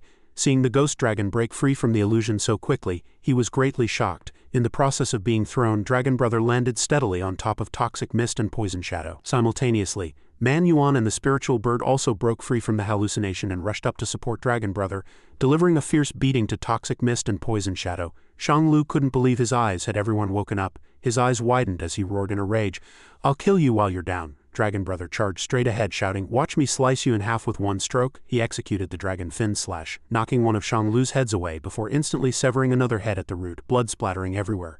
Shang Lu hissed frantically with threats, "Damned ghost dragon, you've killed 4 of my sons. I will surely corrode you into a pool of bloody water." Shang Lu launched a series of lunges and bites, but Dragon Brother nimbly dodged them all. Having lost its cool, its attacks had 0 accuracy, leaving it only able to roar frantically, "Go to hell." Realizing that the little lowly Man Yuan and the spiritual bird below were easier targets, Shang Lu immediately switched goals. He spat a green toxic breath at the spiritual bird. Just as the bird was dodging in a panic, Dragon Brother shouted, "Spiritual bird, watch out," and gritted his teeth as he charged forward to block the toxin. He completely understood now why the bird would casually call him Bad Dinosaur. The impact of the toxic breath was so immense that Lin Yuan found it impossible to resist. He was sent flying, even brushing past the spiritual bird, before crashing heavily into the ground and skidding a long distance. Struggling to stand, he looked back and shouted, "King Kong Barbie, can you purify this poison?" Bai Sitting immediately took action and performed the purification, which filled Lin Yuan with excitement.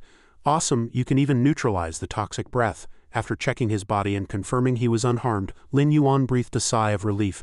Luckily, the purification was timely. "I didn't get reset to my factory settings, though I probably shrank by 2 or 3 meters. Shang Lu observed the situation, calculating inwardly, "I never expected that girl would have the power to dispel my toxic breath. It seems she must have been the one who neutralized my toxic monologue earlier." Standing her ground, the little lowly Bai Sitting flashed a provocative smile. Lin Yuan stared at the massive green head, frowning as he announced he was coming for payback.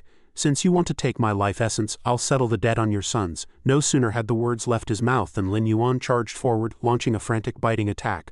System notification, you have successfully devoured Carrion Crawler Leader Poison Body. Evolution points 1500. You have successfully devoured Carrion Crawler Leader Poison Body. Evolution points 1800.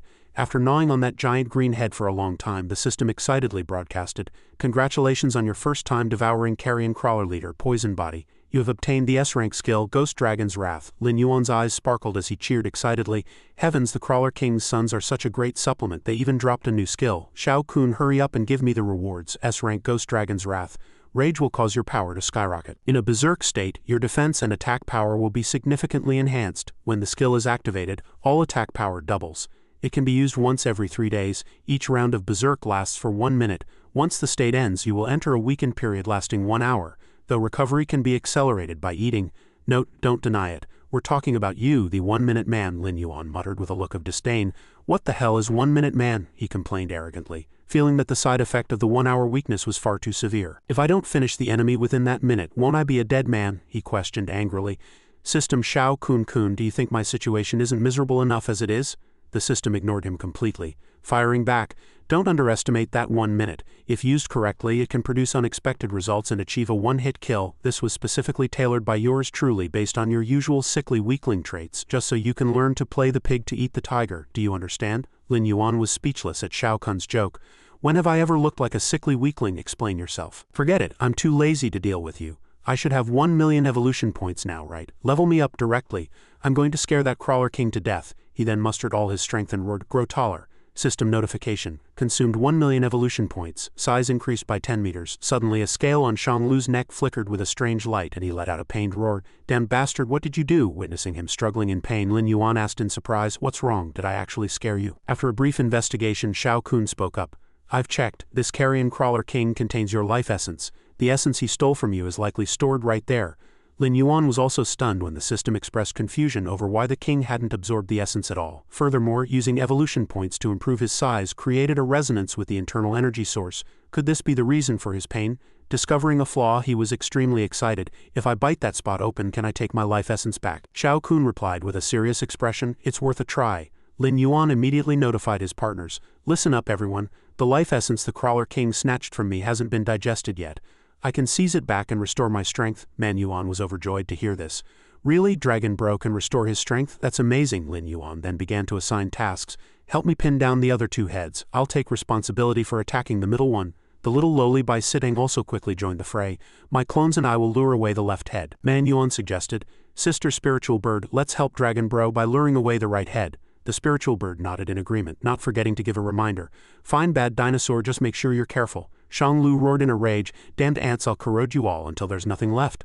Lin Yuan's squad let out a simultaneous roar and charged. The little lowly and her countless clones swung their heavy hammers, delivering consecutive strikes to one of Shanglu's heads while constantly cheering each other on to hammer that crawler into paste. Simultaneously, the spiritual bird and Man Yuan took turns attacking, delivering a flurry of pecks and punches to the right head. Meanwhile, Lin Yuan was in a close-quarters struggle with the main central head. Facing the fierce lunges, he dodged nimbly and launched a counterattack with burst claws, muttering under his breath, "You dare bite me, I'm the ancestor of biting." To his surprise, the moment he bit down on the monster, Lin Yuan's mouth was jarred until it bled. The pain brought tears to his eyes as he hopped around and screamed, "Damn it, this guy is thick-skinned and tough. I nearly broke my teeth." Shanglu was consumed by rage, his eyes fixed on Lin Yuan, who was screaming on the ground. The monster whipped its head violently, tossing Lin Yuan into the air. On the other side, the little lowly began to run out of stamina, shouting anxiously, "Stupid dinosaur, are you done yet? I can't hold out much longer on my side." The spiritual bird was also nearing exhaustion, urging repeatedly, "Bad Dinosaur, what are you dawdling for? Hurry up." Lin Yuan quickly rubbed his jaw to soothe his companions.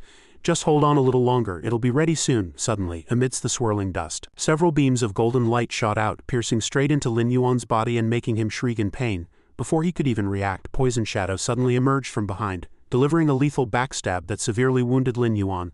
The spiritual bird blurted out in terror, "Bad Dinosaur." Man Yuan also panicked, shouting, "Dragon Bro?" Witnessing Lin Yuan being hit, the little lowly was also stunned.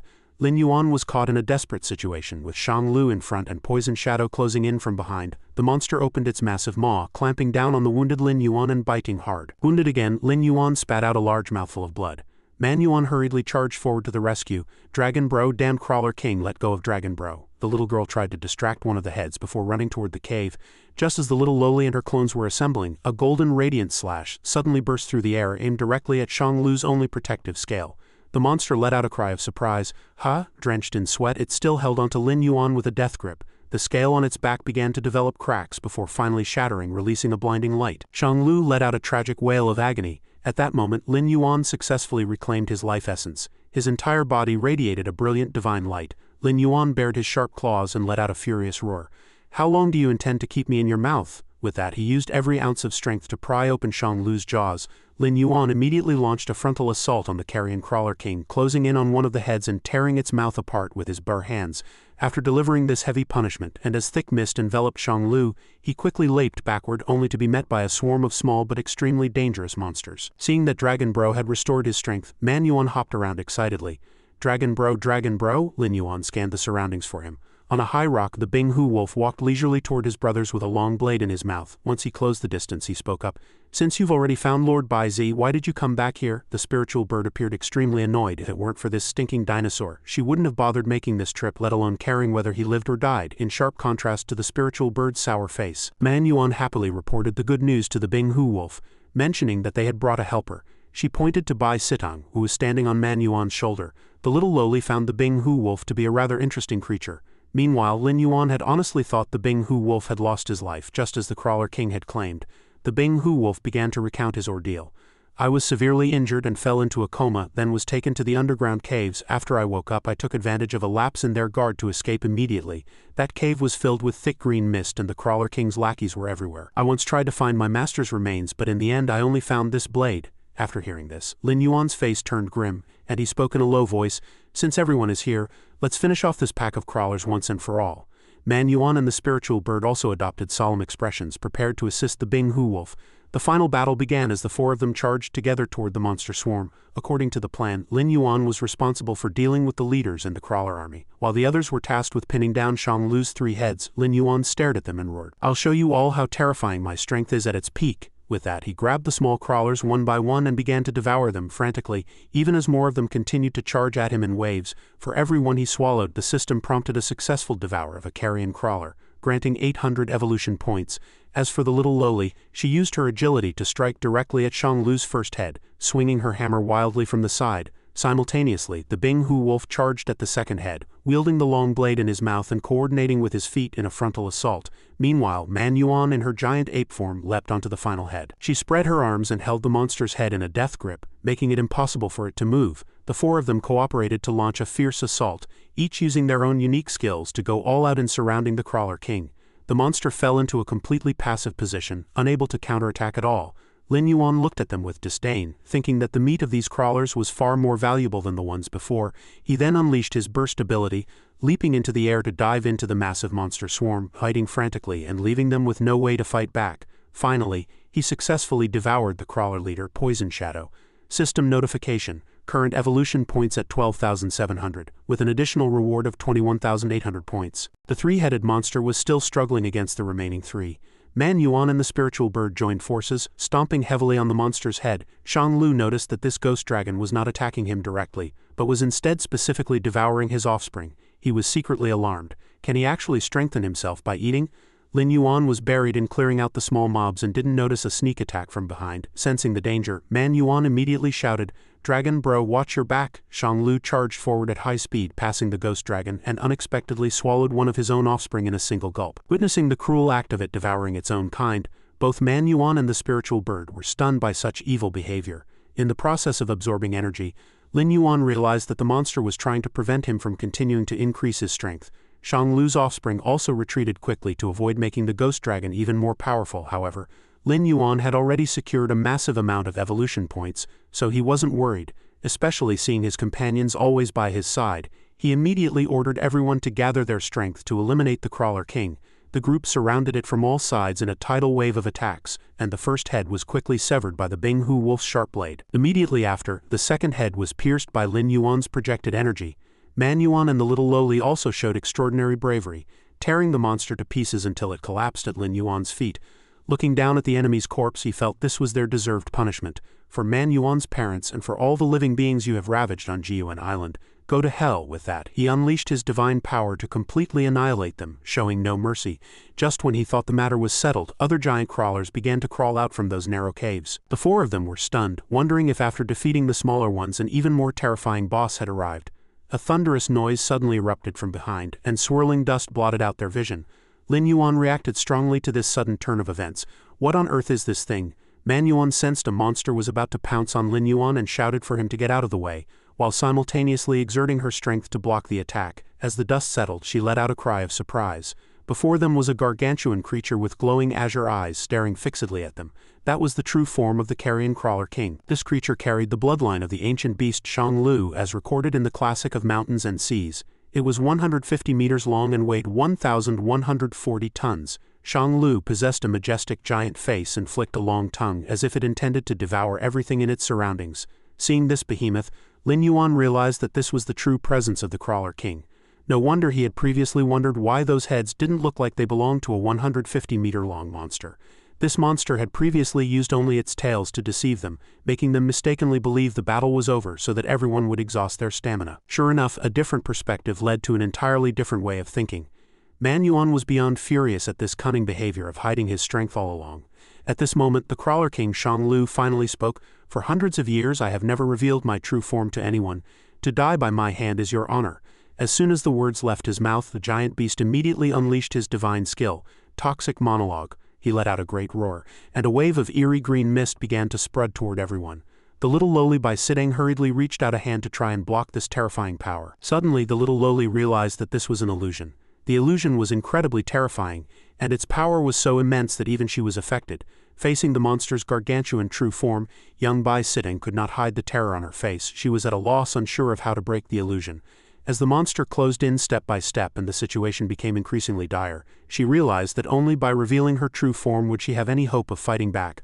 A blinding light instantly enveloped the little lowly, and she manifested her true form, a majestic white dragon with eyes like torches and claws like razors. Witnessing this astonishing scene, the Crawler King was struck with shock. It turned out the two were old acquaintances. Seeing Bai Zi appear, the Crawler King spoke. "It has been over 1,000 years, I see. Have you finally lost your patience and decided to move against me?"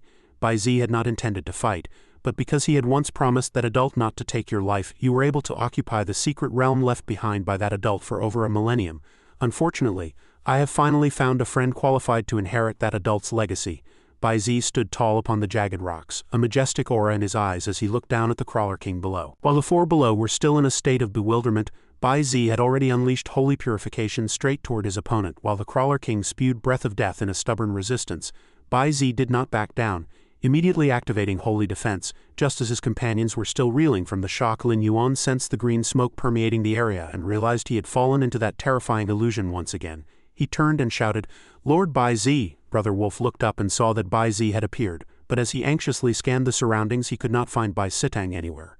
Amidst the fierce exchange above, Bai Zi urged urgently while struggling against the worsening situation. "Everyone, find a way to deal with this guy. The Crawler King's true form is extremely powerful. I can only barely suppress his toxic mist and breath of death." Hearing the request, Lin Yuan held his breath and focused, racking his brain so as not to fail their expectations. The 4 launched a simultaneous onslaught against the monster, yet Shanglu's true form let out a triumphant cold laugh, his eyes filled with contempt for these brats. "You think you can win, Bai Zi? I will let you watch with your own eyes as they are corroded into pools of blood before me." He let out a roar, then unleashed toxic mist of death, hurling a wave of malevolent dark energy toward everyone. This stream of green toxic smoke was bizarre beyond measure. Manhua realized it was the highly lethal bone-corroding poison, while simultaneously the spiritual bird felt an unbearable itching sensation all over her body. Brother Wolf couldn't even grip his sword, and signs of corrosion began to appear on the surface of his body. Seeing his teammates gradually weakening, Lin Yuan thought worriedly, "If this continues, everyone will die here." The spiritual bird refused to surrender to fate. She put every ounce of strength into charging toward Lin Yuan, attempting to blow the toxic mist away. She activated hurricane form to disperse the green smoke, saving her partners from the trap. Once clear of the toxic array, the 4 immediately launched another charge. Shanglu's true form found this swarm of ants to be endless and extremely annoying. He delivered a casual strike intended to wipe everyone out completely. The powerful impact sent the entire team flying violently. As a gargantuan and brutal entity, Shanglu's true form couldn't believe he was forced to use his ultimate form to deal with these little brats he originally despised. Fury burned brightly, and the pressure he released swept through the surroundings like an unstoppable gale. Having witnessed the true countenance of the carrion crawler king Shanglu's true form, Lin Yuan, Man Yuan, the spiritual bird, and Bai Zi could not hide the shock and terror in their hearts. He whipped his powerful long tail, drawing everything in the vicinity into its reach and swallowing it into his mouth. Witnessing this horrifying scene, everyone was terrified. Lin Yuan felt an extreme sense of unease while observing the creature's bizarre behavior. Just then it pulled a cold, glinting blade radiating a poisonous aura from its mouth. Lin Yuan hurriedly issued a warning. "Everyone be careful, that blade is definitely poisonous." The Crawler King delivered a thunderous strike toward Lin Yuan and Man Yuan's position. The ground buckled, sending the two flying far away. He immediately followed up with a tempestuous suppressive assault. At the critical moment, the spiritual bird quickly proposed a combat plan. "I'll use my blade to distract him. You concentrate on attacking the head, and Man Yuan will handle the body." Brother Wolf was the first to charge out like a lightning bolt, leaping high into the air with the aid of the momentum. He swung the long sword, radiating a brilliant light, using golden feather slash to strike directly at the enemy. This blow forced the Crawler King to turn and deal with him, leaving a flaw for Man Yuan. She seized the opportunity to close in, delivering a 1,000-pound heavy punch to the monster's body. Surprisingly, this seemingly lethal blow failed to wound him in the slightest. The Crawler King revealed a contemptuous smile. "Damned ape, did you think you could hurt me?"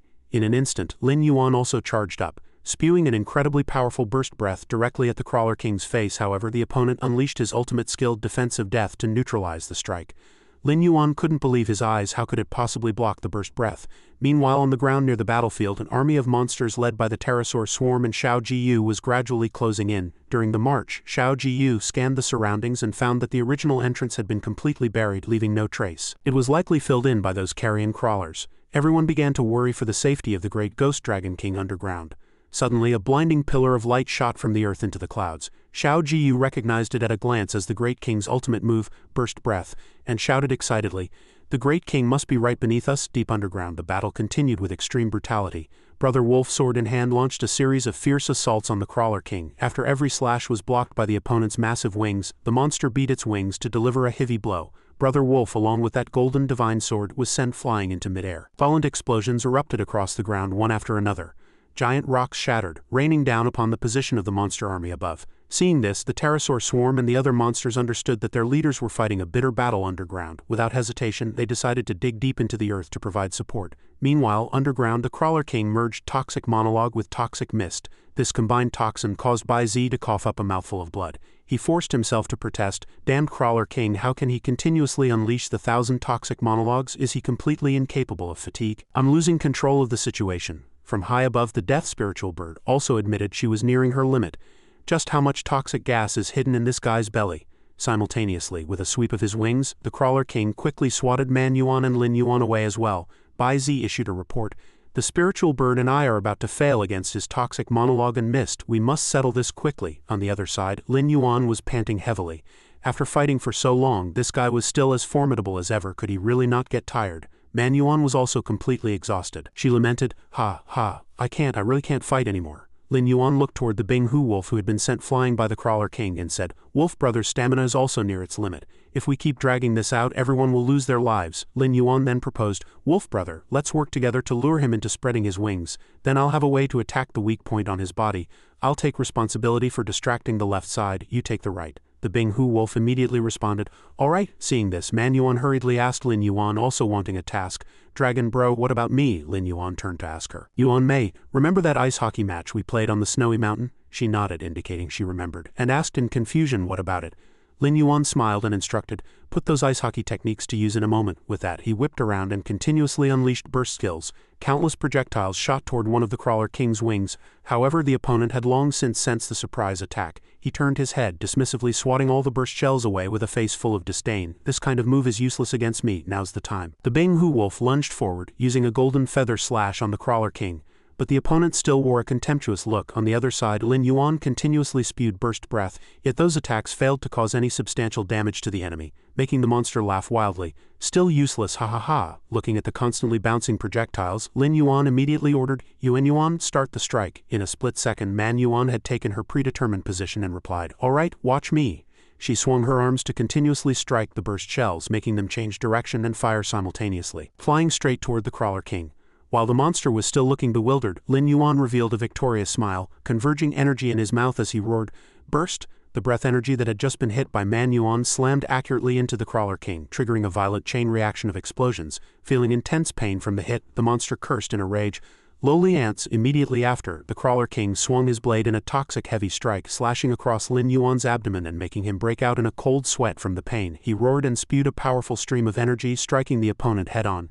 This blow pierced right through the body of the carrion Crawler King Shanglu. Its blood began to spurt frantically. Having exhausted all his strength in this ultimate attack, Lin Yuan began to feel faint. Just then, a pillar of light moved upward from the Crawler King's abdomen, aiming straight for its head. This attack split the Crawler King's head and body in two, his face etched with extreme agony. When Lin Yuan stopped after exhausting his last bit of energy, the Crawler King's corpse also slammed to the ground. Lin Yuan panted heavily in exhaustion. "Is it over?" His entire body was limp and there was a poisoned sword wound on his chest. The others could hardly believe their eyes. "Is it dead? Is the Crawler King really dead? We killed it." Lin Yuan, completely drained, collapsed to the ground, muttering to himself, "It's finally over." Seeing this, everyone hurriedly ran over to check his condition. Bai Zi held Lin Yuan down and instructed, "Don't move yet, your wound is deep and you've been infected with the hidden shadow poison. But I can heal you, it just needs a little time." However, at that moment, a slight movement suddenly occurred over by the Crawler King. Abruptly, a sharp sword light shot from its hand, heading straight for everyone. Just as everyone's guard was down, the Bing Hu wolf keenly sensed the danger from behind and immediately stepped forward to act as a shield. After taking the sword blow for his companions, Manhua and the death spiritual bird hurriedly supported him, asking anxiously, "Wolf brother, how are you?" Looking back, everyone was stunned. With its astonishing self-healing ability, the Crawler King's wounds were rapidly closing. No one understood what was happening. How was it alive again? The death spiritual bird could no longer suppress her rage toward the Crawler King, shouting a harsh rebuke, "Damn Crawler King." She poured all her remaining power into an attack, but the opponent only gave a contemptuous reply, "Overestimating yourself." He then neutralized the death spiritual bird's hurricane with a casual wave of his hand. Witnessing her own attack being reflected, the spiritual bird was struck with shock. In her extreme state of shock, she was tossed away by her own hurricane, slamming heavily against the wall. The death spiritual bird fell to the ground, buried by a pile of jagged rocks, looking quite wretched. Witnessing this, Manhua screamed in heart-wrenching anxiety, "Sister, spiritual bird!" She immediately turned and charged toward the opponent, preparing to throw a punch. "Carrion Crawler King, go to hell." Die. In response, the Crawler King spread his massive wings and issued a warning, "If you're in such a hurry to be reincarnated, then go to hell and accompany your mother."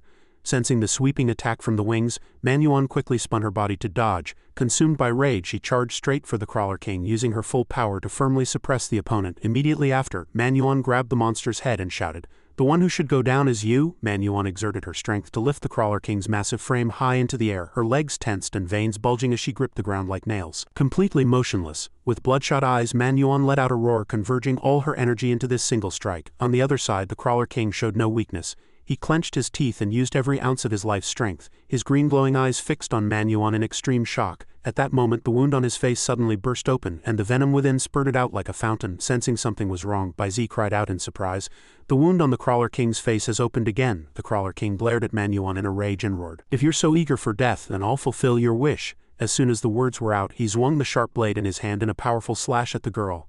The blade struck Manhua's back. The pain made her let out a tragic scream as she was sent flying by the shockwave. Bai Zi immediately ran to her side with a worried face, extending his hands to begin the rescue. Manhua's body was gradually enveloped in the green light emitted by Bai Zi. However, her breathing became increasingly rapid, and the light in her eyes seemed to begin to fade. While Bai Zi struggled to wake her, it noticed that the wound on the Crawler King's face was gradually healing after he landed, and it thought to itself, "Could it be because of this withered land?" Bai Zi stared fixedly at that Crawler King, who was radiating terrifying energy and being healed by this dead land. Suddenly, Shang Lu spoke in mockery, "Bai Zi, you must have plundered a lot of life essence over these 1,000 years, right? Unfortunately, you still cannot oppose an existence like me that has absorbed the energy of the secret realm. All three of you have been struck by my corrosion blade.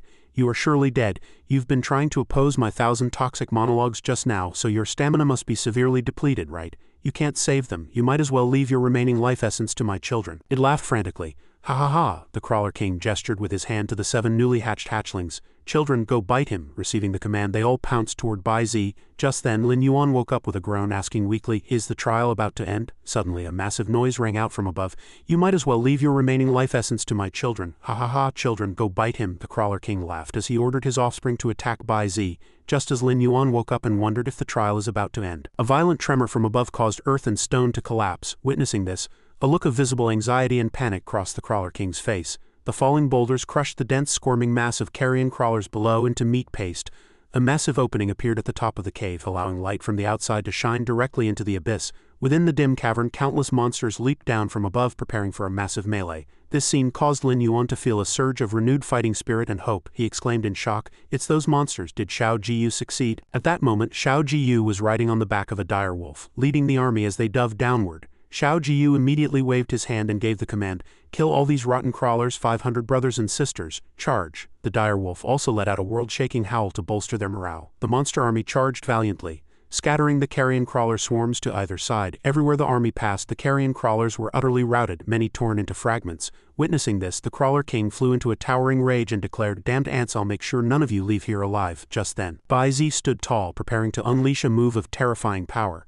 He spread his arms, condensing energy into 4 dazzling orbs of lightning. Suddenly, one orb landed on Lin Yuan's chest. Sensing this power, Lin Yuan was astonished to find that it was actually life essence. Everyone present stood up, realizing that this was Lord Bai Zi's life essence.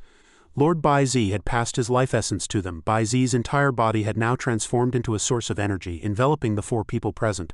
After transferring all his life essence energy to the 4, Bai Zi vanished, causing everyone to cry out in terror.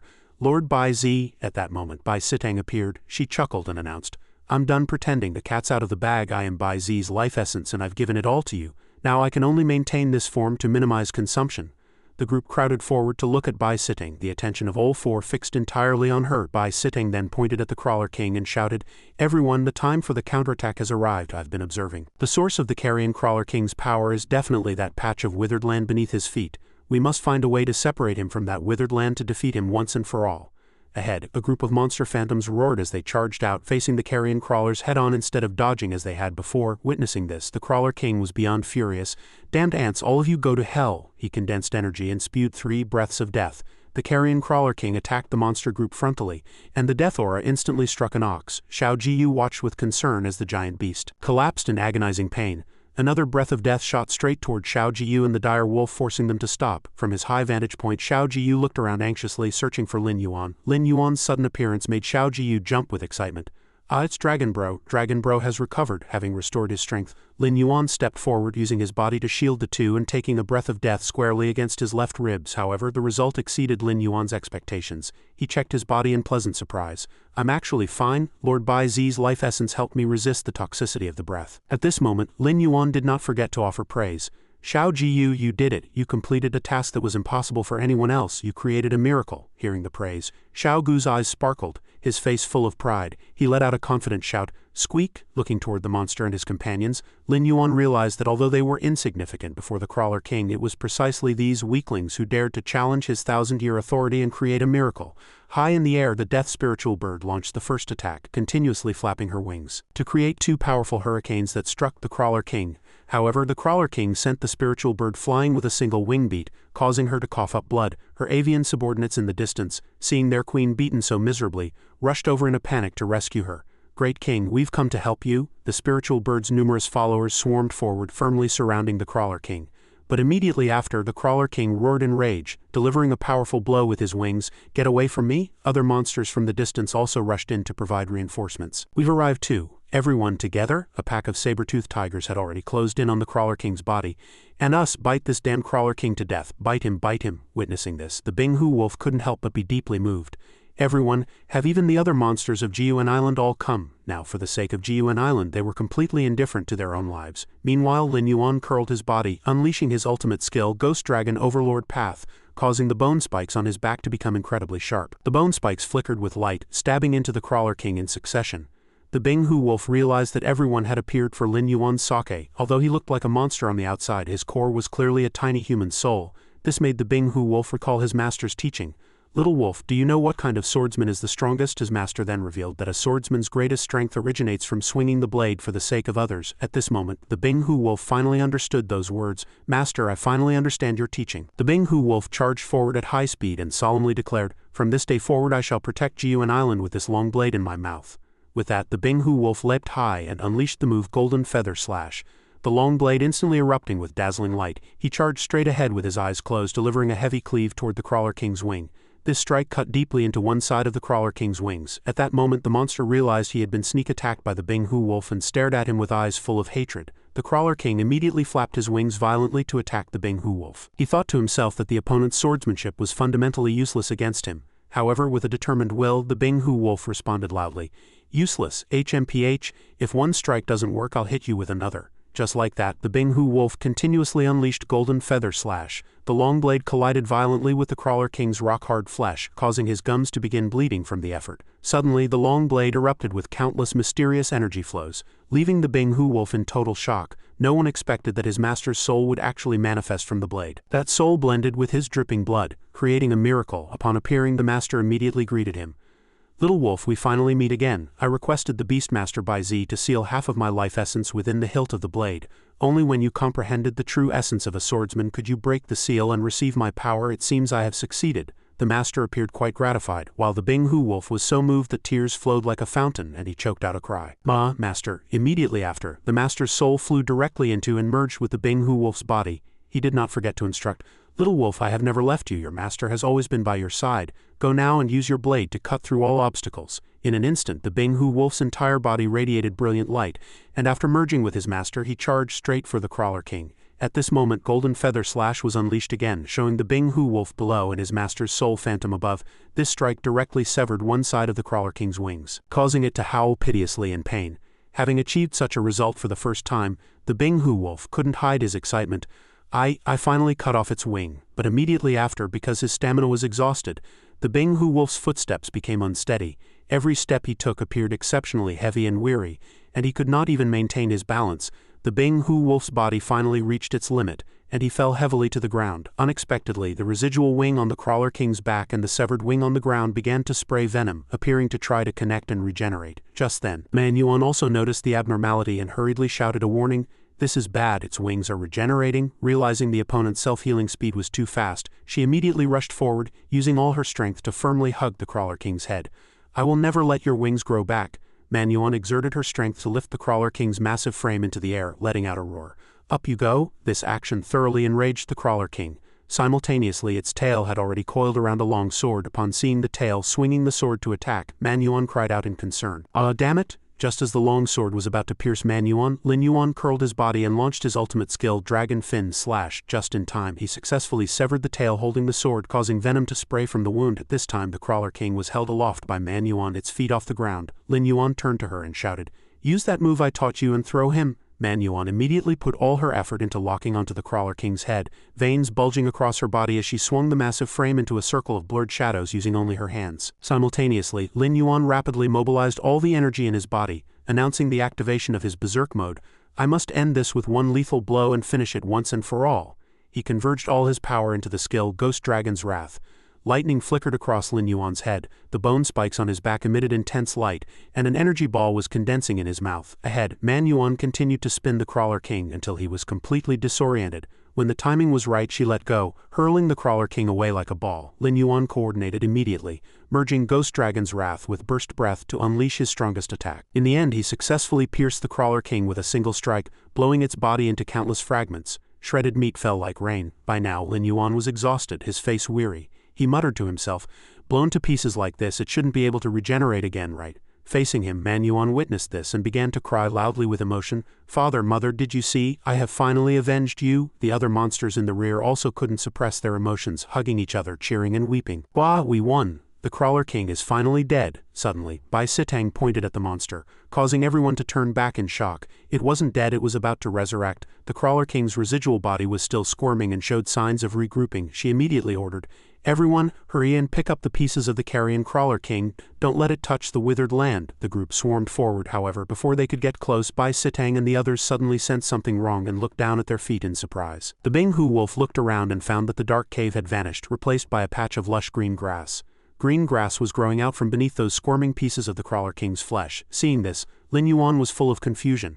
While this grass might not hurt the Crawler King, how can so much grass grow inside an underground cave? He turned his head and found a gargantuan object appearing behind everyone. It turned out to be the majestic tyrant tree. Wasn't it supposed to be deeply rooted in the soil? To his surprise, it had actually followed the monster swarm all the way here, and struck the ground violently with its giant hands, stimulating the growth of a vast lawn. It was precisely this lawn that blocked the regrouping of the Crawler King's remains. Afterward, the divine tree sat slumped on the ground, panting heavily.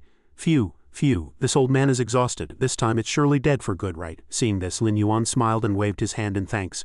Many thanks, tree brother. I didn't expect you to come too. Haha, it's all in a day's work. No, this tree is also a part of GUN Island. Lin Yuan then walked toward the Crawler King's remains. He secretly wondered if he could take a bite of its meat. He would surely obtain a massive amount of evolution points and might even drop even stronger skills. However, as soon as he saw that face, he felt a surge of revulsion, and truly couldn't bring himself to eat it. The more Lin Yuan thought about it, the more unreconciled he felt, but seeing that face made him want to vomit. He simply couldn't stomach it.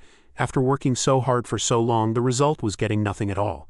This was a total loss. Suddenly, Bai Sitting appeared behind him, giving him a start, and asked, "Why don't you eat it to seize its abilities?" She continued to press Lin Yuan. "Is it because that face looks too disgusting? It seems that in your heart you still reject eating humans or humanoid creatures. Despite being a monster, you possess a quality of self-sacrifice rare among your kind, and you can still hold on to your principles and nature. Not bad, I admire you very much." No sooner had the words left her mouth than Bai Sitting reached out her hand. A beam of light erupted from her palm, directly enveloping the Crawler King's corpse. Subsequently, she began to transform the energy and draw it toward its face.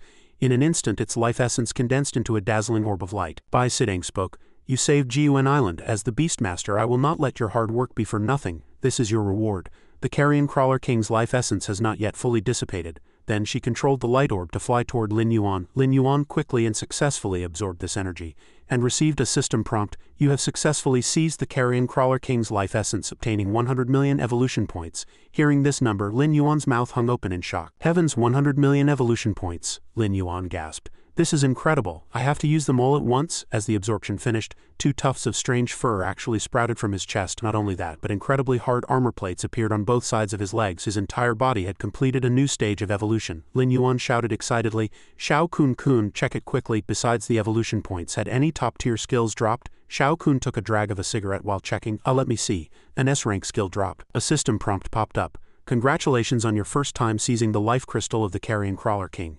You have obtained the S-rank skill 9 Sons of the Dragon. S-rank skill 9 Sons of the Dragon. You can release 9 vengeful spirits that look exactly like you to lock onto and battle enemies. Remark, congratulations on your successful inheritance." Seeing this, Lin Yuan immediately felt something was off. What kind of ghost skill is this? Am I supposed to spit out my own soul and spirits? And what does successful inheritance mean? Can't you just give me a normal skill for once? Seeing his reaction, Shao Kun spoke up to reassure him. "Just think of them as 9 clones. They even come integrated with infrared scanning, thermal sensing, and various other functions. They're incredibly powerful." Lin Yuan could only sigh helplessly. "Sigh, forget it, whatever. I've realized it now. You're just a system designed to screw me over." However, as soon as he turned around, he couldn't help but cry out in shock. "Huh?" He saw several saber-toothed tigers preparing to tear into the Crawler King's corpse and rushed forward to stop them. "Hey, you lot. You all saw how toxic that crawler was just now, and you still dare to eat its meat? Do you have a death wish?" His face was full of concern. "By the way, that Crawler King dispersed a massive number of carrion crawlers earlier. If we let them escape, the future consequences will be endless. Now that we have the numbers, I propose we launch a large-scale search and destroy mission to completely wipe out that swarm." After hearing Lin Yuan's words, Bai Sitting fully agreed. "Exactly. We must pull them out by the roots. Bing Hu Wolf, spiritual bird. Take your kin. Man Yuan, Lin Yuan, the other monsters, and I will split into 3 groups to conduct the search." Upon receiving the order, the faces of the 3 were filled with determination. After Lord Bai Zi spoke, everyone immediately dispersed to search various parts of the cave, yet they never found any trace of the carrion crawlers. Lin Yuan was deeply perplexed. He hadn't seen a single crawler along the way, but instead found a lot of slimy liquid. Logically speaking, with so many crawlers, they should have appeared by now. Just then, Bai Sitting knelt down to examine the leftover slime. She concluded, "If I'm not mistaken, these green liquids are the carrion crawlers we're looking for." Looking at the liquid on the ground, Lin Yuan had a look of disbelief. This is what's left of those crawlers?" Facing his expression, Bai Sitting explained, "For years, the carrion crawlers have ravaged many monster species on GUN Island. Although they've been hunted several times, their numbers only increased. So I suspect that all the crawlers, including the leaders, were created by the Crawler King using his own blood. Therefore, once the prime body died, those clones all dissolved into pus." Lin Yuan laughed happily. "Haha, fantastic. This saves us the trouble of doing it ourselves." Just then, Shao Jiyu seemed to be calling everyone. "Squeak squeak, Dragon Bro." Shao Jiyu rode over on the head of a dire wolf to report Dragon Bro. "The weapons and remains of Wolf Brothers' master have been found. He sent me to notify everyone." Lin Yuan was beyond excited. "Excellent, let's go take a look." Everyone gathered, and they were all stunned by the sight before them. Countless weapons and mountains of gold, silver, and jewelry. Lin Yuan wondered aloud, "Heavens, so many weapons and so much treasure." He picked up a crown to examine it, thinking to himself, where this Crawler King got so many good things, there was even a crown. Did he once wipe out a king? Only then did Bai Sitting reveal the truth. 2,000 years ago, human ability users frequently trespassed onto Jiun Island to hunt monsters. These treasures were likely left behind by those people. Later, a supreme being descended and wiped out all the humans on the island. That person radiated golden light, descended from the heavens and set up a barrier in the surrounding waters, allowing Jiun Island to enjoy peace. At this moment, the Bing Hu wolf finally stood before his master's remains, choking out, "I'm sorry, master, I was too useless, I couldn't even protect the sea country." The Bing Hu wolf bowed his head in prayer, swearing that he would never let such a tragedy happen again. "I swear it," but Lin Yuan still had questions. Why did the Crawler King specifically leave the remains here? The Bing Hu wolf concluded, "That despicable villain definitely wanted to use master's remains to blackmail me." Suddenly, Man Yuan seemed to discover something that attracted her. Seeing her walk away alone, Lin Yuan hurriedly called out, "Man Yuan, where are you going?" Man Yuan ignored him and continued forward. It turned out she had set her sights on a golden bracelet within the treasure pile. She leaned over to pick it up, overcome with surprise. This is my father's Strength King copper ring." With that, she immediately put on the bracelet. After wearing the Strength King copper ring, the power of her punches would increase significantly. Back then, her father had worn it while fighting alongside her mother and a group of monster seniors against the Crawler King. Just then, the soul of Man Yuan's father suddenly manifested, saying approvingly, "Child, I never expected you to actually do it. You have found this power. The fact that the Strength King copper ring is here means the Crawler King has already been defeated by you. Wonderful, your mother and I are so proud of you. I placed the last sliver of my life essence within this copper ring just to wait for this day." Before dissipating, he didn't forget to instruct, "Child, this is the last blessing your mother and I can give you. Now that you have the copper ring and the life essence, you must continue to grow stronger. The road ahead is still very difficult." At that moment, Man Yuan burst into tears, shouting for her father and mother. This was the last time she would see her parents. Lin Yuan also felt a weight lift from his heart. "Fantastic. I finally helped Yuan Mei fulfill her wish." Suddenly, Bai Sitang's voice rang out in the hall. "Monsters of Jiun Island, it was the Ghost Dragon and Man Yuan who led us to destroy the Crawler King. Therefore, except for the Bing Hu wolf's weapons, everything here belongs to Lin Yuan. Does anyone have an objection?" The surrounding monsters responded in unison. "No objections, we agree." Bai Sitang continued her proposal. "I have guarded the snowy peak for so many years and never interfered in the island's affairs. But this place truly needs a leader who can rally the strength of the entire island. Therefore, I nominate the Ghost Dragon Lin Yuan as the new king of Jiun Island." As soon as the words were spoken, everyone raised their hands in agreement. "Lord Bai Zi is right, we have no objections." "I agree, it's a bargain for that kid. With Dragon Bro's strength, he was our boss anyway." "No objections, no objections." Afterward, everyone simultaneously bowed their heads and cheered. "Long live the king!" Lin Yuan turned around, spreading his hands to signal everyone to be quiet, and then said solemnly, "Everyone, this island once had a very responsible king. To rid Jiun Island of darkness, he did not hesitate to stand up against the Crawler King and sacrificed his life. His descendant inherited the will of her parents, grew up alone, and persisted in the fight, and today, she has finally succeeded. She risked her life to create the opportunity for me to personally eradicate the Crawler King." With that, Lin Yuan placed that exquisite small crown on Man Yuan's head. He announced publicly, "Therefore Man Yuan should be the queen of Jiun Island." Man Yuan was stunned, pointing at herself and hurriedly waving her hands in refusal. No, Dragon Bro, whether in strength or wisdom, you are far better suited to be king." Although Lin Yuan's face turned red upon hearing this, he still firmly declined. No, I am a man who wants to become the king of 10,000 beasts. Jiun Island is too small, it cannot hold a giant like me." Lin Yuan's mysterious confidence made the surrounding monsters feel nauseated. However, Bai Sitang subsequently expressed her support. "Good, I agree with Lin Yuan's proposal. Man Yuan is indeed very suitable. I nominate her as the queen of Jiun Island." The monsters immediately let out excited roars. "Roar, I agree, agreed." Seeing this, Lin Yuan placed the crown on Man Yuan's head again and said, "Life needs a bit of ceremony after all. Since this is a coronation ceremony, how can there be no crown?" Man Yuan put it on quickly. Man Yuan held the crown, hesitating. "Dragon Bro, this crown is too small, I can't wear it." Lin Yuan slapped his forehead speechlessly. "Stupid, don't you know to change back to your human form? Truly a dimwit." Only then did Man Yuan realize she could switch forms at will. "Oh right, how did I not think of that?" In an instant, white light flickered across both of them as they returned to their human appearances. Man Yuan took the crown and placed it on her head. Witnessing this, the Bing Hu wolf and the spiritual bird looked at each other. "What are they doing? Why change back to human form?" the spiritual bird complained. "I guess it's those tedious human formalities, what a hassle." Other monsters also whispered among themselves. "Why did the two kings turn into that? They look so weak." A saber-toothed tiger nearby speculated, "This must be some kind of hunting trap, turning into a weak appearance to lure prey to the hook. That's how my two unlucky brothers fell for it and even tried to ambush Queen Man Yuan." The saber-toothed tiger lamented.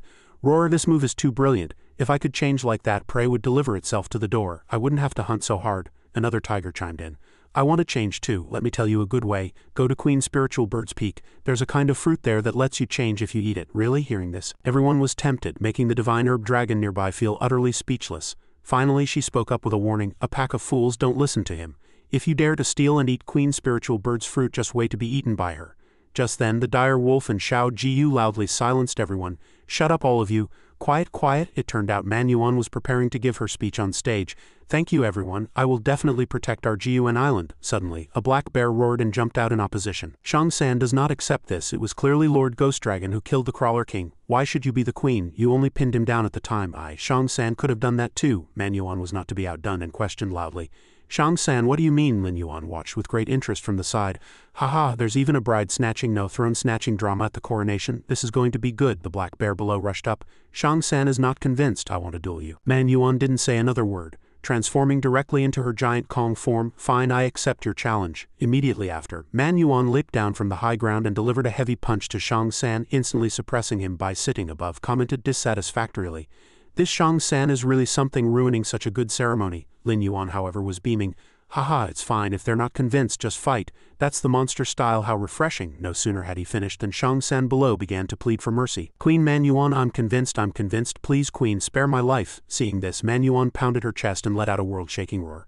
Who else is not convinced? Come up and fight. In an instant, all the monsters prostrated themselves on the ground, shouting in unison, Long live Queen Manhua, we are thoroughly convinced. Long live the queen. Seeing the situation was settled, Bai Sitting spoke with instructions. All right, the fighting is over. The noise is over. Let everyone disperse. She then turned to the Spiritual Bird to give a task. Spiritual Bird, this cave is too deep. I'm afraid some monsters can't climb up. Have your herb dragons help them. The Spiritual Bird nodded and accepted the order. Yes, Lord Bai Zi. With all instructions given, Bai Sitang returned to her true form as Bai Zi and waved to the group. Let's go, I'll take you to see that giant tiger-headed blade used by the Crawler King. However, before leaving, Bai Zi turned back to ask, Bing Hu Wolf, since you like weapons, are you interested in that red blade? Hearing this, the Bing Hu Wolf spoke to explain. That great blade was inside the carrion Crawler King's body for too long. It's soaked in corrosive toxins and doesn't suit me. However, Bai Sitang made a suggestion. What if the toxins on it could be purified? Upon hearing this, the Bing Hu Wolf immediately responded, Really? Then I am most grateful to you, Lord Bai Zi. Bai Zi waved a hand, lifting the great blade into the air. After a round of purification, the weapon gradually transformed into a dazzling red. The Bing Hu Wolf took the blade and tested a single slash. The power was indeed extraordinary. After testing the blade, he was full of praise for his new weapon. A fine blade, truly a fine blade, ha ha ha. Bai Sitang also spoke up. I've seen this blade before. It's called the Blood Blade, left behind by a human ability user 1,000 years ago. Its first master used it to slay countless beings, leaving the blade filled with a murderous aura that is a perfect match for you. Hearing this, the Bing Hu Wolf immediately bowed his head to express his gratitude to Bai Zi. Lin Yuan sat to the side observing, thinking that this was the first time he had seen Brother Wolf so visibly delighted. He truly was a cold weapon aficionado. The Spiritual Bird couldn't help but comment, HMPH, this idiot. He can't even walk straight once he sees a cold weapon. Suddenly, a violent explosion rocked the Carrion Crawler King's cave, leveling the surrounding area. Below, the Spiritual Bird's subordinates were assisting everyone in flying to high altitude when they were suddenly blocked, unable to proceed further. This sudden turn of events filled everyone with unease. Lin Yuan shouted in terror, What's going on? Why is there an earthquake? Is there another ancient giant beast about to appear? Just then an herb dragon flew over in a panic to report, Great Queen, it's bad, something terrible has happened. The herb dragon collapsed on the ground in exhaustion, struggling to report, Spiritual Bird Peak has collapsed. Hearing this news, the death Spiritual Bird was struck with utter shock. Collapsed. Exactly what happened? Speak clearly. The dragon described how the peak had crumbled and the ground had split open, with many of their kin meeting their ends. Lin Yuan suggested, This little guy can't explain it clearly, let's head out and see for ourselves. The death Spiritual Bird nodded in agreement. She immediately snatched up Lin Yuan while her other subordinates assisted Manhua, the Bing Hu Wolf and Bai Sitting back to the surface. By now, Spiritual Bird Peak had completely sunk into the vast ocean, and the surging seawater had swallowed all traces of the previous caves. Joji complained indignantly, Those bastards from North America, just for a few giant pterosaurs, they actually bombed and sank the entire island. Nearby, Lin General was drinking and laughing loudly. Heh, I haven't had a drink in months, I was nearly dying for it. Then he complained again. That bastard Raoul really deserves a beating. To the side, Joji asked curiously if Lin Zhen had developed feelings for the island after staying there so long. Lin Zhen nodded in admission. Hee, you hit the nail on the head. The monsters here are actually quite easy to get along with. I even know a group of very interesting little fellows. If they hadn't defeated that giant crawler, you'd be standing outside right now with nothing but the wind to whistle in your ears. Lin Zhen took a sip of wine. You've worked hard these past few months. Joji expressed his agreement, noting that the outer seas were full of storms and a mysterious energy that caused electronic equipment to fail. Only a plant-type ability user like old Lin could have successfully sneaked in. He still had doubts in his heart. To this day, I still haven't figured out why that mysterious energy jamming the electronics was related to that dead giant crawler. Lin Jen replied, "Why think so much? You'll know once we enter the secret realm, won't you?" Joji began to explain the situation. "Upon receiving your signal, I immediately brought the ship over. Before the people on the ship discover my tracks, we must enter the secret realm first. That group is powerful and unscrupulous. I don't want to cause unnecessary conflict." Lin Jen reassured him. "Don't worry, they're just some small families. They won't be able to stir up much trouble. Even that so-called Sinister sanctuary wouldn't dare tear its face off with our Washa Tianwu Bureau." Just then, Lin Yuan and his group descended from the sky. The death spiritual bird let out a terrified scream at the sight before her. "How did my spiritual bird peak become like this?" Lin Yuan thought to himself that even if he used his burst breath, he wouldn't be able to blast the entire island into collapse like this. Exactly what kind of power was it? He suddenly recalled the pterosaur's previous description. A massive black shadow struck the top of Spiritual Bird Peak, followed by a pillar of fire that triggered a massive explosion. He was struck by a thought: could it be a missile? Only human missiles could possess such terrifying destructive power, but this perfectly circular giant crater didn't look like it was caused by an ordinary missile. Just then, Man Yuan hurriedly called for Lin Yuan to look down. "Dragon bro, look over there. There seemed to be 2 humans." Lin Yuan was startled, wondering if they were actual humans or monsters that had changed form after eating shape-shifting fruits. He hurriedly called out in his mind, "Shao Kun Kun, can you scan them?" Shao Kun quickly provided the analysis results. The muscular man was named Joji, a psychokinesis ability user. The old man was named Lin Jen, a plant-type ability user. Lin Yuan wondered, so they really are humans. Could they be the ones who destroyed Spiritual Bird Peak? Shao Kun pondered for a moment and replied, "That old man named Lin Jen, the aura on him feels very familiar." The death spiritual bird instantly gnashed her teeth, roaring as she dove. "Damned humans, see if I don't bite you to death." The 2 on the ground also looked up simultaneously at the sound. Lin Yuan landed heavily on the ground in his massive monster form, kicking up clouds of dust. The entire group of monsters glared at these 2 uninvited guests with eyes full of hatred. This left Joji in total shock. There are actually monsters this large, and they even know how to use pterosaurs to fly? At that moment, Lin Yuan pointed a hand toward them and questioned, "Humans, were you the ones who bombed and collapsed this island?" Hearing this, Joji was struck with shock once again. "What? You, this giant dragon, can actually speak human language?" He scanned his surroundings, seeing the giant ape with the copper rings and the giant wolf with the great blade behind the dragon. What kind of monsters were these? Suddenly, the death spiritual bird shouted irritably. "Why waste words with them? Since you destroyed Spiritual Bird Peak, you must die." Seeing that even the bird could speak human language, Joji was stunned where he stood, but the opponent gave him no chance to explain. The bird flapped her wings in rage, whipping up a hurricane that headed straight for Joji. "Die!" Joji quickly sidestepped to dodge. He was inwardly amazed that the opponent could actually use wind-type abilities. He levitated in midair and with a thought controlled a long sword to fly before him. Then with a light snap of his fingers, the flying sword instantly shot toward the death spiritual bird. Witnessing this, Lin Yuan was shaken. Is this the strength of a human ability user? Faced with a giant beast dozens of times larger than himself, he could respond so calmly and even use his will to control a flying sword to attack. Seeing the situation, Lin Jen Malo hurriedly ran out to stop the fight. "Oh dear, how can you start fighting before even saying 2 words? Stop fighting, we're all on the same side, we're on the same side." However, the Bing Hu wolf had already charged before him, barking harshly, "Noisy human, who's on your side?" Lin Jen backed away repeatedly in fright, shouting, "Giant wolf, don't hit this old man. I said we're on the same side." But the Bing Hu wolf clearly had no intention of letting these humans off. Joji observed from the side, finding that although this giant wolf held a great blade in its mouth, its moves were extremely skillful. It was practically like a martial arts master. He stared at Lin Yuan and speculated, do the monsters in this secret realm all possess human intelligence? The feeling this giant dragon gave him in particular was exactly like that of a human. But he immediately shook his head, thinking he was overthinking it. Even with a bit of intelligence, they were still monsters in the end. How could they compare to humans with advanced technology and powerful abilities? At that thought, he directly unleashed his ultimate move, Radiant Gale Slash, toward the death spiritual bird. The bird was startled by the opponent's fierce assault. At the critical moment, Lin Yuan lunged forward to act as a meat shield, shouting, "Spiritual bird, look out!" All of Joji's slashes landed solidly on Lin Yuan's body. Hiding behind him, the bird cursed in a rage, "You stinking dinosaur, why did you?" Seeing the attack end, Lin Yuan calmed her down. "It's fine, I saw you didn't have many feathers left to begin with, you can't afford to lose any more." Hearing this, the bird grew even more furious. "Shut up, you don't need to worry about my feathers." Joji below was also stunned. He hadn't expected monsters to actually possess such self-sacrificing camaraderie. Immediately after, Lin Yuan roared and charged at Joji. "What kind of skill is only bullying girls? Today I'll send you on your way." Only then did Joji snap back to reality.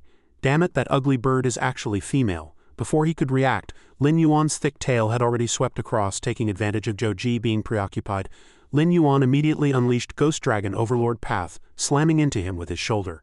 Zhou Ji finally understood Lin Yuan's intention. He had deliberately lured him to jump high into the air and then use the mid-air blind spot to launch a follow-up attack. He couldn't help but marvel. Truly a clever beast. Before the words had even landed, he had been sent flying into the air, coughing up a mouthful of blood. Even while falling, Zhou Ji gnashed his teeth in threat.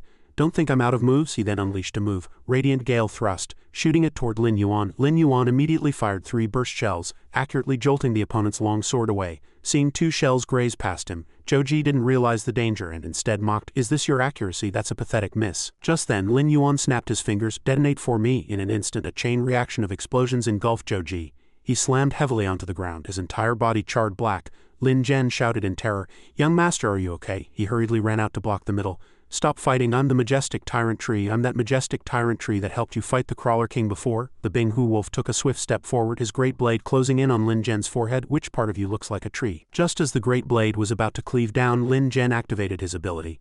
He summoned 2 rows of giant trees that interlaced into the shape of arms, firmly blocking the blade. Seeing this, the 3 of them shouted in unison, "You're really the majestic tyrant tree. How did you turn into a human?" Lin Zhen argued loudly.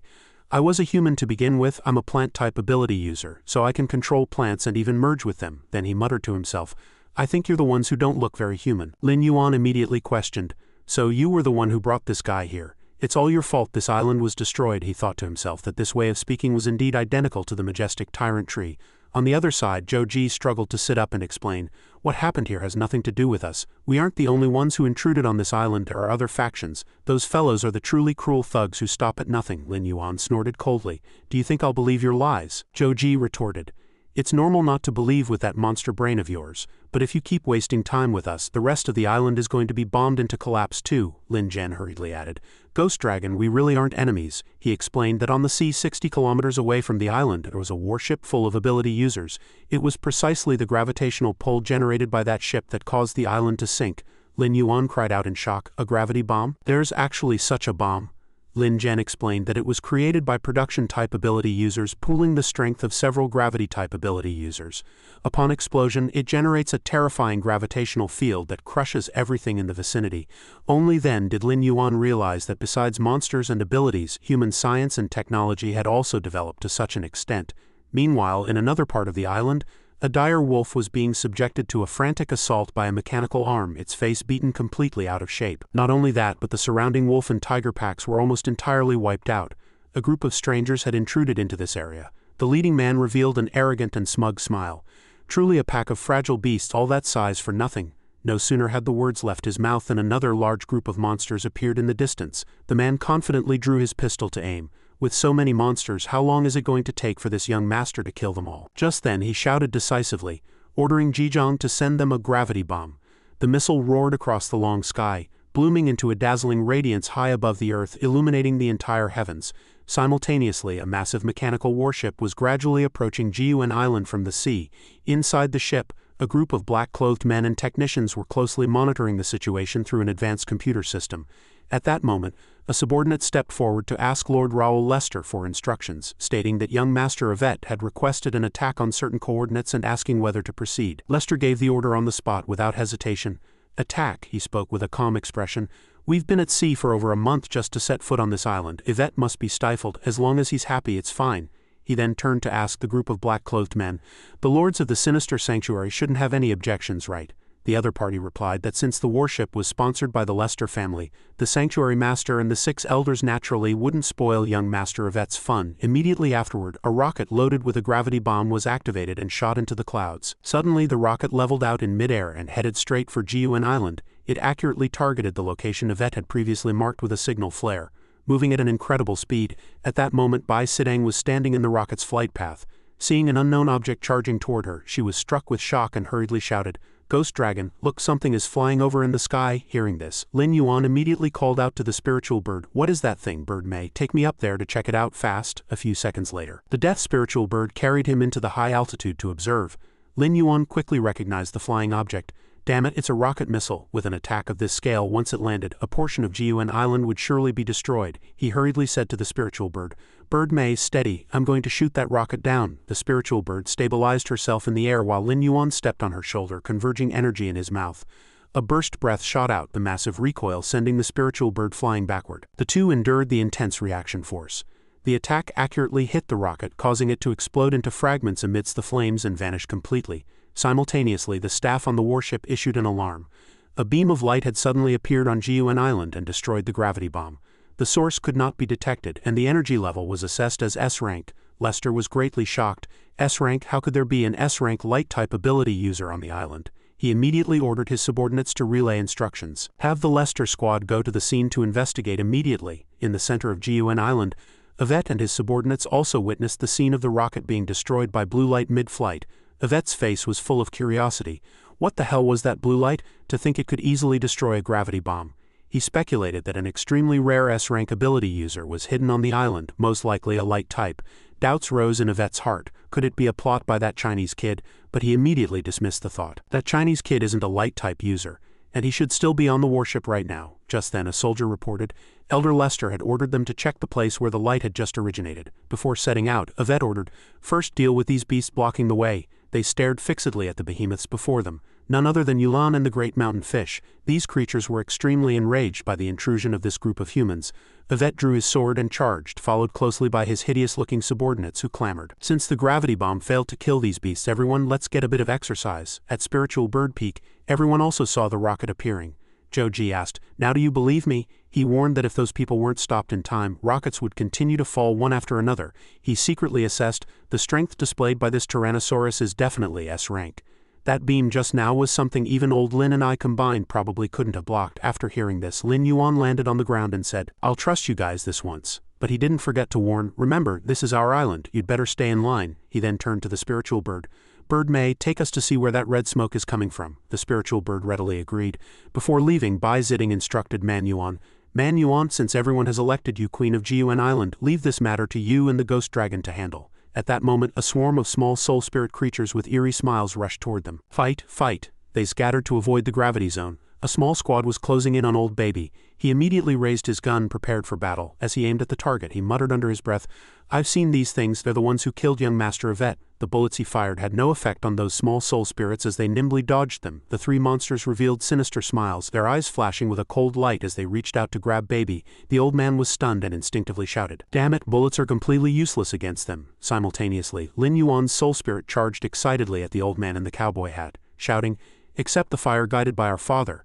The old man hurriedly leaned back, bracing the ground with his hands to dodge, yelling, "I dodge." When the energy attacked again, he leaped up to avoid it, shouting again, "I dodge again." The continuous evasion left his back and waist aching. He slumped to the ground, his whole body trembling. He thought to himself, "It seems as long as I'm not touched, there won't be an explosion." Seeing the three monsters suddenly turn back toward him, the old man cursed in a rage. "Damn it, they can even turn around? Do these things have a built-in tracking function?" Suddenly, a small hand rested on his shoulder. "Hey, where are you looking?" The old man turned his head in confusion. Seeing a soul spirit covering its mouth and snickering, his eyes widened in terror and he let out a loud scream. "Holy crap, how is there another one here?" The old man pointed at it in shock and questioned, "How are you here? Didn't we agree you'd attack in a group of 3? The soul spirit rested its hands on its hips and replied impatiently, "Are you stupid? We did that on purpose. It's called deception is fair in war." Simultaneously, another soul spirit was looking down at the argument from above, pointing angrily at Lester and roaring, "That coward, didn't we agree to swarm the guy playing with lightning together?" It let out a cold laugh, and the old man's face turned pale with fright. "Actually, it's mainly because you're the weakest." With that, it released its energy directly. "So we have to settle you first." With a loud bang, the old man was sent flying before he could even react. Once the gravity pressure vanished, Lin Yuan praised excitedly, "Beautifully done, children." He stood up and let out a sigh of relief. "Finally rid of this damned gravity. If I were pressed any longer, I'd have turned into a meat pancake." At this time, the group of monsters that had been swarming the old man saw their prey stolen and cursed in a rage. "This coward has no martial virtue at all." "Exactly. That was clearly our prey." Two of the soul spirits immediately charged forward. "Brothers, since he stole our prey, let's go beat up the one playing with lightning." Another one tried to stop them out of concern. "Are we really going? That guy looks really strong." Azu immediately summoned his soul chains. Countless chains extended to try and trap the soul spirits, but failed. He roared with a hideous face, "Damn it, my soul chains can clearly imprison both soul and flesh. How can they be useless against these things? Are these guys not souls? They clearly have the faces of vengeful spirits, so why aren't they souls? Is the system bugged?" Immediately after, the 3 soul spirits pounced simultaneously, triggering a bat of explosion that sent him vomiting blood to the ground. On the other side, Lester, who was wreathed in electric light, cried out in surprise. Azu, no way! Azu is an S-rank ability user, after all. How could he be sent flying so easily? He frowned angrily and cursed. Damn it, are soul-type ability users' constitutions really this fragile? He shot a bolt of lightning from his palm, instantly shattering a soul spirit. Lester laughed arrogantly and wildly. Can my lightning disperse these souls? With that, he used another move, eliminating another one. The remaining 3 soul spirits were so scared they fled while crying, "Mommy, this guy's strength is too much, we're no match for him. We finally got out for once, we can't let him destroy us." Seeing this, Lin Yuan roared in a rage. "You 3 cowards, you've lost all my face, don't you dare let them escape." Lester immediately fired 3 bolts of lightning, annihilating all the soul spirits. Once finished, he looked up at the sky and mocked arrogantly. "Your moves are useless against me?" Suddenly, he sensed something strange behind him and hurriedly turned to defend. Lin Yuan approached with a face full of rage, shouting, "You playing with lightning, prepare to die." Immediately after, he unleashed Ghost Dragon Thorn Slash, creating a massive vortex in the air followed by a thunderous heavy strike that smashed the opponent into the ground, kicking up clouds of dust. As the smoke cleared, a giant pit appeared in the ground. Battered and in tatters, Lester crawled out of the pit, cursing frantically, "Bastard, no one has ever dared to beat me like this, you're dead." He had fallen into a frenzy, his eyes glowing red as he announced that even if they died together, he would turn everyone into ashes. No sooner had he finished than Lester soared into the air, releasing countless bolts of lightning that made the earth tremble and giant rocks roll. The electric light grew stronger. At this time, Lin Yuan stood at the very front to observe, with Man Yuan and the spiritual bird following closely behind. He released a world-shaking power, and a rain of countless lightning arrows headed straight for Lin Yuan. Immediately after, Lester launched a fierce assault using the incredibly powerful eye-refining spear. Seeing this, Lin Yuan cursed impatiently. "Damn it, this guy is almost dead and he's still resisting," Man Yuan shouted with concern. "What should we do? There are too many. We can't block them all." The spiritual bird spread her wings and said crossly, "Are we going to be killed? I won't accept that." The Bing-Hu wolf looked up at the sky and remarked, "Is this the strength of an S-rank powerhouse?" Lin Yuan took a deep breath and made his decision. "I'm almost at my limit too, so let's counterattack." Immediately after, he unleashed burst shells, firing countless blue light orbs into the air to cancel out the opponent's attack. However, the number of Lester's lightning arrows was simply too massive. Lin Yuan's burst shells couldn't stop them all. "Damn it, there are still so many." He was shaking with fear, panting as he shouted, "We're doomed, I can't hold it anymore." Lin Yuan yelled in a rage, "Damn it, how can a man say he's not up for it? Shao Kun, quick, exchange for life fruits as many as possible, I'm going all out." "What's the point of saving so many evolution points?" Shao Kun did as ordered, and Lin Yuan hurriedly stuffed the life fruits into his mouth, chewing frantically. "All or nothing, all or nothing." He then fired burst shells continuously. At this time, the Bing-Hu wolf's expression also became serious. He drew his long blade and roared, "Let's do this." He followed up with consecutive golden feather slashes, swinging out sharp blade auras. The spiritual bird also joined the fray, unleashing wind blades from 8 directions, vowing to stop those lightning spears. Simultaneously, Man Yuan lifted a giant rock, roaring as she hurled the boulder with the force of a projectile. The light orbs, boulders, blade auras, and wind blades interlaced, charging toward the heavens to oppose the sky-filling lightning rain. Smoke rose from Lin Yuan's mouth as he panted and roasted. "I'm exhausted." Although he had consumed life fruits, the speed of the energy supplement still couldn't keep up with the consumption. Looking at the lightning falling like raindrops, he said, "Luckily, we've blocked more than half of the lightning spears." He then turned to his partners and gave a decisive order, "We'll just have to tank the rest." Seeing Lin Yuan reach out a hand, preparing to bear all the impact alone, the spiritual bird scolded loudly, "Bad dinosaur, what are you doing?" He answered firmly, "Don't come over, I have thick skin, I can take it." He took all the lightning arrows with his physical body, letting out a pained wail. Witnessing this, the Bing-Hu wolf shouted in terror. The spiritual bird also screamed, "Bad dinosaur." Man Yuan hurriedly yelled, "Dragon bro." Lin Yuan was pushed back by the lightning's power, falling backward. Thunderous light enveloped his body, causing his size to gradually shrink. Wrapped in a layer of lightning, he returned to his human form, yet the electricity continued to ravage him, making his hair stand on end. Witnessing him fall to the ground in pain, Man Yuan asked anxiously, "Dragon bro, why did you change back to human?" The spiritual bird chimed in. "It must be because his stamina is overexhausted, causing him to lose his monster form. I remember Lord Bai Zi mentioned this happening before." Lester laughed triumphantly. "Back to your original form, you have nowhere left to run, victory belongs to me." The Bing-Hu wolf reached his breaking point and immediately drew his long blade to provoke. "Did you think that last strike had completely drained me?" Lester responded arrogantly, raising a syringe. "I have life essence on me. I can return to full health in a matter of seconds. I told you I'm going to turn you all into ashes." Lin Yuan let out a cold laugh, struggling to his feet. Who wins and who loses is still up in the air. He pulled out a massive gun with great interest and asked, "Do you really think you beat me back into my original form? I just feel that this form is much more convenient for handling a gravity gun." As soon as the words left his mouth, Lin Yuan pulled the trigger, firing a massive orb of white light. "I might as well have a bit of fun with a weapon this interesting." The orb shot straight toward the barrier above, scaring Lester out of his wits. Immediately after, an intense gravitational pull violently dragged him down from the sky. Damn it, under the extreme gravitational pressure, Lester slammed heavily into the ground and the syringe in his hand was sent flying. Lin Yuan burst into an excited laugh and continued firing.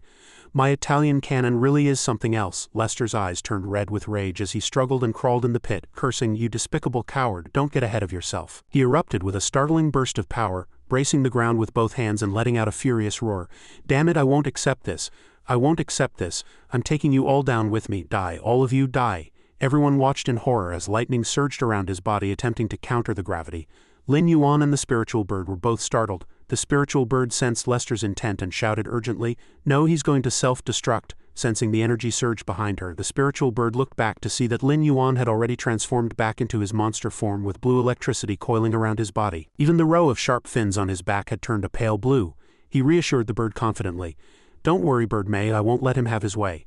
Lin Yuan opened his massive maw, and a dazzling flow of energy surged from the depths of his throat. He unleashed his burst breath with everything he had. The massive stream of energy, accompanied by purple lightning, headed straight for Lester. The gargantuan energy orb descended from the heavens, sealing off all his paths of retreat. Lester could only stand frozen, watching death descend in despair. With a pained scream, his upper body was instantly annihilated by the energy stream. After piercing through Lester, Lin Yuan's attack slammed into the ground behind, triggering an earth-shaking explosion.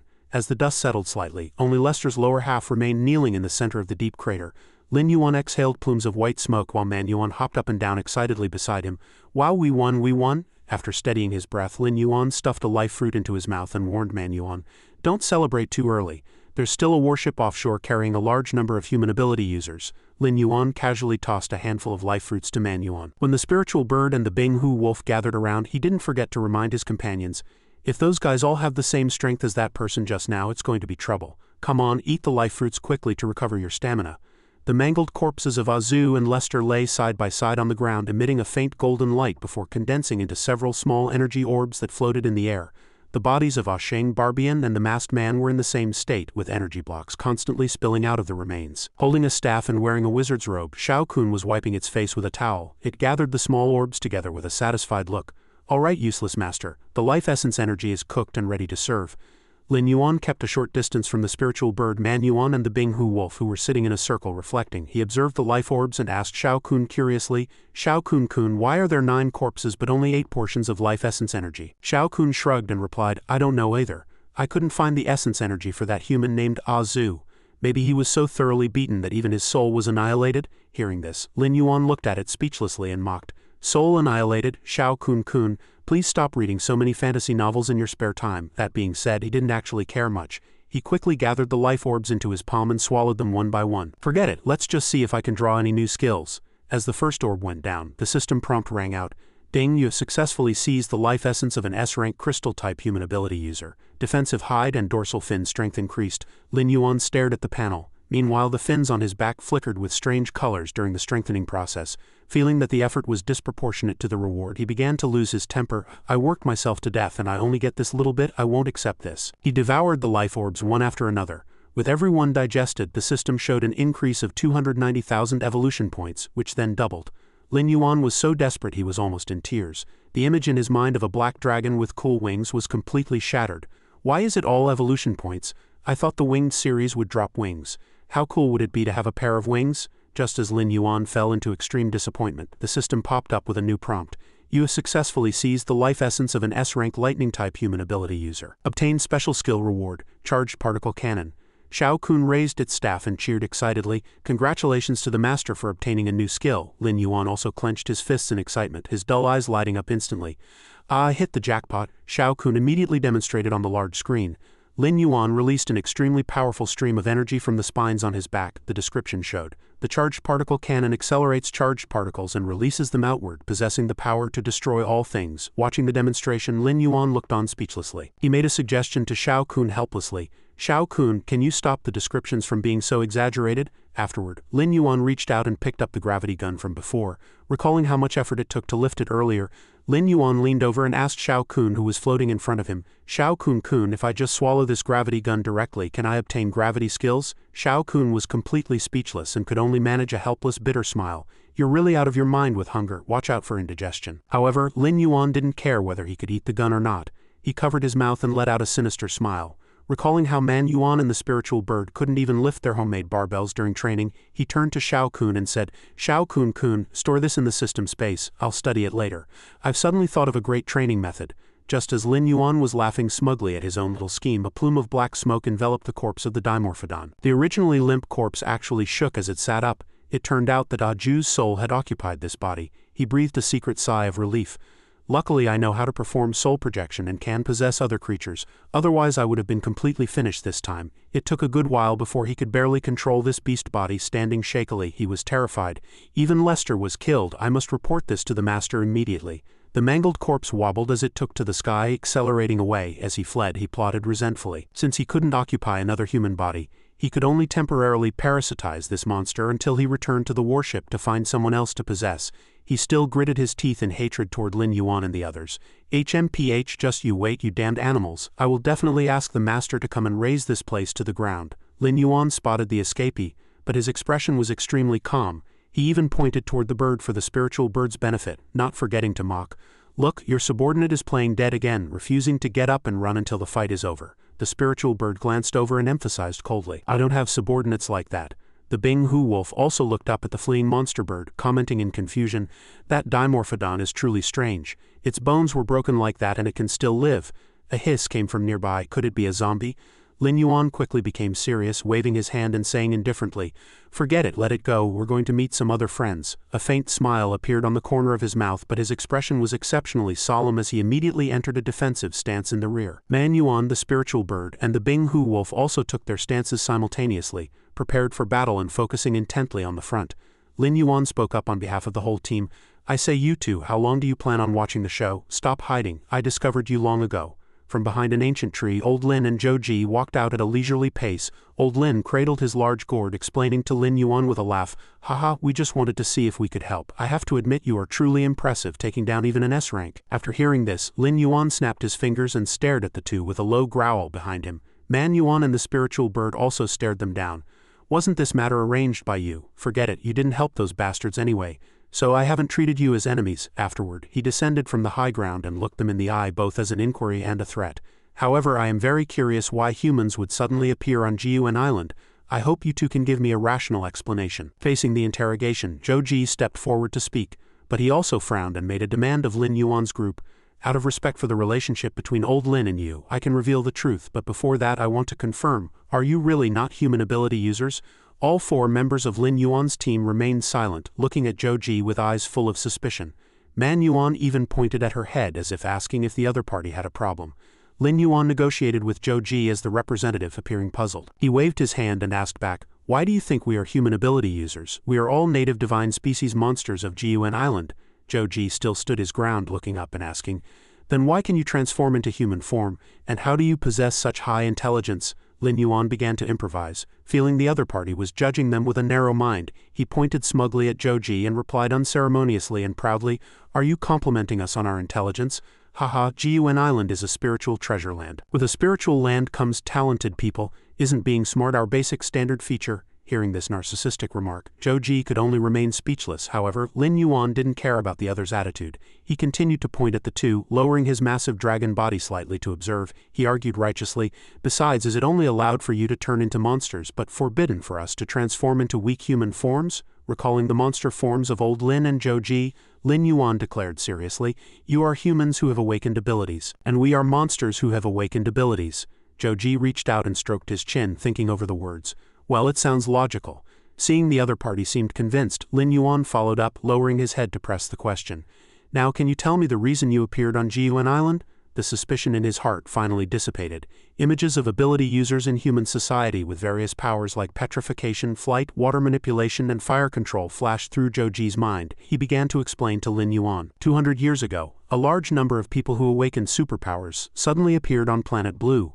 They possessed various abilities and could become even stronger through continuous cultivation. On the vast sea, reefs stood tall, surrounded by the wreckage of sunken ships and crashed planes. The scene shifted to a desolate and bleak wilderness, where giant eerie stone faces were arranged neatly across the vast field.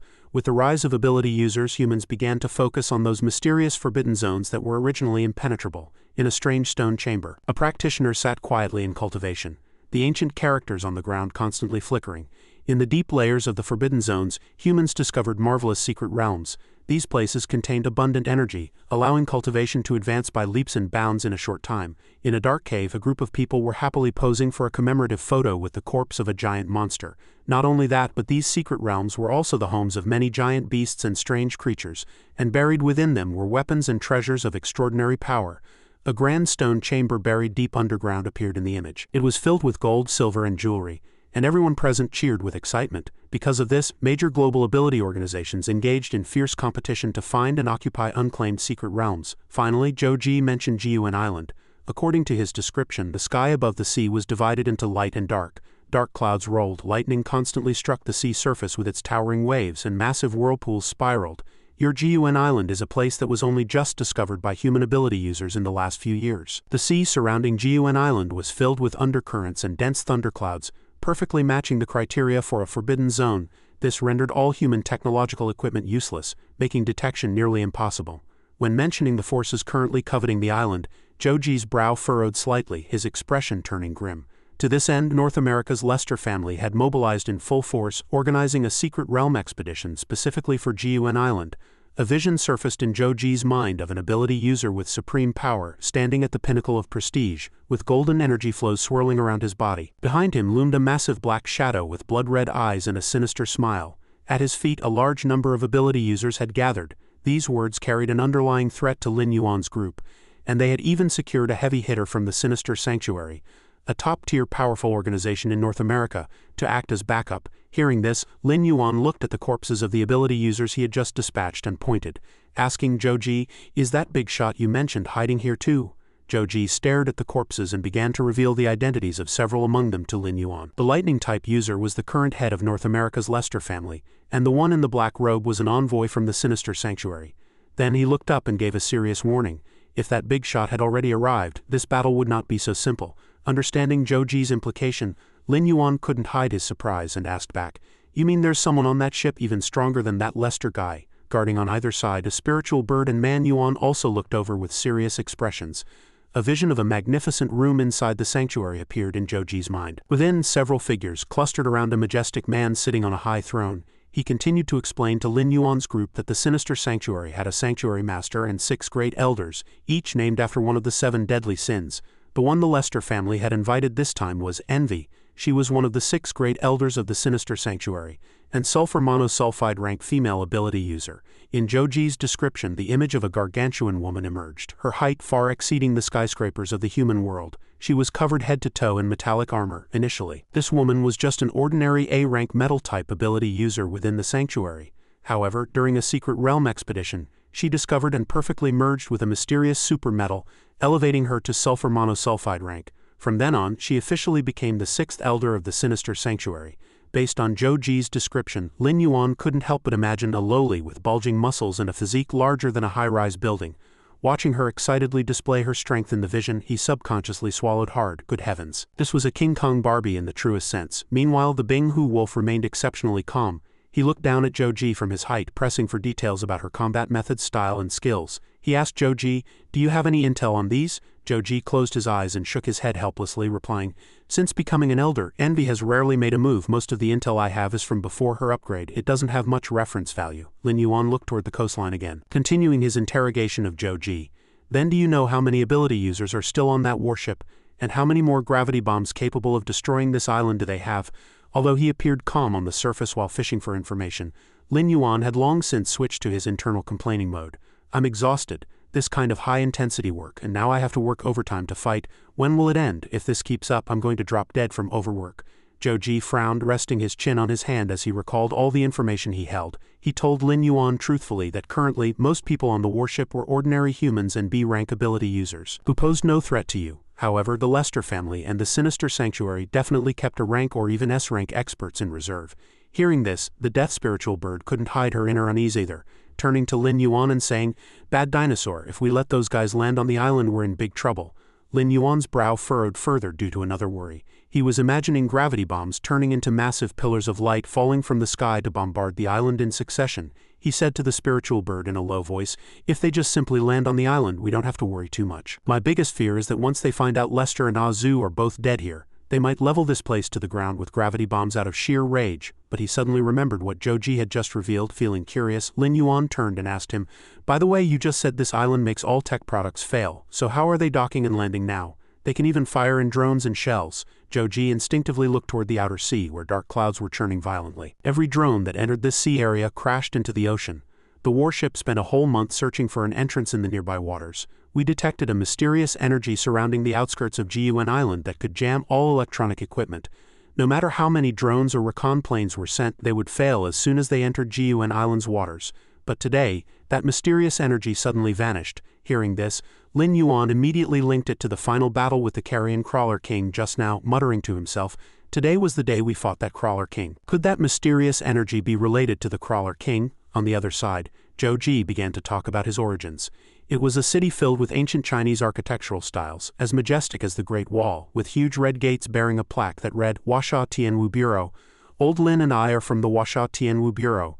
Gun Island was very close to Washa, so the Tianwu Bureau had discovered the anomalies here much earlier than the Lester family. He turned his head slightly, looking at old Lin, who was leaning against an ancient tree with his head tilted back, drinking wine from a gourd, and continued. After all technological detection methods proved useless, the Tianwu Bureau dispatched old Lin, an S-rank plant-type ability user, who successfully landed on the island to conduct reconnaissance.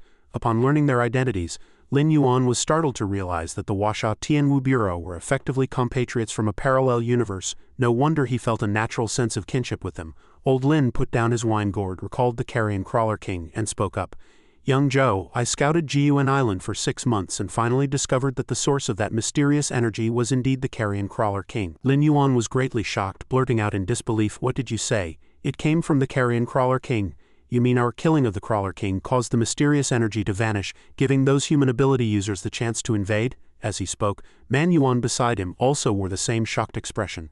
The death spiritual bird also interrupted angrily, "Nonsense, the Crawler King and those sons of his have been ravaging this island. How could they possibly have energy to protect it?" Beside her, the Binghu wolf was just like the others, his face full of shock. Old Lin remained composed, standing in the shade of the tree as he looked at Lin Yuan's group and confirmed, "I may be old, but I'm not senile. The Crawler King is very likely a creature from some secret realm on Gun Island, so he carried this mysterious energy on him.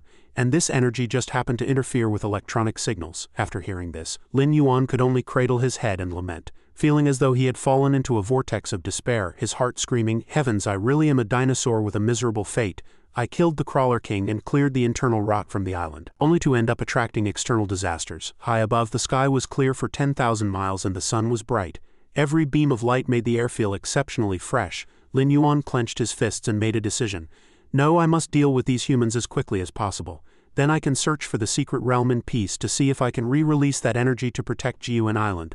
The Binghu wolf looked at him and suggested, "Lin Yuan, while they haven't reacted yet, let's take the initiative to launch a surprise attack on the warship." Man Yuan expressed her agreement excitedly. Brother Wolf is right." The spiritual bird flapped its wings and smacked Lin Yuan's head, cursing irritably. "Idiot, the outer seas of Gun Island are full of undercurrents and thunderclouds. With your and Man Yuan's level, you can't possibly swim across." It waved a wing to demonstrate. "If you only rely on me to fly you over, even though I can pass through the thunderclouds with my abilities, I'll become a sitting duck for them." Lin Yuan looked at the spiritual bird and smiled, giving a thumbs up and promising, "Your brother here is from the deep sea. My swimming and diving are top tier." Lin Yuan proposed an action plan. "I'll go into the sea first, slowly approach the warship and look for a chance to launch an attack to create chaos for them," Lin Yuan added while rubbing his chin. "Then you can bring Brother Wolf and Man Yuan down from the sky to launch an air raid." The Binghu wolf was a man of few words. He turned to ask the spiritual bird, "Birdmay, can your subordinates fly out of the thunderclouds?" Hearing this nickname, the spiritual bird immediately bristled. "Dead wolf, watch your mouth." It snorted coldly and replied, "Basically all my subordinates can pass through the thunderclouds. It's just that they aren't suited for long-distance flight, otherwise I would have taken them out of this godforsaken place long ago." The Binghu wolf ignored its temper and continued to discuss, "Fine. If you're alone in the sky, the target is too obvious. If we have a large number of pterosaurs, we can hide our movements. Moreover, these pterosaurs can increase my mobility, making it easier for me to support you from the outside." Standing not far away, Joji listened in dumbstruck silence, stammering as he asked the old man drinking wine beside him, Old Lin, is it trendy for monsters to read the art of war nowadays?" The elder had long since grown accustomed to the uniqueness of this group and replied calmly, "These fellows are incredibly shrewd, especially that radiant ghost dragon. He's full of schemes and plots, one after another. Joji slapped his forehead and sighed helplessly. Incredible, it's not the strong monsters you have to fear, it's the monsters with an education. Meanwhile, in the distant outer sea, a massive metal warship was majestically sailing toward the island. A pterosaur flapped its wings and swept across the sky. On the deck, a long-haired youth raised a sniper rifle and shouted excitedly, "Look, there's a pterosaur in the sky." Beside him, a man wearing a bright red skin-tight suit seemed a bit hesitant, judging. "That pterosaur looks a bit strange." The youth in front ignored the warning, narrowing his eyes to adjust the scope, and then pulled the trigger. In an instant, a bullet pierced through the flying monster's head. Blood splattered, and the pterosaur died on the spot, plummeting downward. Watching the target fall, the shooter revealed a smug smile. "Haha, it was that easy to take out." Just as the pterosaur's corpse fell into the sea, a black shadow with eyes emitting a strange light suddenly emerged from the body. The youth, immersed in victory, completely failed to notice the anomaly. "Daring to charge after I've opened fire? You're asking for it." The black shadow traced a long arc across the sea surface, swiftly rushing toward the ship's railing. A bizarre human face suddenly appeared before the youth, scaring him until his eyes widened. His face turned pale instantly, his whole body trembling as he was too terrified to speak. What the hell is this, a ghost? Help?" But the black shadow had already pressed behind him, the strange face revealing a cold smile. The sniper rifle fell to the deck with a metallic clang. The youth suddenly gripped his own throat tightly with both hands, his facial muscles contorting in agony. The black shadow watched this scene with satisfaction. Even though the other party was howling in pain, he did not let go. Immediately after, the youth's facial muscles gradually relaxed, but his appearance had completely changed, with bizarre black circles surrounding both eyes. That black shadow was none other than Azu. He twisted his wrist and sighed in disappointment. C-rank ability users' souls are truly distasteful. Then he turned to leave. "I'd better hurry and report the situation on the island to the sixth elder." The surroundings returned to a deathly silence, with only that sniper rifle lying lonely on the deck. At the main entrance to the cabin, the great elder of the Lester family was explaining the situation to two guards wearing strange cloaks. He explained that the family head had taken men onto the island an hour ago, and now all communication was cut off. He feared something had gone wrong. He pleaded with the guards to report to Lady Envy, hoping to obtain permission for the remaining members of the Lester family to land on the island to investigate. Suddenly, a voice rang out, making everyone turn their heads in unison. "No need to go. Everyone who landed on the island is dead." The Lester Great Elder looked at the young man before him with a face full of suspicion, asking hesitantly, "You are?" He recognized Aju's face as well as the black aura swirling around the youth. The Great Elder cried out in surprise. "You're Azu," he stammered as he asked. You've possessed someone from our Lester family again." Azu nodded calmly in admission, asking back with a contemptuous smile, "What, this soldier belongs to your Lester family, a C-rank rookie. If I've taken him, I've taken him." Seeing this attitude, the Great Elder frowned and questioned, "Why are you the only one who returned? Where is the family head? Where is Ah Shing?" Azu waved a hand and replied nonchalantly, "As you can see, they're all dead, slaughtered by the giant beasts on the island, not a single one left." The Great Elder was so terrified he could barely stand, immediately shouting out a denial, completely unable to believe it. Impossible. The family head was an S-rank peak ability user, and there was Ah Shing with the greatest defense. With such a strong lineup, how could they possibly be wiped out so easily? He stared at the other party, his heart full of doubt. "They are all dead, so why are you still alive?" Azu curled his lip, looking at the Great Elder of the Lester family with a mocking gaze. Could the Great Elder of the prestigious Lester family really be this dim-witted? He stated firmly, "I have already died. That is precisely why I possessed someone else's body. Don't you know that trying to kill a soul-type ability user is harder than climbing to heaven?" The Great Elder was consumed by rage, rushing up to Azu and questioning him. He emphasized that everyone else had perished while Azu alone survived, declaring, "In my eyes you are nothing but a coward." The Great Elder believed Azu should have fought to the bitter end with them, rather than seizing someone else's body just to save his own life. He felt the man should have died a hero's death instead of surviving through such shameful means. Azu merely offered a faint smile, seemingly indifferent to the accusations. At that moment, a cloaked figure stepped forward and issued a sharp warning, "Watch your tone. You are speaking to a special envoy of the Sinister Sanctuary." Simultaneously, another cloaked figure appeared, busy contacting someone. As the Great Elder prepared to speak again, the person turned to Azu and said, "Azu, Lady Envy is calling for you to see her inside." As Azu walked toward the gate, he tossed back a final piece of advice. "I suggest you spend more time considering the future of the Lester family. You've suffered a crushing loss this time, even your head is dead." With that, he let out a piercing, mocking laugh. The Great Elder clenched his fists in fury, glaring at Aju's retreating back and cursing inwardly, "Azu, you bastard." Back on Gun Island, the atmosphere became exceptionally tense as the strange bird immediately voiced opposition to the proposed plan. "No, I don't agree to letting you face the Vanguard alone. If we're going to launch a surprise attack, we must mobilize our full force and meet them with our maximum strength."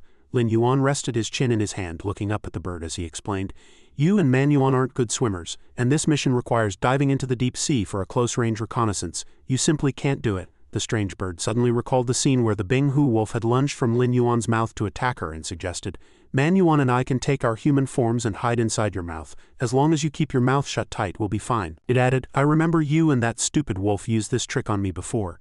Don't worry, we won't complain about the smell in your mouth.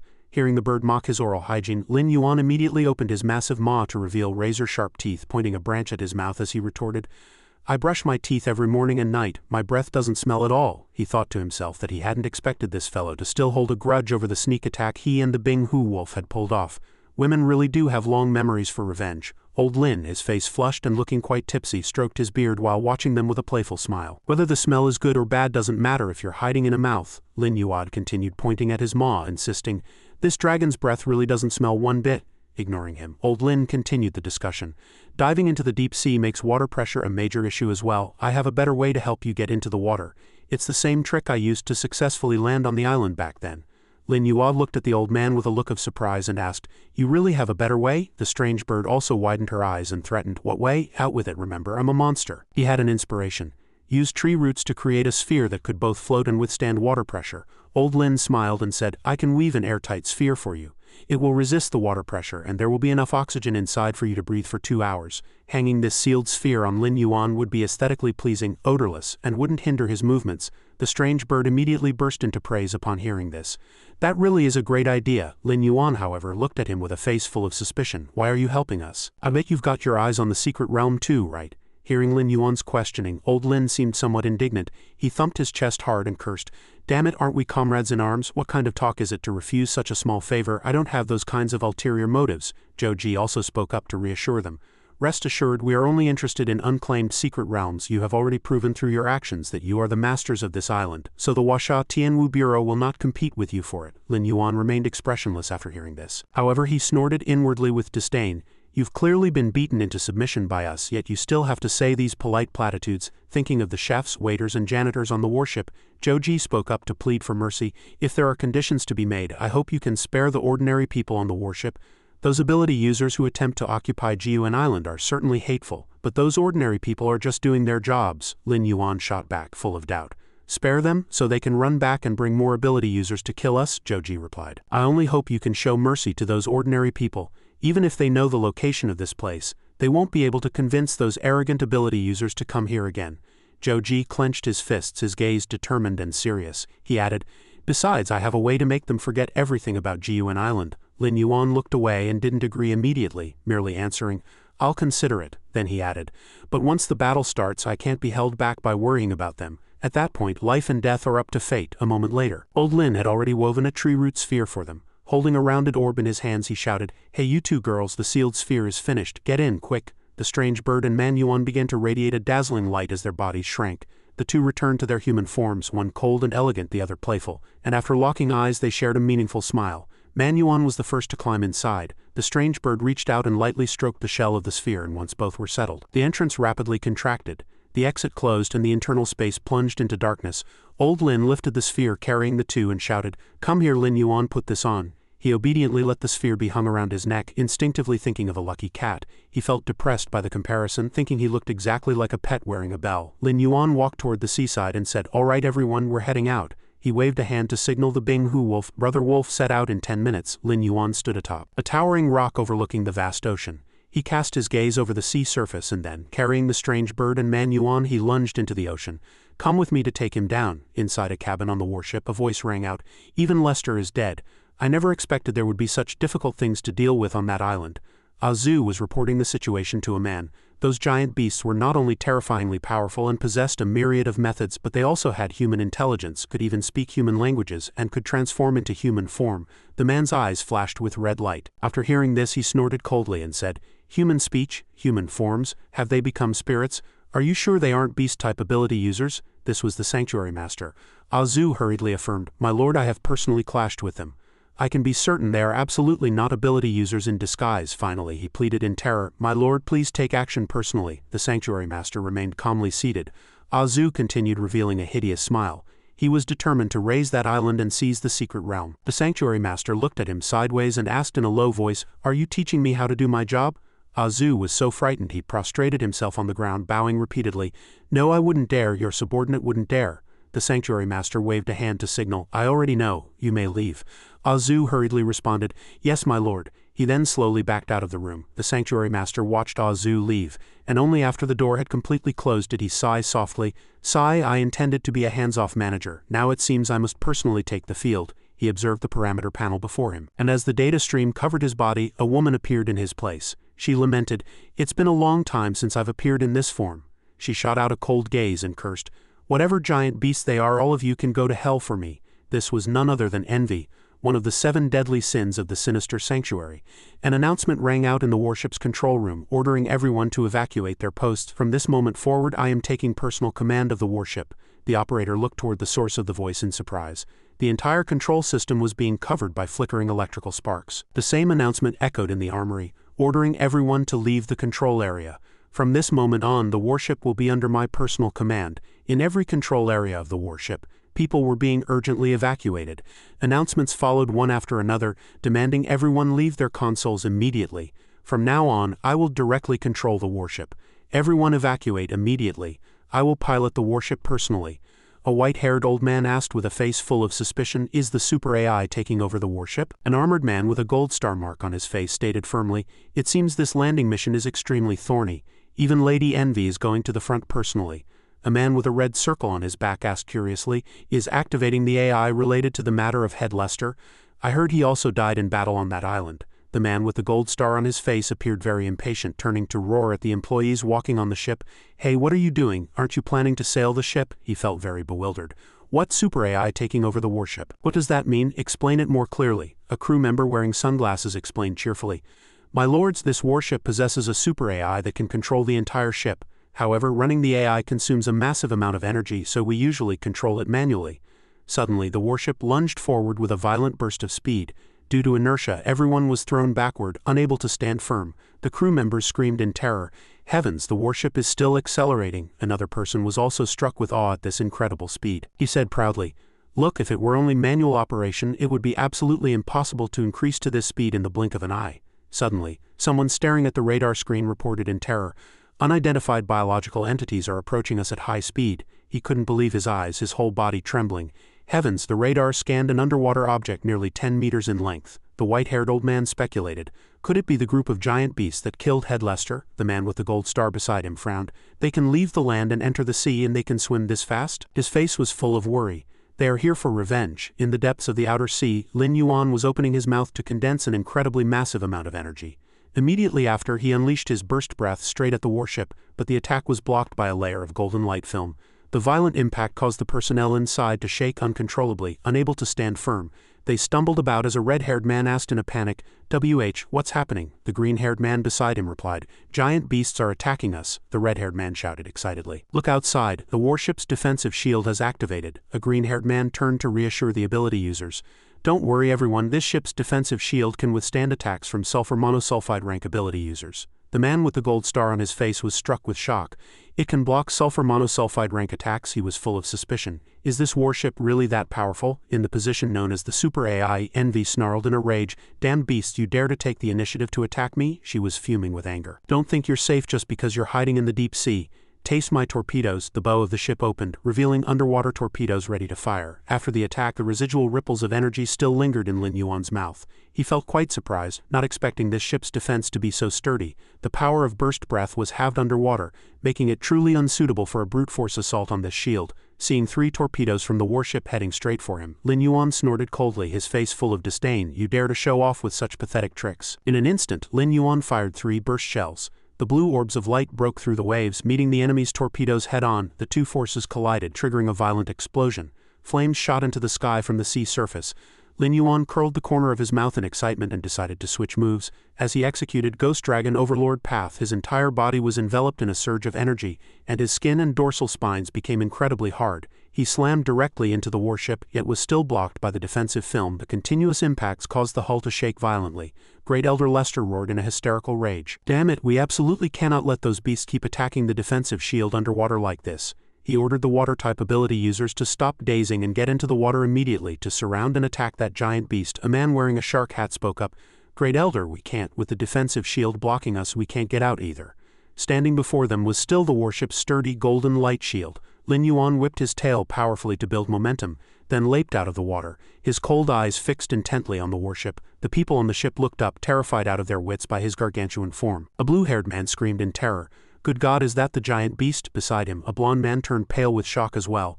"It's too big, it's terrifying." Lin Yuan's massive shadow completely enveloped the warship. He curled his body, and the sharp spines along his back began to flicker with fierce arcs of electricity. Then Lin Yuan slammed his reinforced tail heavily against the defensive barrier. The dragon fin slash caused the shield to vibrate violently, while his raised dorsal fins released a dense surge of electrical current. Those inside discovered to their horror that visible cracks had begun to spread across the protective layer. The green-haired man couldn't believe his eyes, shouting, "Damn it, it's turned itself into a blade again to hack at the shield." The blond man beside him looked utterly bewildered. "Isn't this shield supposed to be able to block sulfur monosulfide rank attacks? Is it already at its limit?"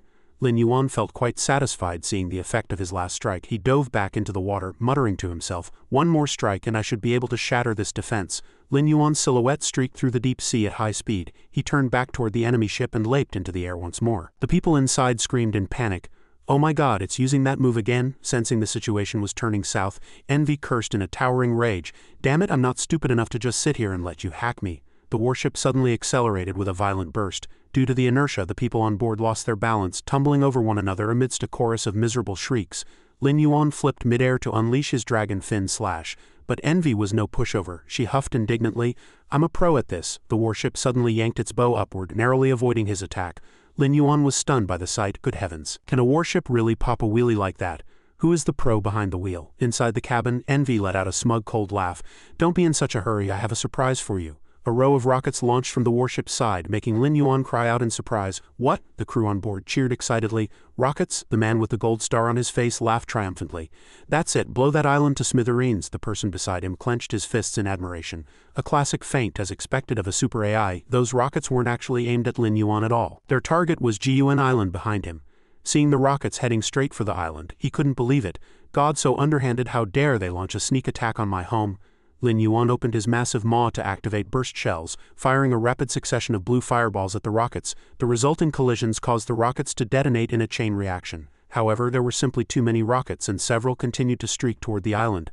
Lin Yuan gritted his teeth and cursed. "Damn it, I have to use this move." He spat out several smaller ghost dragon vengeful spirits that looked exactly like himself. This was the skill, 9 Sons of the Dragon. Lin Yuan immediately issued the command, "Quick, stop those rockets." In an instant, a group of ferocious ghost dragon spirits lunged out of the sea, heading straight for the rockets flying through the air. "Roger that, brothers, let's move." The man in the shark hat couldn't believe his eyes. "Damn it, what are those things?" The man in the orange fin hat beside him speculated. "Can that giant beast fire its own rockets? And they look like they have a built-in tracking system." On the other side, the blonde man had a more grounded thought. "What on earth are those? Who's ever seen a rocket that looks like a vengeful spirit with such a sinister expression?" The rockets streaked ahead with the little ghost dragons in hot pursuit, looking like flickering meteors from a distance. They quickly caught up and destroyed 2 rockets, but one managed to escape through the middle. The remaining spirits accelerated desperately to catch the last one. Lin Yuan watched anxiously from below. "Damn it, Gun Island cannot be damaged again," he encouraged them. "Hurry up, children, you must catch it." Several beams of light suddenly flashed through the pitch-black clouds. The beams struck the flying rocket directly, slicing it in two and blowing it into fragments in midair. As the firelight dissipated, a figure manifested. Once the flames died down, the Binghu wolf made a majestic entrance, clutching a long blade in his mouth while riding atop a pterosaur. Led by the Binghu wolf, a massive swarm of pterosaurs dove down from the dark clouds. The people on the warship began to tremble. The man in the shark hat cried out in terror. "God, the rockets were all destroyed." The man in the orange hat was in utter disbelief. "It's that werewolf who only knows how to use a sword. He's actually riding a dragon." Another female ability user cupped her face, an envious look in her eyes. "Even though he's the enemy, why do I think he looks so cool?" The Binghu wolf took a combat stance as a massive golden phantom appeared behind him. Just as the wolf swung his blade, that gargantuan martial soul also delivered a heavy, powerful strike against the warship's defensive layer. Lin Yuan immediately caught the signal and accelerated toward the warship. "Now's the time." Lin Yuan leaped into the air, spinning and whipping his tail mid-flight. To unleash Dragon Fin Slash. 2 beams of light, 1 azure and 1 gold, slammed into the defensive layer simultaneously. The shield was now at its breaking point. Cracks spread rapidly until it finally shattered into a shower of golden fragments. The people on board fell into a complete state of panic. Everyone looked up, cold sweat pouring down as the scene turned to total chaos. "It's broken. The defensive shield is broken." The person beside him was also scared out of his wits. "Mommy, I'm not ready to face a monster this terrifying." They seemed completely despondent. "It's over, we're all going to be eaten." Envy was also beyond furious, screaming, "Damn it, how shameless to think you'd use numbers to bully me." She snorted coldly and gave the order, "Don't think I can't handle you just because you're close. Die, all of you, go to hell." She controlled the ship's machine guns and cannons to swivel around, firing frantically at the diving swarm of pterosaurs. Lin Yuan shouted anxiously from below, "Wolf brother, watch out." Sitting on the pterosaur's back, the Bing Hu wolf calmly pressed the dragon's head down as a signal, making it dive rapidly while he looked back. Seeing many pterosaurs being hit and falling, he immediately shouted the command, "Evade, get out of the way, quick." The pterosaurs obeyed, flapping their wings to weave nimbly through the cannon fire. On the warship's deck, Great Elder Lester raised his arms and shouted, "Everyone, these are the monsters that killed the head. Since they've delivered themselves to our door, let's join forces and slaughter every last one of them." The surrounding people responded in unison. "Avenge the head, kill these beasts." Afterward, he began assigning roles, dividing the ability users into several independent squads. First, the flight-type users were responsible for intercepting the pterosaurs and the werewolf in the sky. The water-type users were to deal with the giant dragon in the water. Everyone else was to release their strongest long-range attack skills for support. The ability users on the scene responded quickly. Each performed their assigned duties in coordination with the ship's firepower. The flight-type users soared into the high altitude, attacking the pterosaur swarm frantically and forcing them to dodge in a panic. The water-type users also dove into the sea to carry out their mission. They searched in groups for Lin Yuan in the deep sea. Various weapons and naval mines were dropped into the water, the chain of explosions creating bursts of fire. Meanwhile, the sky was occupied by a dense crowd of ability users. Lin Yuan gritted his teeth as he observed the formation the opponent had just set up. He cursed inwardly. Good grief, do ability users always like to gang up during a fight? With so many attacks coming down, he'd be lucky to survive with his skin intact. He let out a roar. "I can play the positioning game too." Lin Yuan wove nimbly through the underwater rain of arrows and spikes, and then accelerated. Charging straight upward, the dragon's head burst through the water, the massive impact causing the warship to tilt violently. The people on board tumbled about, frantically adopting defensive stances. Lin Yuan excitedly took out the root ball woven by old Lin from around his neck. He gripped it tightly in his hands and leaped out of the water, shouting, "Pikachu, I choose you." This was likely a hallucination caused by watching too much childhood anime. He hurled the sphere toward the warship, leaving everyone looking bewildered. Someone spoke up and asked, "What on earth is that thing? Looks like a ball." The person beside him asked blankly, "Is the giant dragon asking us to play soccer?" Another guessed, "It looks like a ball woven from vines." The sphere slowly split open, revealing Manhua and the spiritual bird inside. Both were radiating a brilliant golden light. The spiritual bird restored its true form midair, spreading its massive wings. With a long cry, it flapped its wings to create a fierce hurricane, blowing the ability users in the sky every which way, causing them to lose their balance. Sharp wind blades swept through, instantly severing the bodies of several ability users. They fell into the sea and died one after another. Manhua also restored her giant ape form and jumped directly onto the warship. The giant ape created a towering splash as she landed, her terrifying weight causing the bow of the warship to sink and tilt heavily to one side. She let out a roar full of intimidation at the people on board. Great Elder Lester couldn't believe his eyes, stammering and unable to speak. The people around him were also scared out of their wits. The giant ape reached out and grabbed a cannon barrel, snapping it with a slight effort. She swung the mangled weapon, smashing it into other firepower points on the ship, the violent impact triggering explosions. A blond man stared at the giant ape, trembling as he asked, How can monsters crawl out of a root ball?" The staff on the ship scattered and fled, someone cursing in a desperate rage, "Damn it, 2 more giant beasts have popped up. It's that giant bird and that gorilla." Someone was shouting warnings as they ran, the scene reaching a peak of chaos. "Everyone be careful, get out of the way, quick, move." Seeing the spiritual bird and Manhua wreaking havoc, Lin Yuan cheered excitedly from the water. "Spiritual bird sister, Manhua sister, you're majestic, incredible." Great Elder Lester pointed forward angrily, attempting to reorganize the defense. "Everyone don't panic, this giant ape is right on the deck, which makes it perfect for us to surround and attack," he ordered. "Everyone on deck, concentrate your fire. Kill this giant ape first." The ability users were aggressive, unleashing a kaleidoscope of superpowers that formed an interlacing net of bright light. Someone shouted, "Kill, kill, kill, kill," as they charged toward the giant ape. Envy inside the cabin was also fuming with rage. "You damn stinking monkey, how dare you step on my face with those filthy feet, I'll break you for sure." Just as the ability users were prepared to launch the next round of attacks, the Super AI suddenly issued a series of commands, repeating them over and over. "Attention everyone, lifeboats are ready. Everyone get off the ship. Attention everyone, lifeboats are ready. Everyone get off the ship." The people on board looked at each other in confusion. Great Elder Lester asked the person beside him with a face full of suspicion, "Get off the ship, leave on the lifeboats." The man in the shark hat was also completely baffled, wondering if the AI had short-circuited. "What does this mean? We haven't even started fighting and we're abandoning ship. We haven't lost yet. Why abandon ship?" Looking at the panicked crowd, someone expressed their refusal to comply through gritted teeth. The blond man stopped a crew member who was preparing to leave and questioned, "Who gave you permission to leave? We haven't lost. Why are we withdrawing?" The man defended himself awkwardly.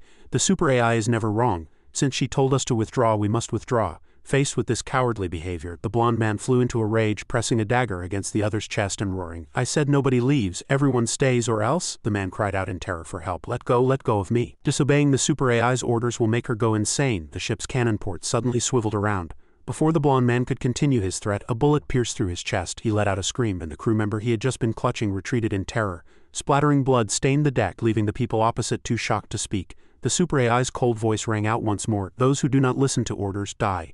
Those who obstruct evacuation die. Those who do not leave the ship die." Another blonde man shouted, "Crazy, it's completely crazy. Great Elder, let's withdraw first." Great Elder Lester waved a signal, unable to stop himself from cursing. "Damn it, what is this AI's problem? It's even killing its own people. Withdraw, hurry, withdraw." Just then, the Super AI suddenly announced that the lifeboats were at full capacity. "Everyone jump ship immediately." Both the Great Elder and the man in the shark hat were stunned. "What?" The broadcast rang out again. "Jump ship immediately." Explosions occurred one after another on the deck, forcing everyone to jump into the sea to save their lives. "Damn it, we aren't even allowed to use the lifeboats anymore. This AI is crazy, absolutely insane. Help, I don't know how to swim." The cries for help and curses from those jumping ship rose and fell. The group of monsters looked at this confusing human behavior with blank faces. Lin Yuan was also beyond puzzled. "What on earth? We haven't even officially started fighting, so why is everyone jumping into the sea?" The giant ape also scratched her head in confusion. "What's going on? What happened?" The warship beneath Lin Yuan's feet suddenly jolted violently, followed by a roar filled with rage. "You damn stinking monkey, how long do you plan on stepping on my face?" Man Yuan was completely bewildered by the situation. The hull tilted wildly, attempting to throw her into the water. "Get the hell off me!" In her terror, Man Yuan struggled desperately to maintain her balance, but the warship had completely capsized, sending her falling into the sea with a loud splash. Lin Yuan watched in stunned silence as the warship rolled over and began to sink, thinking to himself, "I haven't even started dismantling the ship yet, how did it sink itself?" The warship had already submerged deep into the water. Man Yuan, who had just fallen into the sea, hadn't even had time to react before she discovered this giant thing was activating some kind of mechanism. She thought, "Is this ship trying to escape?" She immediately dove toward the bottom of the ship, her hands gripping the metal hull tightly as she snorted coldly. "Trying to run? Not that easy. I'm going to shove you back up to the surface." Suddenly, the warship's structure began to undergo a bizarre transformation. Man Yuan watched in horror as the metal plates automatically opened, closed, and realigned. A sharp spike pierced through her body, and bright red blood rapidly diffused into the seawater. Because she was in the deep sea, she couldn't even scream despite the unbearable pain. Man Yuan's heart was filled with terror. What on earth is happening? Are these metal blocks alive? Watching the iron bars constantly interlacing and locking before her, she thought to herself, "Being this large makes me too easy a target. I'd better change back to human form first." A golden light enveloped her body. The moment she restored her human form, she looked up and was completely stunned. Those metal rods were closing in at high speed. "Not good, I'm completely trapped." The other monsters also turned their attention toward the pink light radiating from where the warship had sunk. A massive underwater vortex was forming. After observing for a moment, Lin Yuan remarked, "What's with this tough guy pink light?" In the deep sea, a gargantuan face slowly opened its eyes, its pupils shooting out red light. The behemoth had a human-like torso and arms, taking the form of a giant robot, wielding a massive sword with a cute brown bear pendant hanging from it. As the red-haired female robot burst through the water, Lin Yuan's jaw dropped in shock. Holy crap, that warship is actually the sulfur monosulfide rank metal type ability user Envy. The image of a charmingly smiling female Gundam surfaced in his mind. So it's turned into a female Gundam now. Lin Yuan's face flushed as he remembered everyone had been stomping all over her just moments ago. He thought to himself, she must feel pretty uncomfortable with all those fleas crawling on her, right? After all, he himself hated the feeling of bugs crawling on his skin. On the other side, the ability users were equally shaken. A guy with wings stammered, The warship turned into a robot." The crowd cheered excitedly. "Can the Super AI actually control the warship's transformation?" Another person chimed in. "With this, she should be able to grind those giant beasts into the dirt, right?" A woman sat on a lifeboat with her hands on her hips, a mocking sneer on her face. "Do you still not understand? That isn't some Super AI. That ship itself is Lady Envy. She is a sulfur monosulfide rank metal type ability user with the power to transform into any metallic shape." The female robot spoke. "Stinking lizard, bald bird, are you ready to face my wrath?" These words instantly ignited the monster's fury. Lin Yuan looked at his massive lizard form and felt a wave of wordlessness, advising, "Please, can we be serious while we're fighting? Don't just give your opponents nicknames whenever you feel like it." The Bing Hu wolf was about to reprimand her, but the spiritual bird, who had been called a bald bird, was already fuming, firing back. "You're the one who's bald, your whole family is bald." It was then that Lin Yuan suddenly snapped to his senses and asked urgently, "By the way, why haven't I seen Man Yuan?" The spiritual bird replied, "When the warship capsized earlier, that girl fell into the sea." Lin Yuan immediately lunged into the water. Man Yuan was a terrible swimmer. If there had been no movement for this long, she was likely in danger. I'll go down and check first, you guys stay sharp. Seeing Lin Yuan preparing to swim away, Envy flew into a rage, raising her giant sword and shouting, "Trying to run, get the hell back here."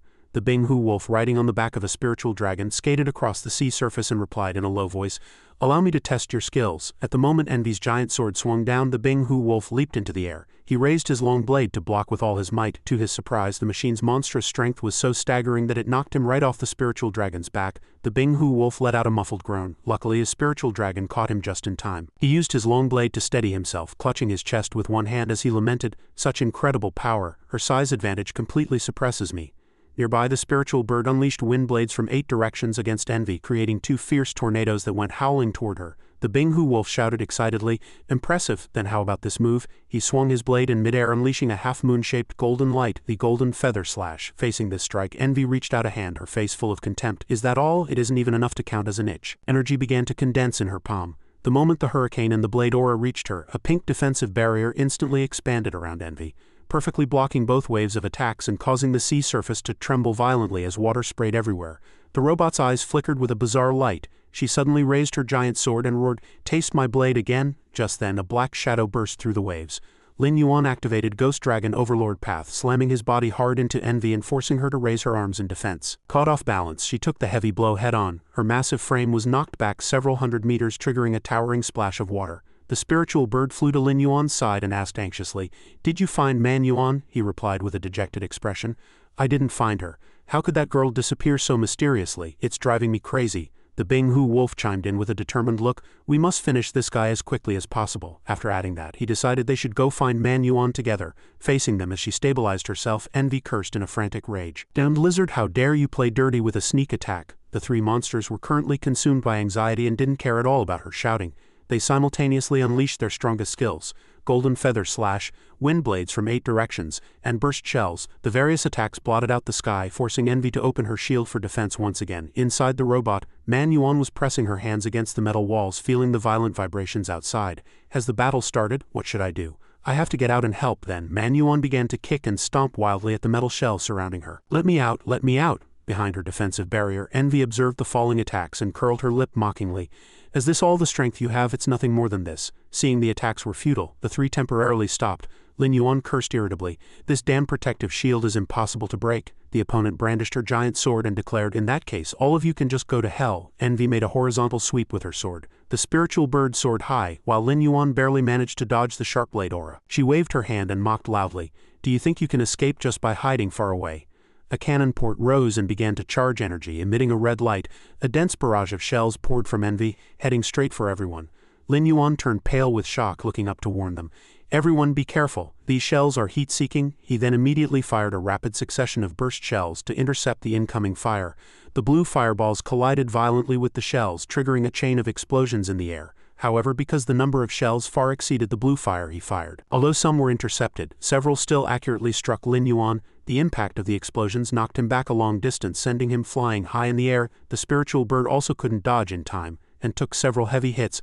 Only the Binghu wolf remained calm, using Golden Feather Slash to slice the incoming shells in 2, making them explode prematurely before they could touch him. However, the subsequent rain of shells remained endless. Envy laughed coldly in praise.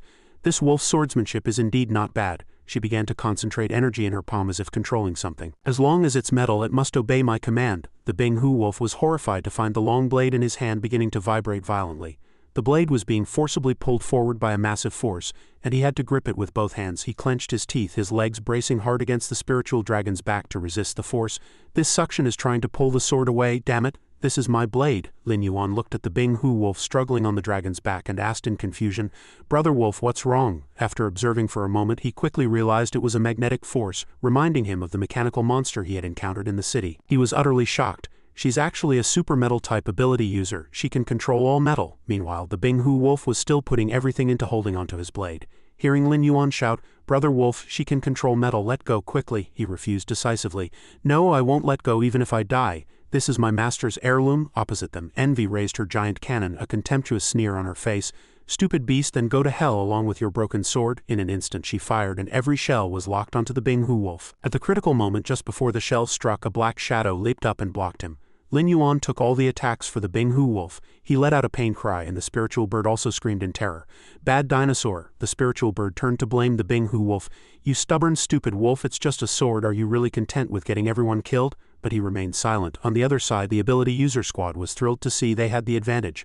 A guy with wings flattered. As expected of Lady Envy, she's got those 3 giant beasts completely suppressed. The people on the lifeboats laughed loudly, calling it a thrill. A man in red armor shouted, Lady Envy, hurry up and slaughter these beasts for us. Witnessing this, Great Elder Lester snorted coldly and questioned, can't you all see? Lady Envy won't be able to kill them for a while. He then issued a call to the crowd, so we should assist Lady Envy and work together to eradicate these giant beasts. What do you say? Everyone looked at each other, their faces full of fear. Their voices trembled as someone asked, Great Elder, that's a battle of immortals, what use would it be if we went over there? The red-armored man also speculated. Those giant beasts could probably one-shot us in a single move. The blonde man also nodded repeatedly. Exactly. If we go, we'll only cause trouble and might even make Lady Envy unhappy. Great Elder Lester looked at them with disdain, lightning surging around his body. He cursed the group of cowards as turtles hiding in their shells. The Lester family has wasted their money raising you. He stood up indignantly, spreading his arms and shouting, the family head has been killed as the Great Elder, how can I sit idly by and wait for others to avenge me? Lightning rampaged around him as he ordered them to take Lin Yuan's life while he was weakened. Lightning burst from the Great Elder's fingertips heading straight for Lin Yuan. Let me avenge the family head and take the enemy's head with my own hands. Lin Yuan watched the blinding golden lightning strike toward him, preparing to dodge. Watch out for the lightning. But the lightning still hit him head-on. Lin Yuan was electrocuted until he was charred black, looking as if he'd just been pulled out of a charcoal furnace, with tiny electrical sparks still dancing around him. He muttered to himself that being in the sea made it impossible to dodge. Lin Yuan turned his head and suddenly discovered that the robot Envy opposite him had also been badly shocked. He couldn't help but laugh out loud. I forgot she's in the sea too. It looks like that old man electrocuted her as well. Hearing the mockery, she gritted her teeth in rage. Envy angrily raised her cannon port. She roared, you bunch of useless failures, go to hell. This time, the shells actually flew straight toward the group of ability users. Everyone scrambled in panic, someone shouting in terror, run, Lady Envy has short-circuited. She's starting to kill her own people again, the man in the shark hat pleaded. My lady, spare us, this has nothing to do with us, it was all that old man's doing, the person beside him shouted in a frantic rage.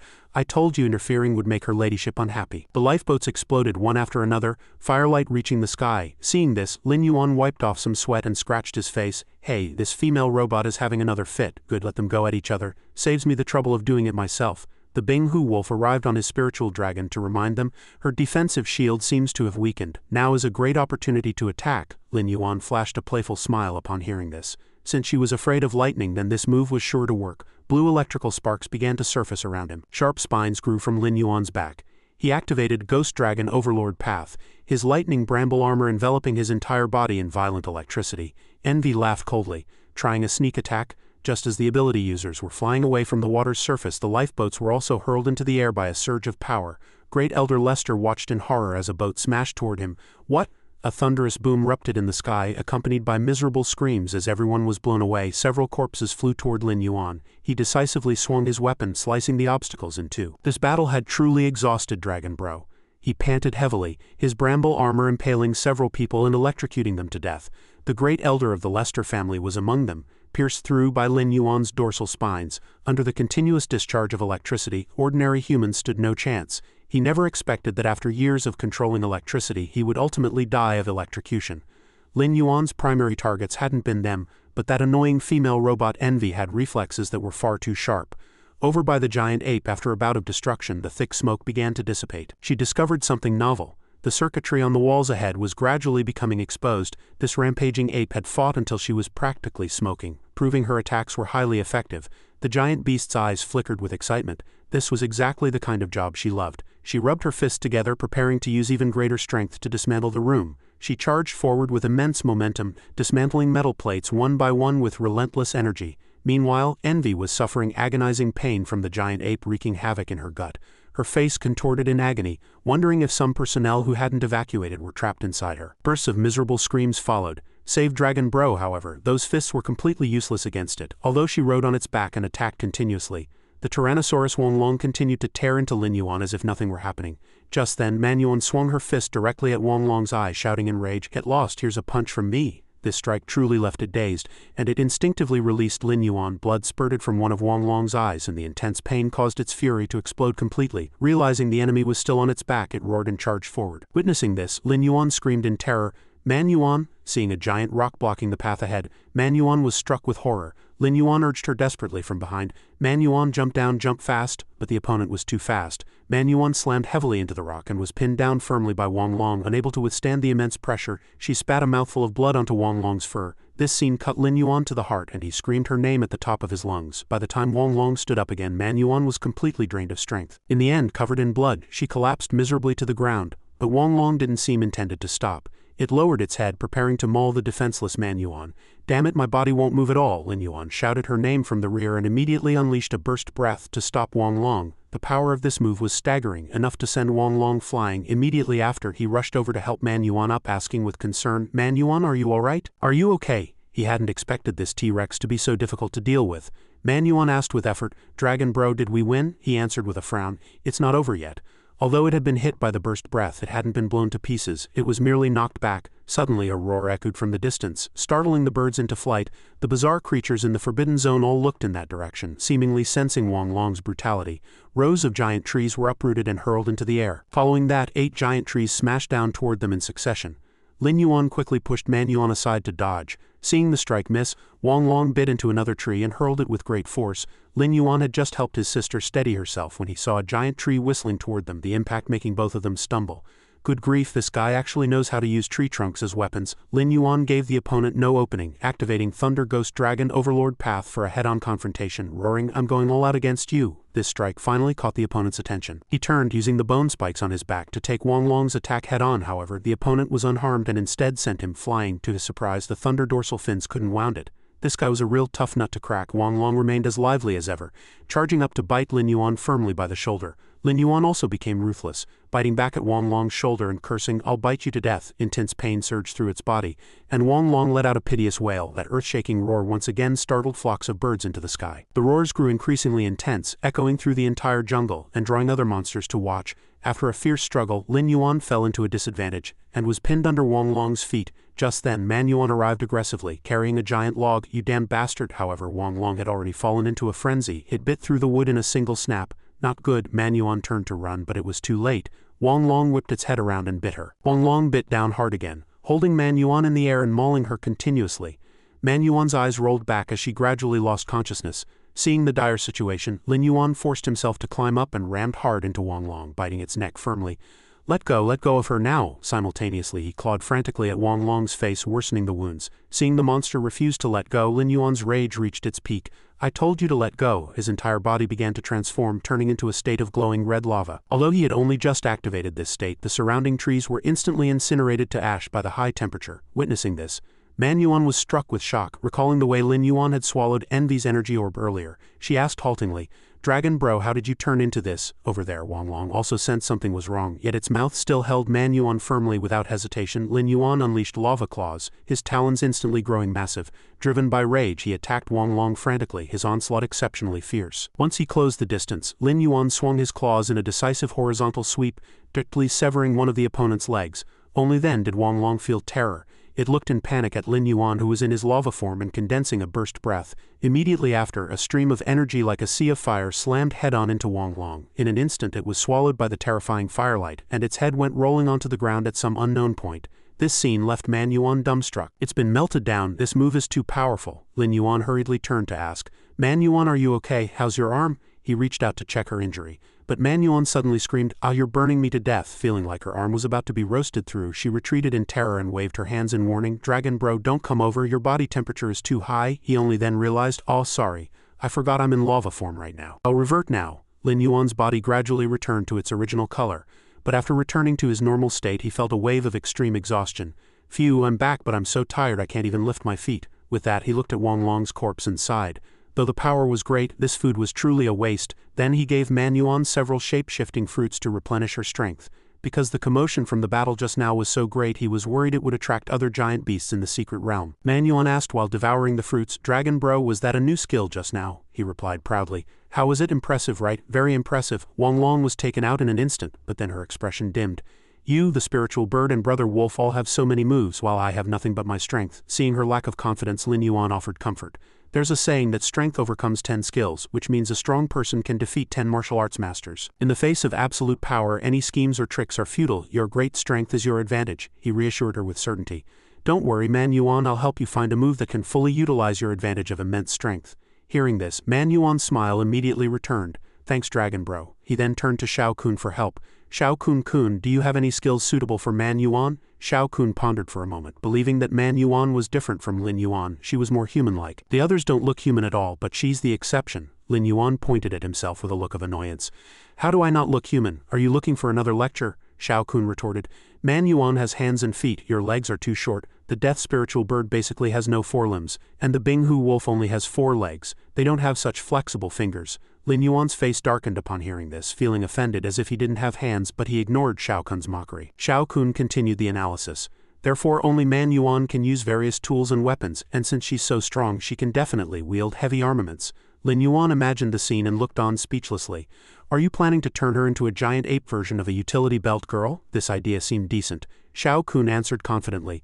Leave it to me, I'll find her a handy weapon. Just as the words were spoken, a violent vibration shattered the peace. What's going on? Has another giant beast come looking for trouble? Turning back, he saw a pack of giant beasts charging toward them. Lin Yuan rolled up his sleeves, revealing a calculating smile. Good timing, lunch is delivering itself. Looking at the herd, he found in surprise, there's even a stegosaurus. Immediately after, countless ancient creatures surged from all directions, charging toward them in a dense mass. The monster army swept through, destroying trees wherever they passed. Witnessing this astonishing scene, both were struck dumb. Good grief, why are there so many? That big guy in the back is looking into the distance. They saw Wong Long, twice the size of the previous one. It was baring its fangs and brandishing its claws, its blood-red eyes fixed on them. Lin Yuan hadn't expected the enemy numbers to be so vast. It was practically a tide of monsters. Faced with this situation, Man Yuan hurried to ask, Dragon Bro, what do we do now? Should we charge in and fight? Lin Yuan couldn't help but curse. There are as many monsters as ants. Even if we call the spiritual bird and brother wolf, it won't help. No sense in a hopeless fight. Let's retreat. However, no matter how they ran, the pack of monsters pursued them relentlessly. These guys were truly using their numbers to bully the few. Suddenly, a stegosaurus blocked the path. Seeing no way out, Lin Yuan decided to risk it all. You dare block my path, Man Yuan, let's break through together. He immediately activated Ghost Dragon Overlord Path. He unleashed a series of heavy strikes, aiming directly for the stegosaurus's throat and killing it instantly. Damn it, these guys are slowing us down, we're about to be caught. Looking at the rolling tide of beasts, Lin Yuan quickly ordered, Man Yuan, you run first, I'll stay behind to cover the rear. Although Man Yuan hesitated, she retreated immediately, urging, Dragon Bro, you must take care of yourself, don't worry, I'll catch up right away. He immediately condensed energy, firing a burst shell to stall the monster pack. The violent explosion sent the monsters in the lead flying. Seeing this, Lin Yuan took off running. Handled, I'm out. The two were pursued by the herd for a long time, becoming exhausted and short of breath. Huff, huff, I'm about to die of exhaustion. He roared in a frantic rage. Damn it, have these guys lost their minds? They've chased us for 10 streets and still won't let go. This is too much, Lin Yuan thought of his teammates. HMPH, bullying us because we're outnumbered, are you? Just wait until I gather all the monsters of Jiuan Island. I'll definitely settle the score. Before he could finish, Man Yuan cried out in alarm. Dragon Bro, someone else is blocking the road ahead. Lin Yuan had a look of disdain. TCH, which number of blind fools is this now? He pointed forward confidently and ordered, Children, blow them away for me. The newly appeared monsters were instantly sent flying into the sky by the explosion. After several monsters were blown away, Lin Yuan, based on the principle of not letting anything go to waste, stepped forward and bit their necks. He tossed the corpses into the system for Shao Kun to receive. Shao Kun hurriedly asked, Are they dead through and through? Only inanimate objects could be stored in the space. Lin Yuan replied, Don't worry, they're dead through and through. The two continued their retreat. Along the way, Man Yuan looked back and suggested, Dragon Bro, why don't we pull a parting shot and go all out against them? Lin Yuan scolded, Run where? Didn't you see how many of them there are? If each of those monsters spat once, they could drown us both. Man Yuan then suggested, Dragon Bro, can you transform like you did just now? As he dragged his trembling legs along, Lin Yuan replied, The lava form consumes too much energy. I used it once already, and now I can't summon it at all. Hearing this, Man Yuan grumbled, But we can't just keep running forever. If we hit a dead end, we're both finished. As they ran, Lin Yuan suddenly slammed on the brakes. Crap, this cliff is too high. Jumping down would cost us our lives, or at least a few layers of skin. Sweat beaded on Lin Yuan's forehead as he glanced at Man Yuan. I say, Yuan Mei, you really are a jinx. Man Yuan dodged his gaze, muttering, I was just speaking off the cuff. Lin Yuan turned his attention toward the flat ground far below the cliff. Good heavens, there was a red palace down there. He hadn't expected to find a palace inside the secret realm. Man Yuan pointed behind them and shouted, Dragon Bro, look, they stopped. Lin Yuan looked back and saw the swarm of giant beasts had come to a halt, trembling all over as if facing something utterly terrifying. Man Yuan speculated, They seemed to be afraid of something. While Lin Yuan was wondering, an earth-shaking roar echoed from the direction of the Red Palace. Immediately after, the swarm of beasts that had been relentlessly pursuing them turned and fled in a panic, watching their retreating figures. Lin Yuan said in surprise, "They're just leaving. What on earth could scare that pack of monsters like this? What is hidden inside that Red Palace?" Judging by the roar, the opponent was definitely a gargantuan beast. Shao Kun hovered in midair holding a detector and reported, "I've detected extremely dense secret realm energy coming from the Red Palace. Analysis suggests that place is likely the source of energy for the entire secret realm," Lin Yuan mused. "Since it's the energy source, it's no wonder there's a guardian beast with such terrifying power. If we head back the way we came, I'm afraid that swarm of beasts hasn't gone far, so we can only take a detour. Yuan Mei, look for a way down the cliff." Man Yuan nodded in agreement. "Got it, Dragon Bro." The two found a path down the cliff and ducked into a nearby thicket. Lin Yuan observed the crimson structure and commented, "The commotion has died down. That palace gives me a very dangerous feeling. Let's observe from a distance first." Suddenly, a piercing cry from the sky gave them both a start. "Crap, what the hell is that?" They looked up to see a massive monster bird appearing in the sky. Lin Yuan stared in shock. What a huge Quetzalcoatlus, another 100-meter class giant beast. What is it trying to do? The monster was spreading its wings and charging toward the palace. Was it after the energy source? Before the Quetzalcoatlus could even land, a top-shaped black creature struck like lightning from nowhere, unleashing a cyclone slash that instantly shredded the pterosaur into several pieces. Witnessing this horrifying scene, Lin Yuan cried out, "Holy crap, a 100-meter beast was just one-shotted." Beside him, Man Yuan couldn't hide her terror either. What kind of freak is that spinning top monster? After downing the Quetzalcoatlus, the monster looked toward Lin Yuan's hiding spot. Two more little ants. Hearing this, the two took off running. "Crap, we've been spotted, and this guy can actually speak. Man Yuan, run, we're no match for it." Seeing the prey trying to escape, the monster immediately gave chase. "You think you can run after I've found you? Die, trespassers of the Forbidden Palace." Lin Yuan decided to stay behind to cover the rear and buy time for Man Yuan. "Man Yuan, you go first, I'll hold it back." He began to mobilize his power, a dazzling blue light erupting from his mouth. Burst breath, however, Lin Yuan's attack was deflected the moment it touched the target. His jaw dropped in shock. It could actually deflect a burst breath. The monster continued to close in steadily, unleashing its cyclone slash once more. Lin Yuan provoked the opponent while firing a dense barrage of energy orbs. "Come on, let's see you deflect these too," but every single burst shell was batted away by the monster. Immediately after, Lin Yuan detonated them. An earth-shattering explosion erupted around the monster. Smoke filled the entire space with occasional flickers of faint blue electricity. Lin Yuan turned back with a suspicious look. "Did I hit it?" Suddenly, a loud shout rang out. "Cyclone slash!" The monster spun at high speed, blowing the surrounding dust and smoke completely away and revealing an unharmed body. Lin Yuan screamed in terror, "Crap, run," but it was too late. The top-shaped creature had already flashed before him, leaving a bone-deep wound across Lin Yuan's chest. Blood spurted out. Man Yuan rushed toward Lin Yuan in a panic, shouting, "Dragon Bro!" Lin Yuan hurriedly yelled at her, "Run, don't stop." Man Yuan quickly helped the heavily injured Lin Yuan up, desperately dodging the monster's pursuit. Rapid, heavy footsteps echoed through the woods. The distance between them and the Red Palace gradually grew. As they passed several stone pillars engraved with eerie red characters, Lin Yuan looked back and found the monster had actually stopped. Man Yuan was also greatly surprised it didn't chase us. Observing this, Lin Yuan deduced, "It seems it cannot leave the range of those red stone pillars. That's likely the duty of a guardian." The monster's activity range was restricted to the vicinity of the Red Palace. Once safety was confirmed, Man Yuan hurriedly asked Lin Yuan with concern, "Dragon Bro, are you alright?" Lin Yuan held his wound and replied, his tone filled with the relief of a narrow escape, "I'm fine. Luckily my reflexes were fast just now, and I took a step back, otherwise I really would have been sliced in half." Recalling the scene just now, he still felt a lingering fear. He hurriedly urged Man Yuan, "That guy is too terrifying. This isn't a place to stay. Let's move fast." Blood from Lin Yuan's wound dripped onto the ground at that moment.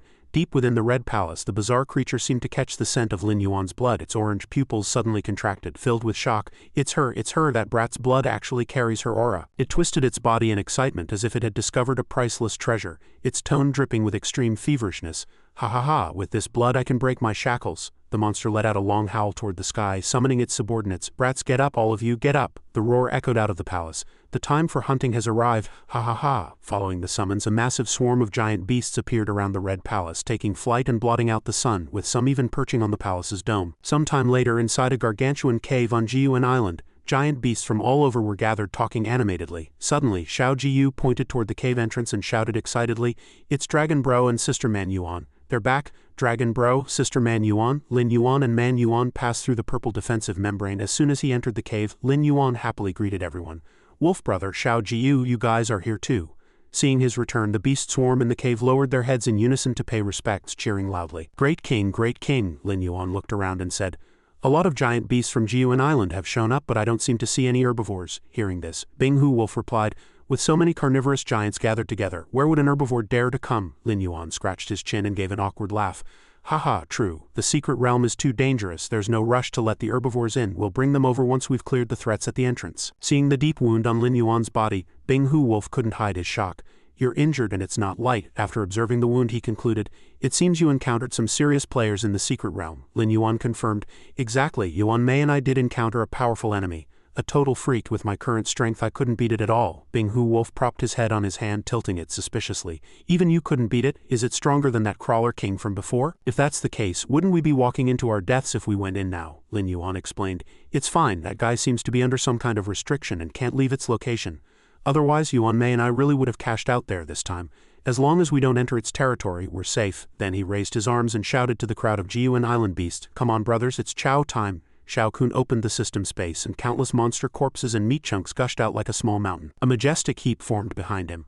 All the giant beasts began their feast with great excitement. To pass through that purple barrier, the secret realm energy within their bodies had to reach a certain standard. Seeing such a massive amount of meat, the beasts of Jiuan Island were thrilled, their eyes sparkling. Wow, the two kings have hunted so much prey again. These big guys look like they weren't easy to handle, another giant beast corrected. It's 4 kings now. Taking care of these guys would only take them a minute. A leopard nearby didn't care about any of that, asking urgently, is all of this for us to eat? Long live the king. Finally, a massive corpse fell from the space, triggering a round of gasps. Crap, there's even one this big. Looking at the corpse, Bing Hu Wolf teased Lin Yuan. This corpse looks just like you. Surely it's a distant relative. Lin Yuan shot back immediately. Which eye of yours sees a resemblance? Also, why are you just standing there? Switch back to your wolf form and eat. Bing Hu Wolf put on a look of disgust, feeling the eating manners of these beasts were too unsightly. Lin Yuan exposed him directly. What do you mean no appetite? I bet you're just not used to eating raw meat anymore. If you want a barbecue, do it yourself. Looking at the beasts gathered around the food pile, he asked curiously, by the way, why haven't I seen the spiritual bird girl and her subordinates? Bing Hu Wolf answered, she sent all her flying subordinates to find carnivorous giants willing to come here. Jiuan Island is too big after all. Aerial searches are more efficient. Also, she personally went to the snowy peak to ask Lord Bai Zi and his subordinates if they'd like to come to the secret realm. After hearing the situation, Lin Yuan remarked, oh, the spiritual bird girl is quite reliable in a pinch. He's more thoughtful than me. After a while, the beasts of Jiuan Island were all full, their bellies round as balls. They lay scattered across the ground, groaning, I can't eat another bite. Ow, I'm stuffed to death. Lin Yuan called for everyone to get up. 500 brothers, don't just lie there after eating. Come over and see if you can pass through this purple light screen. The giant beasts, bellies bulging, passed through the barrier with ease. Lin Yuan nodded with satisfaction. Good, as long as you can pass through. Wait over there for now. There's a section of vertical cave ahead that you can't climb. When the spiritual bird girl's pterosaur subordinates return, they'll carry you up. After giving the orders, he turned and roared with some impatience. He urged Bing Hu Wolf and the others. Wolf brother Shao Jiyu Wolf 2, hurry up and eat. Bing Hu Wolf was speechless but switched back to his wolf form to call them over. Wolf 2, Shao Jiyu, let's eat too. Shao Jiyu and Wolf 2 replied in unison, yes, great king. Got it, wolf brother. A moment later, the flying giant beasts gathered together to handle the food Lin Yuan had brought back. Seeing their appetite, Lin Yuan marveled, these guys can really eat. We've already gone on 5 hunting trips, haven't we? Since when does a king go hunting while his subordinates sit back and enjoy the fruits? The more he spoke, the angrier he got. And Lin Yuan roared, eat faster, once you're full, get to work. He pointed at the round-bellied beasts and scolded, send these useless gluttons up and let them fend for themselves. I'm not a babysitter. Why should I be the one feeding you? Lin Yuan herded them like ducks. Move, move, get in line. The beasts huddled together, stumbling. Some monsters screamed, hey, don't push, I'm gonna puke. Ow, ow, whose belly just hit me? Brother, that wasn't a belly. Having had their fill, the giant flying beasts grabbed their Jiuan Island companions and took flight. Soaring out of the cave, Lin Yuan laughed out loud. Ha ha ha, giant beasts of the secret realm, your grandpa is here with 500 brothers to take back the field. The scene shifted to the secret realm. Every one of the predators setting foot here for the first time was dumbstruck, and even Bing Hu Wolf felt an overwhelming sense of awe. Who knew such a bizarre world existed beneath Jiuan Island? Shao Jiyu was visibly excited. Dragon bro, is this going to be our new territory from now on? Lin Yuan gave a slight smile and replied, that's right. The entrance is right under Jiuan Island, so it naturally belongs to us. However, conquering this secret realm won't be easy, he added. Before that, we must use our fangs and claws to teach those bullying natives a lesson. Having said that, Lin Yuan turned to the Bing Hu Wolf, wolf brother. Before I mobilize all our forces, we need to devise a combat plan for the next few days, he explained while sketching a preliminary map of the secret realm on the ground. This cave is both our entrance and our fallback point. Therefore, we must station guards here and establish a base. We need to fan out to explore and clear all surrounding threats. There are currently about 70 or 80 giant beasts here. We can split into 2 groups. You and Yuan Mei will each lead a group to explore in 2 different directions. Every member paid close attention, committing the orders to heart. We must be united as one. Do not fight because of your different species and do not fight over territory. Only by occupying this land first can we find more suitable habitats. Witnessing this, the Binghu wolf privately admired the wisdom Lin Yuan displayed. If this were just an ordinary pack of predators, they likely would have slaughtered each other for dominance long ago. Only Lin Yuan had the ability to coalesce all the creatures of Jiuan Island into a single entity. Lin Yuan pointed to another mark on the ground and cautioned, "This palace is the territory of that top shadow monster. Stay far away from it at all costs. We are no match for it yet. Furthermore, you may encounter giant beasts over 100 meters tall. Their strength is incredibly formidable, so never let your guard down. If you can't win, don't force a confrontation, retreat immediately." After laying out the plan, Lin Yuan turned to ask the Binghu wolf, "Wolf brother, have you noticed anything special about this secret realm?" This place was filled with energy. Even doing nothing, one could feel energy constantly pouring into the body. The Binghu wolf clenched his fists, feeling the power accumulating within him. "Yes, I felt it the moment I walked in. Energy is gathering inside me, and my strength is slowly improving." Lin Yuan also clenched his hands, but his thoughts flew toward the top shadow and the sinister sanctuary. He said with conviction, "Before long, our strength will surely grow by leaps and bounds. By then, neither the top shadow nor the sinister sanctuary will be a match for us." Once the discussion ended, the beast prepared to set out. Just then, Lin Yuan noticed that all the herb dragons were ordered to stay at the base, so he asked the Binghu wolf in confusion, "Do you not plan to have the pterosaurs join the operation? Having aerial vision is very advantageous for spotting enemies or relaying messages." The Binghu wolf replied calmly, "The pterosaurs are too few in number, and flying in the air makes it easier to draw the attention of the giant beasts in the secret realm. Once you have mobilized all your subordinates, we can implement aerial support." With that, the Binghu wolf leaped onto the back of a dire wolf, stretching his shoulders as he said, "All right, I'm taking a team of elite dire wolves. The remaining giant beasts will go with you on May. I want to see just how many strikes the monsters in this realm can withstand." On the other side, Manhua was also full of momentum. She pounded her chest confidently and let out a loud roar. "Let's move, let those bastards who use their numbers to bully others taste the power of my iron fists." Watching the two groups of beasts depart in a grand procession, Xiao Jiyu let out an uneasy cry toward its companions. After all, no one could predict all the dangers lurking in the secret realm. Lin Yuan sensed its thoughts and asked softly, "Are you worried about them?" "Actually, I'm very worried too. The monsters in the realm are very strong, but if a large number of humans attack Jiuan Island in the future, I can't protect everyone forever. Manhua, the Binghu wolf, the death spiritual bird, and I, none of us can take care of every single person, so each of them must become stronger, and the fastest shortcut to becoming stronger is to battle powerful enemies in life and death combat." His reasoning was very persuasive. Because giant beasts live in a cruel environment, if they don't improve their strength, it is difficult to survive in the face of danger. These words greatly inspired Xiao Jiyu, making the blood in its heart begin to burn. "Become stronger. I want to become even stronger too." Seeing the little orange so excited, Lin Yuan tapped its head gently with a finger as encouragement. "Xiao Jiyu is already very strong. From the moment you decided to go alone to rally the Jiuan Island giants against the Crawler King, you were the strongest beast on Jiuan Island." With that, he added loudly, "But that's not enough. Xiao Jiyu, we're going to occupy this secret realm and continue to grow stronger here." Time flew by, and after staying in the realm for a week, the number of giant beasts Lin Yuan's team hunted grew larger and larger, soon stacking up like a mountain. A group of herb dragons was perched on that pile of bones, enjoying the prey to their heart's content. Meanwhile, Lin Yuan and Xiao Jiyu were so full from eating that they were as round as balls, sighing and exclaiming repeatedly while resting, "It's fantastic to be able to eat our fill every day without having to hunt. Moreover, the secret realm energy can improve our strength. We're getting stronger without spending evolution points. It's basically a total freeload." Just then, Manhua returned from hunting with a stegosaurus on her back. "Dragon bro, we're back from the hunt. Today's haul is very generous." Manhua threw the stegosaurus on the ground and said, "Dragon bro, I feel like I've become much stronger this week." As she spoke, she showed off her solid muscles. "I can kill a stegosaurus in this realm with a single punch now." Lin Yuan laughed heartily upon hearing this.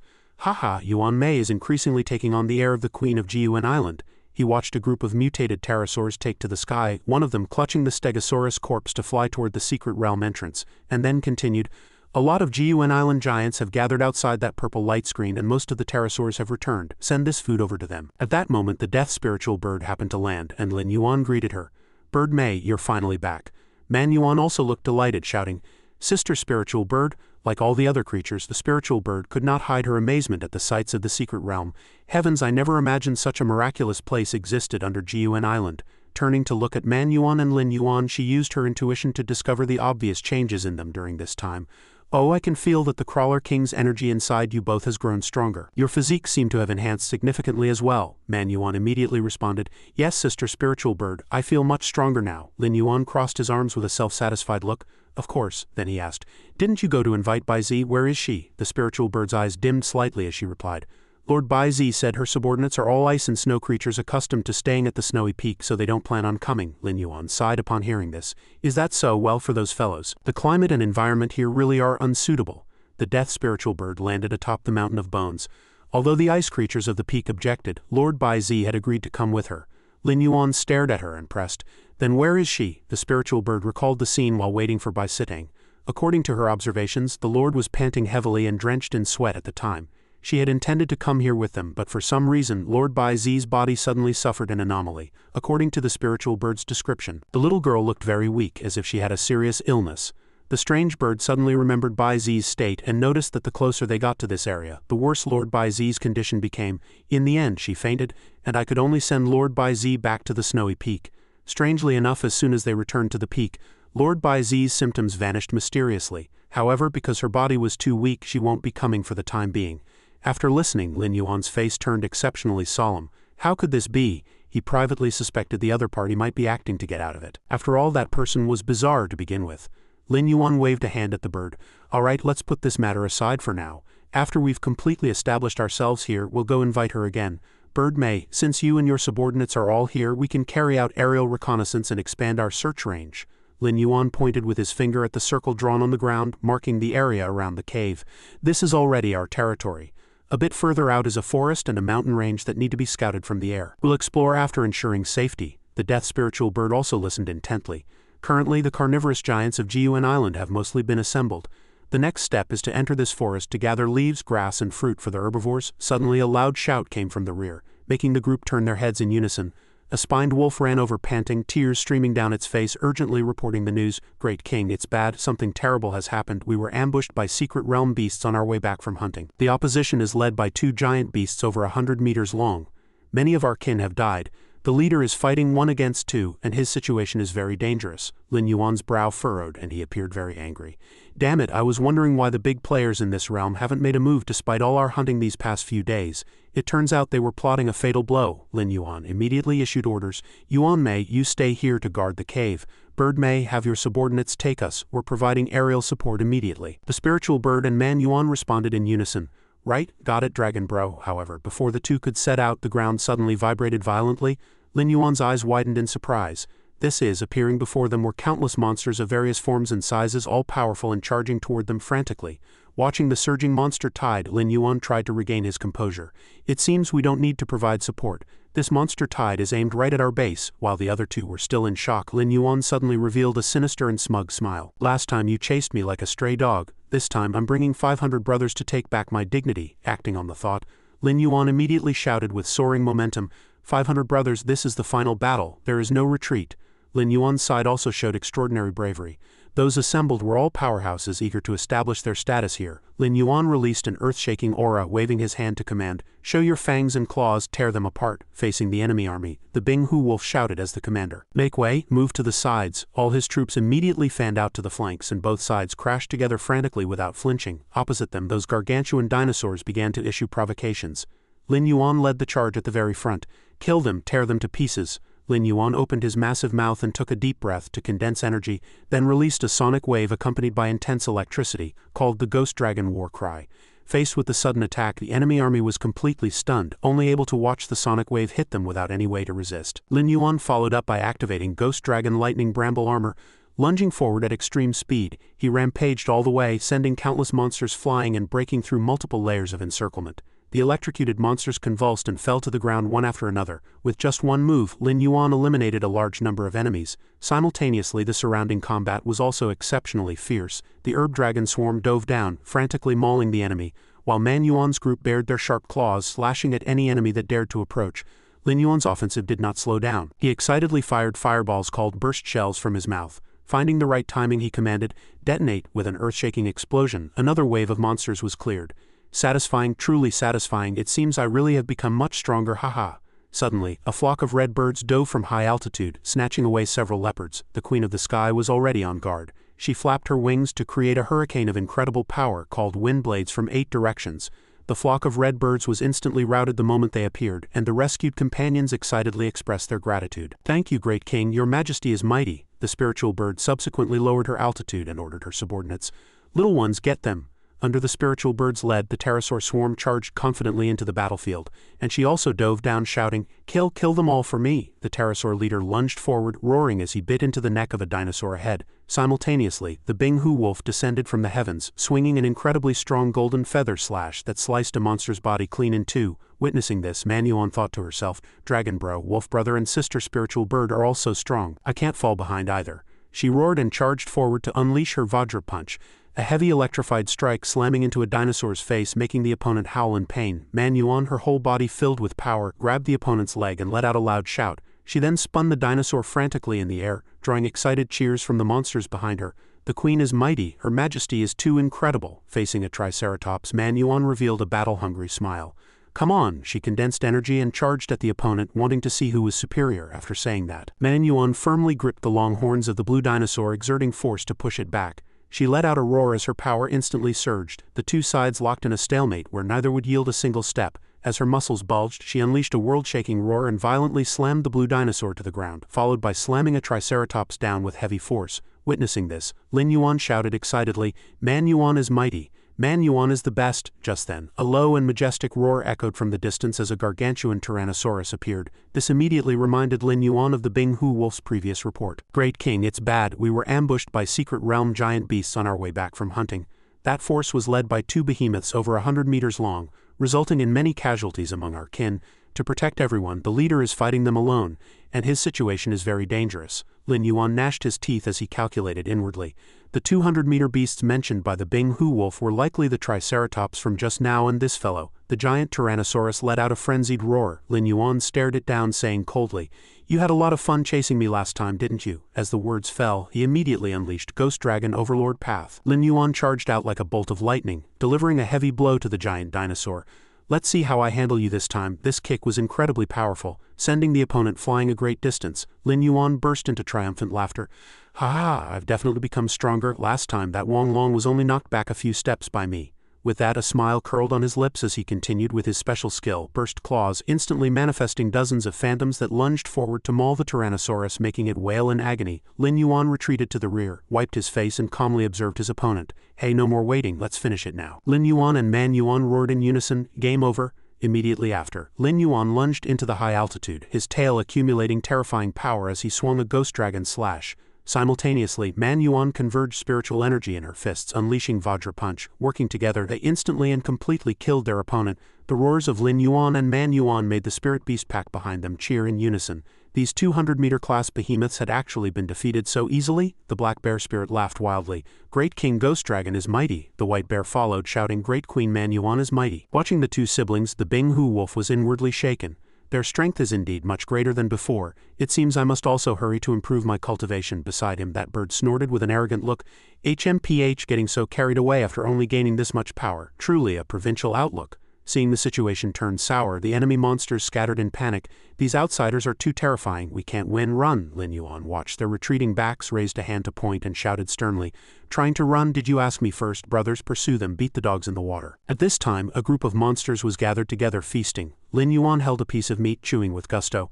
"Haha, we won a total victory this time. Everyone eat as much as you want, it's on the house." Manhua looked at him and asked in a low voice, "Dragon bro, can this meat be grilled? Eating raw meat for days on end. This flavor is a bit hard to get used to." Lin Yuan looked at her and sighed speechlessly.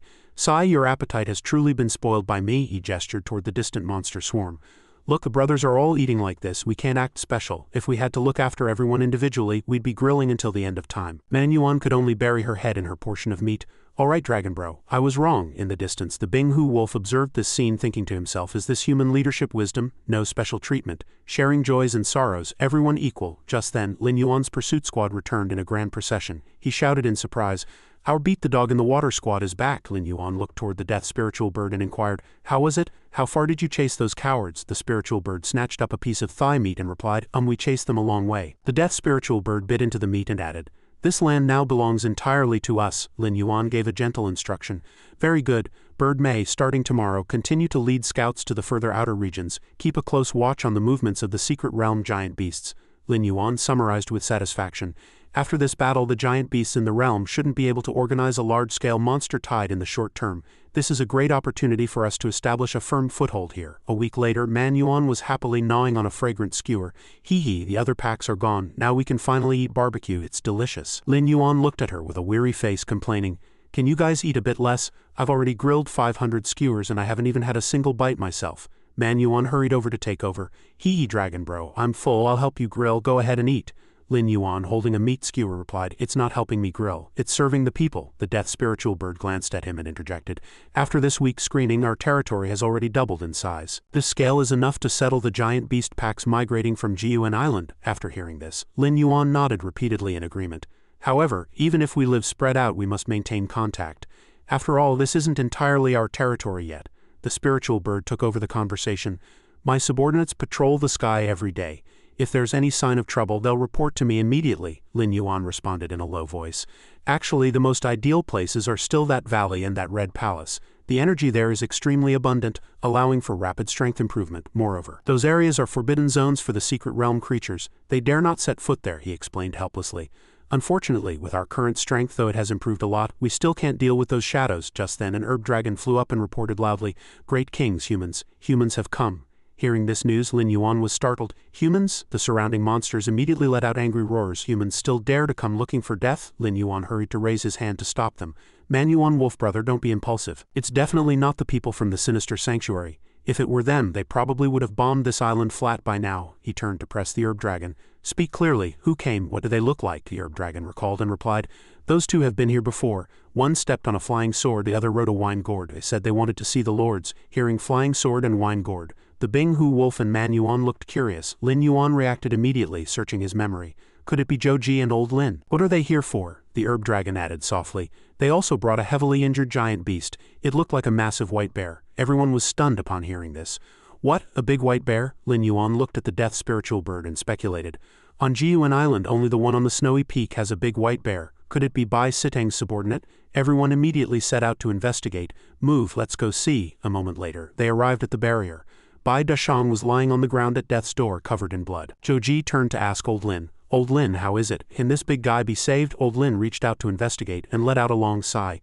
"Sigh, this old man is powerless as well. This giant beast was heavily injured and still had to travel for several days. By the time it got here, it had almost bled out."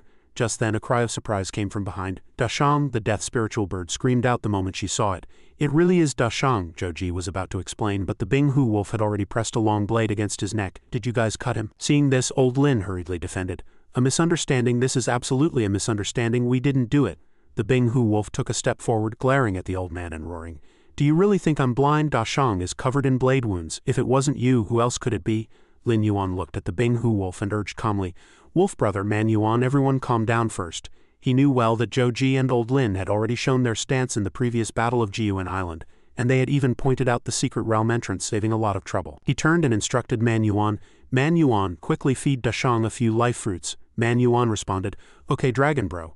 Lin Yuan looked at Joji and asked seriously, "What exactly happened? Speak." Joji immediately controlled his sword to fly before Lin Yuan, looking him in the eye. "You're really too tall. It's easier to talk like this." He lowered his head, stating with a serious expression, "We came to notify you about the Sinister Sanctuary's latest movements.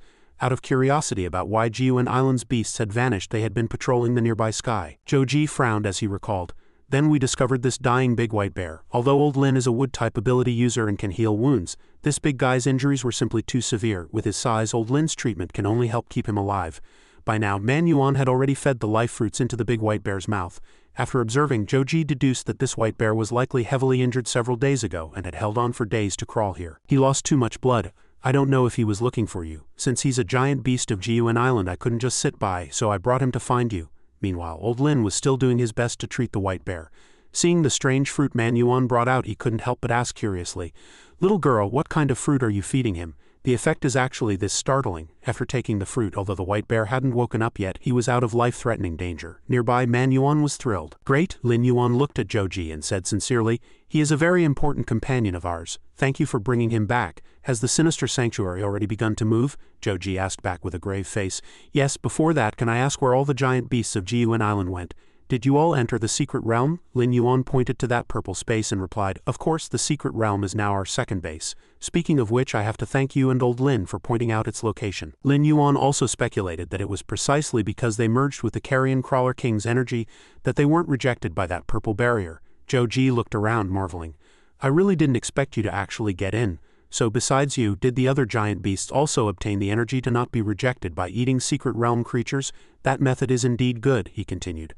Although only half a month has passed, I can feel your strength has made a qualitative leap. However, Zhou Ji suddenly raised his voice. It's still far from enough. The Sinister Sanctuary is frantically mobilizing troops and preparing supplies. It looks like it won't be long before they launch a total assault on Gun Island. He stated the facts calmly.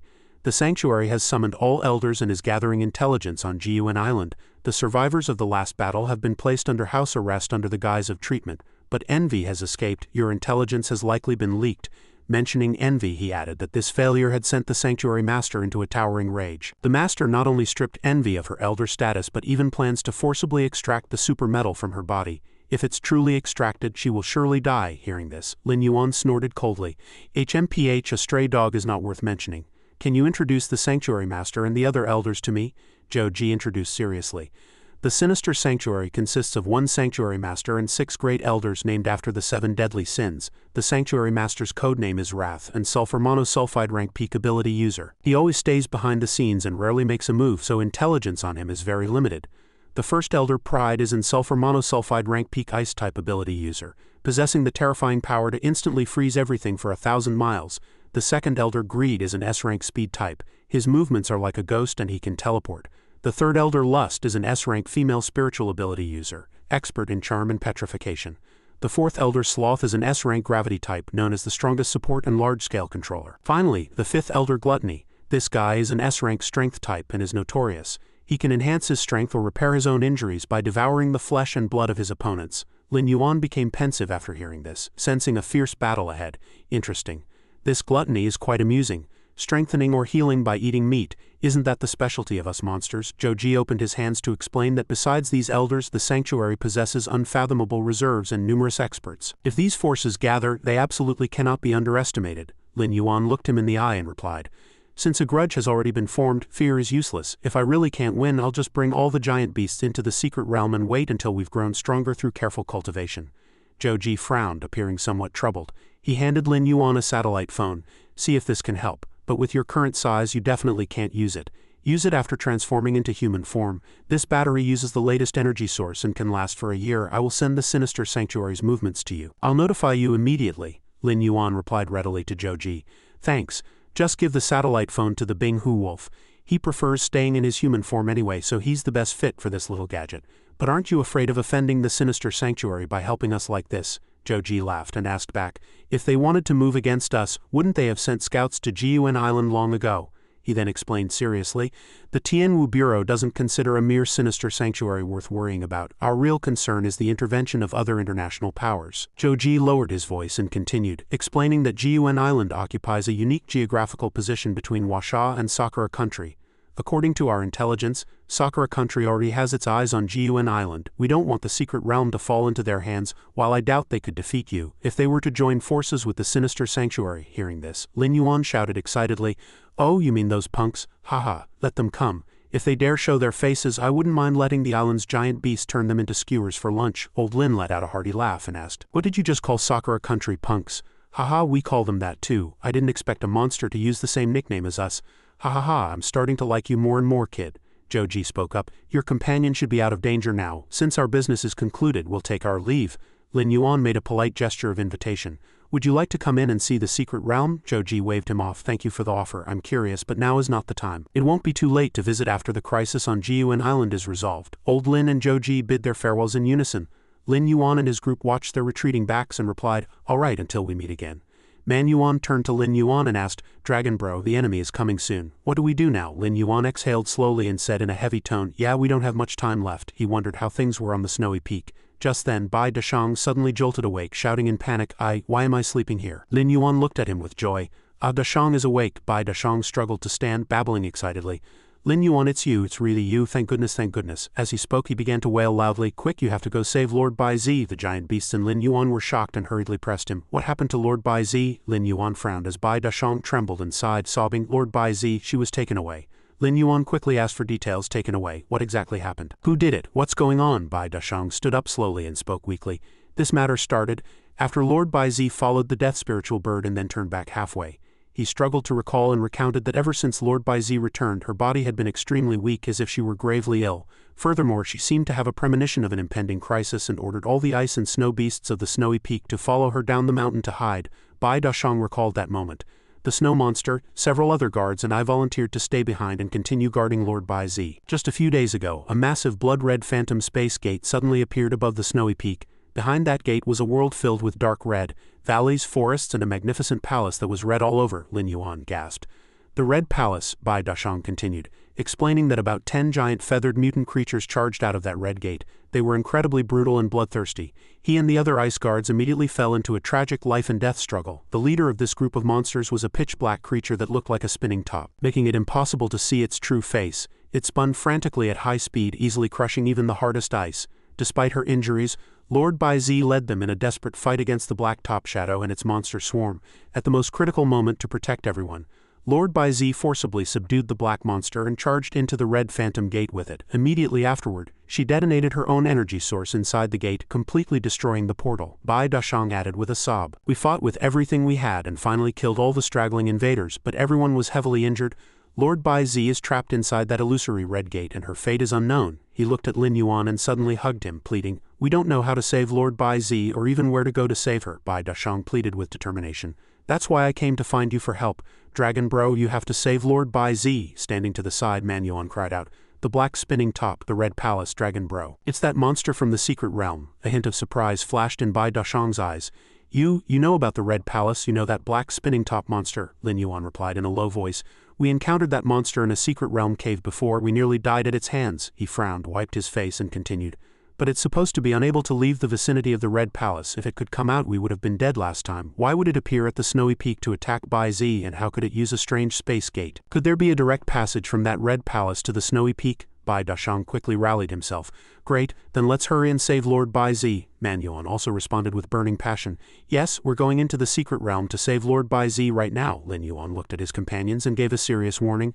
But with our current strength we are no match for that black spinning top. Although Man Yuan and I have improved, it's still far from enough. Besides, that black spinning top seems capable of commanding the giant beasts within the secret realm. Hearing Lin Yuan say this, Bai Dashang roared in desperation. Are you really going to just watch her die? Lord Bai Zi has always protected Jiuan Island. Now is the time for us to repay her. I would gladly sacrifice my life. Man Yuan also agreed. Yes, Dragon Bro. Lord Bai Zi was kind to us. We must save her. The Binghu Wolf also shouted in unison. For Lord Bai Zi I will gladly go through fire and water. Meanwhile, the spiritual bird remained silent, listening from the side. Lin Yuan quickly reached a final decision. Lord Bai Zi must be saved. A final showdown with the Red Palace is inevitable, but since the enemy is strong and we are weak, we must devise a strategy and prepare for battle. Lin Yuan looked at the spiritual bird and instructed, Bird May, arrange for your clansmen to take some life fruits to the snowy peak first to treat the heavily injured ice beasts. If they are willing to come, have your people escort them here to meet us. The spiritual bird looked at the life fruit she had received and nodded slightly. All right. Lin Yuan turned to Man Yuan to assign her task.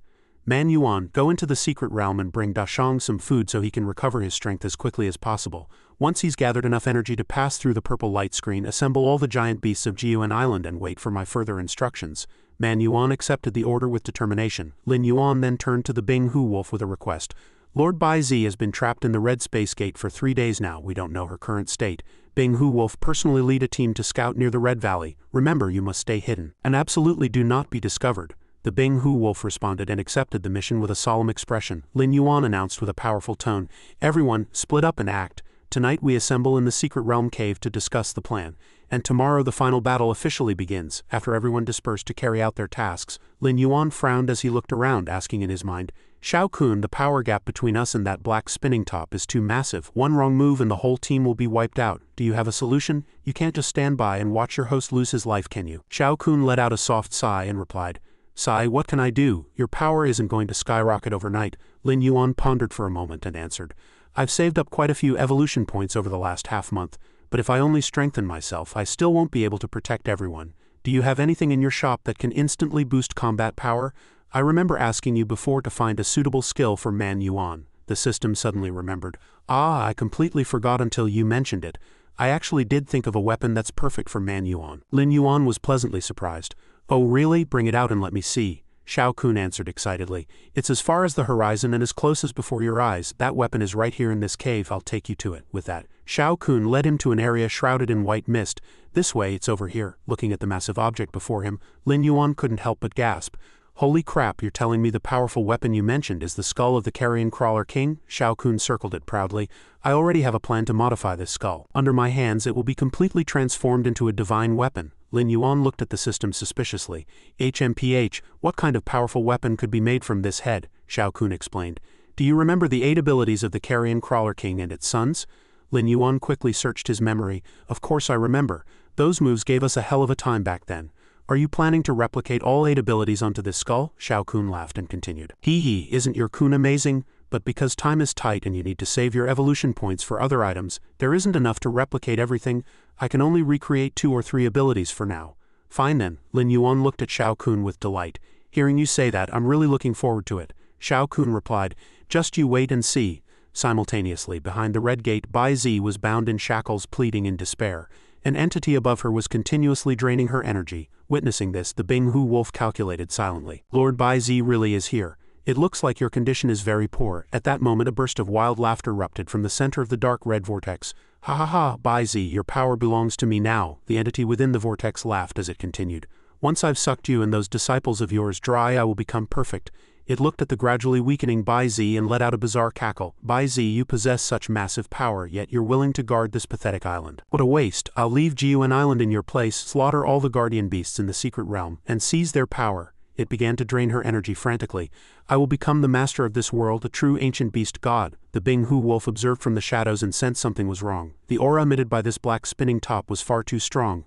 Secret realm, guardian beasts, ancient beast gods, what were these things? He immediately withdrew and rushed back to report to Lin Yuan. Just then, Bai Dashang and a pterosaur took to the sky simultaneously. Lin Yuan turned back and saw that he was safe and sound, a bright smile appearing on his face. Dashang, you're okay now? Bai Dashang answered with high spirits. I'm fine, thanks to those fruits of yours. Is there any news of Lord Bai Zi? Lin Yuan looked at the Binghu wolf and informed him seriously. The Binghu wolf just returned from scouting the Red Palace. We're discussing it now. The previous speculation was correct. Lord Bai Zi was indeed trapped in the Red Palace. Upon hearing the news, Bai Dashang couldn't contain his joy and cried out, Really, that's great, then let's set out to save Lord Bai Zi right now. The Binghu wolf standing below spoke up. We're discussing the rescue plan. Bai Dashang seemed very agitated and grumbled impatiently. What's there to discuss? We have so many giant beasts, why don't we just charge in and save her? The Binghu wolf explained seriously. That black spinning top is absorbing Lord Bai Zi's life energy, although she isn't in immediate danger yet. She definitely won't last long. That monster is extremely powerful. If we just charge in like that, we'll certainly be wiped out. Lin Yuan also looked at Bai Dashang and added, We've already agreed on a rescue plan, I just wanted to confirm it with you. Since the black spinning top is so powerful, we must not get bogged down in combat this time. The core objective is to rescue Lord Bai Zi. A specific plan instantly formed in Lin Yuan's mind. Man Yuan, the Binghu wolf, and I will be responsible for drawing the black spinning top's attention and aggression. Lin Yuan turned to assign the task to the spiritual bird. We will do our best to pin down that black spinning top. Bird Mei, you are responsible for rescuing Lord Bai Zi. You must take her away from the Red Valley as fast as possible. He then explained softly, I'm not sure if that black spinning top is still unable to leave the valley like before. Last time it teleported directly to the snowy peak and didn't pass through the purple light screen, so I speculate it still cannot leave at will. Everyone held their breath as they listened to Lin Yuan's serious analysis. If it couldn't leave the valley, that would be the best possible outcome. If it can leave the valley, we'll use the open terrain to surround it, however, that will almost certainly mean casualties on our side. At these words, Bai Dashang could no longer contain his emotions and roared, My life was given to me by Lord Bai Zi. For her sake, I am ready to sacrifice myself at any moment. Don't expect me to just stand here and wait. Lin Yuan remained calm and composed as he responded, Since that black top shadow can command the secret realm's giant beasts to invade the snowy peak, it will surely summon them to besiege us in the battle to come. Therefore I need you to lead the giant beasts of Jiuan Island and hold back any secret realm reinforcements. Bai Dashang agreed immediately. Fine, I'll make sure none of them return alive. Lin Yuan turned to the dire wolf and began to issue orders. Leader of the dire wolves, take Dashang to meet with the heads of the various clans on Jiuan Island. Explain the situation clearly, then set out on my command. The dire wolf bowed in submission. As you command, Great King Lin Yuan. Lin Yuan looked at them with a satisfied expression. He then turned to the Bing Hu wolf, the spiritual bird, and Man Yuan, saying, Wolf brother bird Mei Yuan Mei. To increase our chances of victory, I found some items specifically to enhance everyone's strength. Man Yuan was so excited she began to dance, cheering. That's great, what kind of items are they? Lin Yuan produced a ring-shaped object and said with a smile, Don't be in such a hurry, I'll introduce them as I bring them out. Wolf brother, this one is for you. Upon hearing this, the Bing Hu wolf immediately thought of a dog collar, and the spiritual bird beside him couldn't help but burst into laughter, mocking him. Haha, this is a good one, it really suits an ugly wolf like you. Lin Yuan held the item, scratching his chin as he pondered. The appearance is indeed a bit misleading. However, this is actually a spatial storage item. While the internal space isn't exceptionally large, it's more than enough to hold dozens of weapons, he went on to explain. I've already upgraded the green blood blade from the Carrion Crawler King for you. Also, I'm giving you this black fang blade. It was modified from a bracer and crafted from extremely durable metal, which will significantly bolster your defense. The Bing Hu wolf instantly lost his usual composure, his eyes fixed on the treasures before him as he shouted in surprise, Wow, all of these are for me. The spiritual bird shook her head helplessly.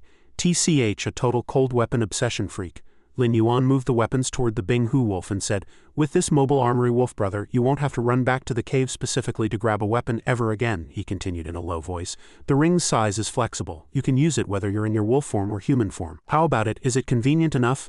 Lin Yuan looked at the Bing Hu wolf and praised him with a smile. The size is just right, it really suits you. Wolf brother gripped the weapon, his mood soaring. Haha, it's incredibly convenient, the spiritual bird chimed in with another jab. True, you look even more like a dog now. The Bing Hu wolf instantly flared with rage, roaring, You ugly bird, do you want to fight? The spiritual bird arched her back and retorted, TCH, I'm just telling the truth. Alright. Lin Yuan could only manage an awkward smile. Don't be in a hurry, bird Mei, it's your turn now. With that, he produced a small medicinal bottle. Bird Mei, I'm giving you this magic feather growth potion. The spiritual bird exploded with rage, shouting, You stinking dinosaur, are you messing with me? When did I ever go bald? I don't need some hair growth potion. The Bing Hu wolf laughed mockingly from the side. Ha, this thing was practically made for you. Lin Yuan tried to spray a bit on her forehead, explaining, This is magic feather growth potion. Just one drop can make new feathers grow instantly. Most importantly, the new feathers contain magic power, allowing you to execute your skills more smoothly. Lin Yuan observed her closely and asked in confusion, Why hasn't any hair grown on your head yet? It's still bald. How strange. He quickly sprayed it a few more times. That's weird. Why isn't it working? Let's try spraying more right here. The spiritual bird let out a furious roar. You're the one who's bald. Your whole family is bald, right where he had just sprayed the medicine. Feathers began to sprout. Lin Yuan cried out in surprise. Look, they're growing, they're beautiful. The spiritual bird turned to check and found that the new feathers did indeed carry magical energy. She calmed herself and said, Fine, since you've shown some sincerity, I won't hold what happened just now against you. Lin Yuan observed her and suggested trying a few more sprays. He tied the bottle to the spiritual bird's leg, thinking to himself, the spray range of this magic feather growth potion is very wide. Keeping it fixed on your ankle will work just fine. You can use it with a gentle tap of your beak whenever you need it. At that moment, Man Yuan was waving her hand from behind with a radiant smile. Dragon bro, what about mine? What about mine? Lin Yuan turned to the young girl and said, Don't worry, Yuan Mei, you're definitely going to love this. He produced a snow-white skull and said, Behold the Shangliu Dragon Fist. Man Yuan cried out in shock. This is the skull of the Carrion Crawler King. The spiritual bird was also stunned. You're actually giving this thing to Yuan Mei as a weapon? Lin Yuan held up the skull and began to introduce it. This is called turning waste into treasure. The Carrion Crawler King brought so much disaster to Jiuan Island during its life. Now that it's dead, it's only reasonable to let its head do its part to protect this place. Man Yuan asked with a face full of curiosity. Dragon bro, how do I use this? Lin Yuan handed the skull to her and explained. It's simple, just like wearing a glove. Considering its weight, it's best for you to wear it on your right hand, which has the copper ring. Lin Yuan followed up by asking, Does everyone still remember the 8 skills of the Crawler King? The poison type skills aren't suitable for Yuan Mei, so I've made some adjustments. However, due to time constraints, I've only developed 2 abilities. The first is Dragon Tyrant, derived from the Crawler King's Poison Body ability. Once activated, your entire body enters a super armor state, allowing you to withstand various attacks and crush enemies into the ground. The second is Dragon Bite, derived from the Crawler King's Poison Blade ability. It uses the extreme biting force of the Shangliu Dragon Fist to shred opponents. Though it's not poisonous, it causes a continuous bleeding effect. After hearing Lin Yuan's explanation, Man Yuan was thrilled. Thank you, Dragon bro, this was practically made for me. The spiritual bird shot a glare at the Bing Hu wolf and said resentfully, HMPH, you biased jerk. You give me hair growth medicine, give that dead wolf a dog collar, and now you give Yuan Mei such a great treasure, right, Grey Wolf? Seeing his cold, expressionless face, the spiritual bird curled her lip. Forget it, I shouldn't even talk to you. The moment you see a cold weapon, you get that sycophantic, fawning look. At that moment, Lin Yuan looked up at the sky and muttered, "It's dark. It's time to move." He looked at the gathered group of monsters and ordered, "Bird Mei, you and your kin take Wolf Brother and Yuan Mei, and approach the Red Palace from the air first." Lin Yuan turned to instruct Bai Dashang. Dashang, leader of the dire wolves, take the remaining giant beasts and head for the Red Valley by land. If you encounter secret realm beasts, do not get bogged down in combat. The speed of the march is our priority, the two responded in unison. No problem, as you command, Great King Lin Yuan. All the monsters began to carry out the plan. Lin Yuan charged at the very front, letting out a loud roar. "Let's move, go rescue Lord Bai Zi." The pack of dire wolves also charged out in a grand procession, shouting in unison, "Let's move, go rescue Lord Bai Zi, move out, move out." The Red Palace was already in sight, and Lin Yuan immediately ordered Bird Mei full speed ahead before those black crows spot us, charge directly above the palace and drop us off. The spiritual bird nodded in agreement. "All right, everyone, act according to the agreed-upon sequence," Lin Yuan shouted excitedly. Gods descending from the heavens. The moment he touched the ground, Lin Yuan immediately unleashed his power. He let out a savage roar and fired an intense stream of magic. Burst breath, a dazzling light erupted from Lin Yuan's position, illuminating half the sky. The black top shadow charged forward in a rage. Another group of ants looking for death. At the same time, Lin Yuan fell into extreme embarrassment. Holy crap, the burst breath only managed to burn off a corner of the gate. The surrounding giant beasts were all filled with doubt. Just what kind of divine gate is this? Sensing murderous intent, the Binghu wolf suddenly turned his head. "It's here," the black top shadow roared in a fury. "It's you group of bastards who dare to trespass in the sanctuary again. Die." With that, it unleashed its cyclone slash. The Binghu wolf was shocked to the core. The speed was far too fast. He attempted to block with his blade. The two sides collided violently. With overwhelming power, the black top shadow knocked the Binghu wolf back, sending him flying and coughing up blood. Its eyes flickered with a cold light. A mere ant dares to try and stop a juggernaut? Man Yuan immediately charged up to support her comrade. "Wolf Brother, watch out." While panting heavily, she observed her opponent. The black top shadow charged straight at her without hesitation. The violent impact sent Man Yuan reeling back a great distance. She stared at the opponent, inwardly shocked. Is the defense of the Shanliu Dragon Fist really this strong? The black top shadow roared in a rage. "Damned ant, how dare you block my blade!" Hearing a strange noise, it turned around quickly. On the other side, Lin Yuan was continuously firing burst shells at his opponent. He roared, "Monster, do you think I don't exist?" Lin Yuan snapped his fingers. "Blow up for me."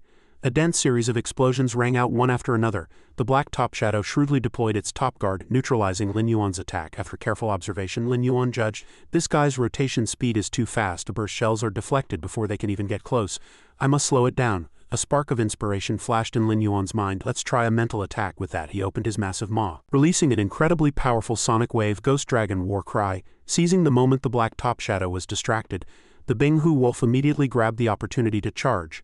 A great chance. Simultaneously, Man Yuan activated Dragon Tyrant to close in, blocking the opponent's attack just in time. Lin Yuan shouted excitedly, "Mental attacks are effective, do it again." Immediately following that, he released a massive amount of demonic power. Burst breath, the black top shadow countered rapidly. Realizing that the previous strike had been completely ineffective, Lin Yuan began to calculate. This guy is spinning constantly, so I can't see what it's using to block the attacks. Maybe it's an extremely hard shield equipped with sharp blades. Is that the weapon hidden under the high-speed rotation? The opponent continued to apply pressure, unleashing top arrows. The Binghu wolf swung his blade to block, loudly warning everyone to be careful. Neither Man Yuan nor Lin Yuan could dodge in time. Lin Yuan pulled out an arrow and cursed through gritted teeth. "This guy has a bow and arrows in addition to a shield and blades." Lin Yuan quickly sidestepped to evade. "Watch out!" The black top shadow continued its spinning approach. A dense volley of arrows was fired toward Lin Yuan's position. Man Yuan immediately rushed forward to cover him, shouting, "Dragon bro!" Lin Yuan endured the pain, his heart full of suspicion. "There's even a spear. To use so many weapons at once, does this guy have 6 arms? The black top shadow roared frantically. "Kill, kill, kill." It skillfully alternated between cyclone slash, top arrows and top spear in a seamless combination. Meanwhile, the spiritual bird had successfully infiltrated the area where Bai Zi was imprisoned. She approached Bai Zi and said urgently, "Lord Bai Zi, you have suffered. I will take you away right now." The spiritual bird kept a wary eye on her surroundings. Suddenly, a group of spirits approached that woman, referring to the antagonist. "You're the wicked woman who bullied Dragon Bro, aren't you?" After letting out a roar, the spirits instantly self-destructed. Witnessing this scene, Wrath hurriedly warned, "These spirits can self-destruct, everyone be careful." The spirits flew everywhere and exploded. Explosion is art. This is much more fun than playing baseball. A succession of explosions sent Pride flying. Gluttony and Wrath were also caught in the blast, and they cursed at the group of bastards. Simultaneously, the protagonist Lin Yuan spat sloth out of his mouth. "This tastes terrible." Meanwhile, Lust had fallen into a deep coma. Ability users were lying scattered everywhere, and the teleportation array had collapsed. We can't go back. These giant beasts are too strong. We can't beat them at all. Run, however. A terrifying surge of murderous intent suddenly struck the person from behind him. 4 giant beasts stood with sinister smiles. None of you are leaving here alive today. The person pleaded in tears. Lord Dragon, I surrender. Please, I beg you, let me go. A cold light flashed and his head hit the ground in an instant. Wrath was filled with hatred. Traitors and those who surrender, all shall be slaughtered without mercy, he roared frantically. You beast, don't think for a second that I've lost the advantage just because you killed a few people and destroyed some foundation. I've prepared a grand feast just for you. Wrath's eyes were bloodshot, turning a deep crimson from his mounting rage. Allow me to show you my third ability. Lin Yuan was startled, his teeth clenched as he thought to himself. He disappeared. A man suddenly materialized behind him, startling Lin Yuan into a frantic spin only to find Wrath closing in with the sword of retribution in hand. Lin Yuan recalled what had just happened, his expression flickering with contempt.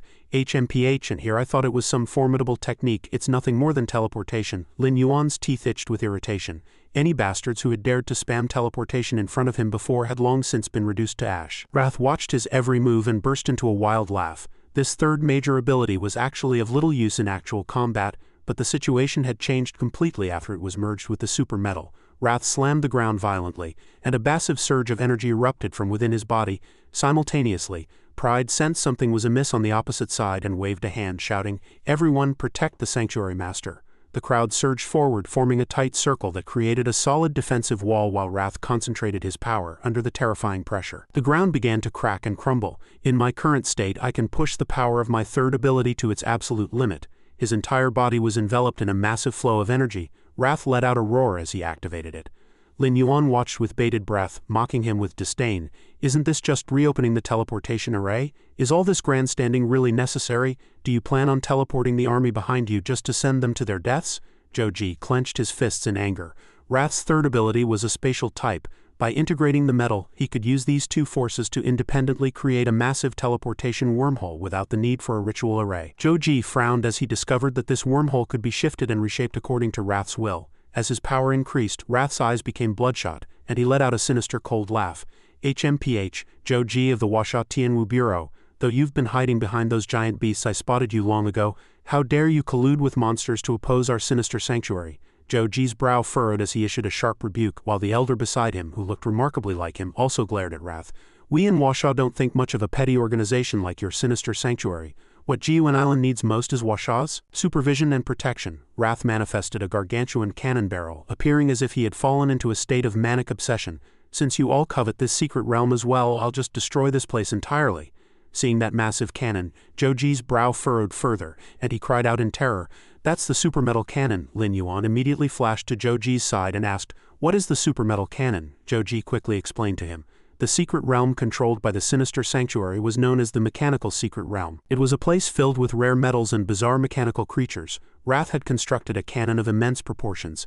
Deep within that secret realm lay a magnificent mechanical palace, housing crystals that emitted a golden glow. Guarding that palace was a mobile cannon composed of super metal. Under the influence of Wrath's energy, countless metal fragments flew in from all directions, converging upon his body. He laughed like a madman, the sound so powerful it leveled the surrounding vegetation. You're right, that mobile cannon uses golden crystals as fuel and can fire energy beams of devastating power. The sinister sanctuary had seized the super metal after defeating it and rebuilt this fortress.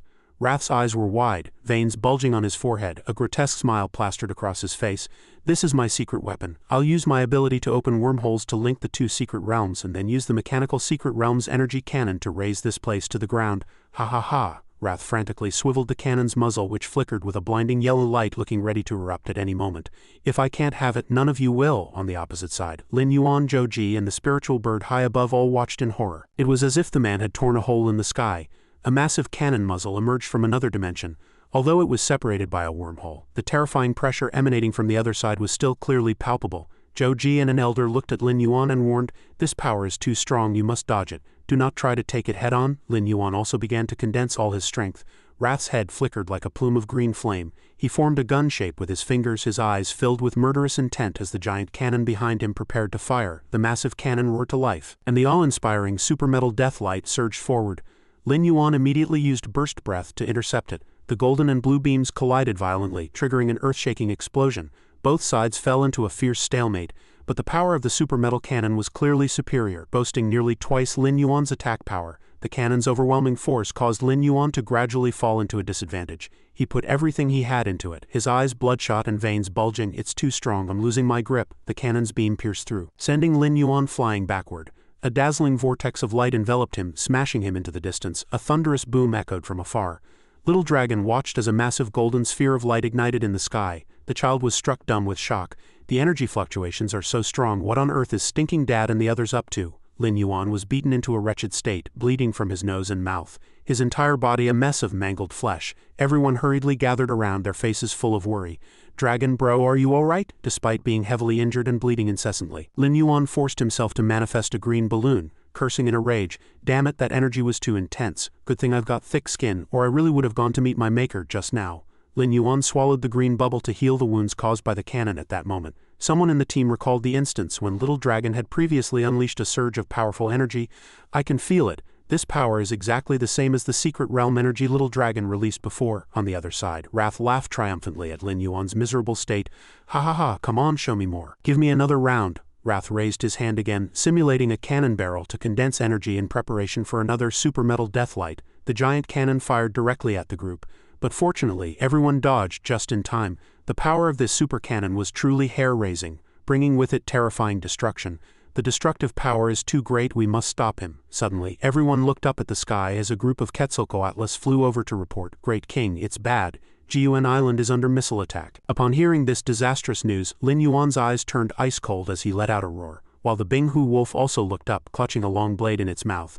Man Yuan asked in a panic, "What did you say?" "Missile attack." One of the Quetzalcoatlus landed and explained. "A few minutes ago, several missiles were fired from the sea toward Jiuan Island. The island is now a sea of fire and many herbivorous giant beasts have perished." Lin Yuan and Man Yuan shared a furious look. "You bastards, not only do you want to cause havoc in the secret realm, you won't even spare Jiuan Island on the outside." Wrath let out a smug cold laugh, his mind already picturing the tragic scene on the island. "Since Joji is here, you all must know, right? Our warships are right near Jiuan Island. I gave the order before we set out. Once the teleportation array loses its connection, launch the missiles immediately to level Jiuan Island," he continued with a threat. "That was just the first wave. The second and third waves are coming right after. This is the price for resisting the Sinister Sanctuary." "Ha ha!" Everyone reached the peak of their rage, cursing in unison. "You bastard, I'm going to tear you limb from limb." Lin Yuan and the Spiritual Bird quickly exchanged looks. "Spiritual Bird, take all your kin and leave the secret realm immediately to take out that ship on the sea."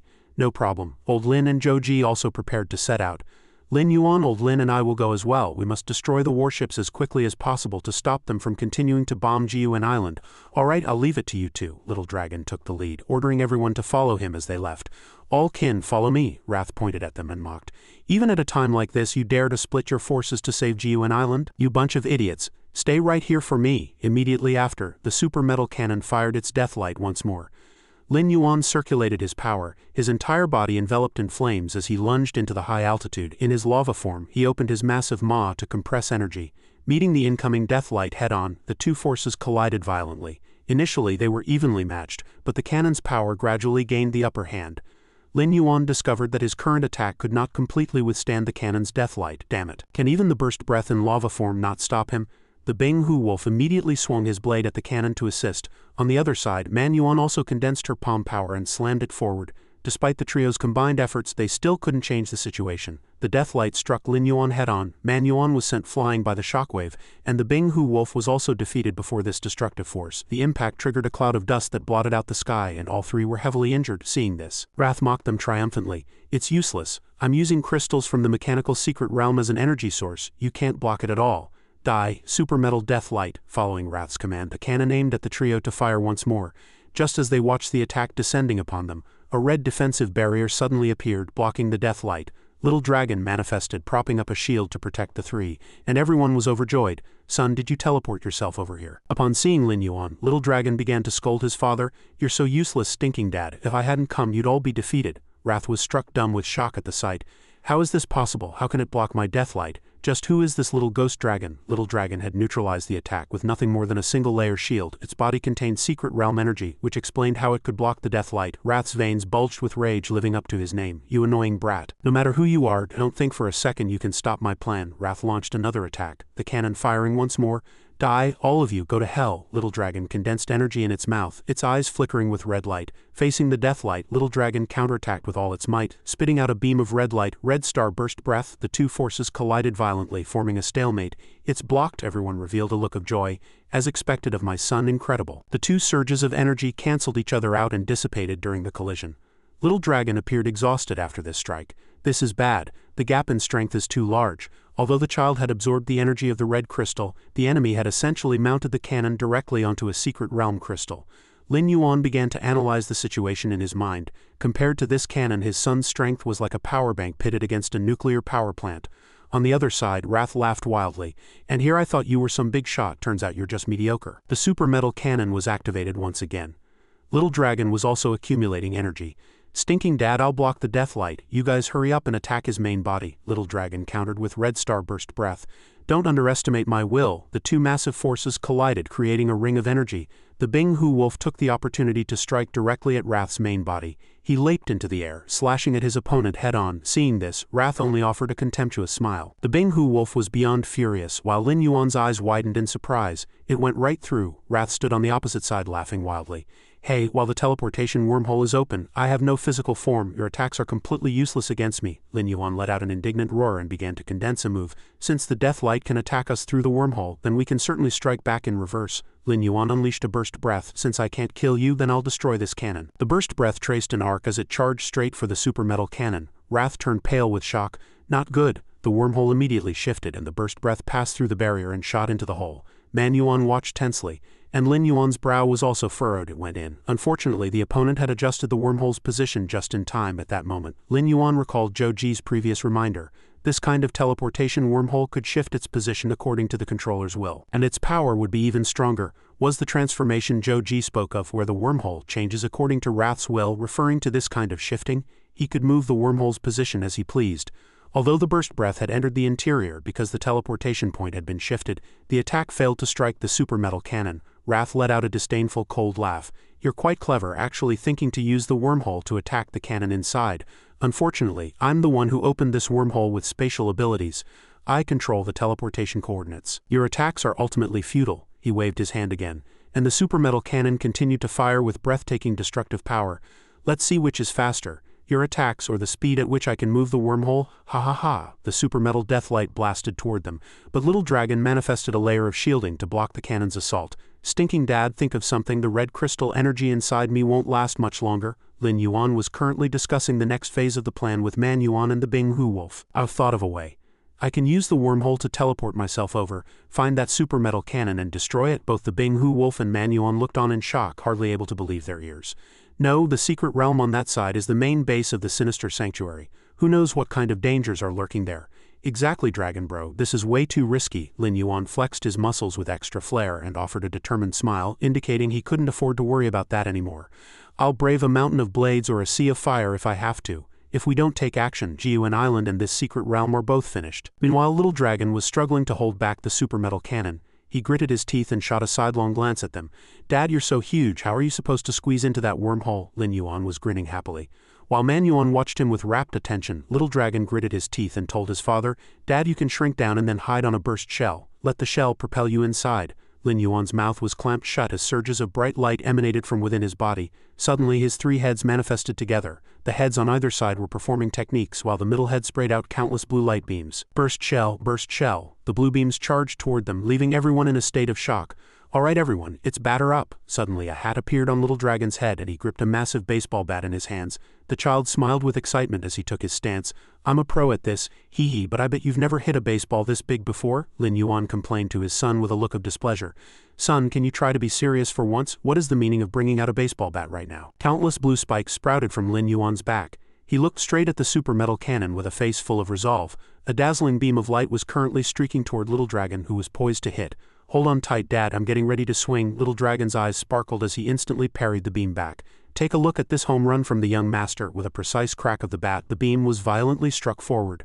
Above was the shield, below was Wrath, and those blue points of light were flying toward the target in a continuous stream. Wrath let out a mocking laugh. It's useless. Attacks launched from outside the wormhole can't harm the cannon inside at all. Little Dragon reached up to straighten his hat, striking a cool pose. Since I can't hit it from the outside, then I'll go inside the wormhole to do it. Wrath began to look around in a panic, searching for Lin Yuan's silhouette. Where is that giant dragon? It disappeared. The child looked up with a proud, haughty expression and pointed toward the wormhole. That giant dragon just shrank suddenly and has already flown inside the wormhole. Wrath was struck dumb with horror. This giant dragon was far too cunning. But immediately after, Wrath regained his composure and began to calculate. Do you think you can destroy the cannon just by entering the wormhole? You group of bastards have attacked secret realms before. Don't you know that every secret realm has an exceptionally powerful guardian? Following a vortex, the top shadow monster suddenly manifested. The Bing-Hu wolf looked on sideways as Wrath solemnly bragged about the cannon's massive size and durability. Hee, judging by your expressions, I know I've hit the nail on the head. We also encountered an incredibly powerful guardian in the mechanical secret realm, and only defeated it at a tragic cost. Above that majestic machine, a figure with red flickering eyes faintly appeared. There will always be a guardian in a secret realm, that is the law of the realm. But we didn't know that at the time. When we first entered the mechanical palace, the former master of the Sinister Sanctuary, an ability user with sulfur monosulfide rank peak strength, suddenly mutated into a new guardian that was half human and half mechanical. Wrath observed the entire block of super metal from inside the wormhole. Who would have thought that all guardians are unable to leave the range of the palace? Plus, he still retains a bit of the old master's consciousness. That's why we can frequently enter and leave the mechanical secret realm. As long as we don't go near the mechanical palace, there's no danger. The Bing-Hu wolf and Little Dragon both adopted counterattack stances. This also created the conditions for you to become the new master of the Sinister Sanctuary. Wrath laughed happily at the thought of Lin Yuan being tortured to death. Hee, are you really stupid or just acting dumb? That's a new guardian mutated from the old master who is even stronger than me, now that the giant dragon has gone in. He's just going to his death. At Wrath's command, the cannon began to fire. He laughed maniacally while talking to himself in triumph. Haha, those strange birds, the giant dragon and Zhou aren't here. This is the perfect chance to wipe you all out at once. Countless super metal machines appeared inside the wormhole. Lin Yuan landed firmly and quickly observed his surroundings. There were strange creatures everywhere. Haha, another secret realm. The mechanical secret realm. It seems the mechanical creatures here don't reject outsiders. Lin Yuan recalled the previous scenes of creatures fighting. Does every secret realm have an environment as distinct as themes in a park? The Gun Island's secret realm was a red-haired theme. Suddenly, Lin Yuan noticed a burst of intense light ahead, leaving him rooted to the spot in surprise. That golden light was coming precisely from the location of the metal cannon. A creature had just been struck by the blue light and was on the verge of death. Lin Yuan immediately charged toward it at high speed. The area was piled with metal fragments arranged in a circle with blue light flickering in the center. Lin Yuan pulled away the metal scraps while recalling the majestic structure in the palace square. Is this also a standard configuration for a secret realm? Could there be another giant guardian with overwhelming strength? Lin Yuan thought again of the scenes involving Little Dragon and those monsters. The Sinister Sanctuary has already taken out the guardian, but will there be a new guardian, like the Shadow Bai Z or that little ghost dragon? A cannon port emerged from the blue wormhole and began to pour out ammunition frantically. Lin Yuan gnashed his teeth in rage, charging forward with incredible speed. He rushed toward the cannon with a face full of murderous intent, looking like a ferocious beast. Damn it. Let's see if I don't dismantle this cannon of yours. Lin Yuan opened his massive maw as if to swallow the cannon whole. But his bite was blocked by a protective film. Even as he exerted all his strength and the veins on his forehead bulged, he couldn't budge that shield one bit.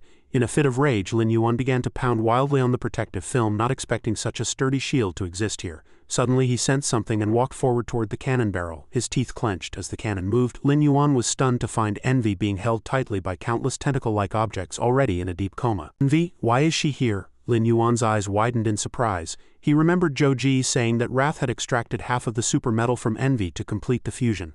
While Wrath was still fighting inside the protective shield, Envy began to slowly wake up. Lin Yuan immediately realized Wrath had left half of the super metal in Envy because he wanted her to control this cannon. This way, they could coordinate perfectly to control the super metal cannon for cross-dimensional attacks.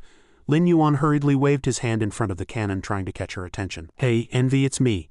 I'm Lin Yuan from Gun Island. Wake up fast. If he could wake Envy and drive a wedge between her and Wrath, he might be able to make her lose control of the cannon. Wrath had forcibly extracted Envy's super metal ability.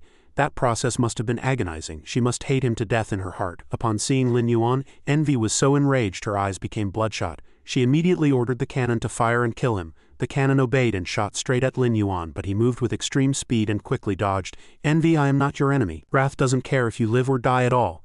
He forcibly extracted the ability from your body. He is the one who is your enemy.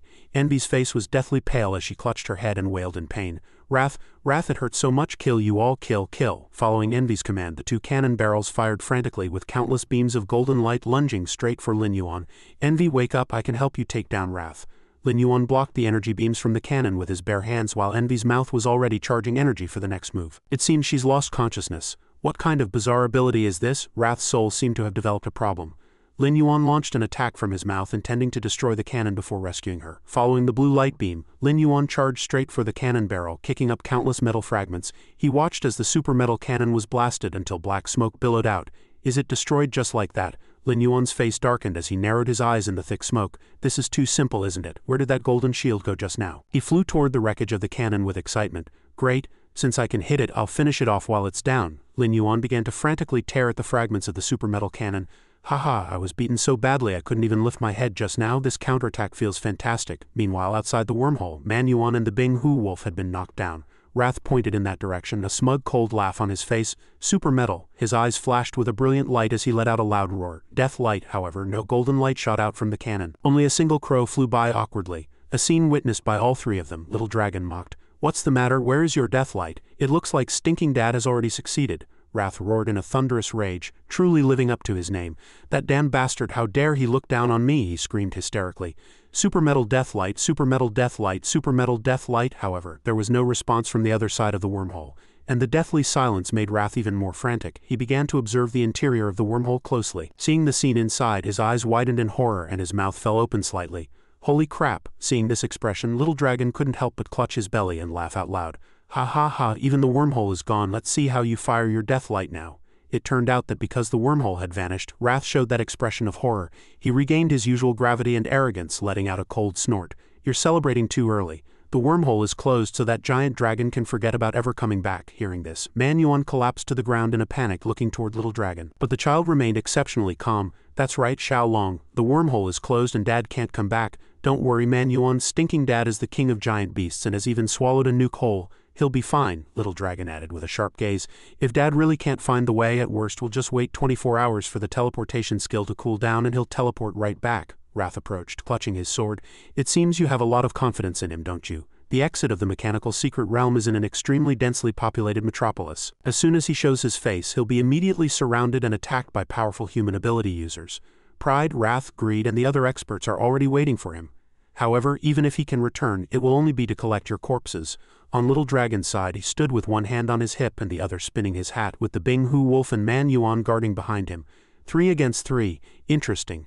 We'll only know who becomes a corpse after the fight. The two factions clashed together and the sounds of battle shook the heavens. Meanwhile, amidst the ruins inside the wormhole, Lin Yuan found Envy in the cannon.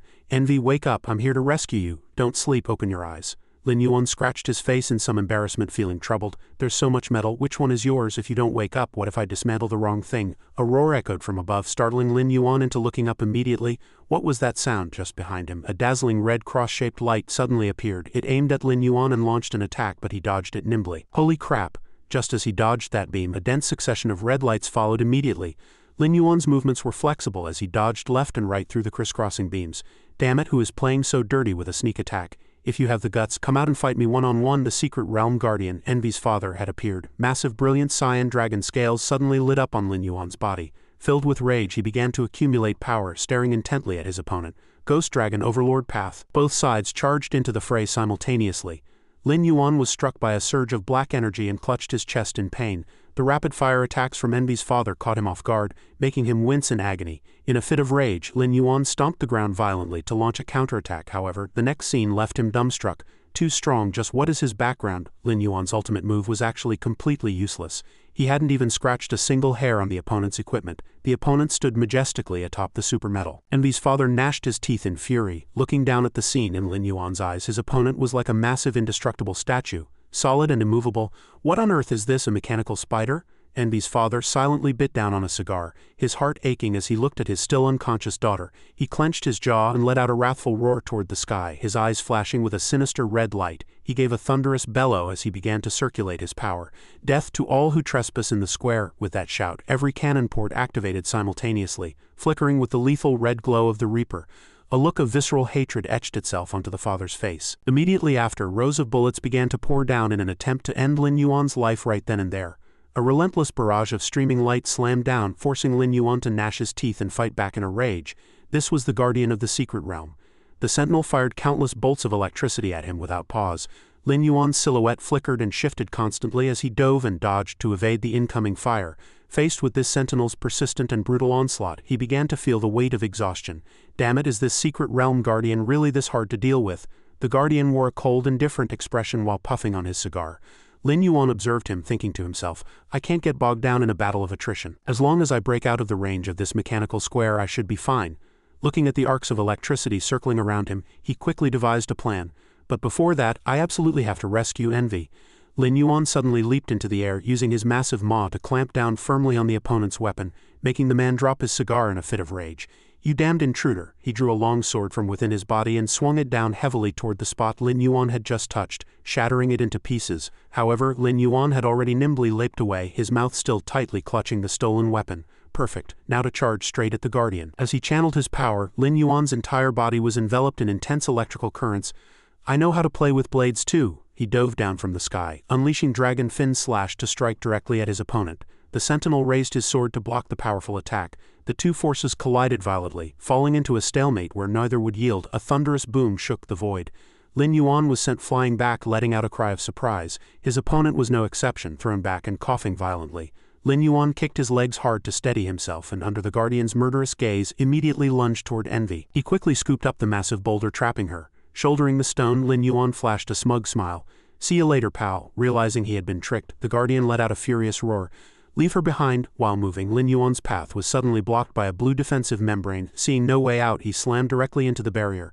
But it remained motionless and completely unharmed. He couldn't help but exclaim, "Holy crap!" Lin Yuan examined the barrier, searching for a way out, only to find that it spanned the entire space, sealing it off completely from the outside world. Lin Yuan turned back to look at the secret realm sentinel and shouted, "Since you won't let me leave, I'll just have to kill you."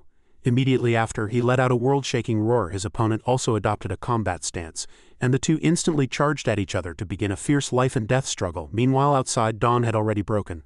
A flock of birds soared through the air, led by their chieftain. The spiritual bird led the swarm, accompanied by Joji and Old Lin. The spiritual bird spoke up impatiently. "Finally found you." An operative observed the tracking screen and reported, "Captain, we've detected a large number of flying giant beasts from Jiuan Island." The captain immediately issued the order, "All cannons lock onto the targets, blow them to smithereens. HMPH, they're nothing more than a bunch of oversized animals." The operative responded, "Yes, sir." With the cannons deployed, Dong Qing shouted, "Fire!" Successive thunders of cannon fire rang out as countless shells whistled through the air toward the spiritual bird's formation. The spiritual bird transformed into her storm form, unleashing techniques while cursing, "You damn bastards!" Wind blades from 8 directions, violent hurricane. These moves created a ferocious gale. The collision of attacks caused the shells to explode in a chain reaction mid-air. Seeing this, the birds cheered in unison.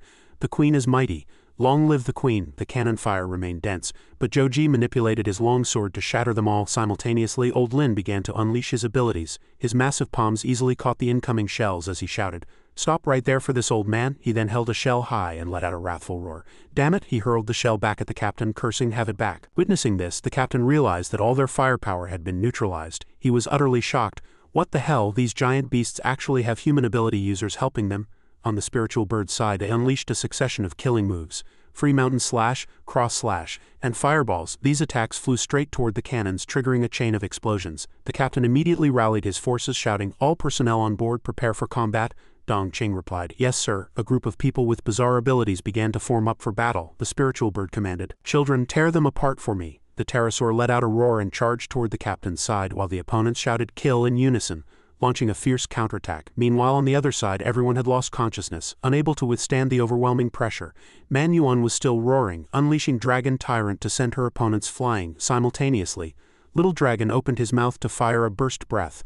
Unable to withstand the strike, Wrath could only dodge in a frenzy. However, the move was so powerful it demolished the obstacles, causing Wrath to tumble to the ground. Faced with the fierce offensive, the trio of Wrath, Pride, and Gluttony found themselves at a disadvantage. Man Yuan, the Binghu Wolf, and Little Dragon were fighting with everything they had. Wrath spoke with a look of disdain. "I didn't expect your combat power to remain this formidable even without the giant dragon and that strange bird. But if this is all you've got, you won't be able to win." Pride added, "You've already played all your cards, haven't you?" Wrath looked at Gluttony with a sinister gaze and announced, "But we still have a trump card we haven't used yet." Immediately after, Gluttony poured a bottle of red liquid into his mouth. In an instant, his body underwent a terrifying mutation. His eyeballs bulged out, his muscles swelled unnaturally, and his face turned deathly pale. Gluttony's legs and arms turned a sickly cyan green and began to expand hideously. Witnessing Gluttony's transformation into a size that far exceeded his own, Little Dragon was struck with shock. In his intimidating new form, Gluttony spoke smugly. "This vial contains the blood of a transformation-type ability user. Now I can completely crush you with my height alone." Little Dragon remained fearless, roaring back in a counter-challenge. "Is that all? This young master has defeated giant beasts far taller than you." Wrath then issued the command, "Prepare to combine." Pride and Wrath immediately leapt onto the two rings on Gluttony's arms. Wrath dropped into his position and quickly pulled down the safety latch. The remaining three watched this bizarre combination scene with faces full of bewilderment. The Binghu Wolf asked in confusion, "What kind of move is this?" Little Dragon mocked. "Is your so-called combination technique just turning yourselves into his bracers?" Pride let out a loud shout as he unleashed a move. "Open your dog eyes and look closely." In an instant, a sharp sword appeared on one of Gluttony's arms. Wrath also put his full power into his technique, causing Gluttony's other hand to transform into a cannon.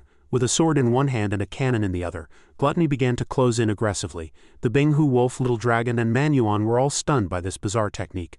Gluttony then chambered around and pulled the trigger. He roared as he fired bullets that tore through the air while he simultaneously leaped up and swung his sword at Manhua. That strike created a thick layer of ice beneath her feet. Witnessing this, Little Dragon shouted in a panic, "Manhua!" Little Dragon immediately unleashed Little Dragon Burst Palm. But Gluttony quickly raised the cannon formed by Wrath, transforming it into a sturdy shield. After blocking Little Dragon's attack, the Binghu Wolf took the opportunity to leap behind Gluttony to deliver a fatal blow, but the movement had already been detected. Gluttony raised the hand belonging to Wrath, transforming the weapon into something that looked exactly like a smartphone. Little Dragon cried out in surprise, "A phone?" That weapon unleashed a soul attack, causing the charging Binghu Wolf to stop dead in his tracks, unable to move. Immediately after, he spat out a mouthful of blood and cried out, "Damn it, it's a soul attack." After severely wounding his opponent with the mental strike, the sinister Wrath mocked smugly, "Hee hee, my mechanical arm is pretty impressive, isn't it?" As soon as the words were spoken, the phone in Gluttony's hand turned back into a cannon, and he cold-bloodedly fired a succession of shots at the Binghu Wolf. At the critical moment, Little Dragon leaped in front, channeling his power to create a red semi-transparent shield that blocked Gluttony's rain of bullets. Realizing the bullets couldn't harm Little Dragon's group, Gluttony, despite his massive size, moved with extreme agility as he charged toward his opponents. He raised the great ice sword in his right hand to strike down, roaring, "You won't live to see the giant dragon or that stinking bird come to the rescue." "Die!" The great sword swung directly at Little Dragon, but in a flash the Binghu Wolf charged forward with his long sword in his mouth to block the blow for him. The collision of the two weapons and two massive forces triggered a world-shaking explosion, sending both sides flying back as debris was swept into the air. Little Dragon complained while retreating, "When is that stupid dad of mine ever coming back? The red crystal energy in my body is almost gone." Hearing this, the Binghu Wolf offered comfort, "Hold on just a little longer. Lin Yuan and the spiritual bird will definitely return." The team pushed forward together. Manhua also showed her resolve. "That's right, we must believe in Dragon Bro." A series of techniques were then unleashed, including Dragon Tyrant and Golden Feather Slash. Meanwhile, in another secret realm, what came into view was a starry night sky and a ground covered in ruins. Two massive forces collided violently, triggering intense vibrations and sending blue lightning scattering in all directions. After tumbling through the air several times, Lin Yuan landed back on the ground, his body covered in scratches and wounds. The Ruin Guardian let out a savage roar while aiming two crimson cannon ports at him. Lin Yuan quickly dove to the side to evade the attack. Simultaneously, he concentrated his power to launch 3 consecutive waves of offense. Burst shell, burst shell, burst shell. A dense cluster of cannon fire shot toward the Ruin Guardian. Lin Yuan seized the opportunity to flash behind his opponent and leaped into the air. He snapped his fingers lightly. Boom. The deafening explosion made the space tremble, creating a thick shroud of smoke that heavily enveloped the Ruin Guardian. Lin Yuan immediately followed up with Dragon Fin Slash, diving from the air straight at the Ruin Guardian and finally slicing across its waist. Taking this heavy blow, components from the Ruin Guardian's body went flying everywhere. It let out a piteous wail. A cannon port suddenly emerged from its mouth, emitting an incredibly threatening red light. "You cunning bastard, go to hell." Immediately after that terrifying cannon officially fired, Death Light Ray, caught off guard, Lin Yuan took the hit head-on. This caused him to lose his balance and be knocked back, blood splattering everywhere. As he struggled to stand, both his arms had been charred black, emitting wisps of dark smoke. With cold sweat pouring down, he gnashed his teeth to endure the visible agony on his face. Meanwhile, taking advantage of Lin Yuan's heavy injury, the Ruin Guardian walked toward the entrance and approached the massive golden crystal. The dazzling crystal emitted energy that enveloped the Ruin Guardian. Beginning to repair the damage to its body, Lin Yuan tossed 2 life fruits into his mouth and chewed them haphazardly, his eyes fixed on that crystal as he cursed. "Damn it, every time I wound him, he runs off to use the golden crystal to heal. His recovery speed is faster than mine. How am I supposed to fight this?" He turned and roared at the little system. "And I've almost bought out all the life fruits in the shop system. Hurry up and restock." Shao Kun let out a sigh, helplessly spreading its hands. "Sigh, during this time you've either been in a fight or on your way to one. All the life fruits I can supply have already been harvested. Lin Yuan was driven mad with rage, roaring as his hair flew wildly. I don't care if you don't restock, I'll just die right here in front of you. Shao Kun also felt extremely helpless. I really can't get any more stock. These things grow slowly in the soil, they can't be forced to ripen. After saying that, it pointed in another direction to warn Lin Yuan, hey, that guy is attacking again. Having restored its status, the Ruin Guardian swung its sword and lunged directly at Lin Yuan. He swung his blade, forcing Lin Yuan to hurriedly parry and dodge. While dodging continuously, he calculated inwardly, I've been in this secret realm for a long time. I wonder how things are with Man Yuan and the spiritual bird. His eyes grew determined. He couldn't delay any longer and had to end the battle as quickly as possible. In an instant, Lin Yuan switched to his lava form, preparing to meet the attack. He launched his strike, Lava Ghost Dragon Overlord Path. Even though he was stabbed once by the Ruin Guardian and blood flowed like a river, he did not retreat an inch. Lin Yuan roared, I'm fired up now and the consequences are severe. As soon as the words were spoken, the Ruin Guardian was instantly sent flying. Without giving his opponent a moment to breathe, Lin Yuan charged up and grabbed him firmly. I'm not done yet. Lava Hell, a mass of scorching flames instantly enveloped Lin Yuan's entire body. Those flames also ignited the Ruin Guardian, making him let out a piteous, agonized scream. Arg! Lin Yuan continued to condense his power. The lava burst breath erupted, its violent energy instantly piercing through the Ruin Guardian's chest. He slumped to the ground, blood gushing out. Yet he still struggled desperately to crawl toward the golden crystal. As his hand trembled in midair, the golden crystal began to emit a blinding light, enveloping him and mending his wounds. Witnessing this, Lin Yuan was consumed by rage, still trying to heal. Let's see if I don't smash your golden crystal to pieces this time. A glob of reddish-orange light began to accumulate in his maw. Standing to the side, Shao Kun shouted anxiously, Are you crazy? The crystal in this secret realm will reflect all of your attacks. At this point, Lin Yuan was driven to the brink and couldn't care less about the consequences. He replied while condensing energy, I don't care anymore, I have to stop him from healing. Suddenly a crisp voice rang out from behind, Stop right now. This caused the energy ball in Lin Yuan's mouth to instantly extinguish, the energy evaporating completely. He turned around and couldn't help but be stunned. Envy, you're awake? Behind him, Envy was emerging halfway from a deep pit filled with intricate crisscrossing pipes. The Ruin Guardian was in the process of recovering. Silently observing the scene, Envy spoke up, I didn't expect you to come here to rescue me. Is Wrath attacking the secret realm on Jiuan Island? Lin Yuan began to recount the series of events. That bastard named Wrath, after stripping away half of the super metal from your body, opened a wormhole in the Jiuan Island secret realm and led the Sinister Sanctuary to invade. He turned you into a super metal cannon and used the golden crystal as an energy source to attack us. She looked at her hands and answered with a frown, I rushed in through the wormhole he opened. The enemy of my enemy is my friend.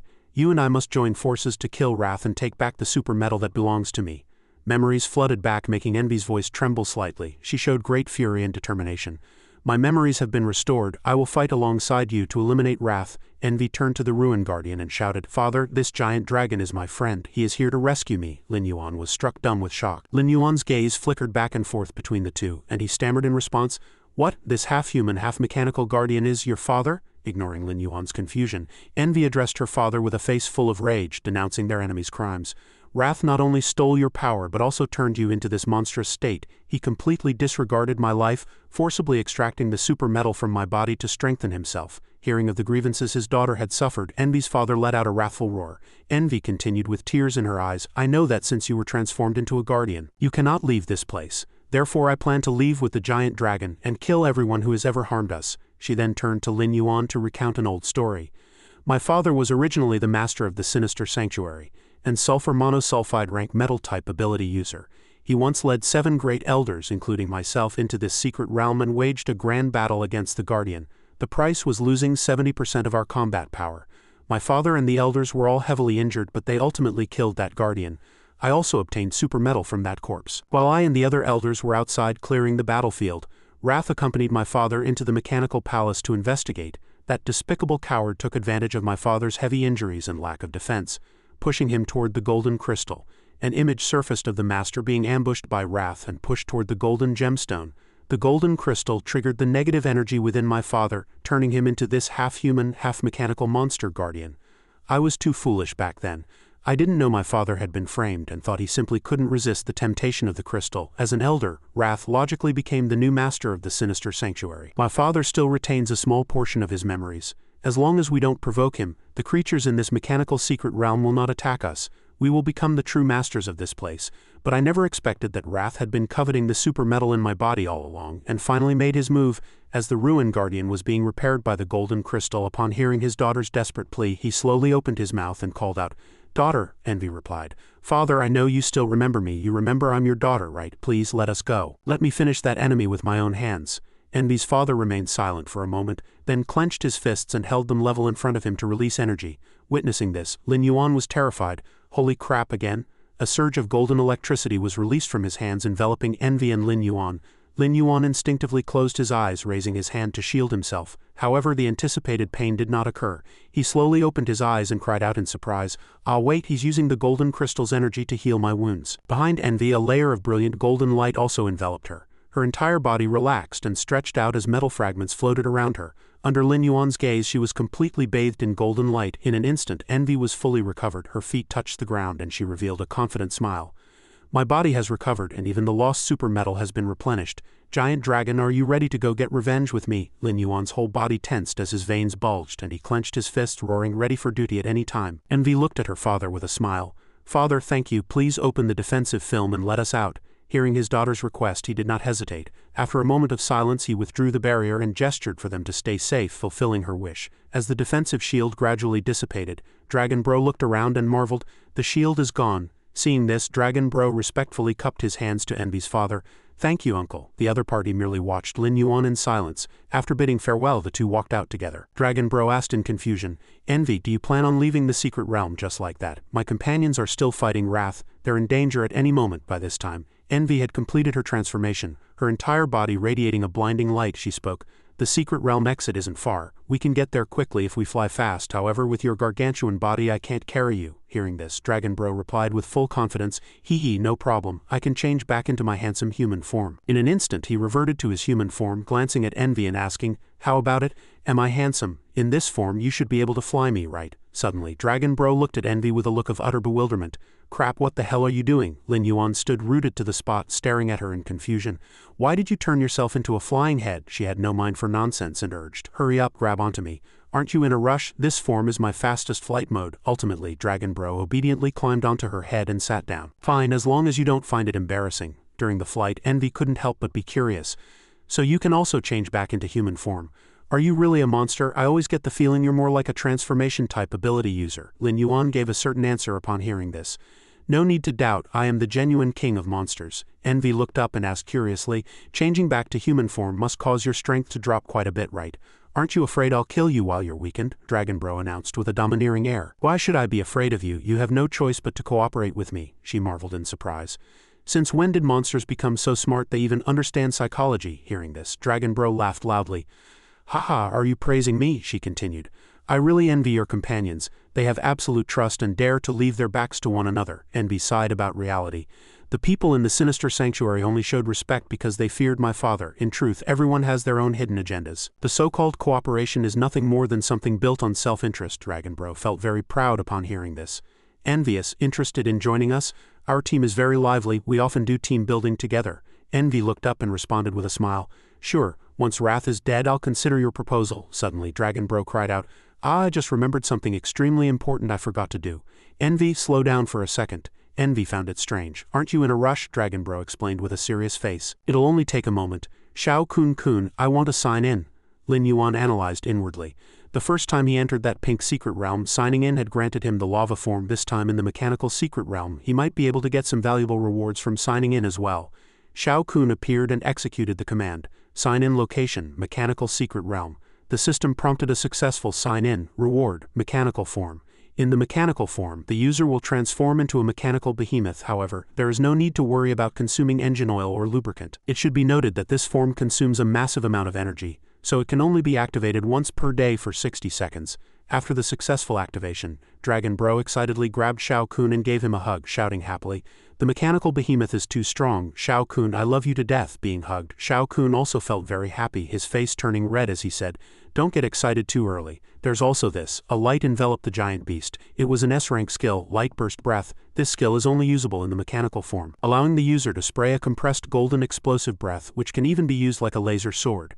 Note, with this move you'll never have to envy laser swords in movies again. Seeing that he had obtained 2 skills at once, Dragon Bro's mouth watered with greed and he marveled. Holy crap, a single sign-in actually dropped 2 skills. He then pointed to his mouth and asked playfully, I remember before in the Red Secret Realm, I only got the lava form after eating the creatures inside. Why did I get 2 skills directly this time?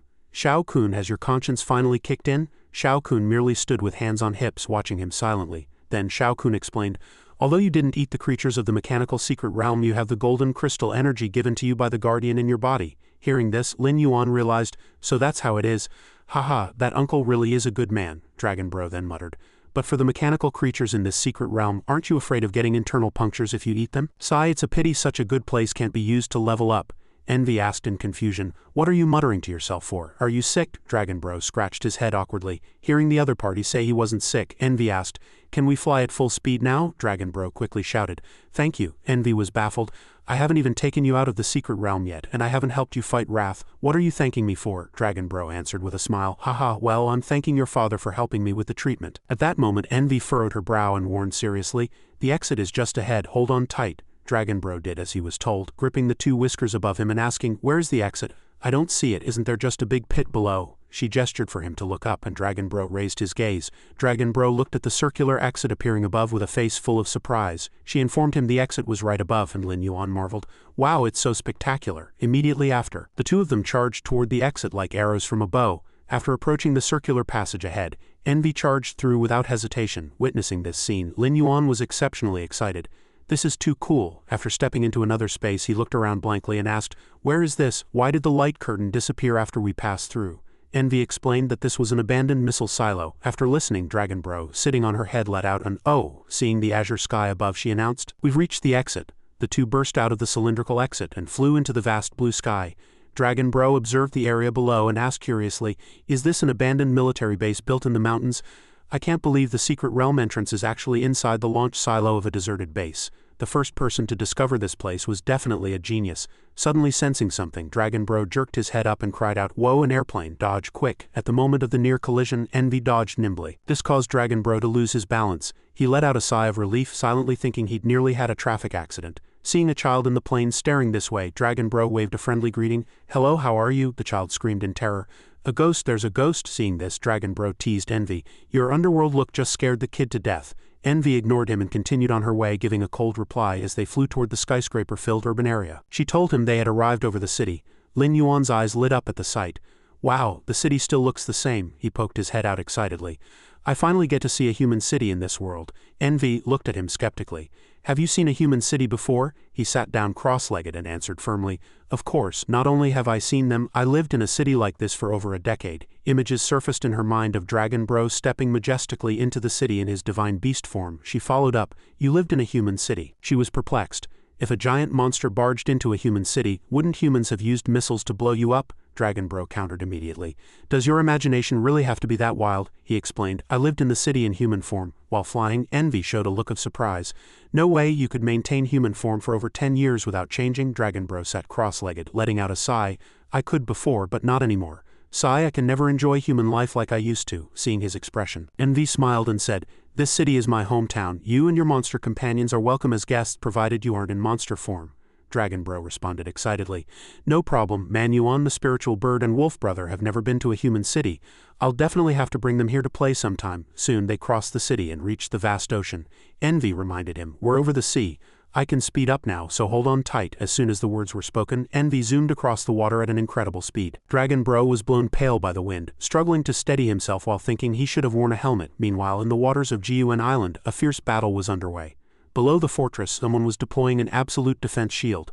Joji, commanding the forces, marveled, I didn't expect this warship to have an S-rank defensive ability user. Faced with such an S-rank expert specializing in defense, it was indeed difficult to break through in a short time. The spiritual bird asked for Joji's opinion. What do we do? We've been stalled here for too long. I wonder how the battle at the secret realm is going. Suddenly, the spiritual bird looked in another direction as if sensing something. It warned Joji, something is flying this way. Could it be reinforcements from the Sinister sanctuary? In the distance, Dragon Bro waved a greeting. Hey spiritual bird, Joji, old Lin, remember me? The spiritual bird cried out in surprise. Is that Lin Yuan? Wasn't he fighting in the secret realm? Why is he flying in from the sea, and what on earth is he riding? Hearing this, Envy roared in a fury. That bird, watch your wording, this lady has a name. Hearing Envy's voice, all three of them opened their mouths in shock, shouting in unison, "Holy crap, you're the Sinister Sanctuary's Envy?" She held her head high as she looked at them. "It seems you've run into some significant trouble." Lin Yuan dropped from the sky with a commanding air. "I'll handle this for everyone." Immediately after, he transformed triumphantly, shifting from human form to his divine beast form in an instant and unleashing dragon fin slash. With just a single strike, the target was cleaved in half. The power of this blow was staggering, sending a violent tremor through the sea and kicking up rolling white waves. Witnessing this, the enemy commander fell into a panic, cleaved a warship and an S-rank powerhouse in one move. The remaining crew also reported in terror. "This giant dragon is too strong." Faced with this situation, the commander glared at Lin Yuan and ordered, "Go all out, aim all the ship's cannons at the giant dragon, concentrate fire to take it out first." The commander's brow was furrowed, his expression one of grim determination. "We're dead either way, let's take him with us." The subordinates followed, shouting, "Go all out, kill him." Just as their cannons swiveled toward Dragon Bro, a voice suddenly rang out, "Everyone stop." Envy appeared with an air of majesty, leaving everyone dumbstruck. "It's Lady Envy." Bursts of discussion broke out among the crowd. "Didn't they say she died in the last battle for Jiuan Island? It feels like her presence is much stronger than before." Envy shouted a stern rebuke. "Wrath killed the old master to seize the throne and even coveted the super metal in my body. He forcibly extracted it, leaving me in a state worse than death. And now, just for a secret realm that already has a master, he completely disregards your lives." She appealed to the soldiers. "Everyone, stop your attacks immediately and surrender to me. The giant beasts of Jiuan Island will grant you a way to live." At that moment, Dragon Bro flew before them with a majestic air, standing behind Envy with a threat. "Submit or die." Envy also delivered the final ultimatum. "The choice is yours," the crowd whispered among themselves, realizing the situation was dire. One person was the first to lower his head and cup his hands. "Lady Envy, I am willing to submit." Seeing this, the rest followed suit, bowing and offering salutations. "Lady Envy, I am also willing to submit. I wish to pledge my allegiance to you. I also request to surrender." Witnessing this, Dragon Bro turned and asked, "Are you planning to take all of them in?" Envy answered with her arms crossed. "Actually, many of them followed the sanctuary, not for wrath but for my father. The Sinister Sanctuary grew because of my father's hard work. I don't want to see his legacy destroyed." Envy turned her face toward Lin Yuan, pleading, "The culprits are Wrath and those elders. These people were just following orders, so I ask you to spare them. I swear on my life that I will help you kill Wrath. In the future, the Sinister Sanctuary will become a trustworthy friend of Jiuan Island." Hearing this, Dragon Bro responded, "In consideration of your father treating my wounds, I won't make things difficult for them. But I don't fully trust them either. How should I handle so many surrendering people?" Faced with this question, Envy answered, "There are trusted confidants of my father and me among these people who are absolutely reliable. I will have them assist in seizing everyone's weapons and temporarily confining them in the isolation rooms of the remaining warships." Envy turned to ask for the opinion of the two men. "Can we ask these two S-rank powerhouses, Joji and Old Lin, to help guard them?" Lin Yuan found this reasonable and spoke, "The spiritual bird, Envy, and I need to return to the secret realm to provide support as quickly as possible. We'll have to trouble you two here. All the pterosaur units will stay behind to assist." Joji expressed his agreement. Old Lin added, "Don't worry, I'll keep an eye on these people for you." Immediately after, Dragon Bro reverted to human form, leaped onto the spiritual bird's back and ordered, "Back to the secret realm." Watching Lin Yuan's receding back, Joji thought in bewilderment, this guy was just fighting in the secret realm a moment ago. When exactly did he run out to convince Envy to join him? Old Lin took a sip of wine and marveled, "I really don't understand the world of giant dragons." In the red secret realm area, the chaotic battle was exceptionally brutal, with smoke rising from all directions. Just then, a giant one-eyed monster was pointing its sword tip downward. Seeing this, Little Dragon was the first to charge, using Dragon Fin Slash. Following close behind was Manhua, attacking with Dragon Claws. Next, the Bing Hu Wolf arrived with a long sword in its mouth using Starshine Slash. Faced with a three-pronged attack, the one-eyed monster was at a loss, not knowing which side to dodge first. In its daze, Little Dragon struck it squarely in the chest, while Manhua aimed her attack at the back of its neck. Immediately after, the Bing Hu Wolf swung its sword, slashing its arm. Inside, Wrath couldn't help but scream. He frowned, sweat pouring down like rain as he gnashed his teeth and muttered, "Damn it, these guys can still burst out with such a strong offensive." With a face full of resolve, he let out a thunderous roar. "I can't die, I absolutely cannot die." Immediately after, he crawled out from the head of the cyan one-eyed monster. With his departure, the creature let out a piteous wail. Wrath then flew toward Gluttony at high speed. Seeing him approach, Gluttony was struck with panic. "BB boss," Gluttony continued tremblingly, "you can't take over my body." Wrath approached like a madman, questioning, "Why not? My own body was hacked in two while you've only lost a left arm." With that, Wrath lunged forward, biting hard into Gluttony's shoulder, leaving him to howl helplessly in pain. Arg! Wrath revealed a look of greed and announced, "I can't die, just give your body to me like a good boy." While that cyan monster was still clutching its head in a daze, Wrath and Gluttony on the other side were still arguing fiercely. "Boss, don't take over, I don't want to die yet," Wrath said ruthlessly. "Only if you die can I live." and only if I live will the sinister sanctuary not fall. Witnessing this scene, Little Dragon muttered with a look of bewilderment, "Has this guy had his brain broken by us?" The Binghu Wolf explained from the side, "That's Wrath. Wrath's original body has already been killed by me. His soul is now trying to possess gluttony." The Binghu Wolf watched with a frown, a look of contempt on its face. Burning with rage, it roared, "Despicable coward, to live you'd even possess your own subordinate. Death is too good for you." As soon as the words were spoken, it immediately unleashed Golden Feather Slash. Unexpectedly, the monster leaned back, dodging Wolf Brother's attack by a hair's breadth, which greatly surprised the Binghu Wolf. He dodged. Has he already succeeded in the possession? The creature stood up slowly, its eyes already turned blood red. "Damned gluttony, if only you had given up this body willingly." It then controlled its new body to step forward. "I'm going to swallow your soul for sure." Next, it grabbed 2 pieces of corpse remains and stuffed them into its mouth, after feasting blissfully. Wrath revealed a cunning smile. "He can't let this go to waste." Simultaneously, the person held firmly in his hand was piteously begging for mercy. "Boss, please, I beg you, don't eat me." Ignoring the pleas, he stuffed the person into his mouth and swallowed them, a sight that left Little Dragon horrified. What is he doing? He didn't just possess his comrade, he even ate his own corpse and the wounded. The Binghu Wolf standing to the side also felt a chill at such savage behavior. "This is even more brutal than us monsters." Wrath suddenly turned back, revealing a sinister smile. This isn't enough. Not nearly enough." The crowd below began to fall into chaos. The master is here." Immediately after, Wrath waved his hand to grab a group of people. A bizarre smile on his face, he began stuffing his comrades into his mouth, making them flee in all directions. "The master has gone mad, don't eat me." Witnessing this, the Binghu Wolf spoke up indignantly. "Although those from the sinister sanctuary deserve to die, now is a great chance to kill him." The group decided to launch a surprise attack while Wrath was busy devouring his comrades. Kill. The moment the sword tip touched him, his body actually turned into gold. Wrath turned and swung his mutated arms, a heavy blow sending the Binghu Wolf flying and creating an opening for Manhua to charge in. However, Wrath fired a beam of light from his eyes to intercept her, forcing Manhua to stop and defend. The Binghu Wolf was full of suspicion. "I clearly hacked off this guy's left arm." Manhua was also struck with shock. When did his eyes learn to fire lasers? Wrath appeared exceptionally smug. "By devouring others I can obtain their special abilities. This is the essence of Gluttony's devouring technique, possessing multiple abilities simultaneously. I am now invincible, ha ha ha ha." As soon as the words were spoken, he charged up aggressively to launch an attack. "Come for the sinister sanctuary, offer all your abilities to me." Just as he was charging arrogantly, a force from afar suddenly struck him squarely in the face. It seemed to be the only spot not protected by an ability. With Envy's appearance, he slammed heavily to the ground. "Wrath, you piece of scum." She was beyond furious at his act of murdering his own comrades. Wrath stared at her in terror. "Envy!" Simultaneously, the crowd below broke into excited cheers. "It's Lady Envy! Lady Envy is here!" The Binghu Wolf wondered why Envy would appear here. Manhua was also greatly surprised. Didn't they say her super metal was forcibly extracted by Wrath, leaving her fate unknown? At that moment, a familiar voice rang out. "I'm the one who brought Envy here." Lin Yuan leapt down from the spiritual bird's back and transformed into his divine beast form. "Wolf brother Manhua, my precious son, you've all worked hard. Everyone rest. Leave the rest to me and Envy." Manhua was exceptionally excited. "Fantastic! Lin Yuan, you're finally back." Little Dragon crossed his arms, putting on a pouted look. "HMPH, we're almost done fighting, and only now do you bother to come back, Dad?" The Binghu Wolf still had doubts. Why would Envy appear here? According to Lin Yuan's account, he broke into the mechanical secret realm and destroyed the super metal cannon, where he found her on the verge of death and rescued her. Now she has become an ally of Jiuan Island. Seeing her, Wrath spoke. "Envy, as a former elder of the Sinister Sanctuary, you've actually colluded with the enemy?" She pointed at Wrath and cursed.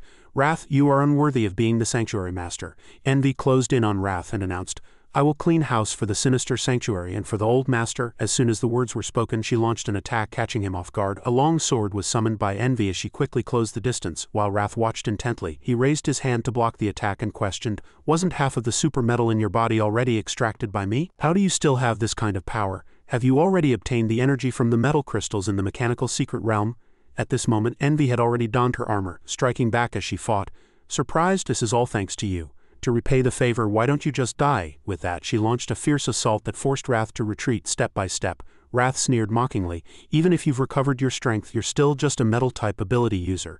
It's fundamentally impossible for you to defeat me, someone who possesses multiple abilities." Wrath confidently fired a red light ray. Envy's eyes suddenly lit up. She was agile, sidestepping the attack at the critical moment. Wrath's offensive didn't stop. I'm also a speed-type ability user now." With a face full of certain victory, he lunged forward with a flame punch. "In your current state, you're simply no match for me." As he closed in, Envy merely raised her arm to parry. However, the force of the strike sent her reeling back several steps. Envy then replied, "I know I'm no match for you alone, which is why I never planned on fighting you one-on-one." Just as the words left her mouth, Dragon Bro suddenly appeared behind him, unleashing Ghost Dragon Overlord Path. The sneak attack from behind caught Wrath completely off guard. Dragon Bro flashed a self-satisfied smile. "Haha, we're double-teaming you." Wrath quickly turned around and cursed, "Despicable." He immediately retaliated with a flame punch. Dragon Bro countered with a question, "Is fire all you've got?" Immediately after, Lin Yuan transformed into his lava form, flames erupting around his body as he spoke. "Yours truly can do that too." Dragon Bro calmly caught the opponent's attack with one hand and arrogantly critiqued, "Your fire is a bit weak. Come here and meet your end, I'll help you turn up the heat." Wrath was enveloped in intense flames, letting out a piteous scream. The fire spread rapidly, scaring him into a panicked retreat as he desperately tried to find a way to extinguish the flames. Amidst his cries, he hurriedly activated Frost, instantly freezing his entire body. After a moment of shock, Wrath laughed triumphantly.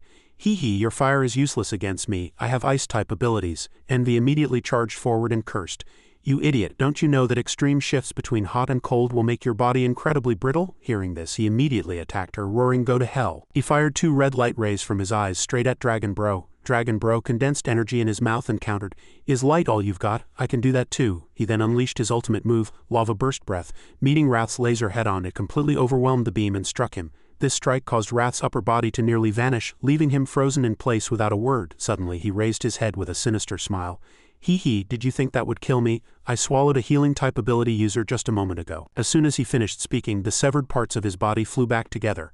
Allowing Wrath to gradually recover, he let out a burst of arrogant laughter. "Ha ha ha, do you still remember the terror of being dominated by the super metal cannon?" Once his body was fully restored, Wrath began to transform amidst Dragon Bro's utter shock. He actually transformed into a massive super metal cannon. Dragon Bro was stunned. Super metal cannon?" His eyes widened as cold sweat poured down, and he cried out, "He can actually transform into the super metal cannon like this," Wrath spoke smugly. "In the past, even if I transformed into the super metal cannon, I couldn't fire such a strong death light, but it's different now. I have the energy of numerous ability users bolstering me." He began to charge energy as he spoke.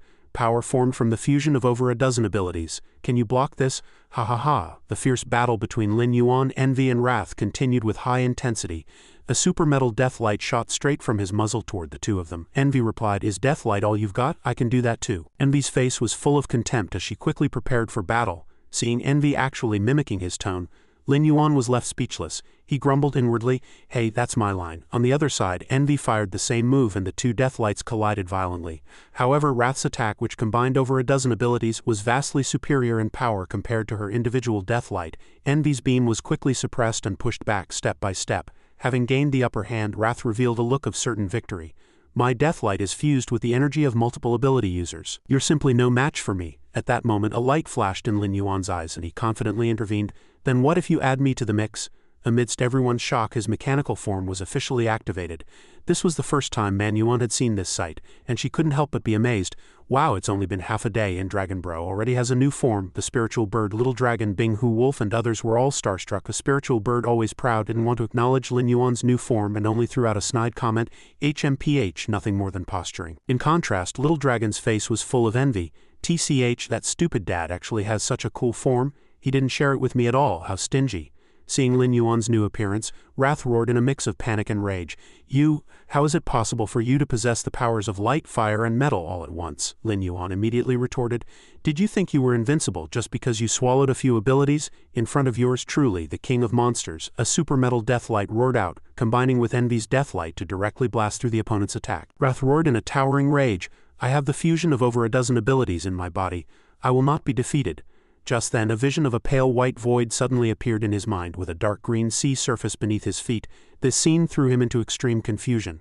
"What? Why have I suddenly arrived in the sea of memories?" Suddenly, the water beneath his feet began to vibrate violently, signaling the arrival of something. The souls of the 4 great elders of the Sinister Sanctuary appeared simultaneously.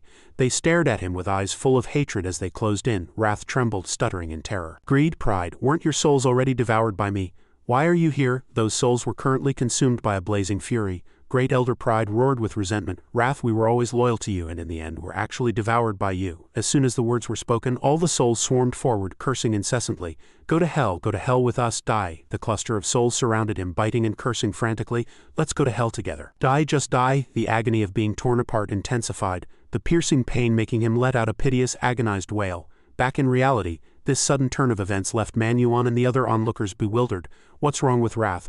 Why is he suddenly swelling up like an overinflated balloon? The spiritual bird, relying on her sharp intuition, quickly sensed the anomaly. HMPH, the energy he swallowed must be spiraling out of control inside him. Envy also understood the situation and mocked coldly, "Wickedness leads to its own destruction." Following those words, a more violent attack struck the opponent's metal cannon directly. With a thunderous boom, his lower body was completely blown away. After unleashing that last strike, Lin Yuan felt exhausted, leaning over and panting heavily. That guy should be dead for good now, right? However, beyond all expectations, the enemy's consciousness remained intact and escaped. "I won't accept this, I won't accept this," he lunged toward Lin Yuan. "Giant dragon, your strength is the greatest. I will seize your body for my own," sensing the approaching danger. Envy screamed a warning, "Lin Yuan, look out." But it was too late. The enemy's soul instantly invaded his body through the top of his head. Lin Yuan only had time to let out a cry of pain before collapsing face down on the ground. "Wake up!" The spiritual bird and the others gathered around in a panic, calling his name repeatedly. In the subconscious space, the intruder's soul had already entered Lin Yuan's sea of consciousness. When he saw the area was shrouded in an endless pitch-black void, he was extremely shocked. "Is this the giant dragon's sea of consciousness? Why is it just darkness?" The surroundings suddenly lit up. Abruptly, the entire space radiated a blinding light.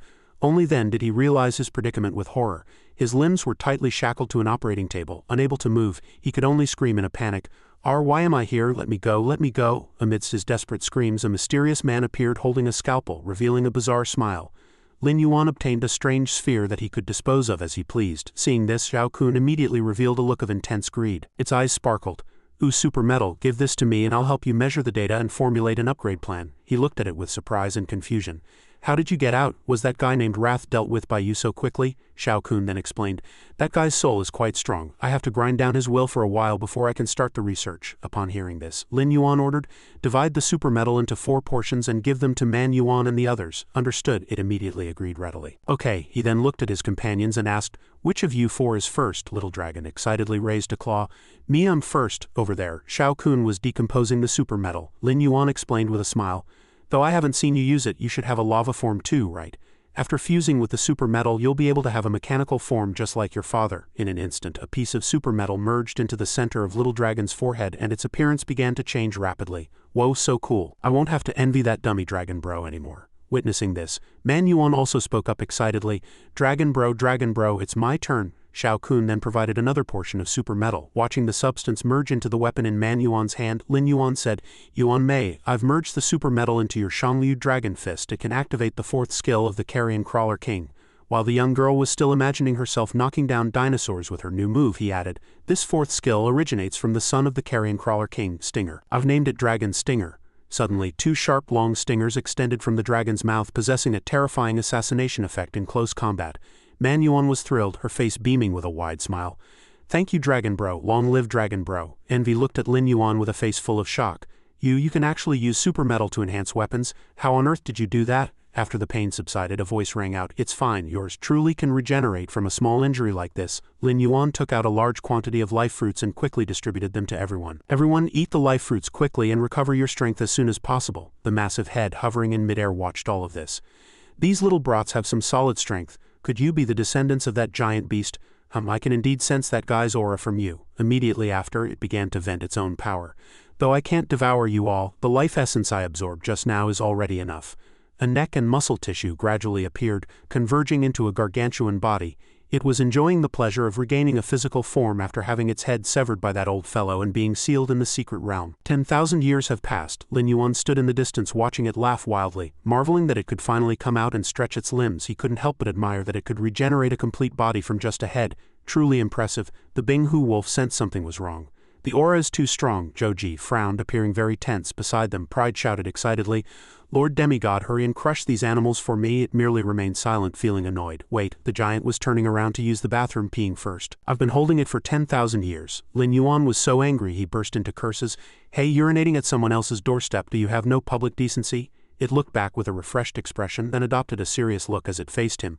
"Then let's fight." The giant let out a roar, "Giant Ray." Lin Yuan sidestepped to dodge. "Damn, urinating at the door and then hitting people?" He opened his mouth to gather energy, unleashed burst breath and roared, "This is too much." Opposite him, the giant also opened its mouth to unleash giant beam. The 2 massive surges of energy collided violently, but Lin Yuan's attack was suppressed. Immediately after, he took a direct hit from the opponent's palm. Lin Yuan plunged straight into the lake water.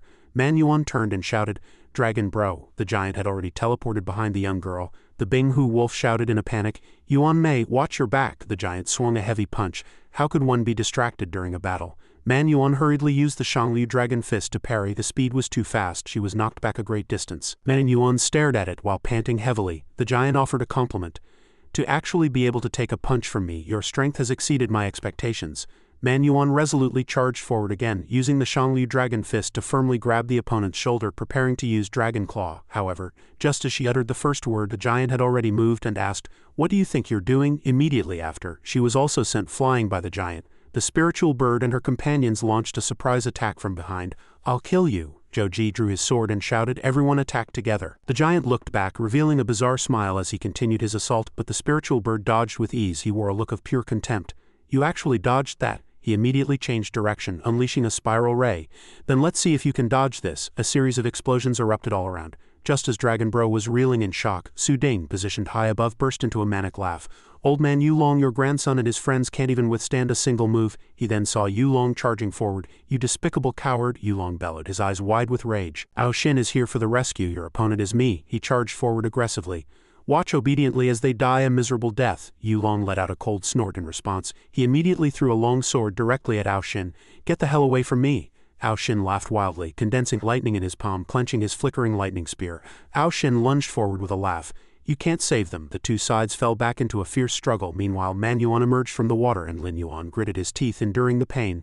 Bai Zi and the others also struggled to their feet, panting heavily. Lin Yuan let out a world-shaking roar. "How is this guy so strong? Regardless, I have no rivals beneath the demigod level, and I've never lost a group fight." He stood atop the ice that had materialized instantly before the giant and commanded, "Man Yuan, the Bing-Hu wolf, Envy and I will handle close combat. The rest of you provide long-range fire suppression." Lin Yuan's entire force charged toward their opponent. "Crush him," he roared. Man Yuan lunged forward with a roar. The giant raised his hand with a look of disdain, a swarm of ants. "You still think you can defeat me?" With that, he tightened his fist and threw a straight punch. Lin Yuan quickly activated Ghost Dragon Overlord Path, using the sharp spikes on his back to charge at his opponent. The giant raised his hand to gather power, smiling contemptuously.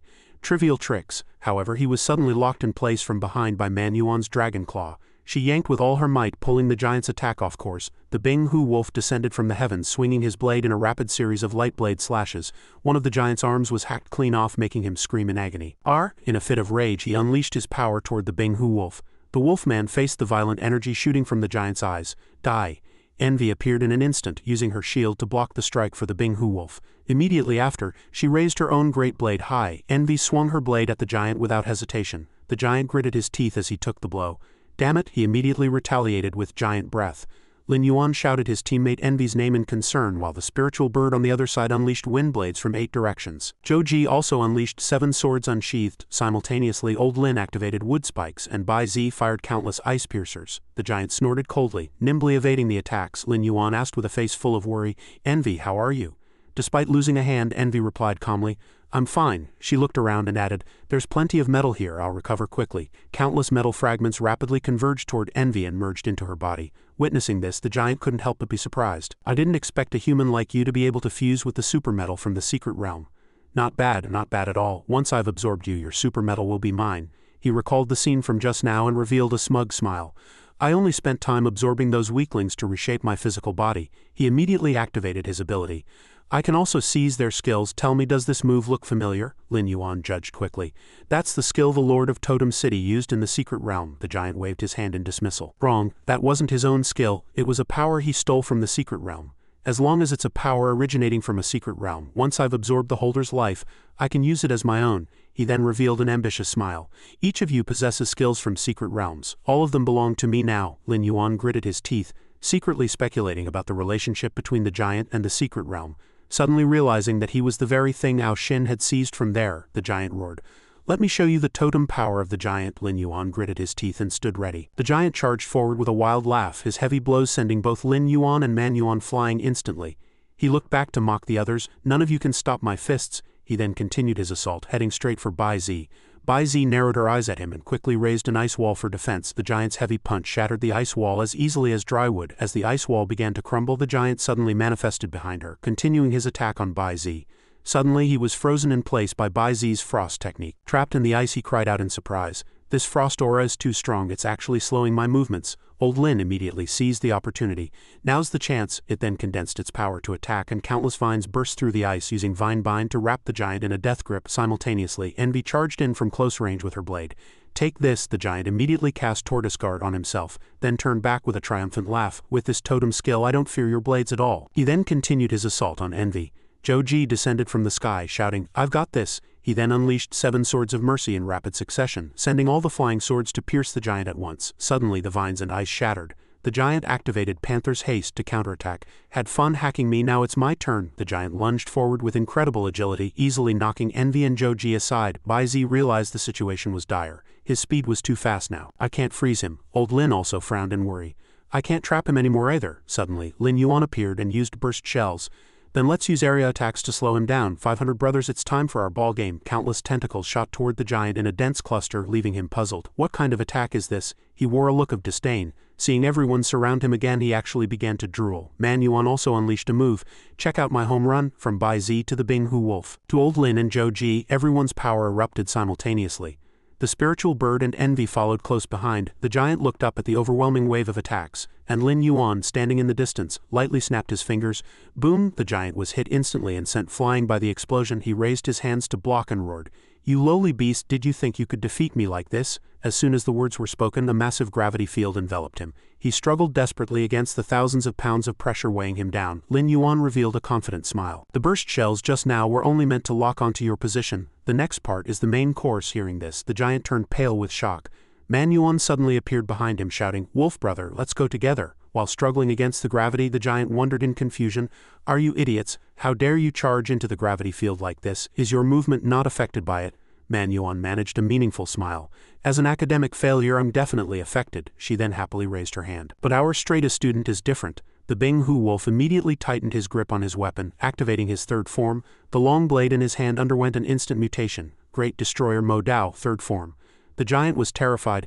This is impossible. Why isn't he affected by the gravity field? The Bing Hu Wolf leaped from Manhua's shoulder high into the sky. The giant threw a punch in a rage to block him, but the Bing Hu Wolf hopped over the back of his hand with ease. Witnessing this, Manhua grew exceptionally excited. Because Wolf Brother is a genius, the king of boxing, the giant hurriedly parried Manhua's heavy blow. The one you want to stop isn't me, is it? Seeing the Bing Hu Wolf's blade continue to grow, he looked up in a panic. Great Destruction Slash. After being hit, he gasped in shock. One of his arms had been hacked off by the Bing Hu Wolf as easily as nothing. The severed limb hung suspended in midair as he watched, dumbstruck. Manhua, standing nearby, revealed a cunning smile and suddenly delivered a heavy punch to his gut. Her eyes underwent a sudden change. A surge of power from the green dragon sent the demigod flying. Zhou Ji, positioned in the rear, saw him flying over and immediately summoned his long swords. He waved his hand to control the flying swords, which streaked forward and easily impaled the demigod's spine. Lin Yuan stood at the back, observing everything silently. The giant's body was composed of prime life essence. When an arm was severed, it would dissipate into raw energy, causing his strength to drop significantly. In an instant, he closed in on his opponent from behind. Then I'll help myself. Lin Yuan immediately bit down hard on his shoulder, then proceeded to tear a large chunk of meat right off his back. What I'm best at is shredding my enemies. Immediately after, a surge of overwhelming energy poured into his body, making Lin Yuan feel incredibly refreshed. The sensation of devouring life origin was more satisfying than any feast. He charged forward again and crushed the opponent's remaining shoulder with his teeth. On the other side, Ao Xin was also sent flying by a heavy blow. Yu Long flew to the scene, his long sword pointed at the opponent. It looks like the giant you summoned is finished. Prepare to die together. Terrifying lightning immediately erupted around Ao Xin. You want to kill me? Keep dreaming. The violent lightning shot toward Yu Long. Yu Long said nothing, calmly crushing the lightning. Taking advantage of Yu Long's distraction, Ao Xin immediately turned to flee for his life. Yu Long waved a hand in disdain. You beast, I knew you were going to run. Yu Long immediately gave chase. He stayed right behind Ao Xin and shouted, You won't escape. He looked back with a smile. Do you really think I'm running away? Ao Xin turned in an instant to launch a counterattack. Simultaneously, Lin Yuan's squad continued to besiege the demigod. Lin Yuan nimbly sensed an anomaly and cried out, Watch out! The demigod's shadow gradually faded before Lin Yuan, and then he vanished completely from everyone's sight. Lin Yuan was struck with shock. Gone, he's gone, Manhua asked with a blank look. Did he run away? After sensing the area, Bai Zi said, Why does the way this giant disappeared feel so familiar? It seems like that forced teleportation used by me, Dark Bai, Sidang, Lin Yuan, and the little dragon turtle. Lin Yuan analyzed. You mean that giant was summoned back via forced teleportation by Ao Xin, who just fled? He immediately realized something was wrong. If that were the case, Zhou Ji's grandfather would have to face two demigods, Ao Xin and the giant, alone. Zhou Ji's grandfather is in danger. The squad set out immediately. Let's go, move fast to save him. Just then a massive palm reached out from the void, firmly grabbing one of Yulong's arms. He looked back to find the giant gradually manifesting, and it immediately began to seize the life origin from within Yulong's body. He couldn't help but stare in horror. Damn it, how did this guy appear so suddenly? His life force was being stripped away incessantly. The giant watched smugly as his own arm began to slowly grow back. Yulong realized in horror. He's absorbing my life origin. Without hesitation, he swung his sword and personally hacked off his own arm. You want to absorb me? It won't be that easy. Yulong's face was deathly pale as his other hand clutched the wound tightly. The giant looked at him with disdain. As expected of a demigod's life origin, the taste is truly excellent. Standing to the side, Ao Shin also revealed a victor's smile. This is my method for picking you off one by one. From a distance he watched Yulong struggling to resist the giant's attacks. The first one to die will be you. Ao Shin and the giant then charged toward Yulong together. Old man, die! The giant reached out to grab him, and Yulong looked back to find Ao Shin attacking from the rear as well. Suddenly the giant whirled around and grabbed Ao Shin in a death grip. He struggled in terror. What are you grabbing me for? The giant let out a burst of hearty laughter. Didn't I just say it? A demigod's life origin is the most delicious. Ao Shin screamed in a panic. No, don't, you can't absorb me. I'm your master, I'm the one who brought you out of the secret realm. The giant looked at him with disdain and spoke. Foolish human, did you really think I was just a tool from that secret realm? I am the great Shi Shin from 10,000 years ago. I am your human ancestor. I am a god. Yulong retreated in horror, listening to the words the being spoke while devouring Ao Shin. 10,000 years ago I was defeated by the Shanghai behemoths. My power was stolen and I was sealed in that secret realm, thus I needed to use you all to open the seal and escape. Yulong was struck with extreme shock upon hearing the names Shi Shin and Shanghai behemoths. Just then a shout came from the rear. Grandfather? Zhou ran over with a face full of worry. Your arm. Yulong comforted him calmly. It's just an arm lost to a sneak attack by that giant. My body has a demigod physique, it will recover soon. Lin Yuan leaped out from beside Envy. Simultaneously, Man Yuan and Sidong jumped from the spiritual birds back to the ground. Envy began her transformation in front of the fighter jet, and Lin Yuan's squad quickly completed their own transformations as well. Watching the giant in the distance as he absorbed Ao Shin's energy, Lin Yuan couldn't help but frown in deep thought. What on earth happened? Did this demigod-level treasure Ao Shin brought out of the secret realm turn against its master? Yulong clutched his injured arm and shook his head, negating the idea. No, this giant appears to be Shi Shin, a being who has existed for 10,000 years. He was once defeated by his rivals, the behemoths of mountains and seas, and sealed within the secret realm. Upon hearing this, Lin Yuan speculated privately, could this ancient Shi Shin have been sealed by the very beast ancestor I encountered in the secret realm? As Yulong observed him calmly, he muttered to himself, could these creatures be the descendants of the mountains and seas behemoths? He then looked toward the battlefield and said, he ambushed me and absorbed one of my arms to bolster his strength. We absolutely cannot let him devour Ao Shin, or else no one will be a match for him. Lin Yuan crouched low, accumulating energy in his maw as he let out a thunderous roar. All right, everyone, concentrate your fire. Immediately after, he unleashed Burst Breath. Following that, a deluge of skills including wind blades from 8 directions, ice piercers, wood spikes, 7 swords, meteor slash and great destroyer slash, slammed toward the giant like an overwhelming tide. The giant let out a frenzied roar and instantly manifested a blood-red shield, neutralizing every single attack. Witnessing this, Lin Yuan ordered a continued assault. However, all their efforts were like stones sinking into the ocean, and he cursed in a rage. Damn it, why can't we break through this shield? He turned and asked, Envy, do you have any more nukes? Envy sighed and replied, they're completely useless against him. I already tried earlier. Lin Yuan quickly explained, I'm not asking you to attack him. Attack Emmy, hit me with your most powerful nuclear missile. Envy looked at him in utter shock. What? Lin Yuan pointed ahead and argued, do you remember our battle from before? I want to borrow your nuke to enhance the power of my own attack. Envy immediately launched a nuclear missile. Fine. Seeing this, Man Yuan was full of confusion. Why is Sister Envy suddenly attacking Dragon Bro? Lin Yuan opened his massive maw and swallowed the nuke, chewing it nonchalantly. A blinding light suddenly erupted from Lin Yuan's abdomen as an overwhelming surge of energy cascaded through his body. He roared, get back, and then unleashed nuclear burst breath. The crimson shield shattered instantly. Simultaneously, dark clouds rolled in, and a torrential rain began to pour down, washing away the thick smoke that obscured their vision. Lin Yuan panted heavily from exhaustion. Is he dead? As the smoke cleared, the giant reappeared in a brand new form, laughing arrogantly. I've disappointed you. By now his head was also covered in armor, having fully entered his god state. Lin Yuan was consumed by rage. He's still alive. He even managed a complete fusion. This aura has already far surpassed the demigod level. Yulong frowned as he realized the truth. Now he has transformed into a true deity. The giant immediately launched an attack, sending Yulong flying with a single strike. The blow left him completely paralyzed and unconscious as he fell into the sea. Zhu Ke hurriedly flew down to rescue him. Lin Yuan was struck with horror. Grandfather, is this the power of a god? A single move heavily wounded a demigod. The giant clenched his fists excitedly, feeling the surge of new energy. 10,000 years. I have finally restored my divine body. It's a pity I only have 20% of my peak strength. Immediately after, he raised a hand to unleash God Beam. If I devour all of you, perhaps I can restore 50% of my power. Lin Yuan's squad scrambled to dodge the killing move. Move fast, however, the attack could actually track and change direction. Quickly ensnaring one of Man Yuan's arms, the other members were also consecutively restrained by this technique. Lin Yuan looked around in a panic. What's going on? What is this? Damn it, is this a net or red silk? Why are we playing it being tied up? The attack began to frantically drain Man Yuan's life essence, making her scream in agony. The giant roared, he is absorbing our very life force. Lin Yuan lunged forward, desperately trying to bite through the threads with his teeth, but it was futile. Damn it, this stuff is too hard. The Binghu Wolf also swung his blade to use Great Destroyer Slash, yet he still couldn't leave a single mark. Even the Great Destroyer Slash can't cut through this, the giant triumphantly maintained his God Beam. Lowly ants, you think you can shake divine might? Obediently become my nutrients. In an instant, Lin Yuan, Envy, the Binghu Wolf, and Yulong were all pinned down.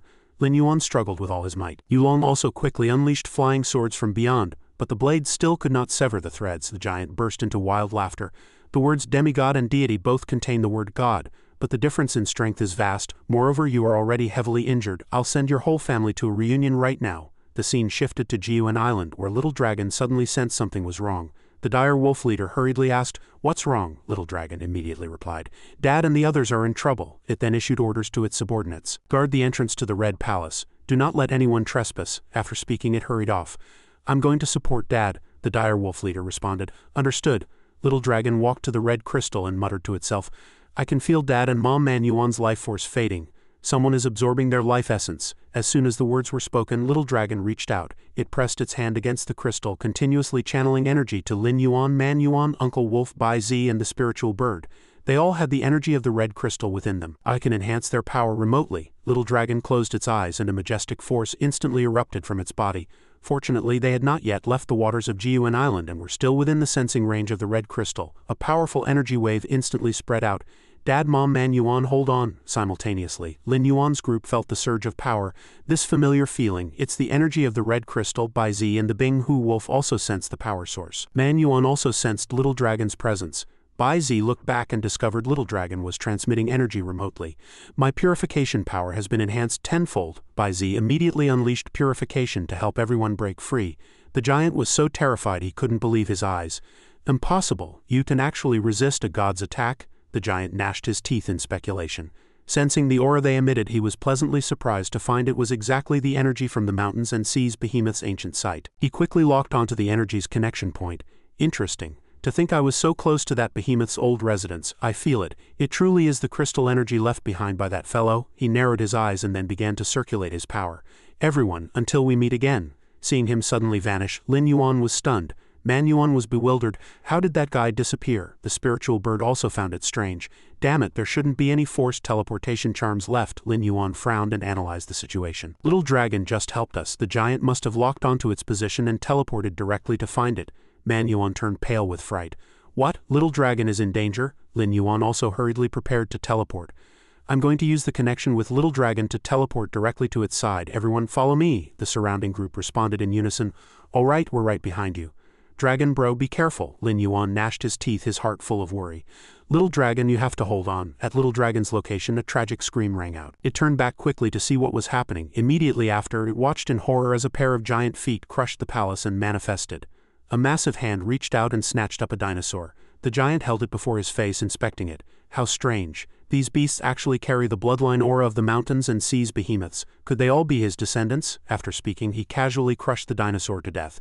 Any descendant of that fellow must die. Little Dragon immediately unleashed red starburst breath to attack. Stop right there. After being hit, the giant tossed the dinosaur aside and revealed an intrigued smile. Not bad power. Little Dragon blocked the giant's path. Those who trespass in this forbidden zone shall die. It then lunged forward in a frenzy to bite and tear. The giant casually swiped his hand, catching Little Dragon in his palm to observe it. This brat is formed entirely of condensed energy. You were the one channeling energy to those monsters just now, weren't you? The giant brought it close to his mouth. If I swallow you directly, I should be able to seize quite a bit of crystal energy, right? With that, he opened his mouth, preparing to crush Little Dragon. Dinosaurs and snow bears hurriedly charged forward to rescue. The young master is in the giant's mouth. Little Dragon instantly activated Thunderthorn armor. You want to eat your granddaddy? Not that easy. The giant was forced to spit it out, then violently hurled Little Dragon into the air. Damn brat. Next, he slammed it heavily into the ground. The others ran over asking with concern, "Are you okay? Young master, let's fight him together." Little Dragon struggled to crawl out of the pit. "No, you're no match for him. Charging in is just suicide." It reached out a hand to signal. "I'll stall him. You take all the kin and evacuate. Run as far as possible. Don't worry, Dad and the others are definitely on their way." The dire wolf was still deeply worried. But realizing they truly were powerless to resist, Little Dragon switched to its lava form and shouted sternly, "Shut up, follow my orders and go." With that, it charged at the giant. Facing the powerful enemy, Little Dragon consecutively unleashed Lava Claws, Lava Dragon Fin Slash, and Lava Burst Breath. The giant was furious and retaliated with God Roar. "Go to hell." The attack struck Little Dragon head-on. It vomited blood and screamed in pain as its body was sent flying. Just then, Lin Yuan arrived in time and caught it. Lin Yuan shouted in horror. "Little Dragon, your body." Little Dragon replied weakly, "Dad, you finally came. I'm too heavily injured. The energy in my body can no longer maintain my physical form." Lin Yuan choked back tears. "Little Dragon, don't leave me." Little Dragon revealed a faint smile as it began to fade. "Don't be sad, Dad. I was originally a part of your body anyway." At that moment, Lin Yuan felt the energy merging back into him. "I'm just returning to Dad's body." Suddenly, the Ghost Dragon Wisdom Seal appeared on Lin Yuan's arm. Little Dragon could still fight side by side with its father. He gently stroked the mark, then tilted his head back and let out a roar toward the sky. "I'm going to slaughter you." Immediately after, he unleashed Ghost Dragon Overlord Path and charged directly.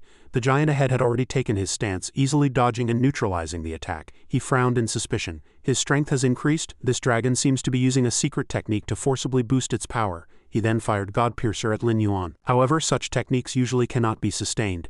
He nimbly leapt and dodged, yet he was still pushed back repeatedly by the air pressure before accumulating power once more to charge forward. Lin Yuan immediately used his phantoms to unleash Burst Claws in a fierce assault. The giant retaliated with a succession of God Punches. "Damn, is this whole family, big and small, a bunch of daredevils?" Lin Yuan was struck head-on by a punch, crashing heavily into the depths of the palace. The violent impact sent countless fragments flying. Lin Yuan was slammed against the wall, and the giant approached arrogantly.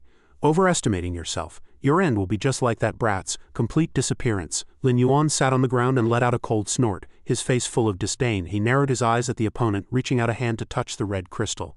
It's not over until it's over. He knew in his heart that to completely defeat this fellow, he had to forcibly activate the black hole grade Beast God transformation technique he had obtained earlier. He recalled the moves he had learned. The Beast God transformation had 3 stages, with each transformation providing a forced level increase. But the cost was the consumption of a massive amount of energy.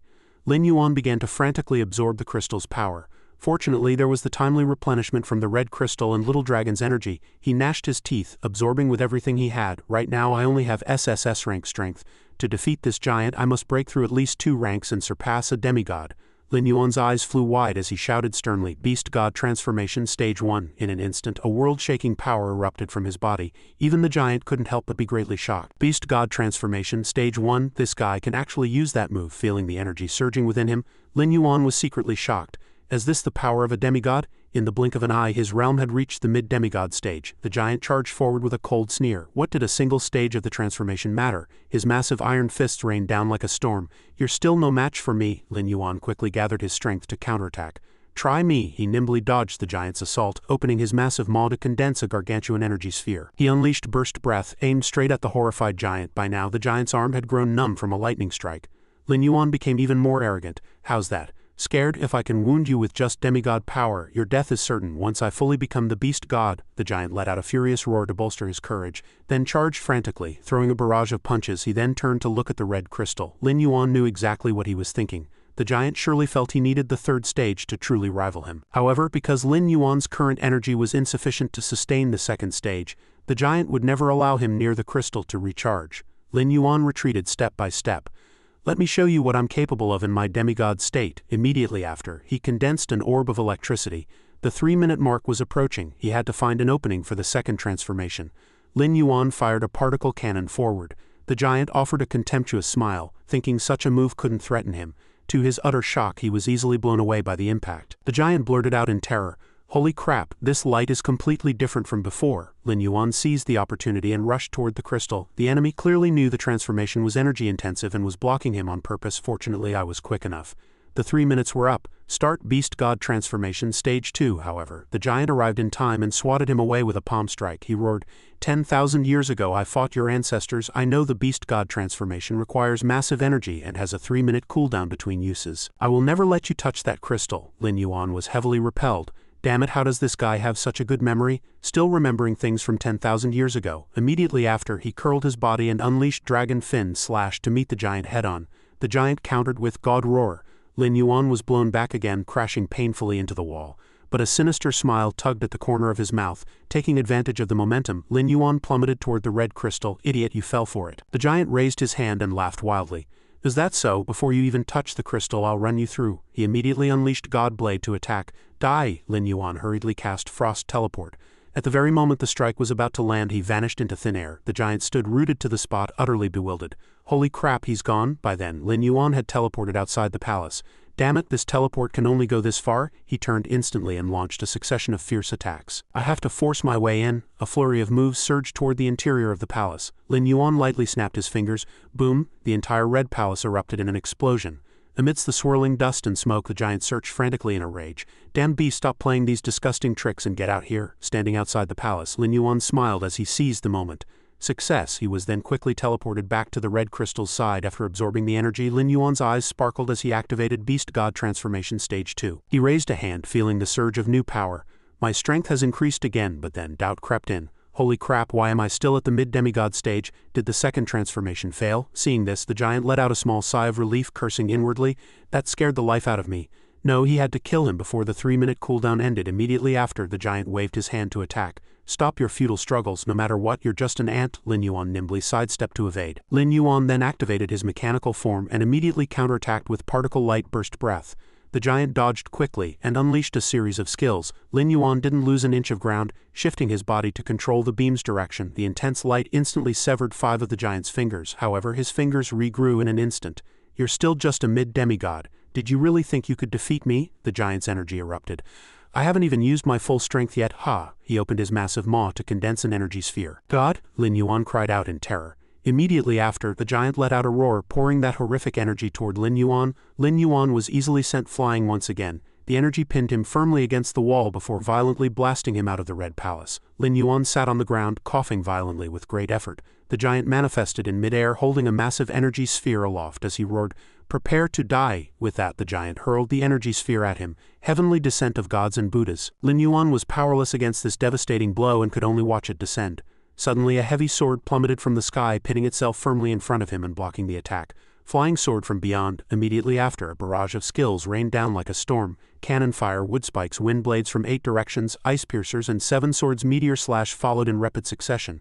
The Bing Hu wolf with a long blade in its mouth unleashed great destroyer slash, while Manhua charged forward with her dragon stinger. Dragon Bro were here. This wave of offensive triggered an earth-shaking explosion. Lin Yuan's companions finally arrived, shielding him. Manhua turned back, asking with concern, "Dragon Bro, are you alright?" The Bing Hu wolf looked him over and critiqued. "You've transformed again?" Lin Yuan panted as he explained. "This is the Beast God transformation I understood from that black stone tablet. I've completed the second stage, unfortunately. My strength only reached the mid-demigod level. There's a third stage that might barely reach the god level, only then can I rival this giant, but the cooldown still has 2 minutes left. And I must absorb the red crystal to get the energy for the third stage." The Bing Hu wolf understood his intent immediately. "Fine, we'll hold him off for these 2 minutes and get you to that crystal." At that moment, Manhua looked around and asked anxiously, "Dragon Bro, where's Little Dragon? I don't see him." Lin Yuan raised his hand and explained, "Little Dragon was heavily injured. The energy in his body couldn't maintain a physical form, so he dissipated. However, he has returned to my body." Looking at the mark on his hand and listening to his words, the group realized the pattern was exactly what Little Dragon had transformed into. Manhua and the others turned red with rage. Manhua let out a furious roar. "Little Dragon!" Fury surged in everyone's hearts as they roared at the giant in unison. "Kill, we have to slaughter you, you damn giant. I'm going to tear you into 1,000 pieces. Kill!" The giant let out a smug, cold laugh. "So everyone's here. Since you're a family, let's have a complete reunion." Immediately after, he unleashed a terrifying pressure that shattered the surrounding space, and his body grew even taller. "Seems 3 minutes have passed, but don't even think about getting a step closer to the crystal, you ants." Thinking of Little Dragon, Manhua gnashed her teeth. Little dragon, even if I have to sacrifice my life today, your Mama Yuan will tear this bastard apart for you. With that, she roared and charged out. Dragon bro, I'll clear the path for you. The spiritual bird also glanced back at him. Me too. The Bing Hu wolf blade in mouth said. Lin Yuan, stay close. Giant beasts from the dense forest appeared one after another. Great king, we are here, Lord Bai Zi. We want to do our part for Jiuan Island too. Lin Yuan looked at his companions with emotion. The giant offered a disdainful cold laugh. Mere ants dare to challenge a god, truly seeking death. In an instant the earth shook violently. The giant unleashed God roar toward the herd. He laughed triumphantly. No matter how many monsters come, it's useless as long as I don't let you near the crystal alone. Manhua immediately shouted. Spiritual bird sister, dragon bro is pinned down by this giant. If he can't get through, take me through the air into the palace. I'll carry that crystal over myself. The spiritual bird looked worried. The crystal was so massive and floating in midair, could they really move it? Manhua gnashed her teeth with determination. We won't know unless we try. Immediately after, the spiritual bird grabbed Manhua and soared into the sky. Fine, hold on tight, let's go. Below, the giant looked up at the circling spiritual bird and Manhua with a sarcastic smile. These beasts are clever enough, I'll reward you with an early departure. As the two approached, the giant began to accumulate energy, creating a massive sphere and hurling it toward them. Lin Yuan turned back and shouted a warning in horror. It's that move from before. Spiritual bird Manhua, watch out.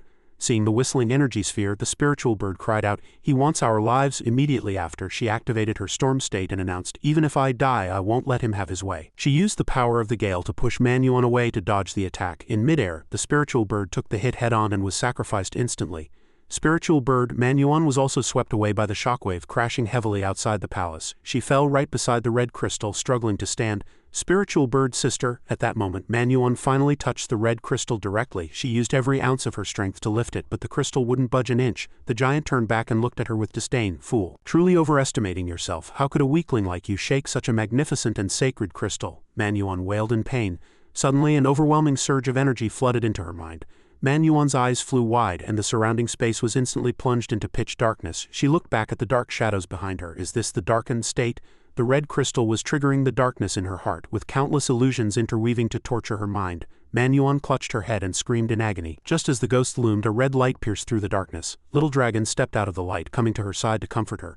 Mama Yuan, don't worry, I'm here. These demons won't hurt you. All right now. Little Dragon gently wiped the tears from Manhua's face. Mama Yuan, don't cry. Live well and be happy with Dragon Dad. Manhua exerted her strength again to lift the crystal. This time she actually held it up with ease. The giant was utterly shocked by what was happening before his eyes.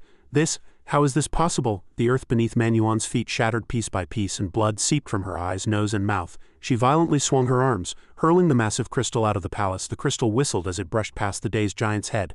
No, impossible. The crystal crashed into the ground, its terrifying weight causing the surrounding land to collapse instantly. Manhua collapsed to the ground, her strength completely exhausted. Lin Yuan walked to the side of the red crystal and spoke. Never underestimate. He let out a furious roar. The potential that erupts from a monster pushed to the brink. Lin Yuan pressed his hands against the red crystal, the energy within his body erupting frantically through the beast god transformation stage 3. His entire body instantly turned a blinding gold, and the power of the beast god fully awakened. The bone spikes on Lin Yuan's back grew even larger and sharper than ever before. And that brings an end to Lin Yuan's explosive, blood-soaked journey to the throne. This epic showdown officially wraps up at chapter 215 of the original source material, bringing this spectacular run to a satisfying close. But even though the King of Monsters' reign pauses here, the Manhua universe is still packed with countless other mind-blowing masterpieces waiting to be uncovered. If you guys enjoyed this epic ride and want to discover more absolute bangers, don't forget to smash that like button and subscribe to BALA Manhua Recap. Your support is our absolute biggest motivation to keep grinding and bringing you guys even more top-tier manhwa content. Thanks for watching, and we'll see you in the next series.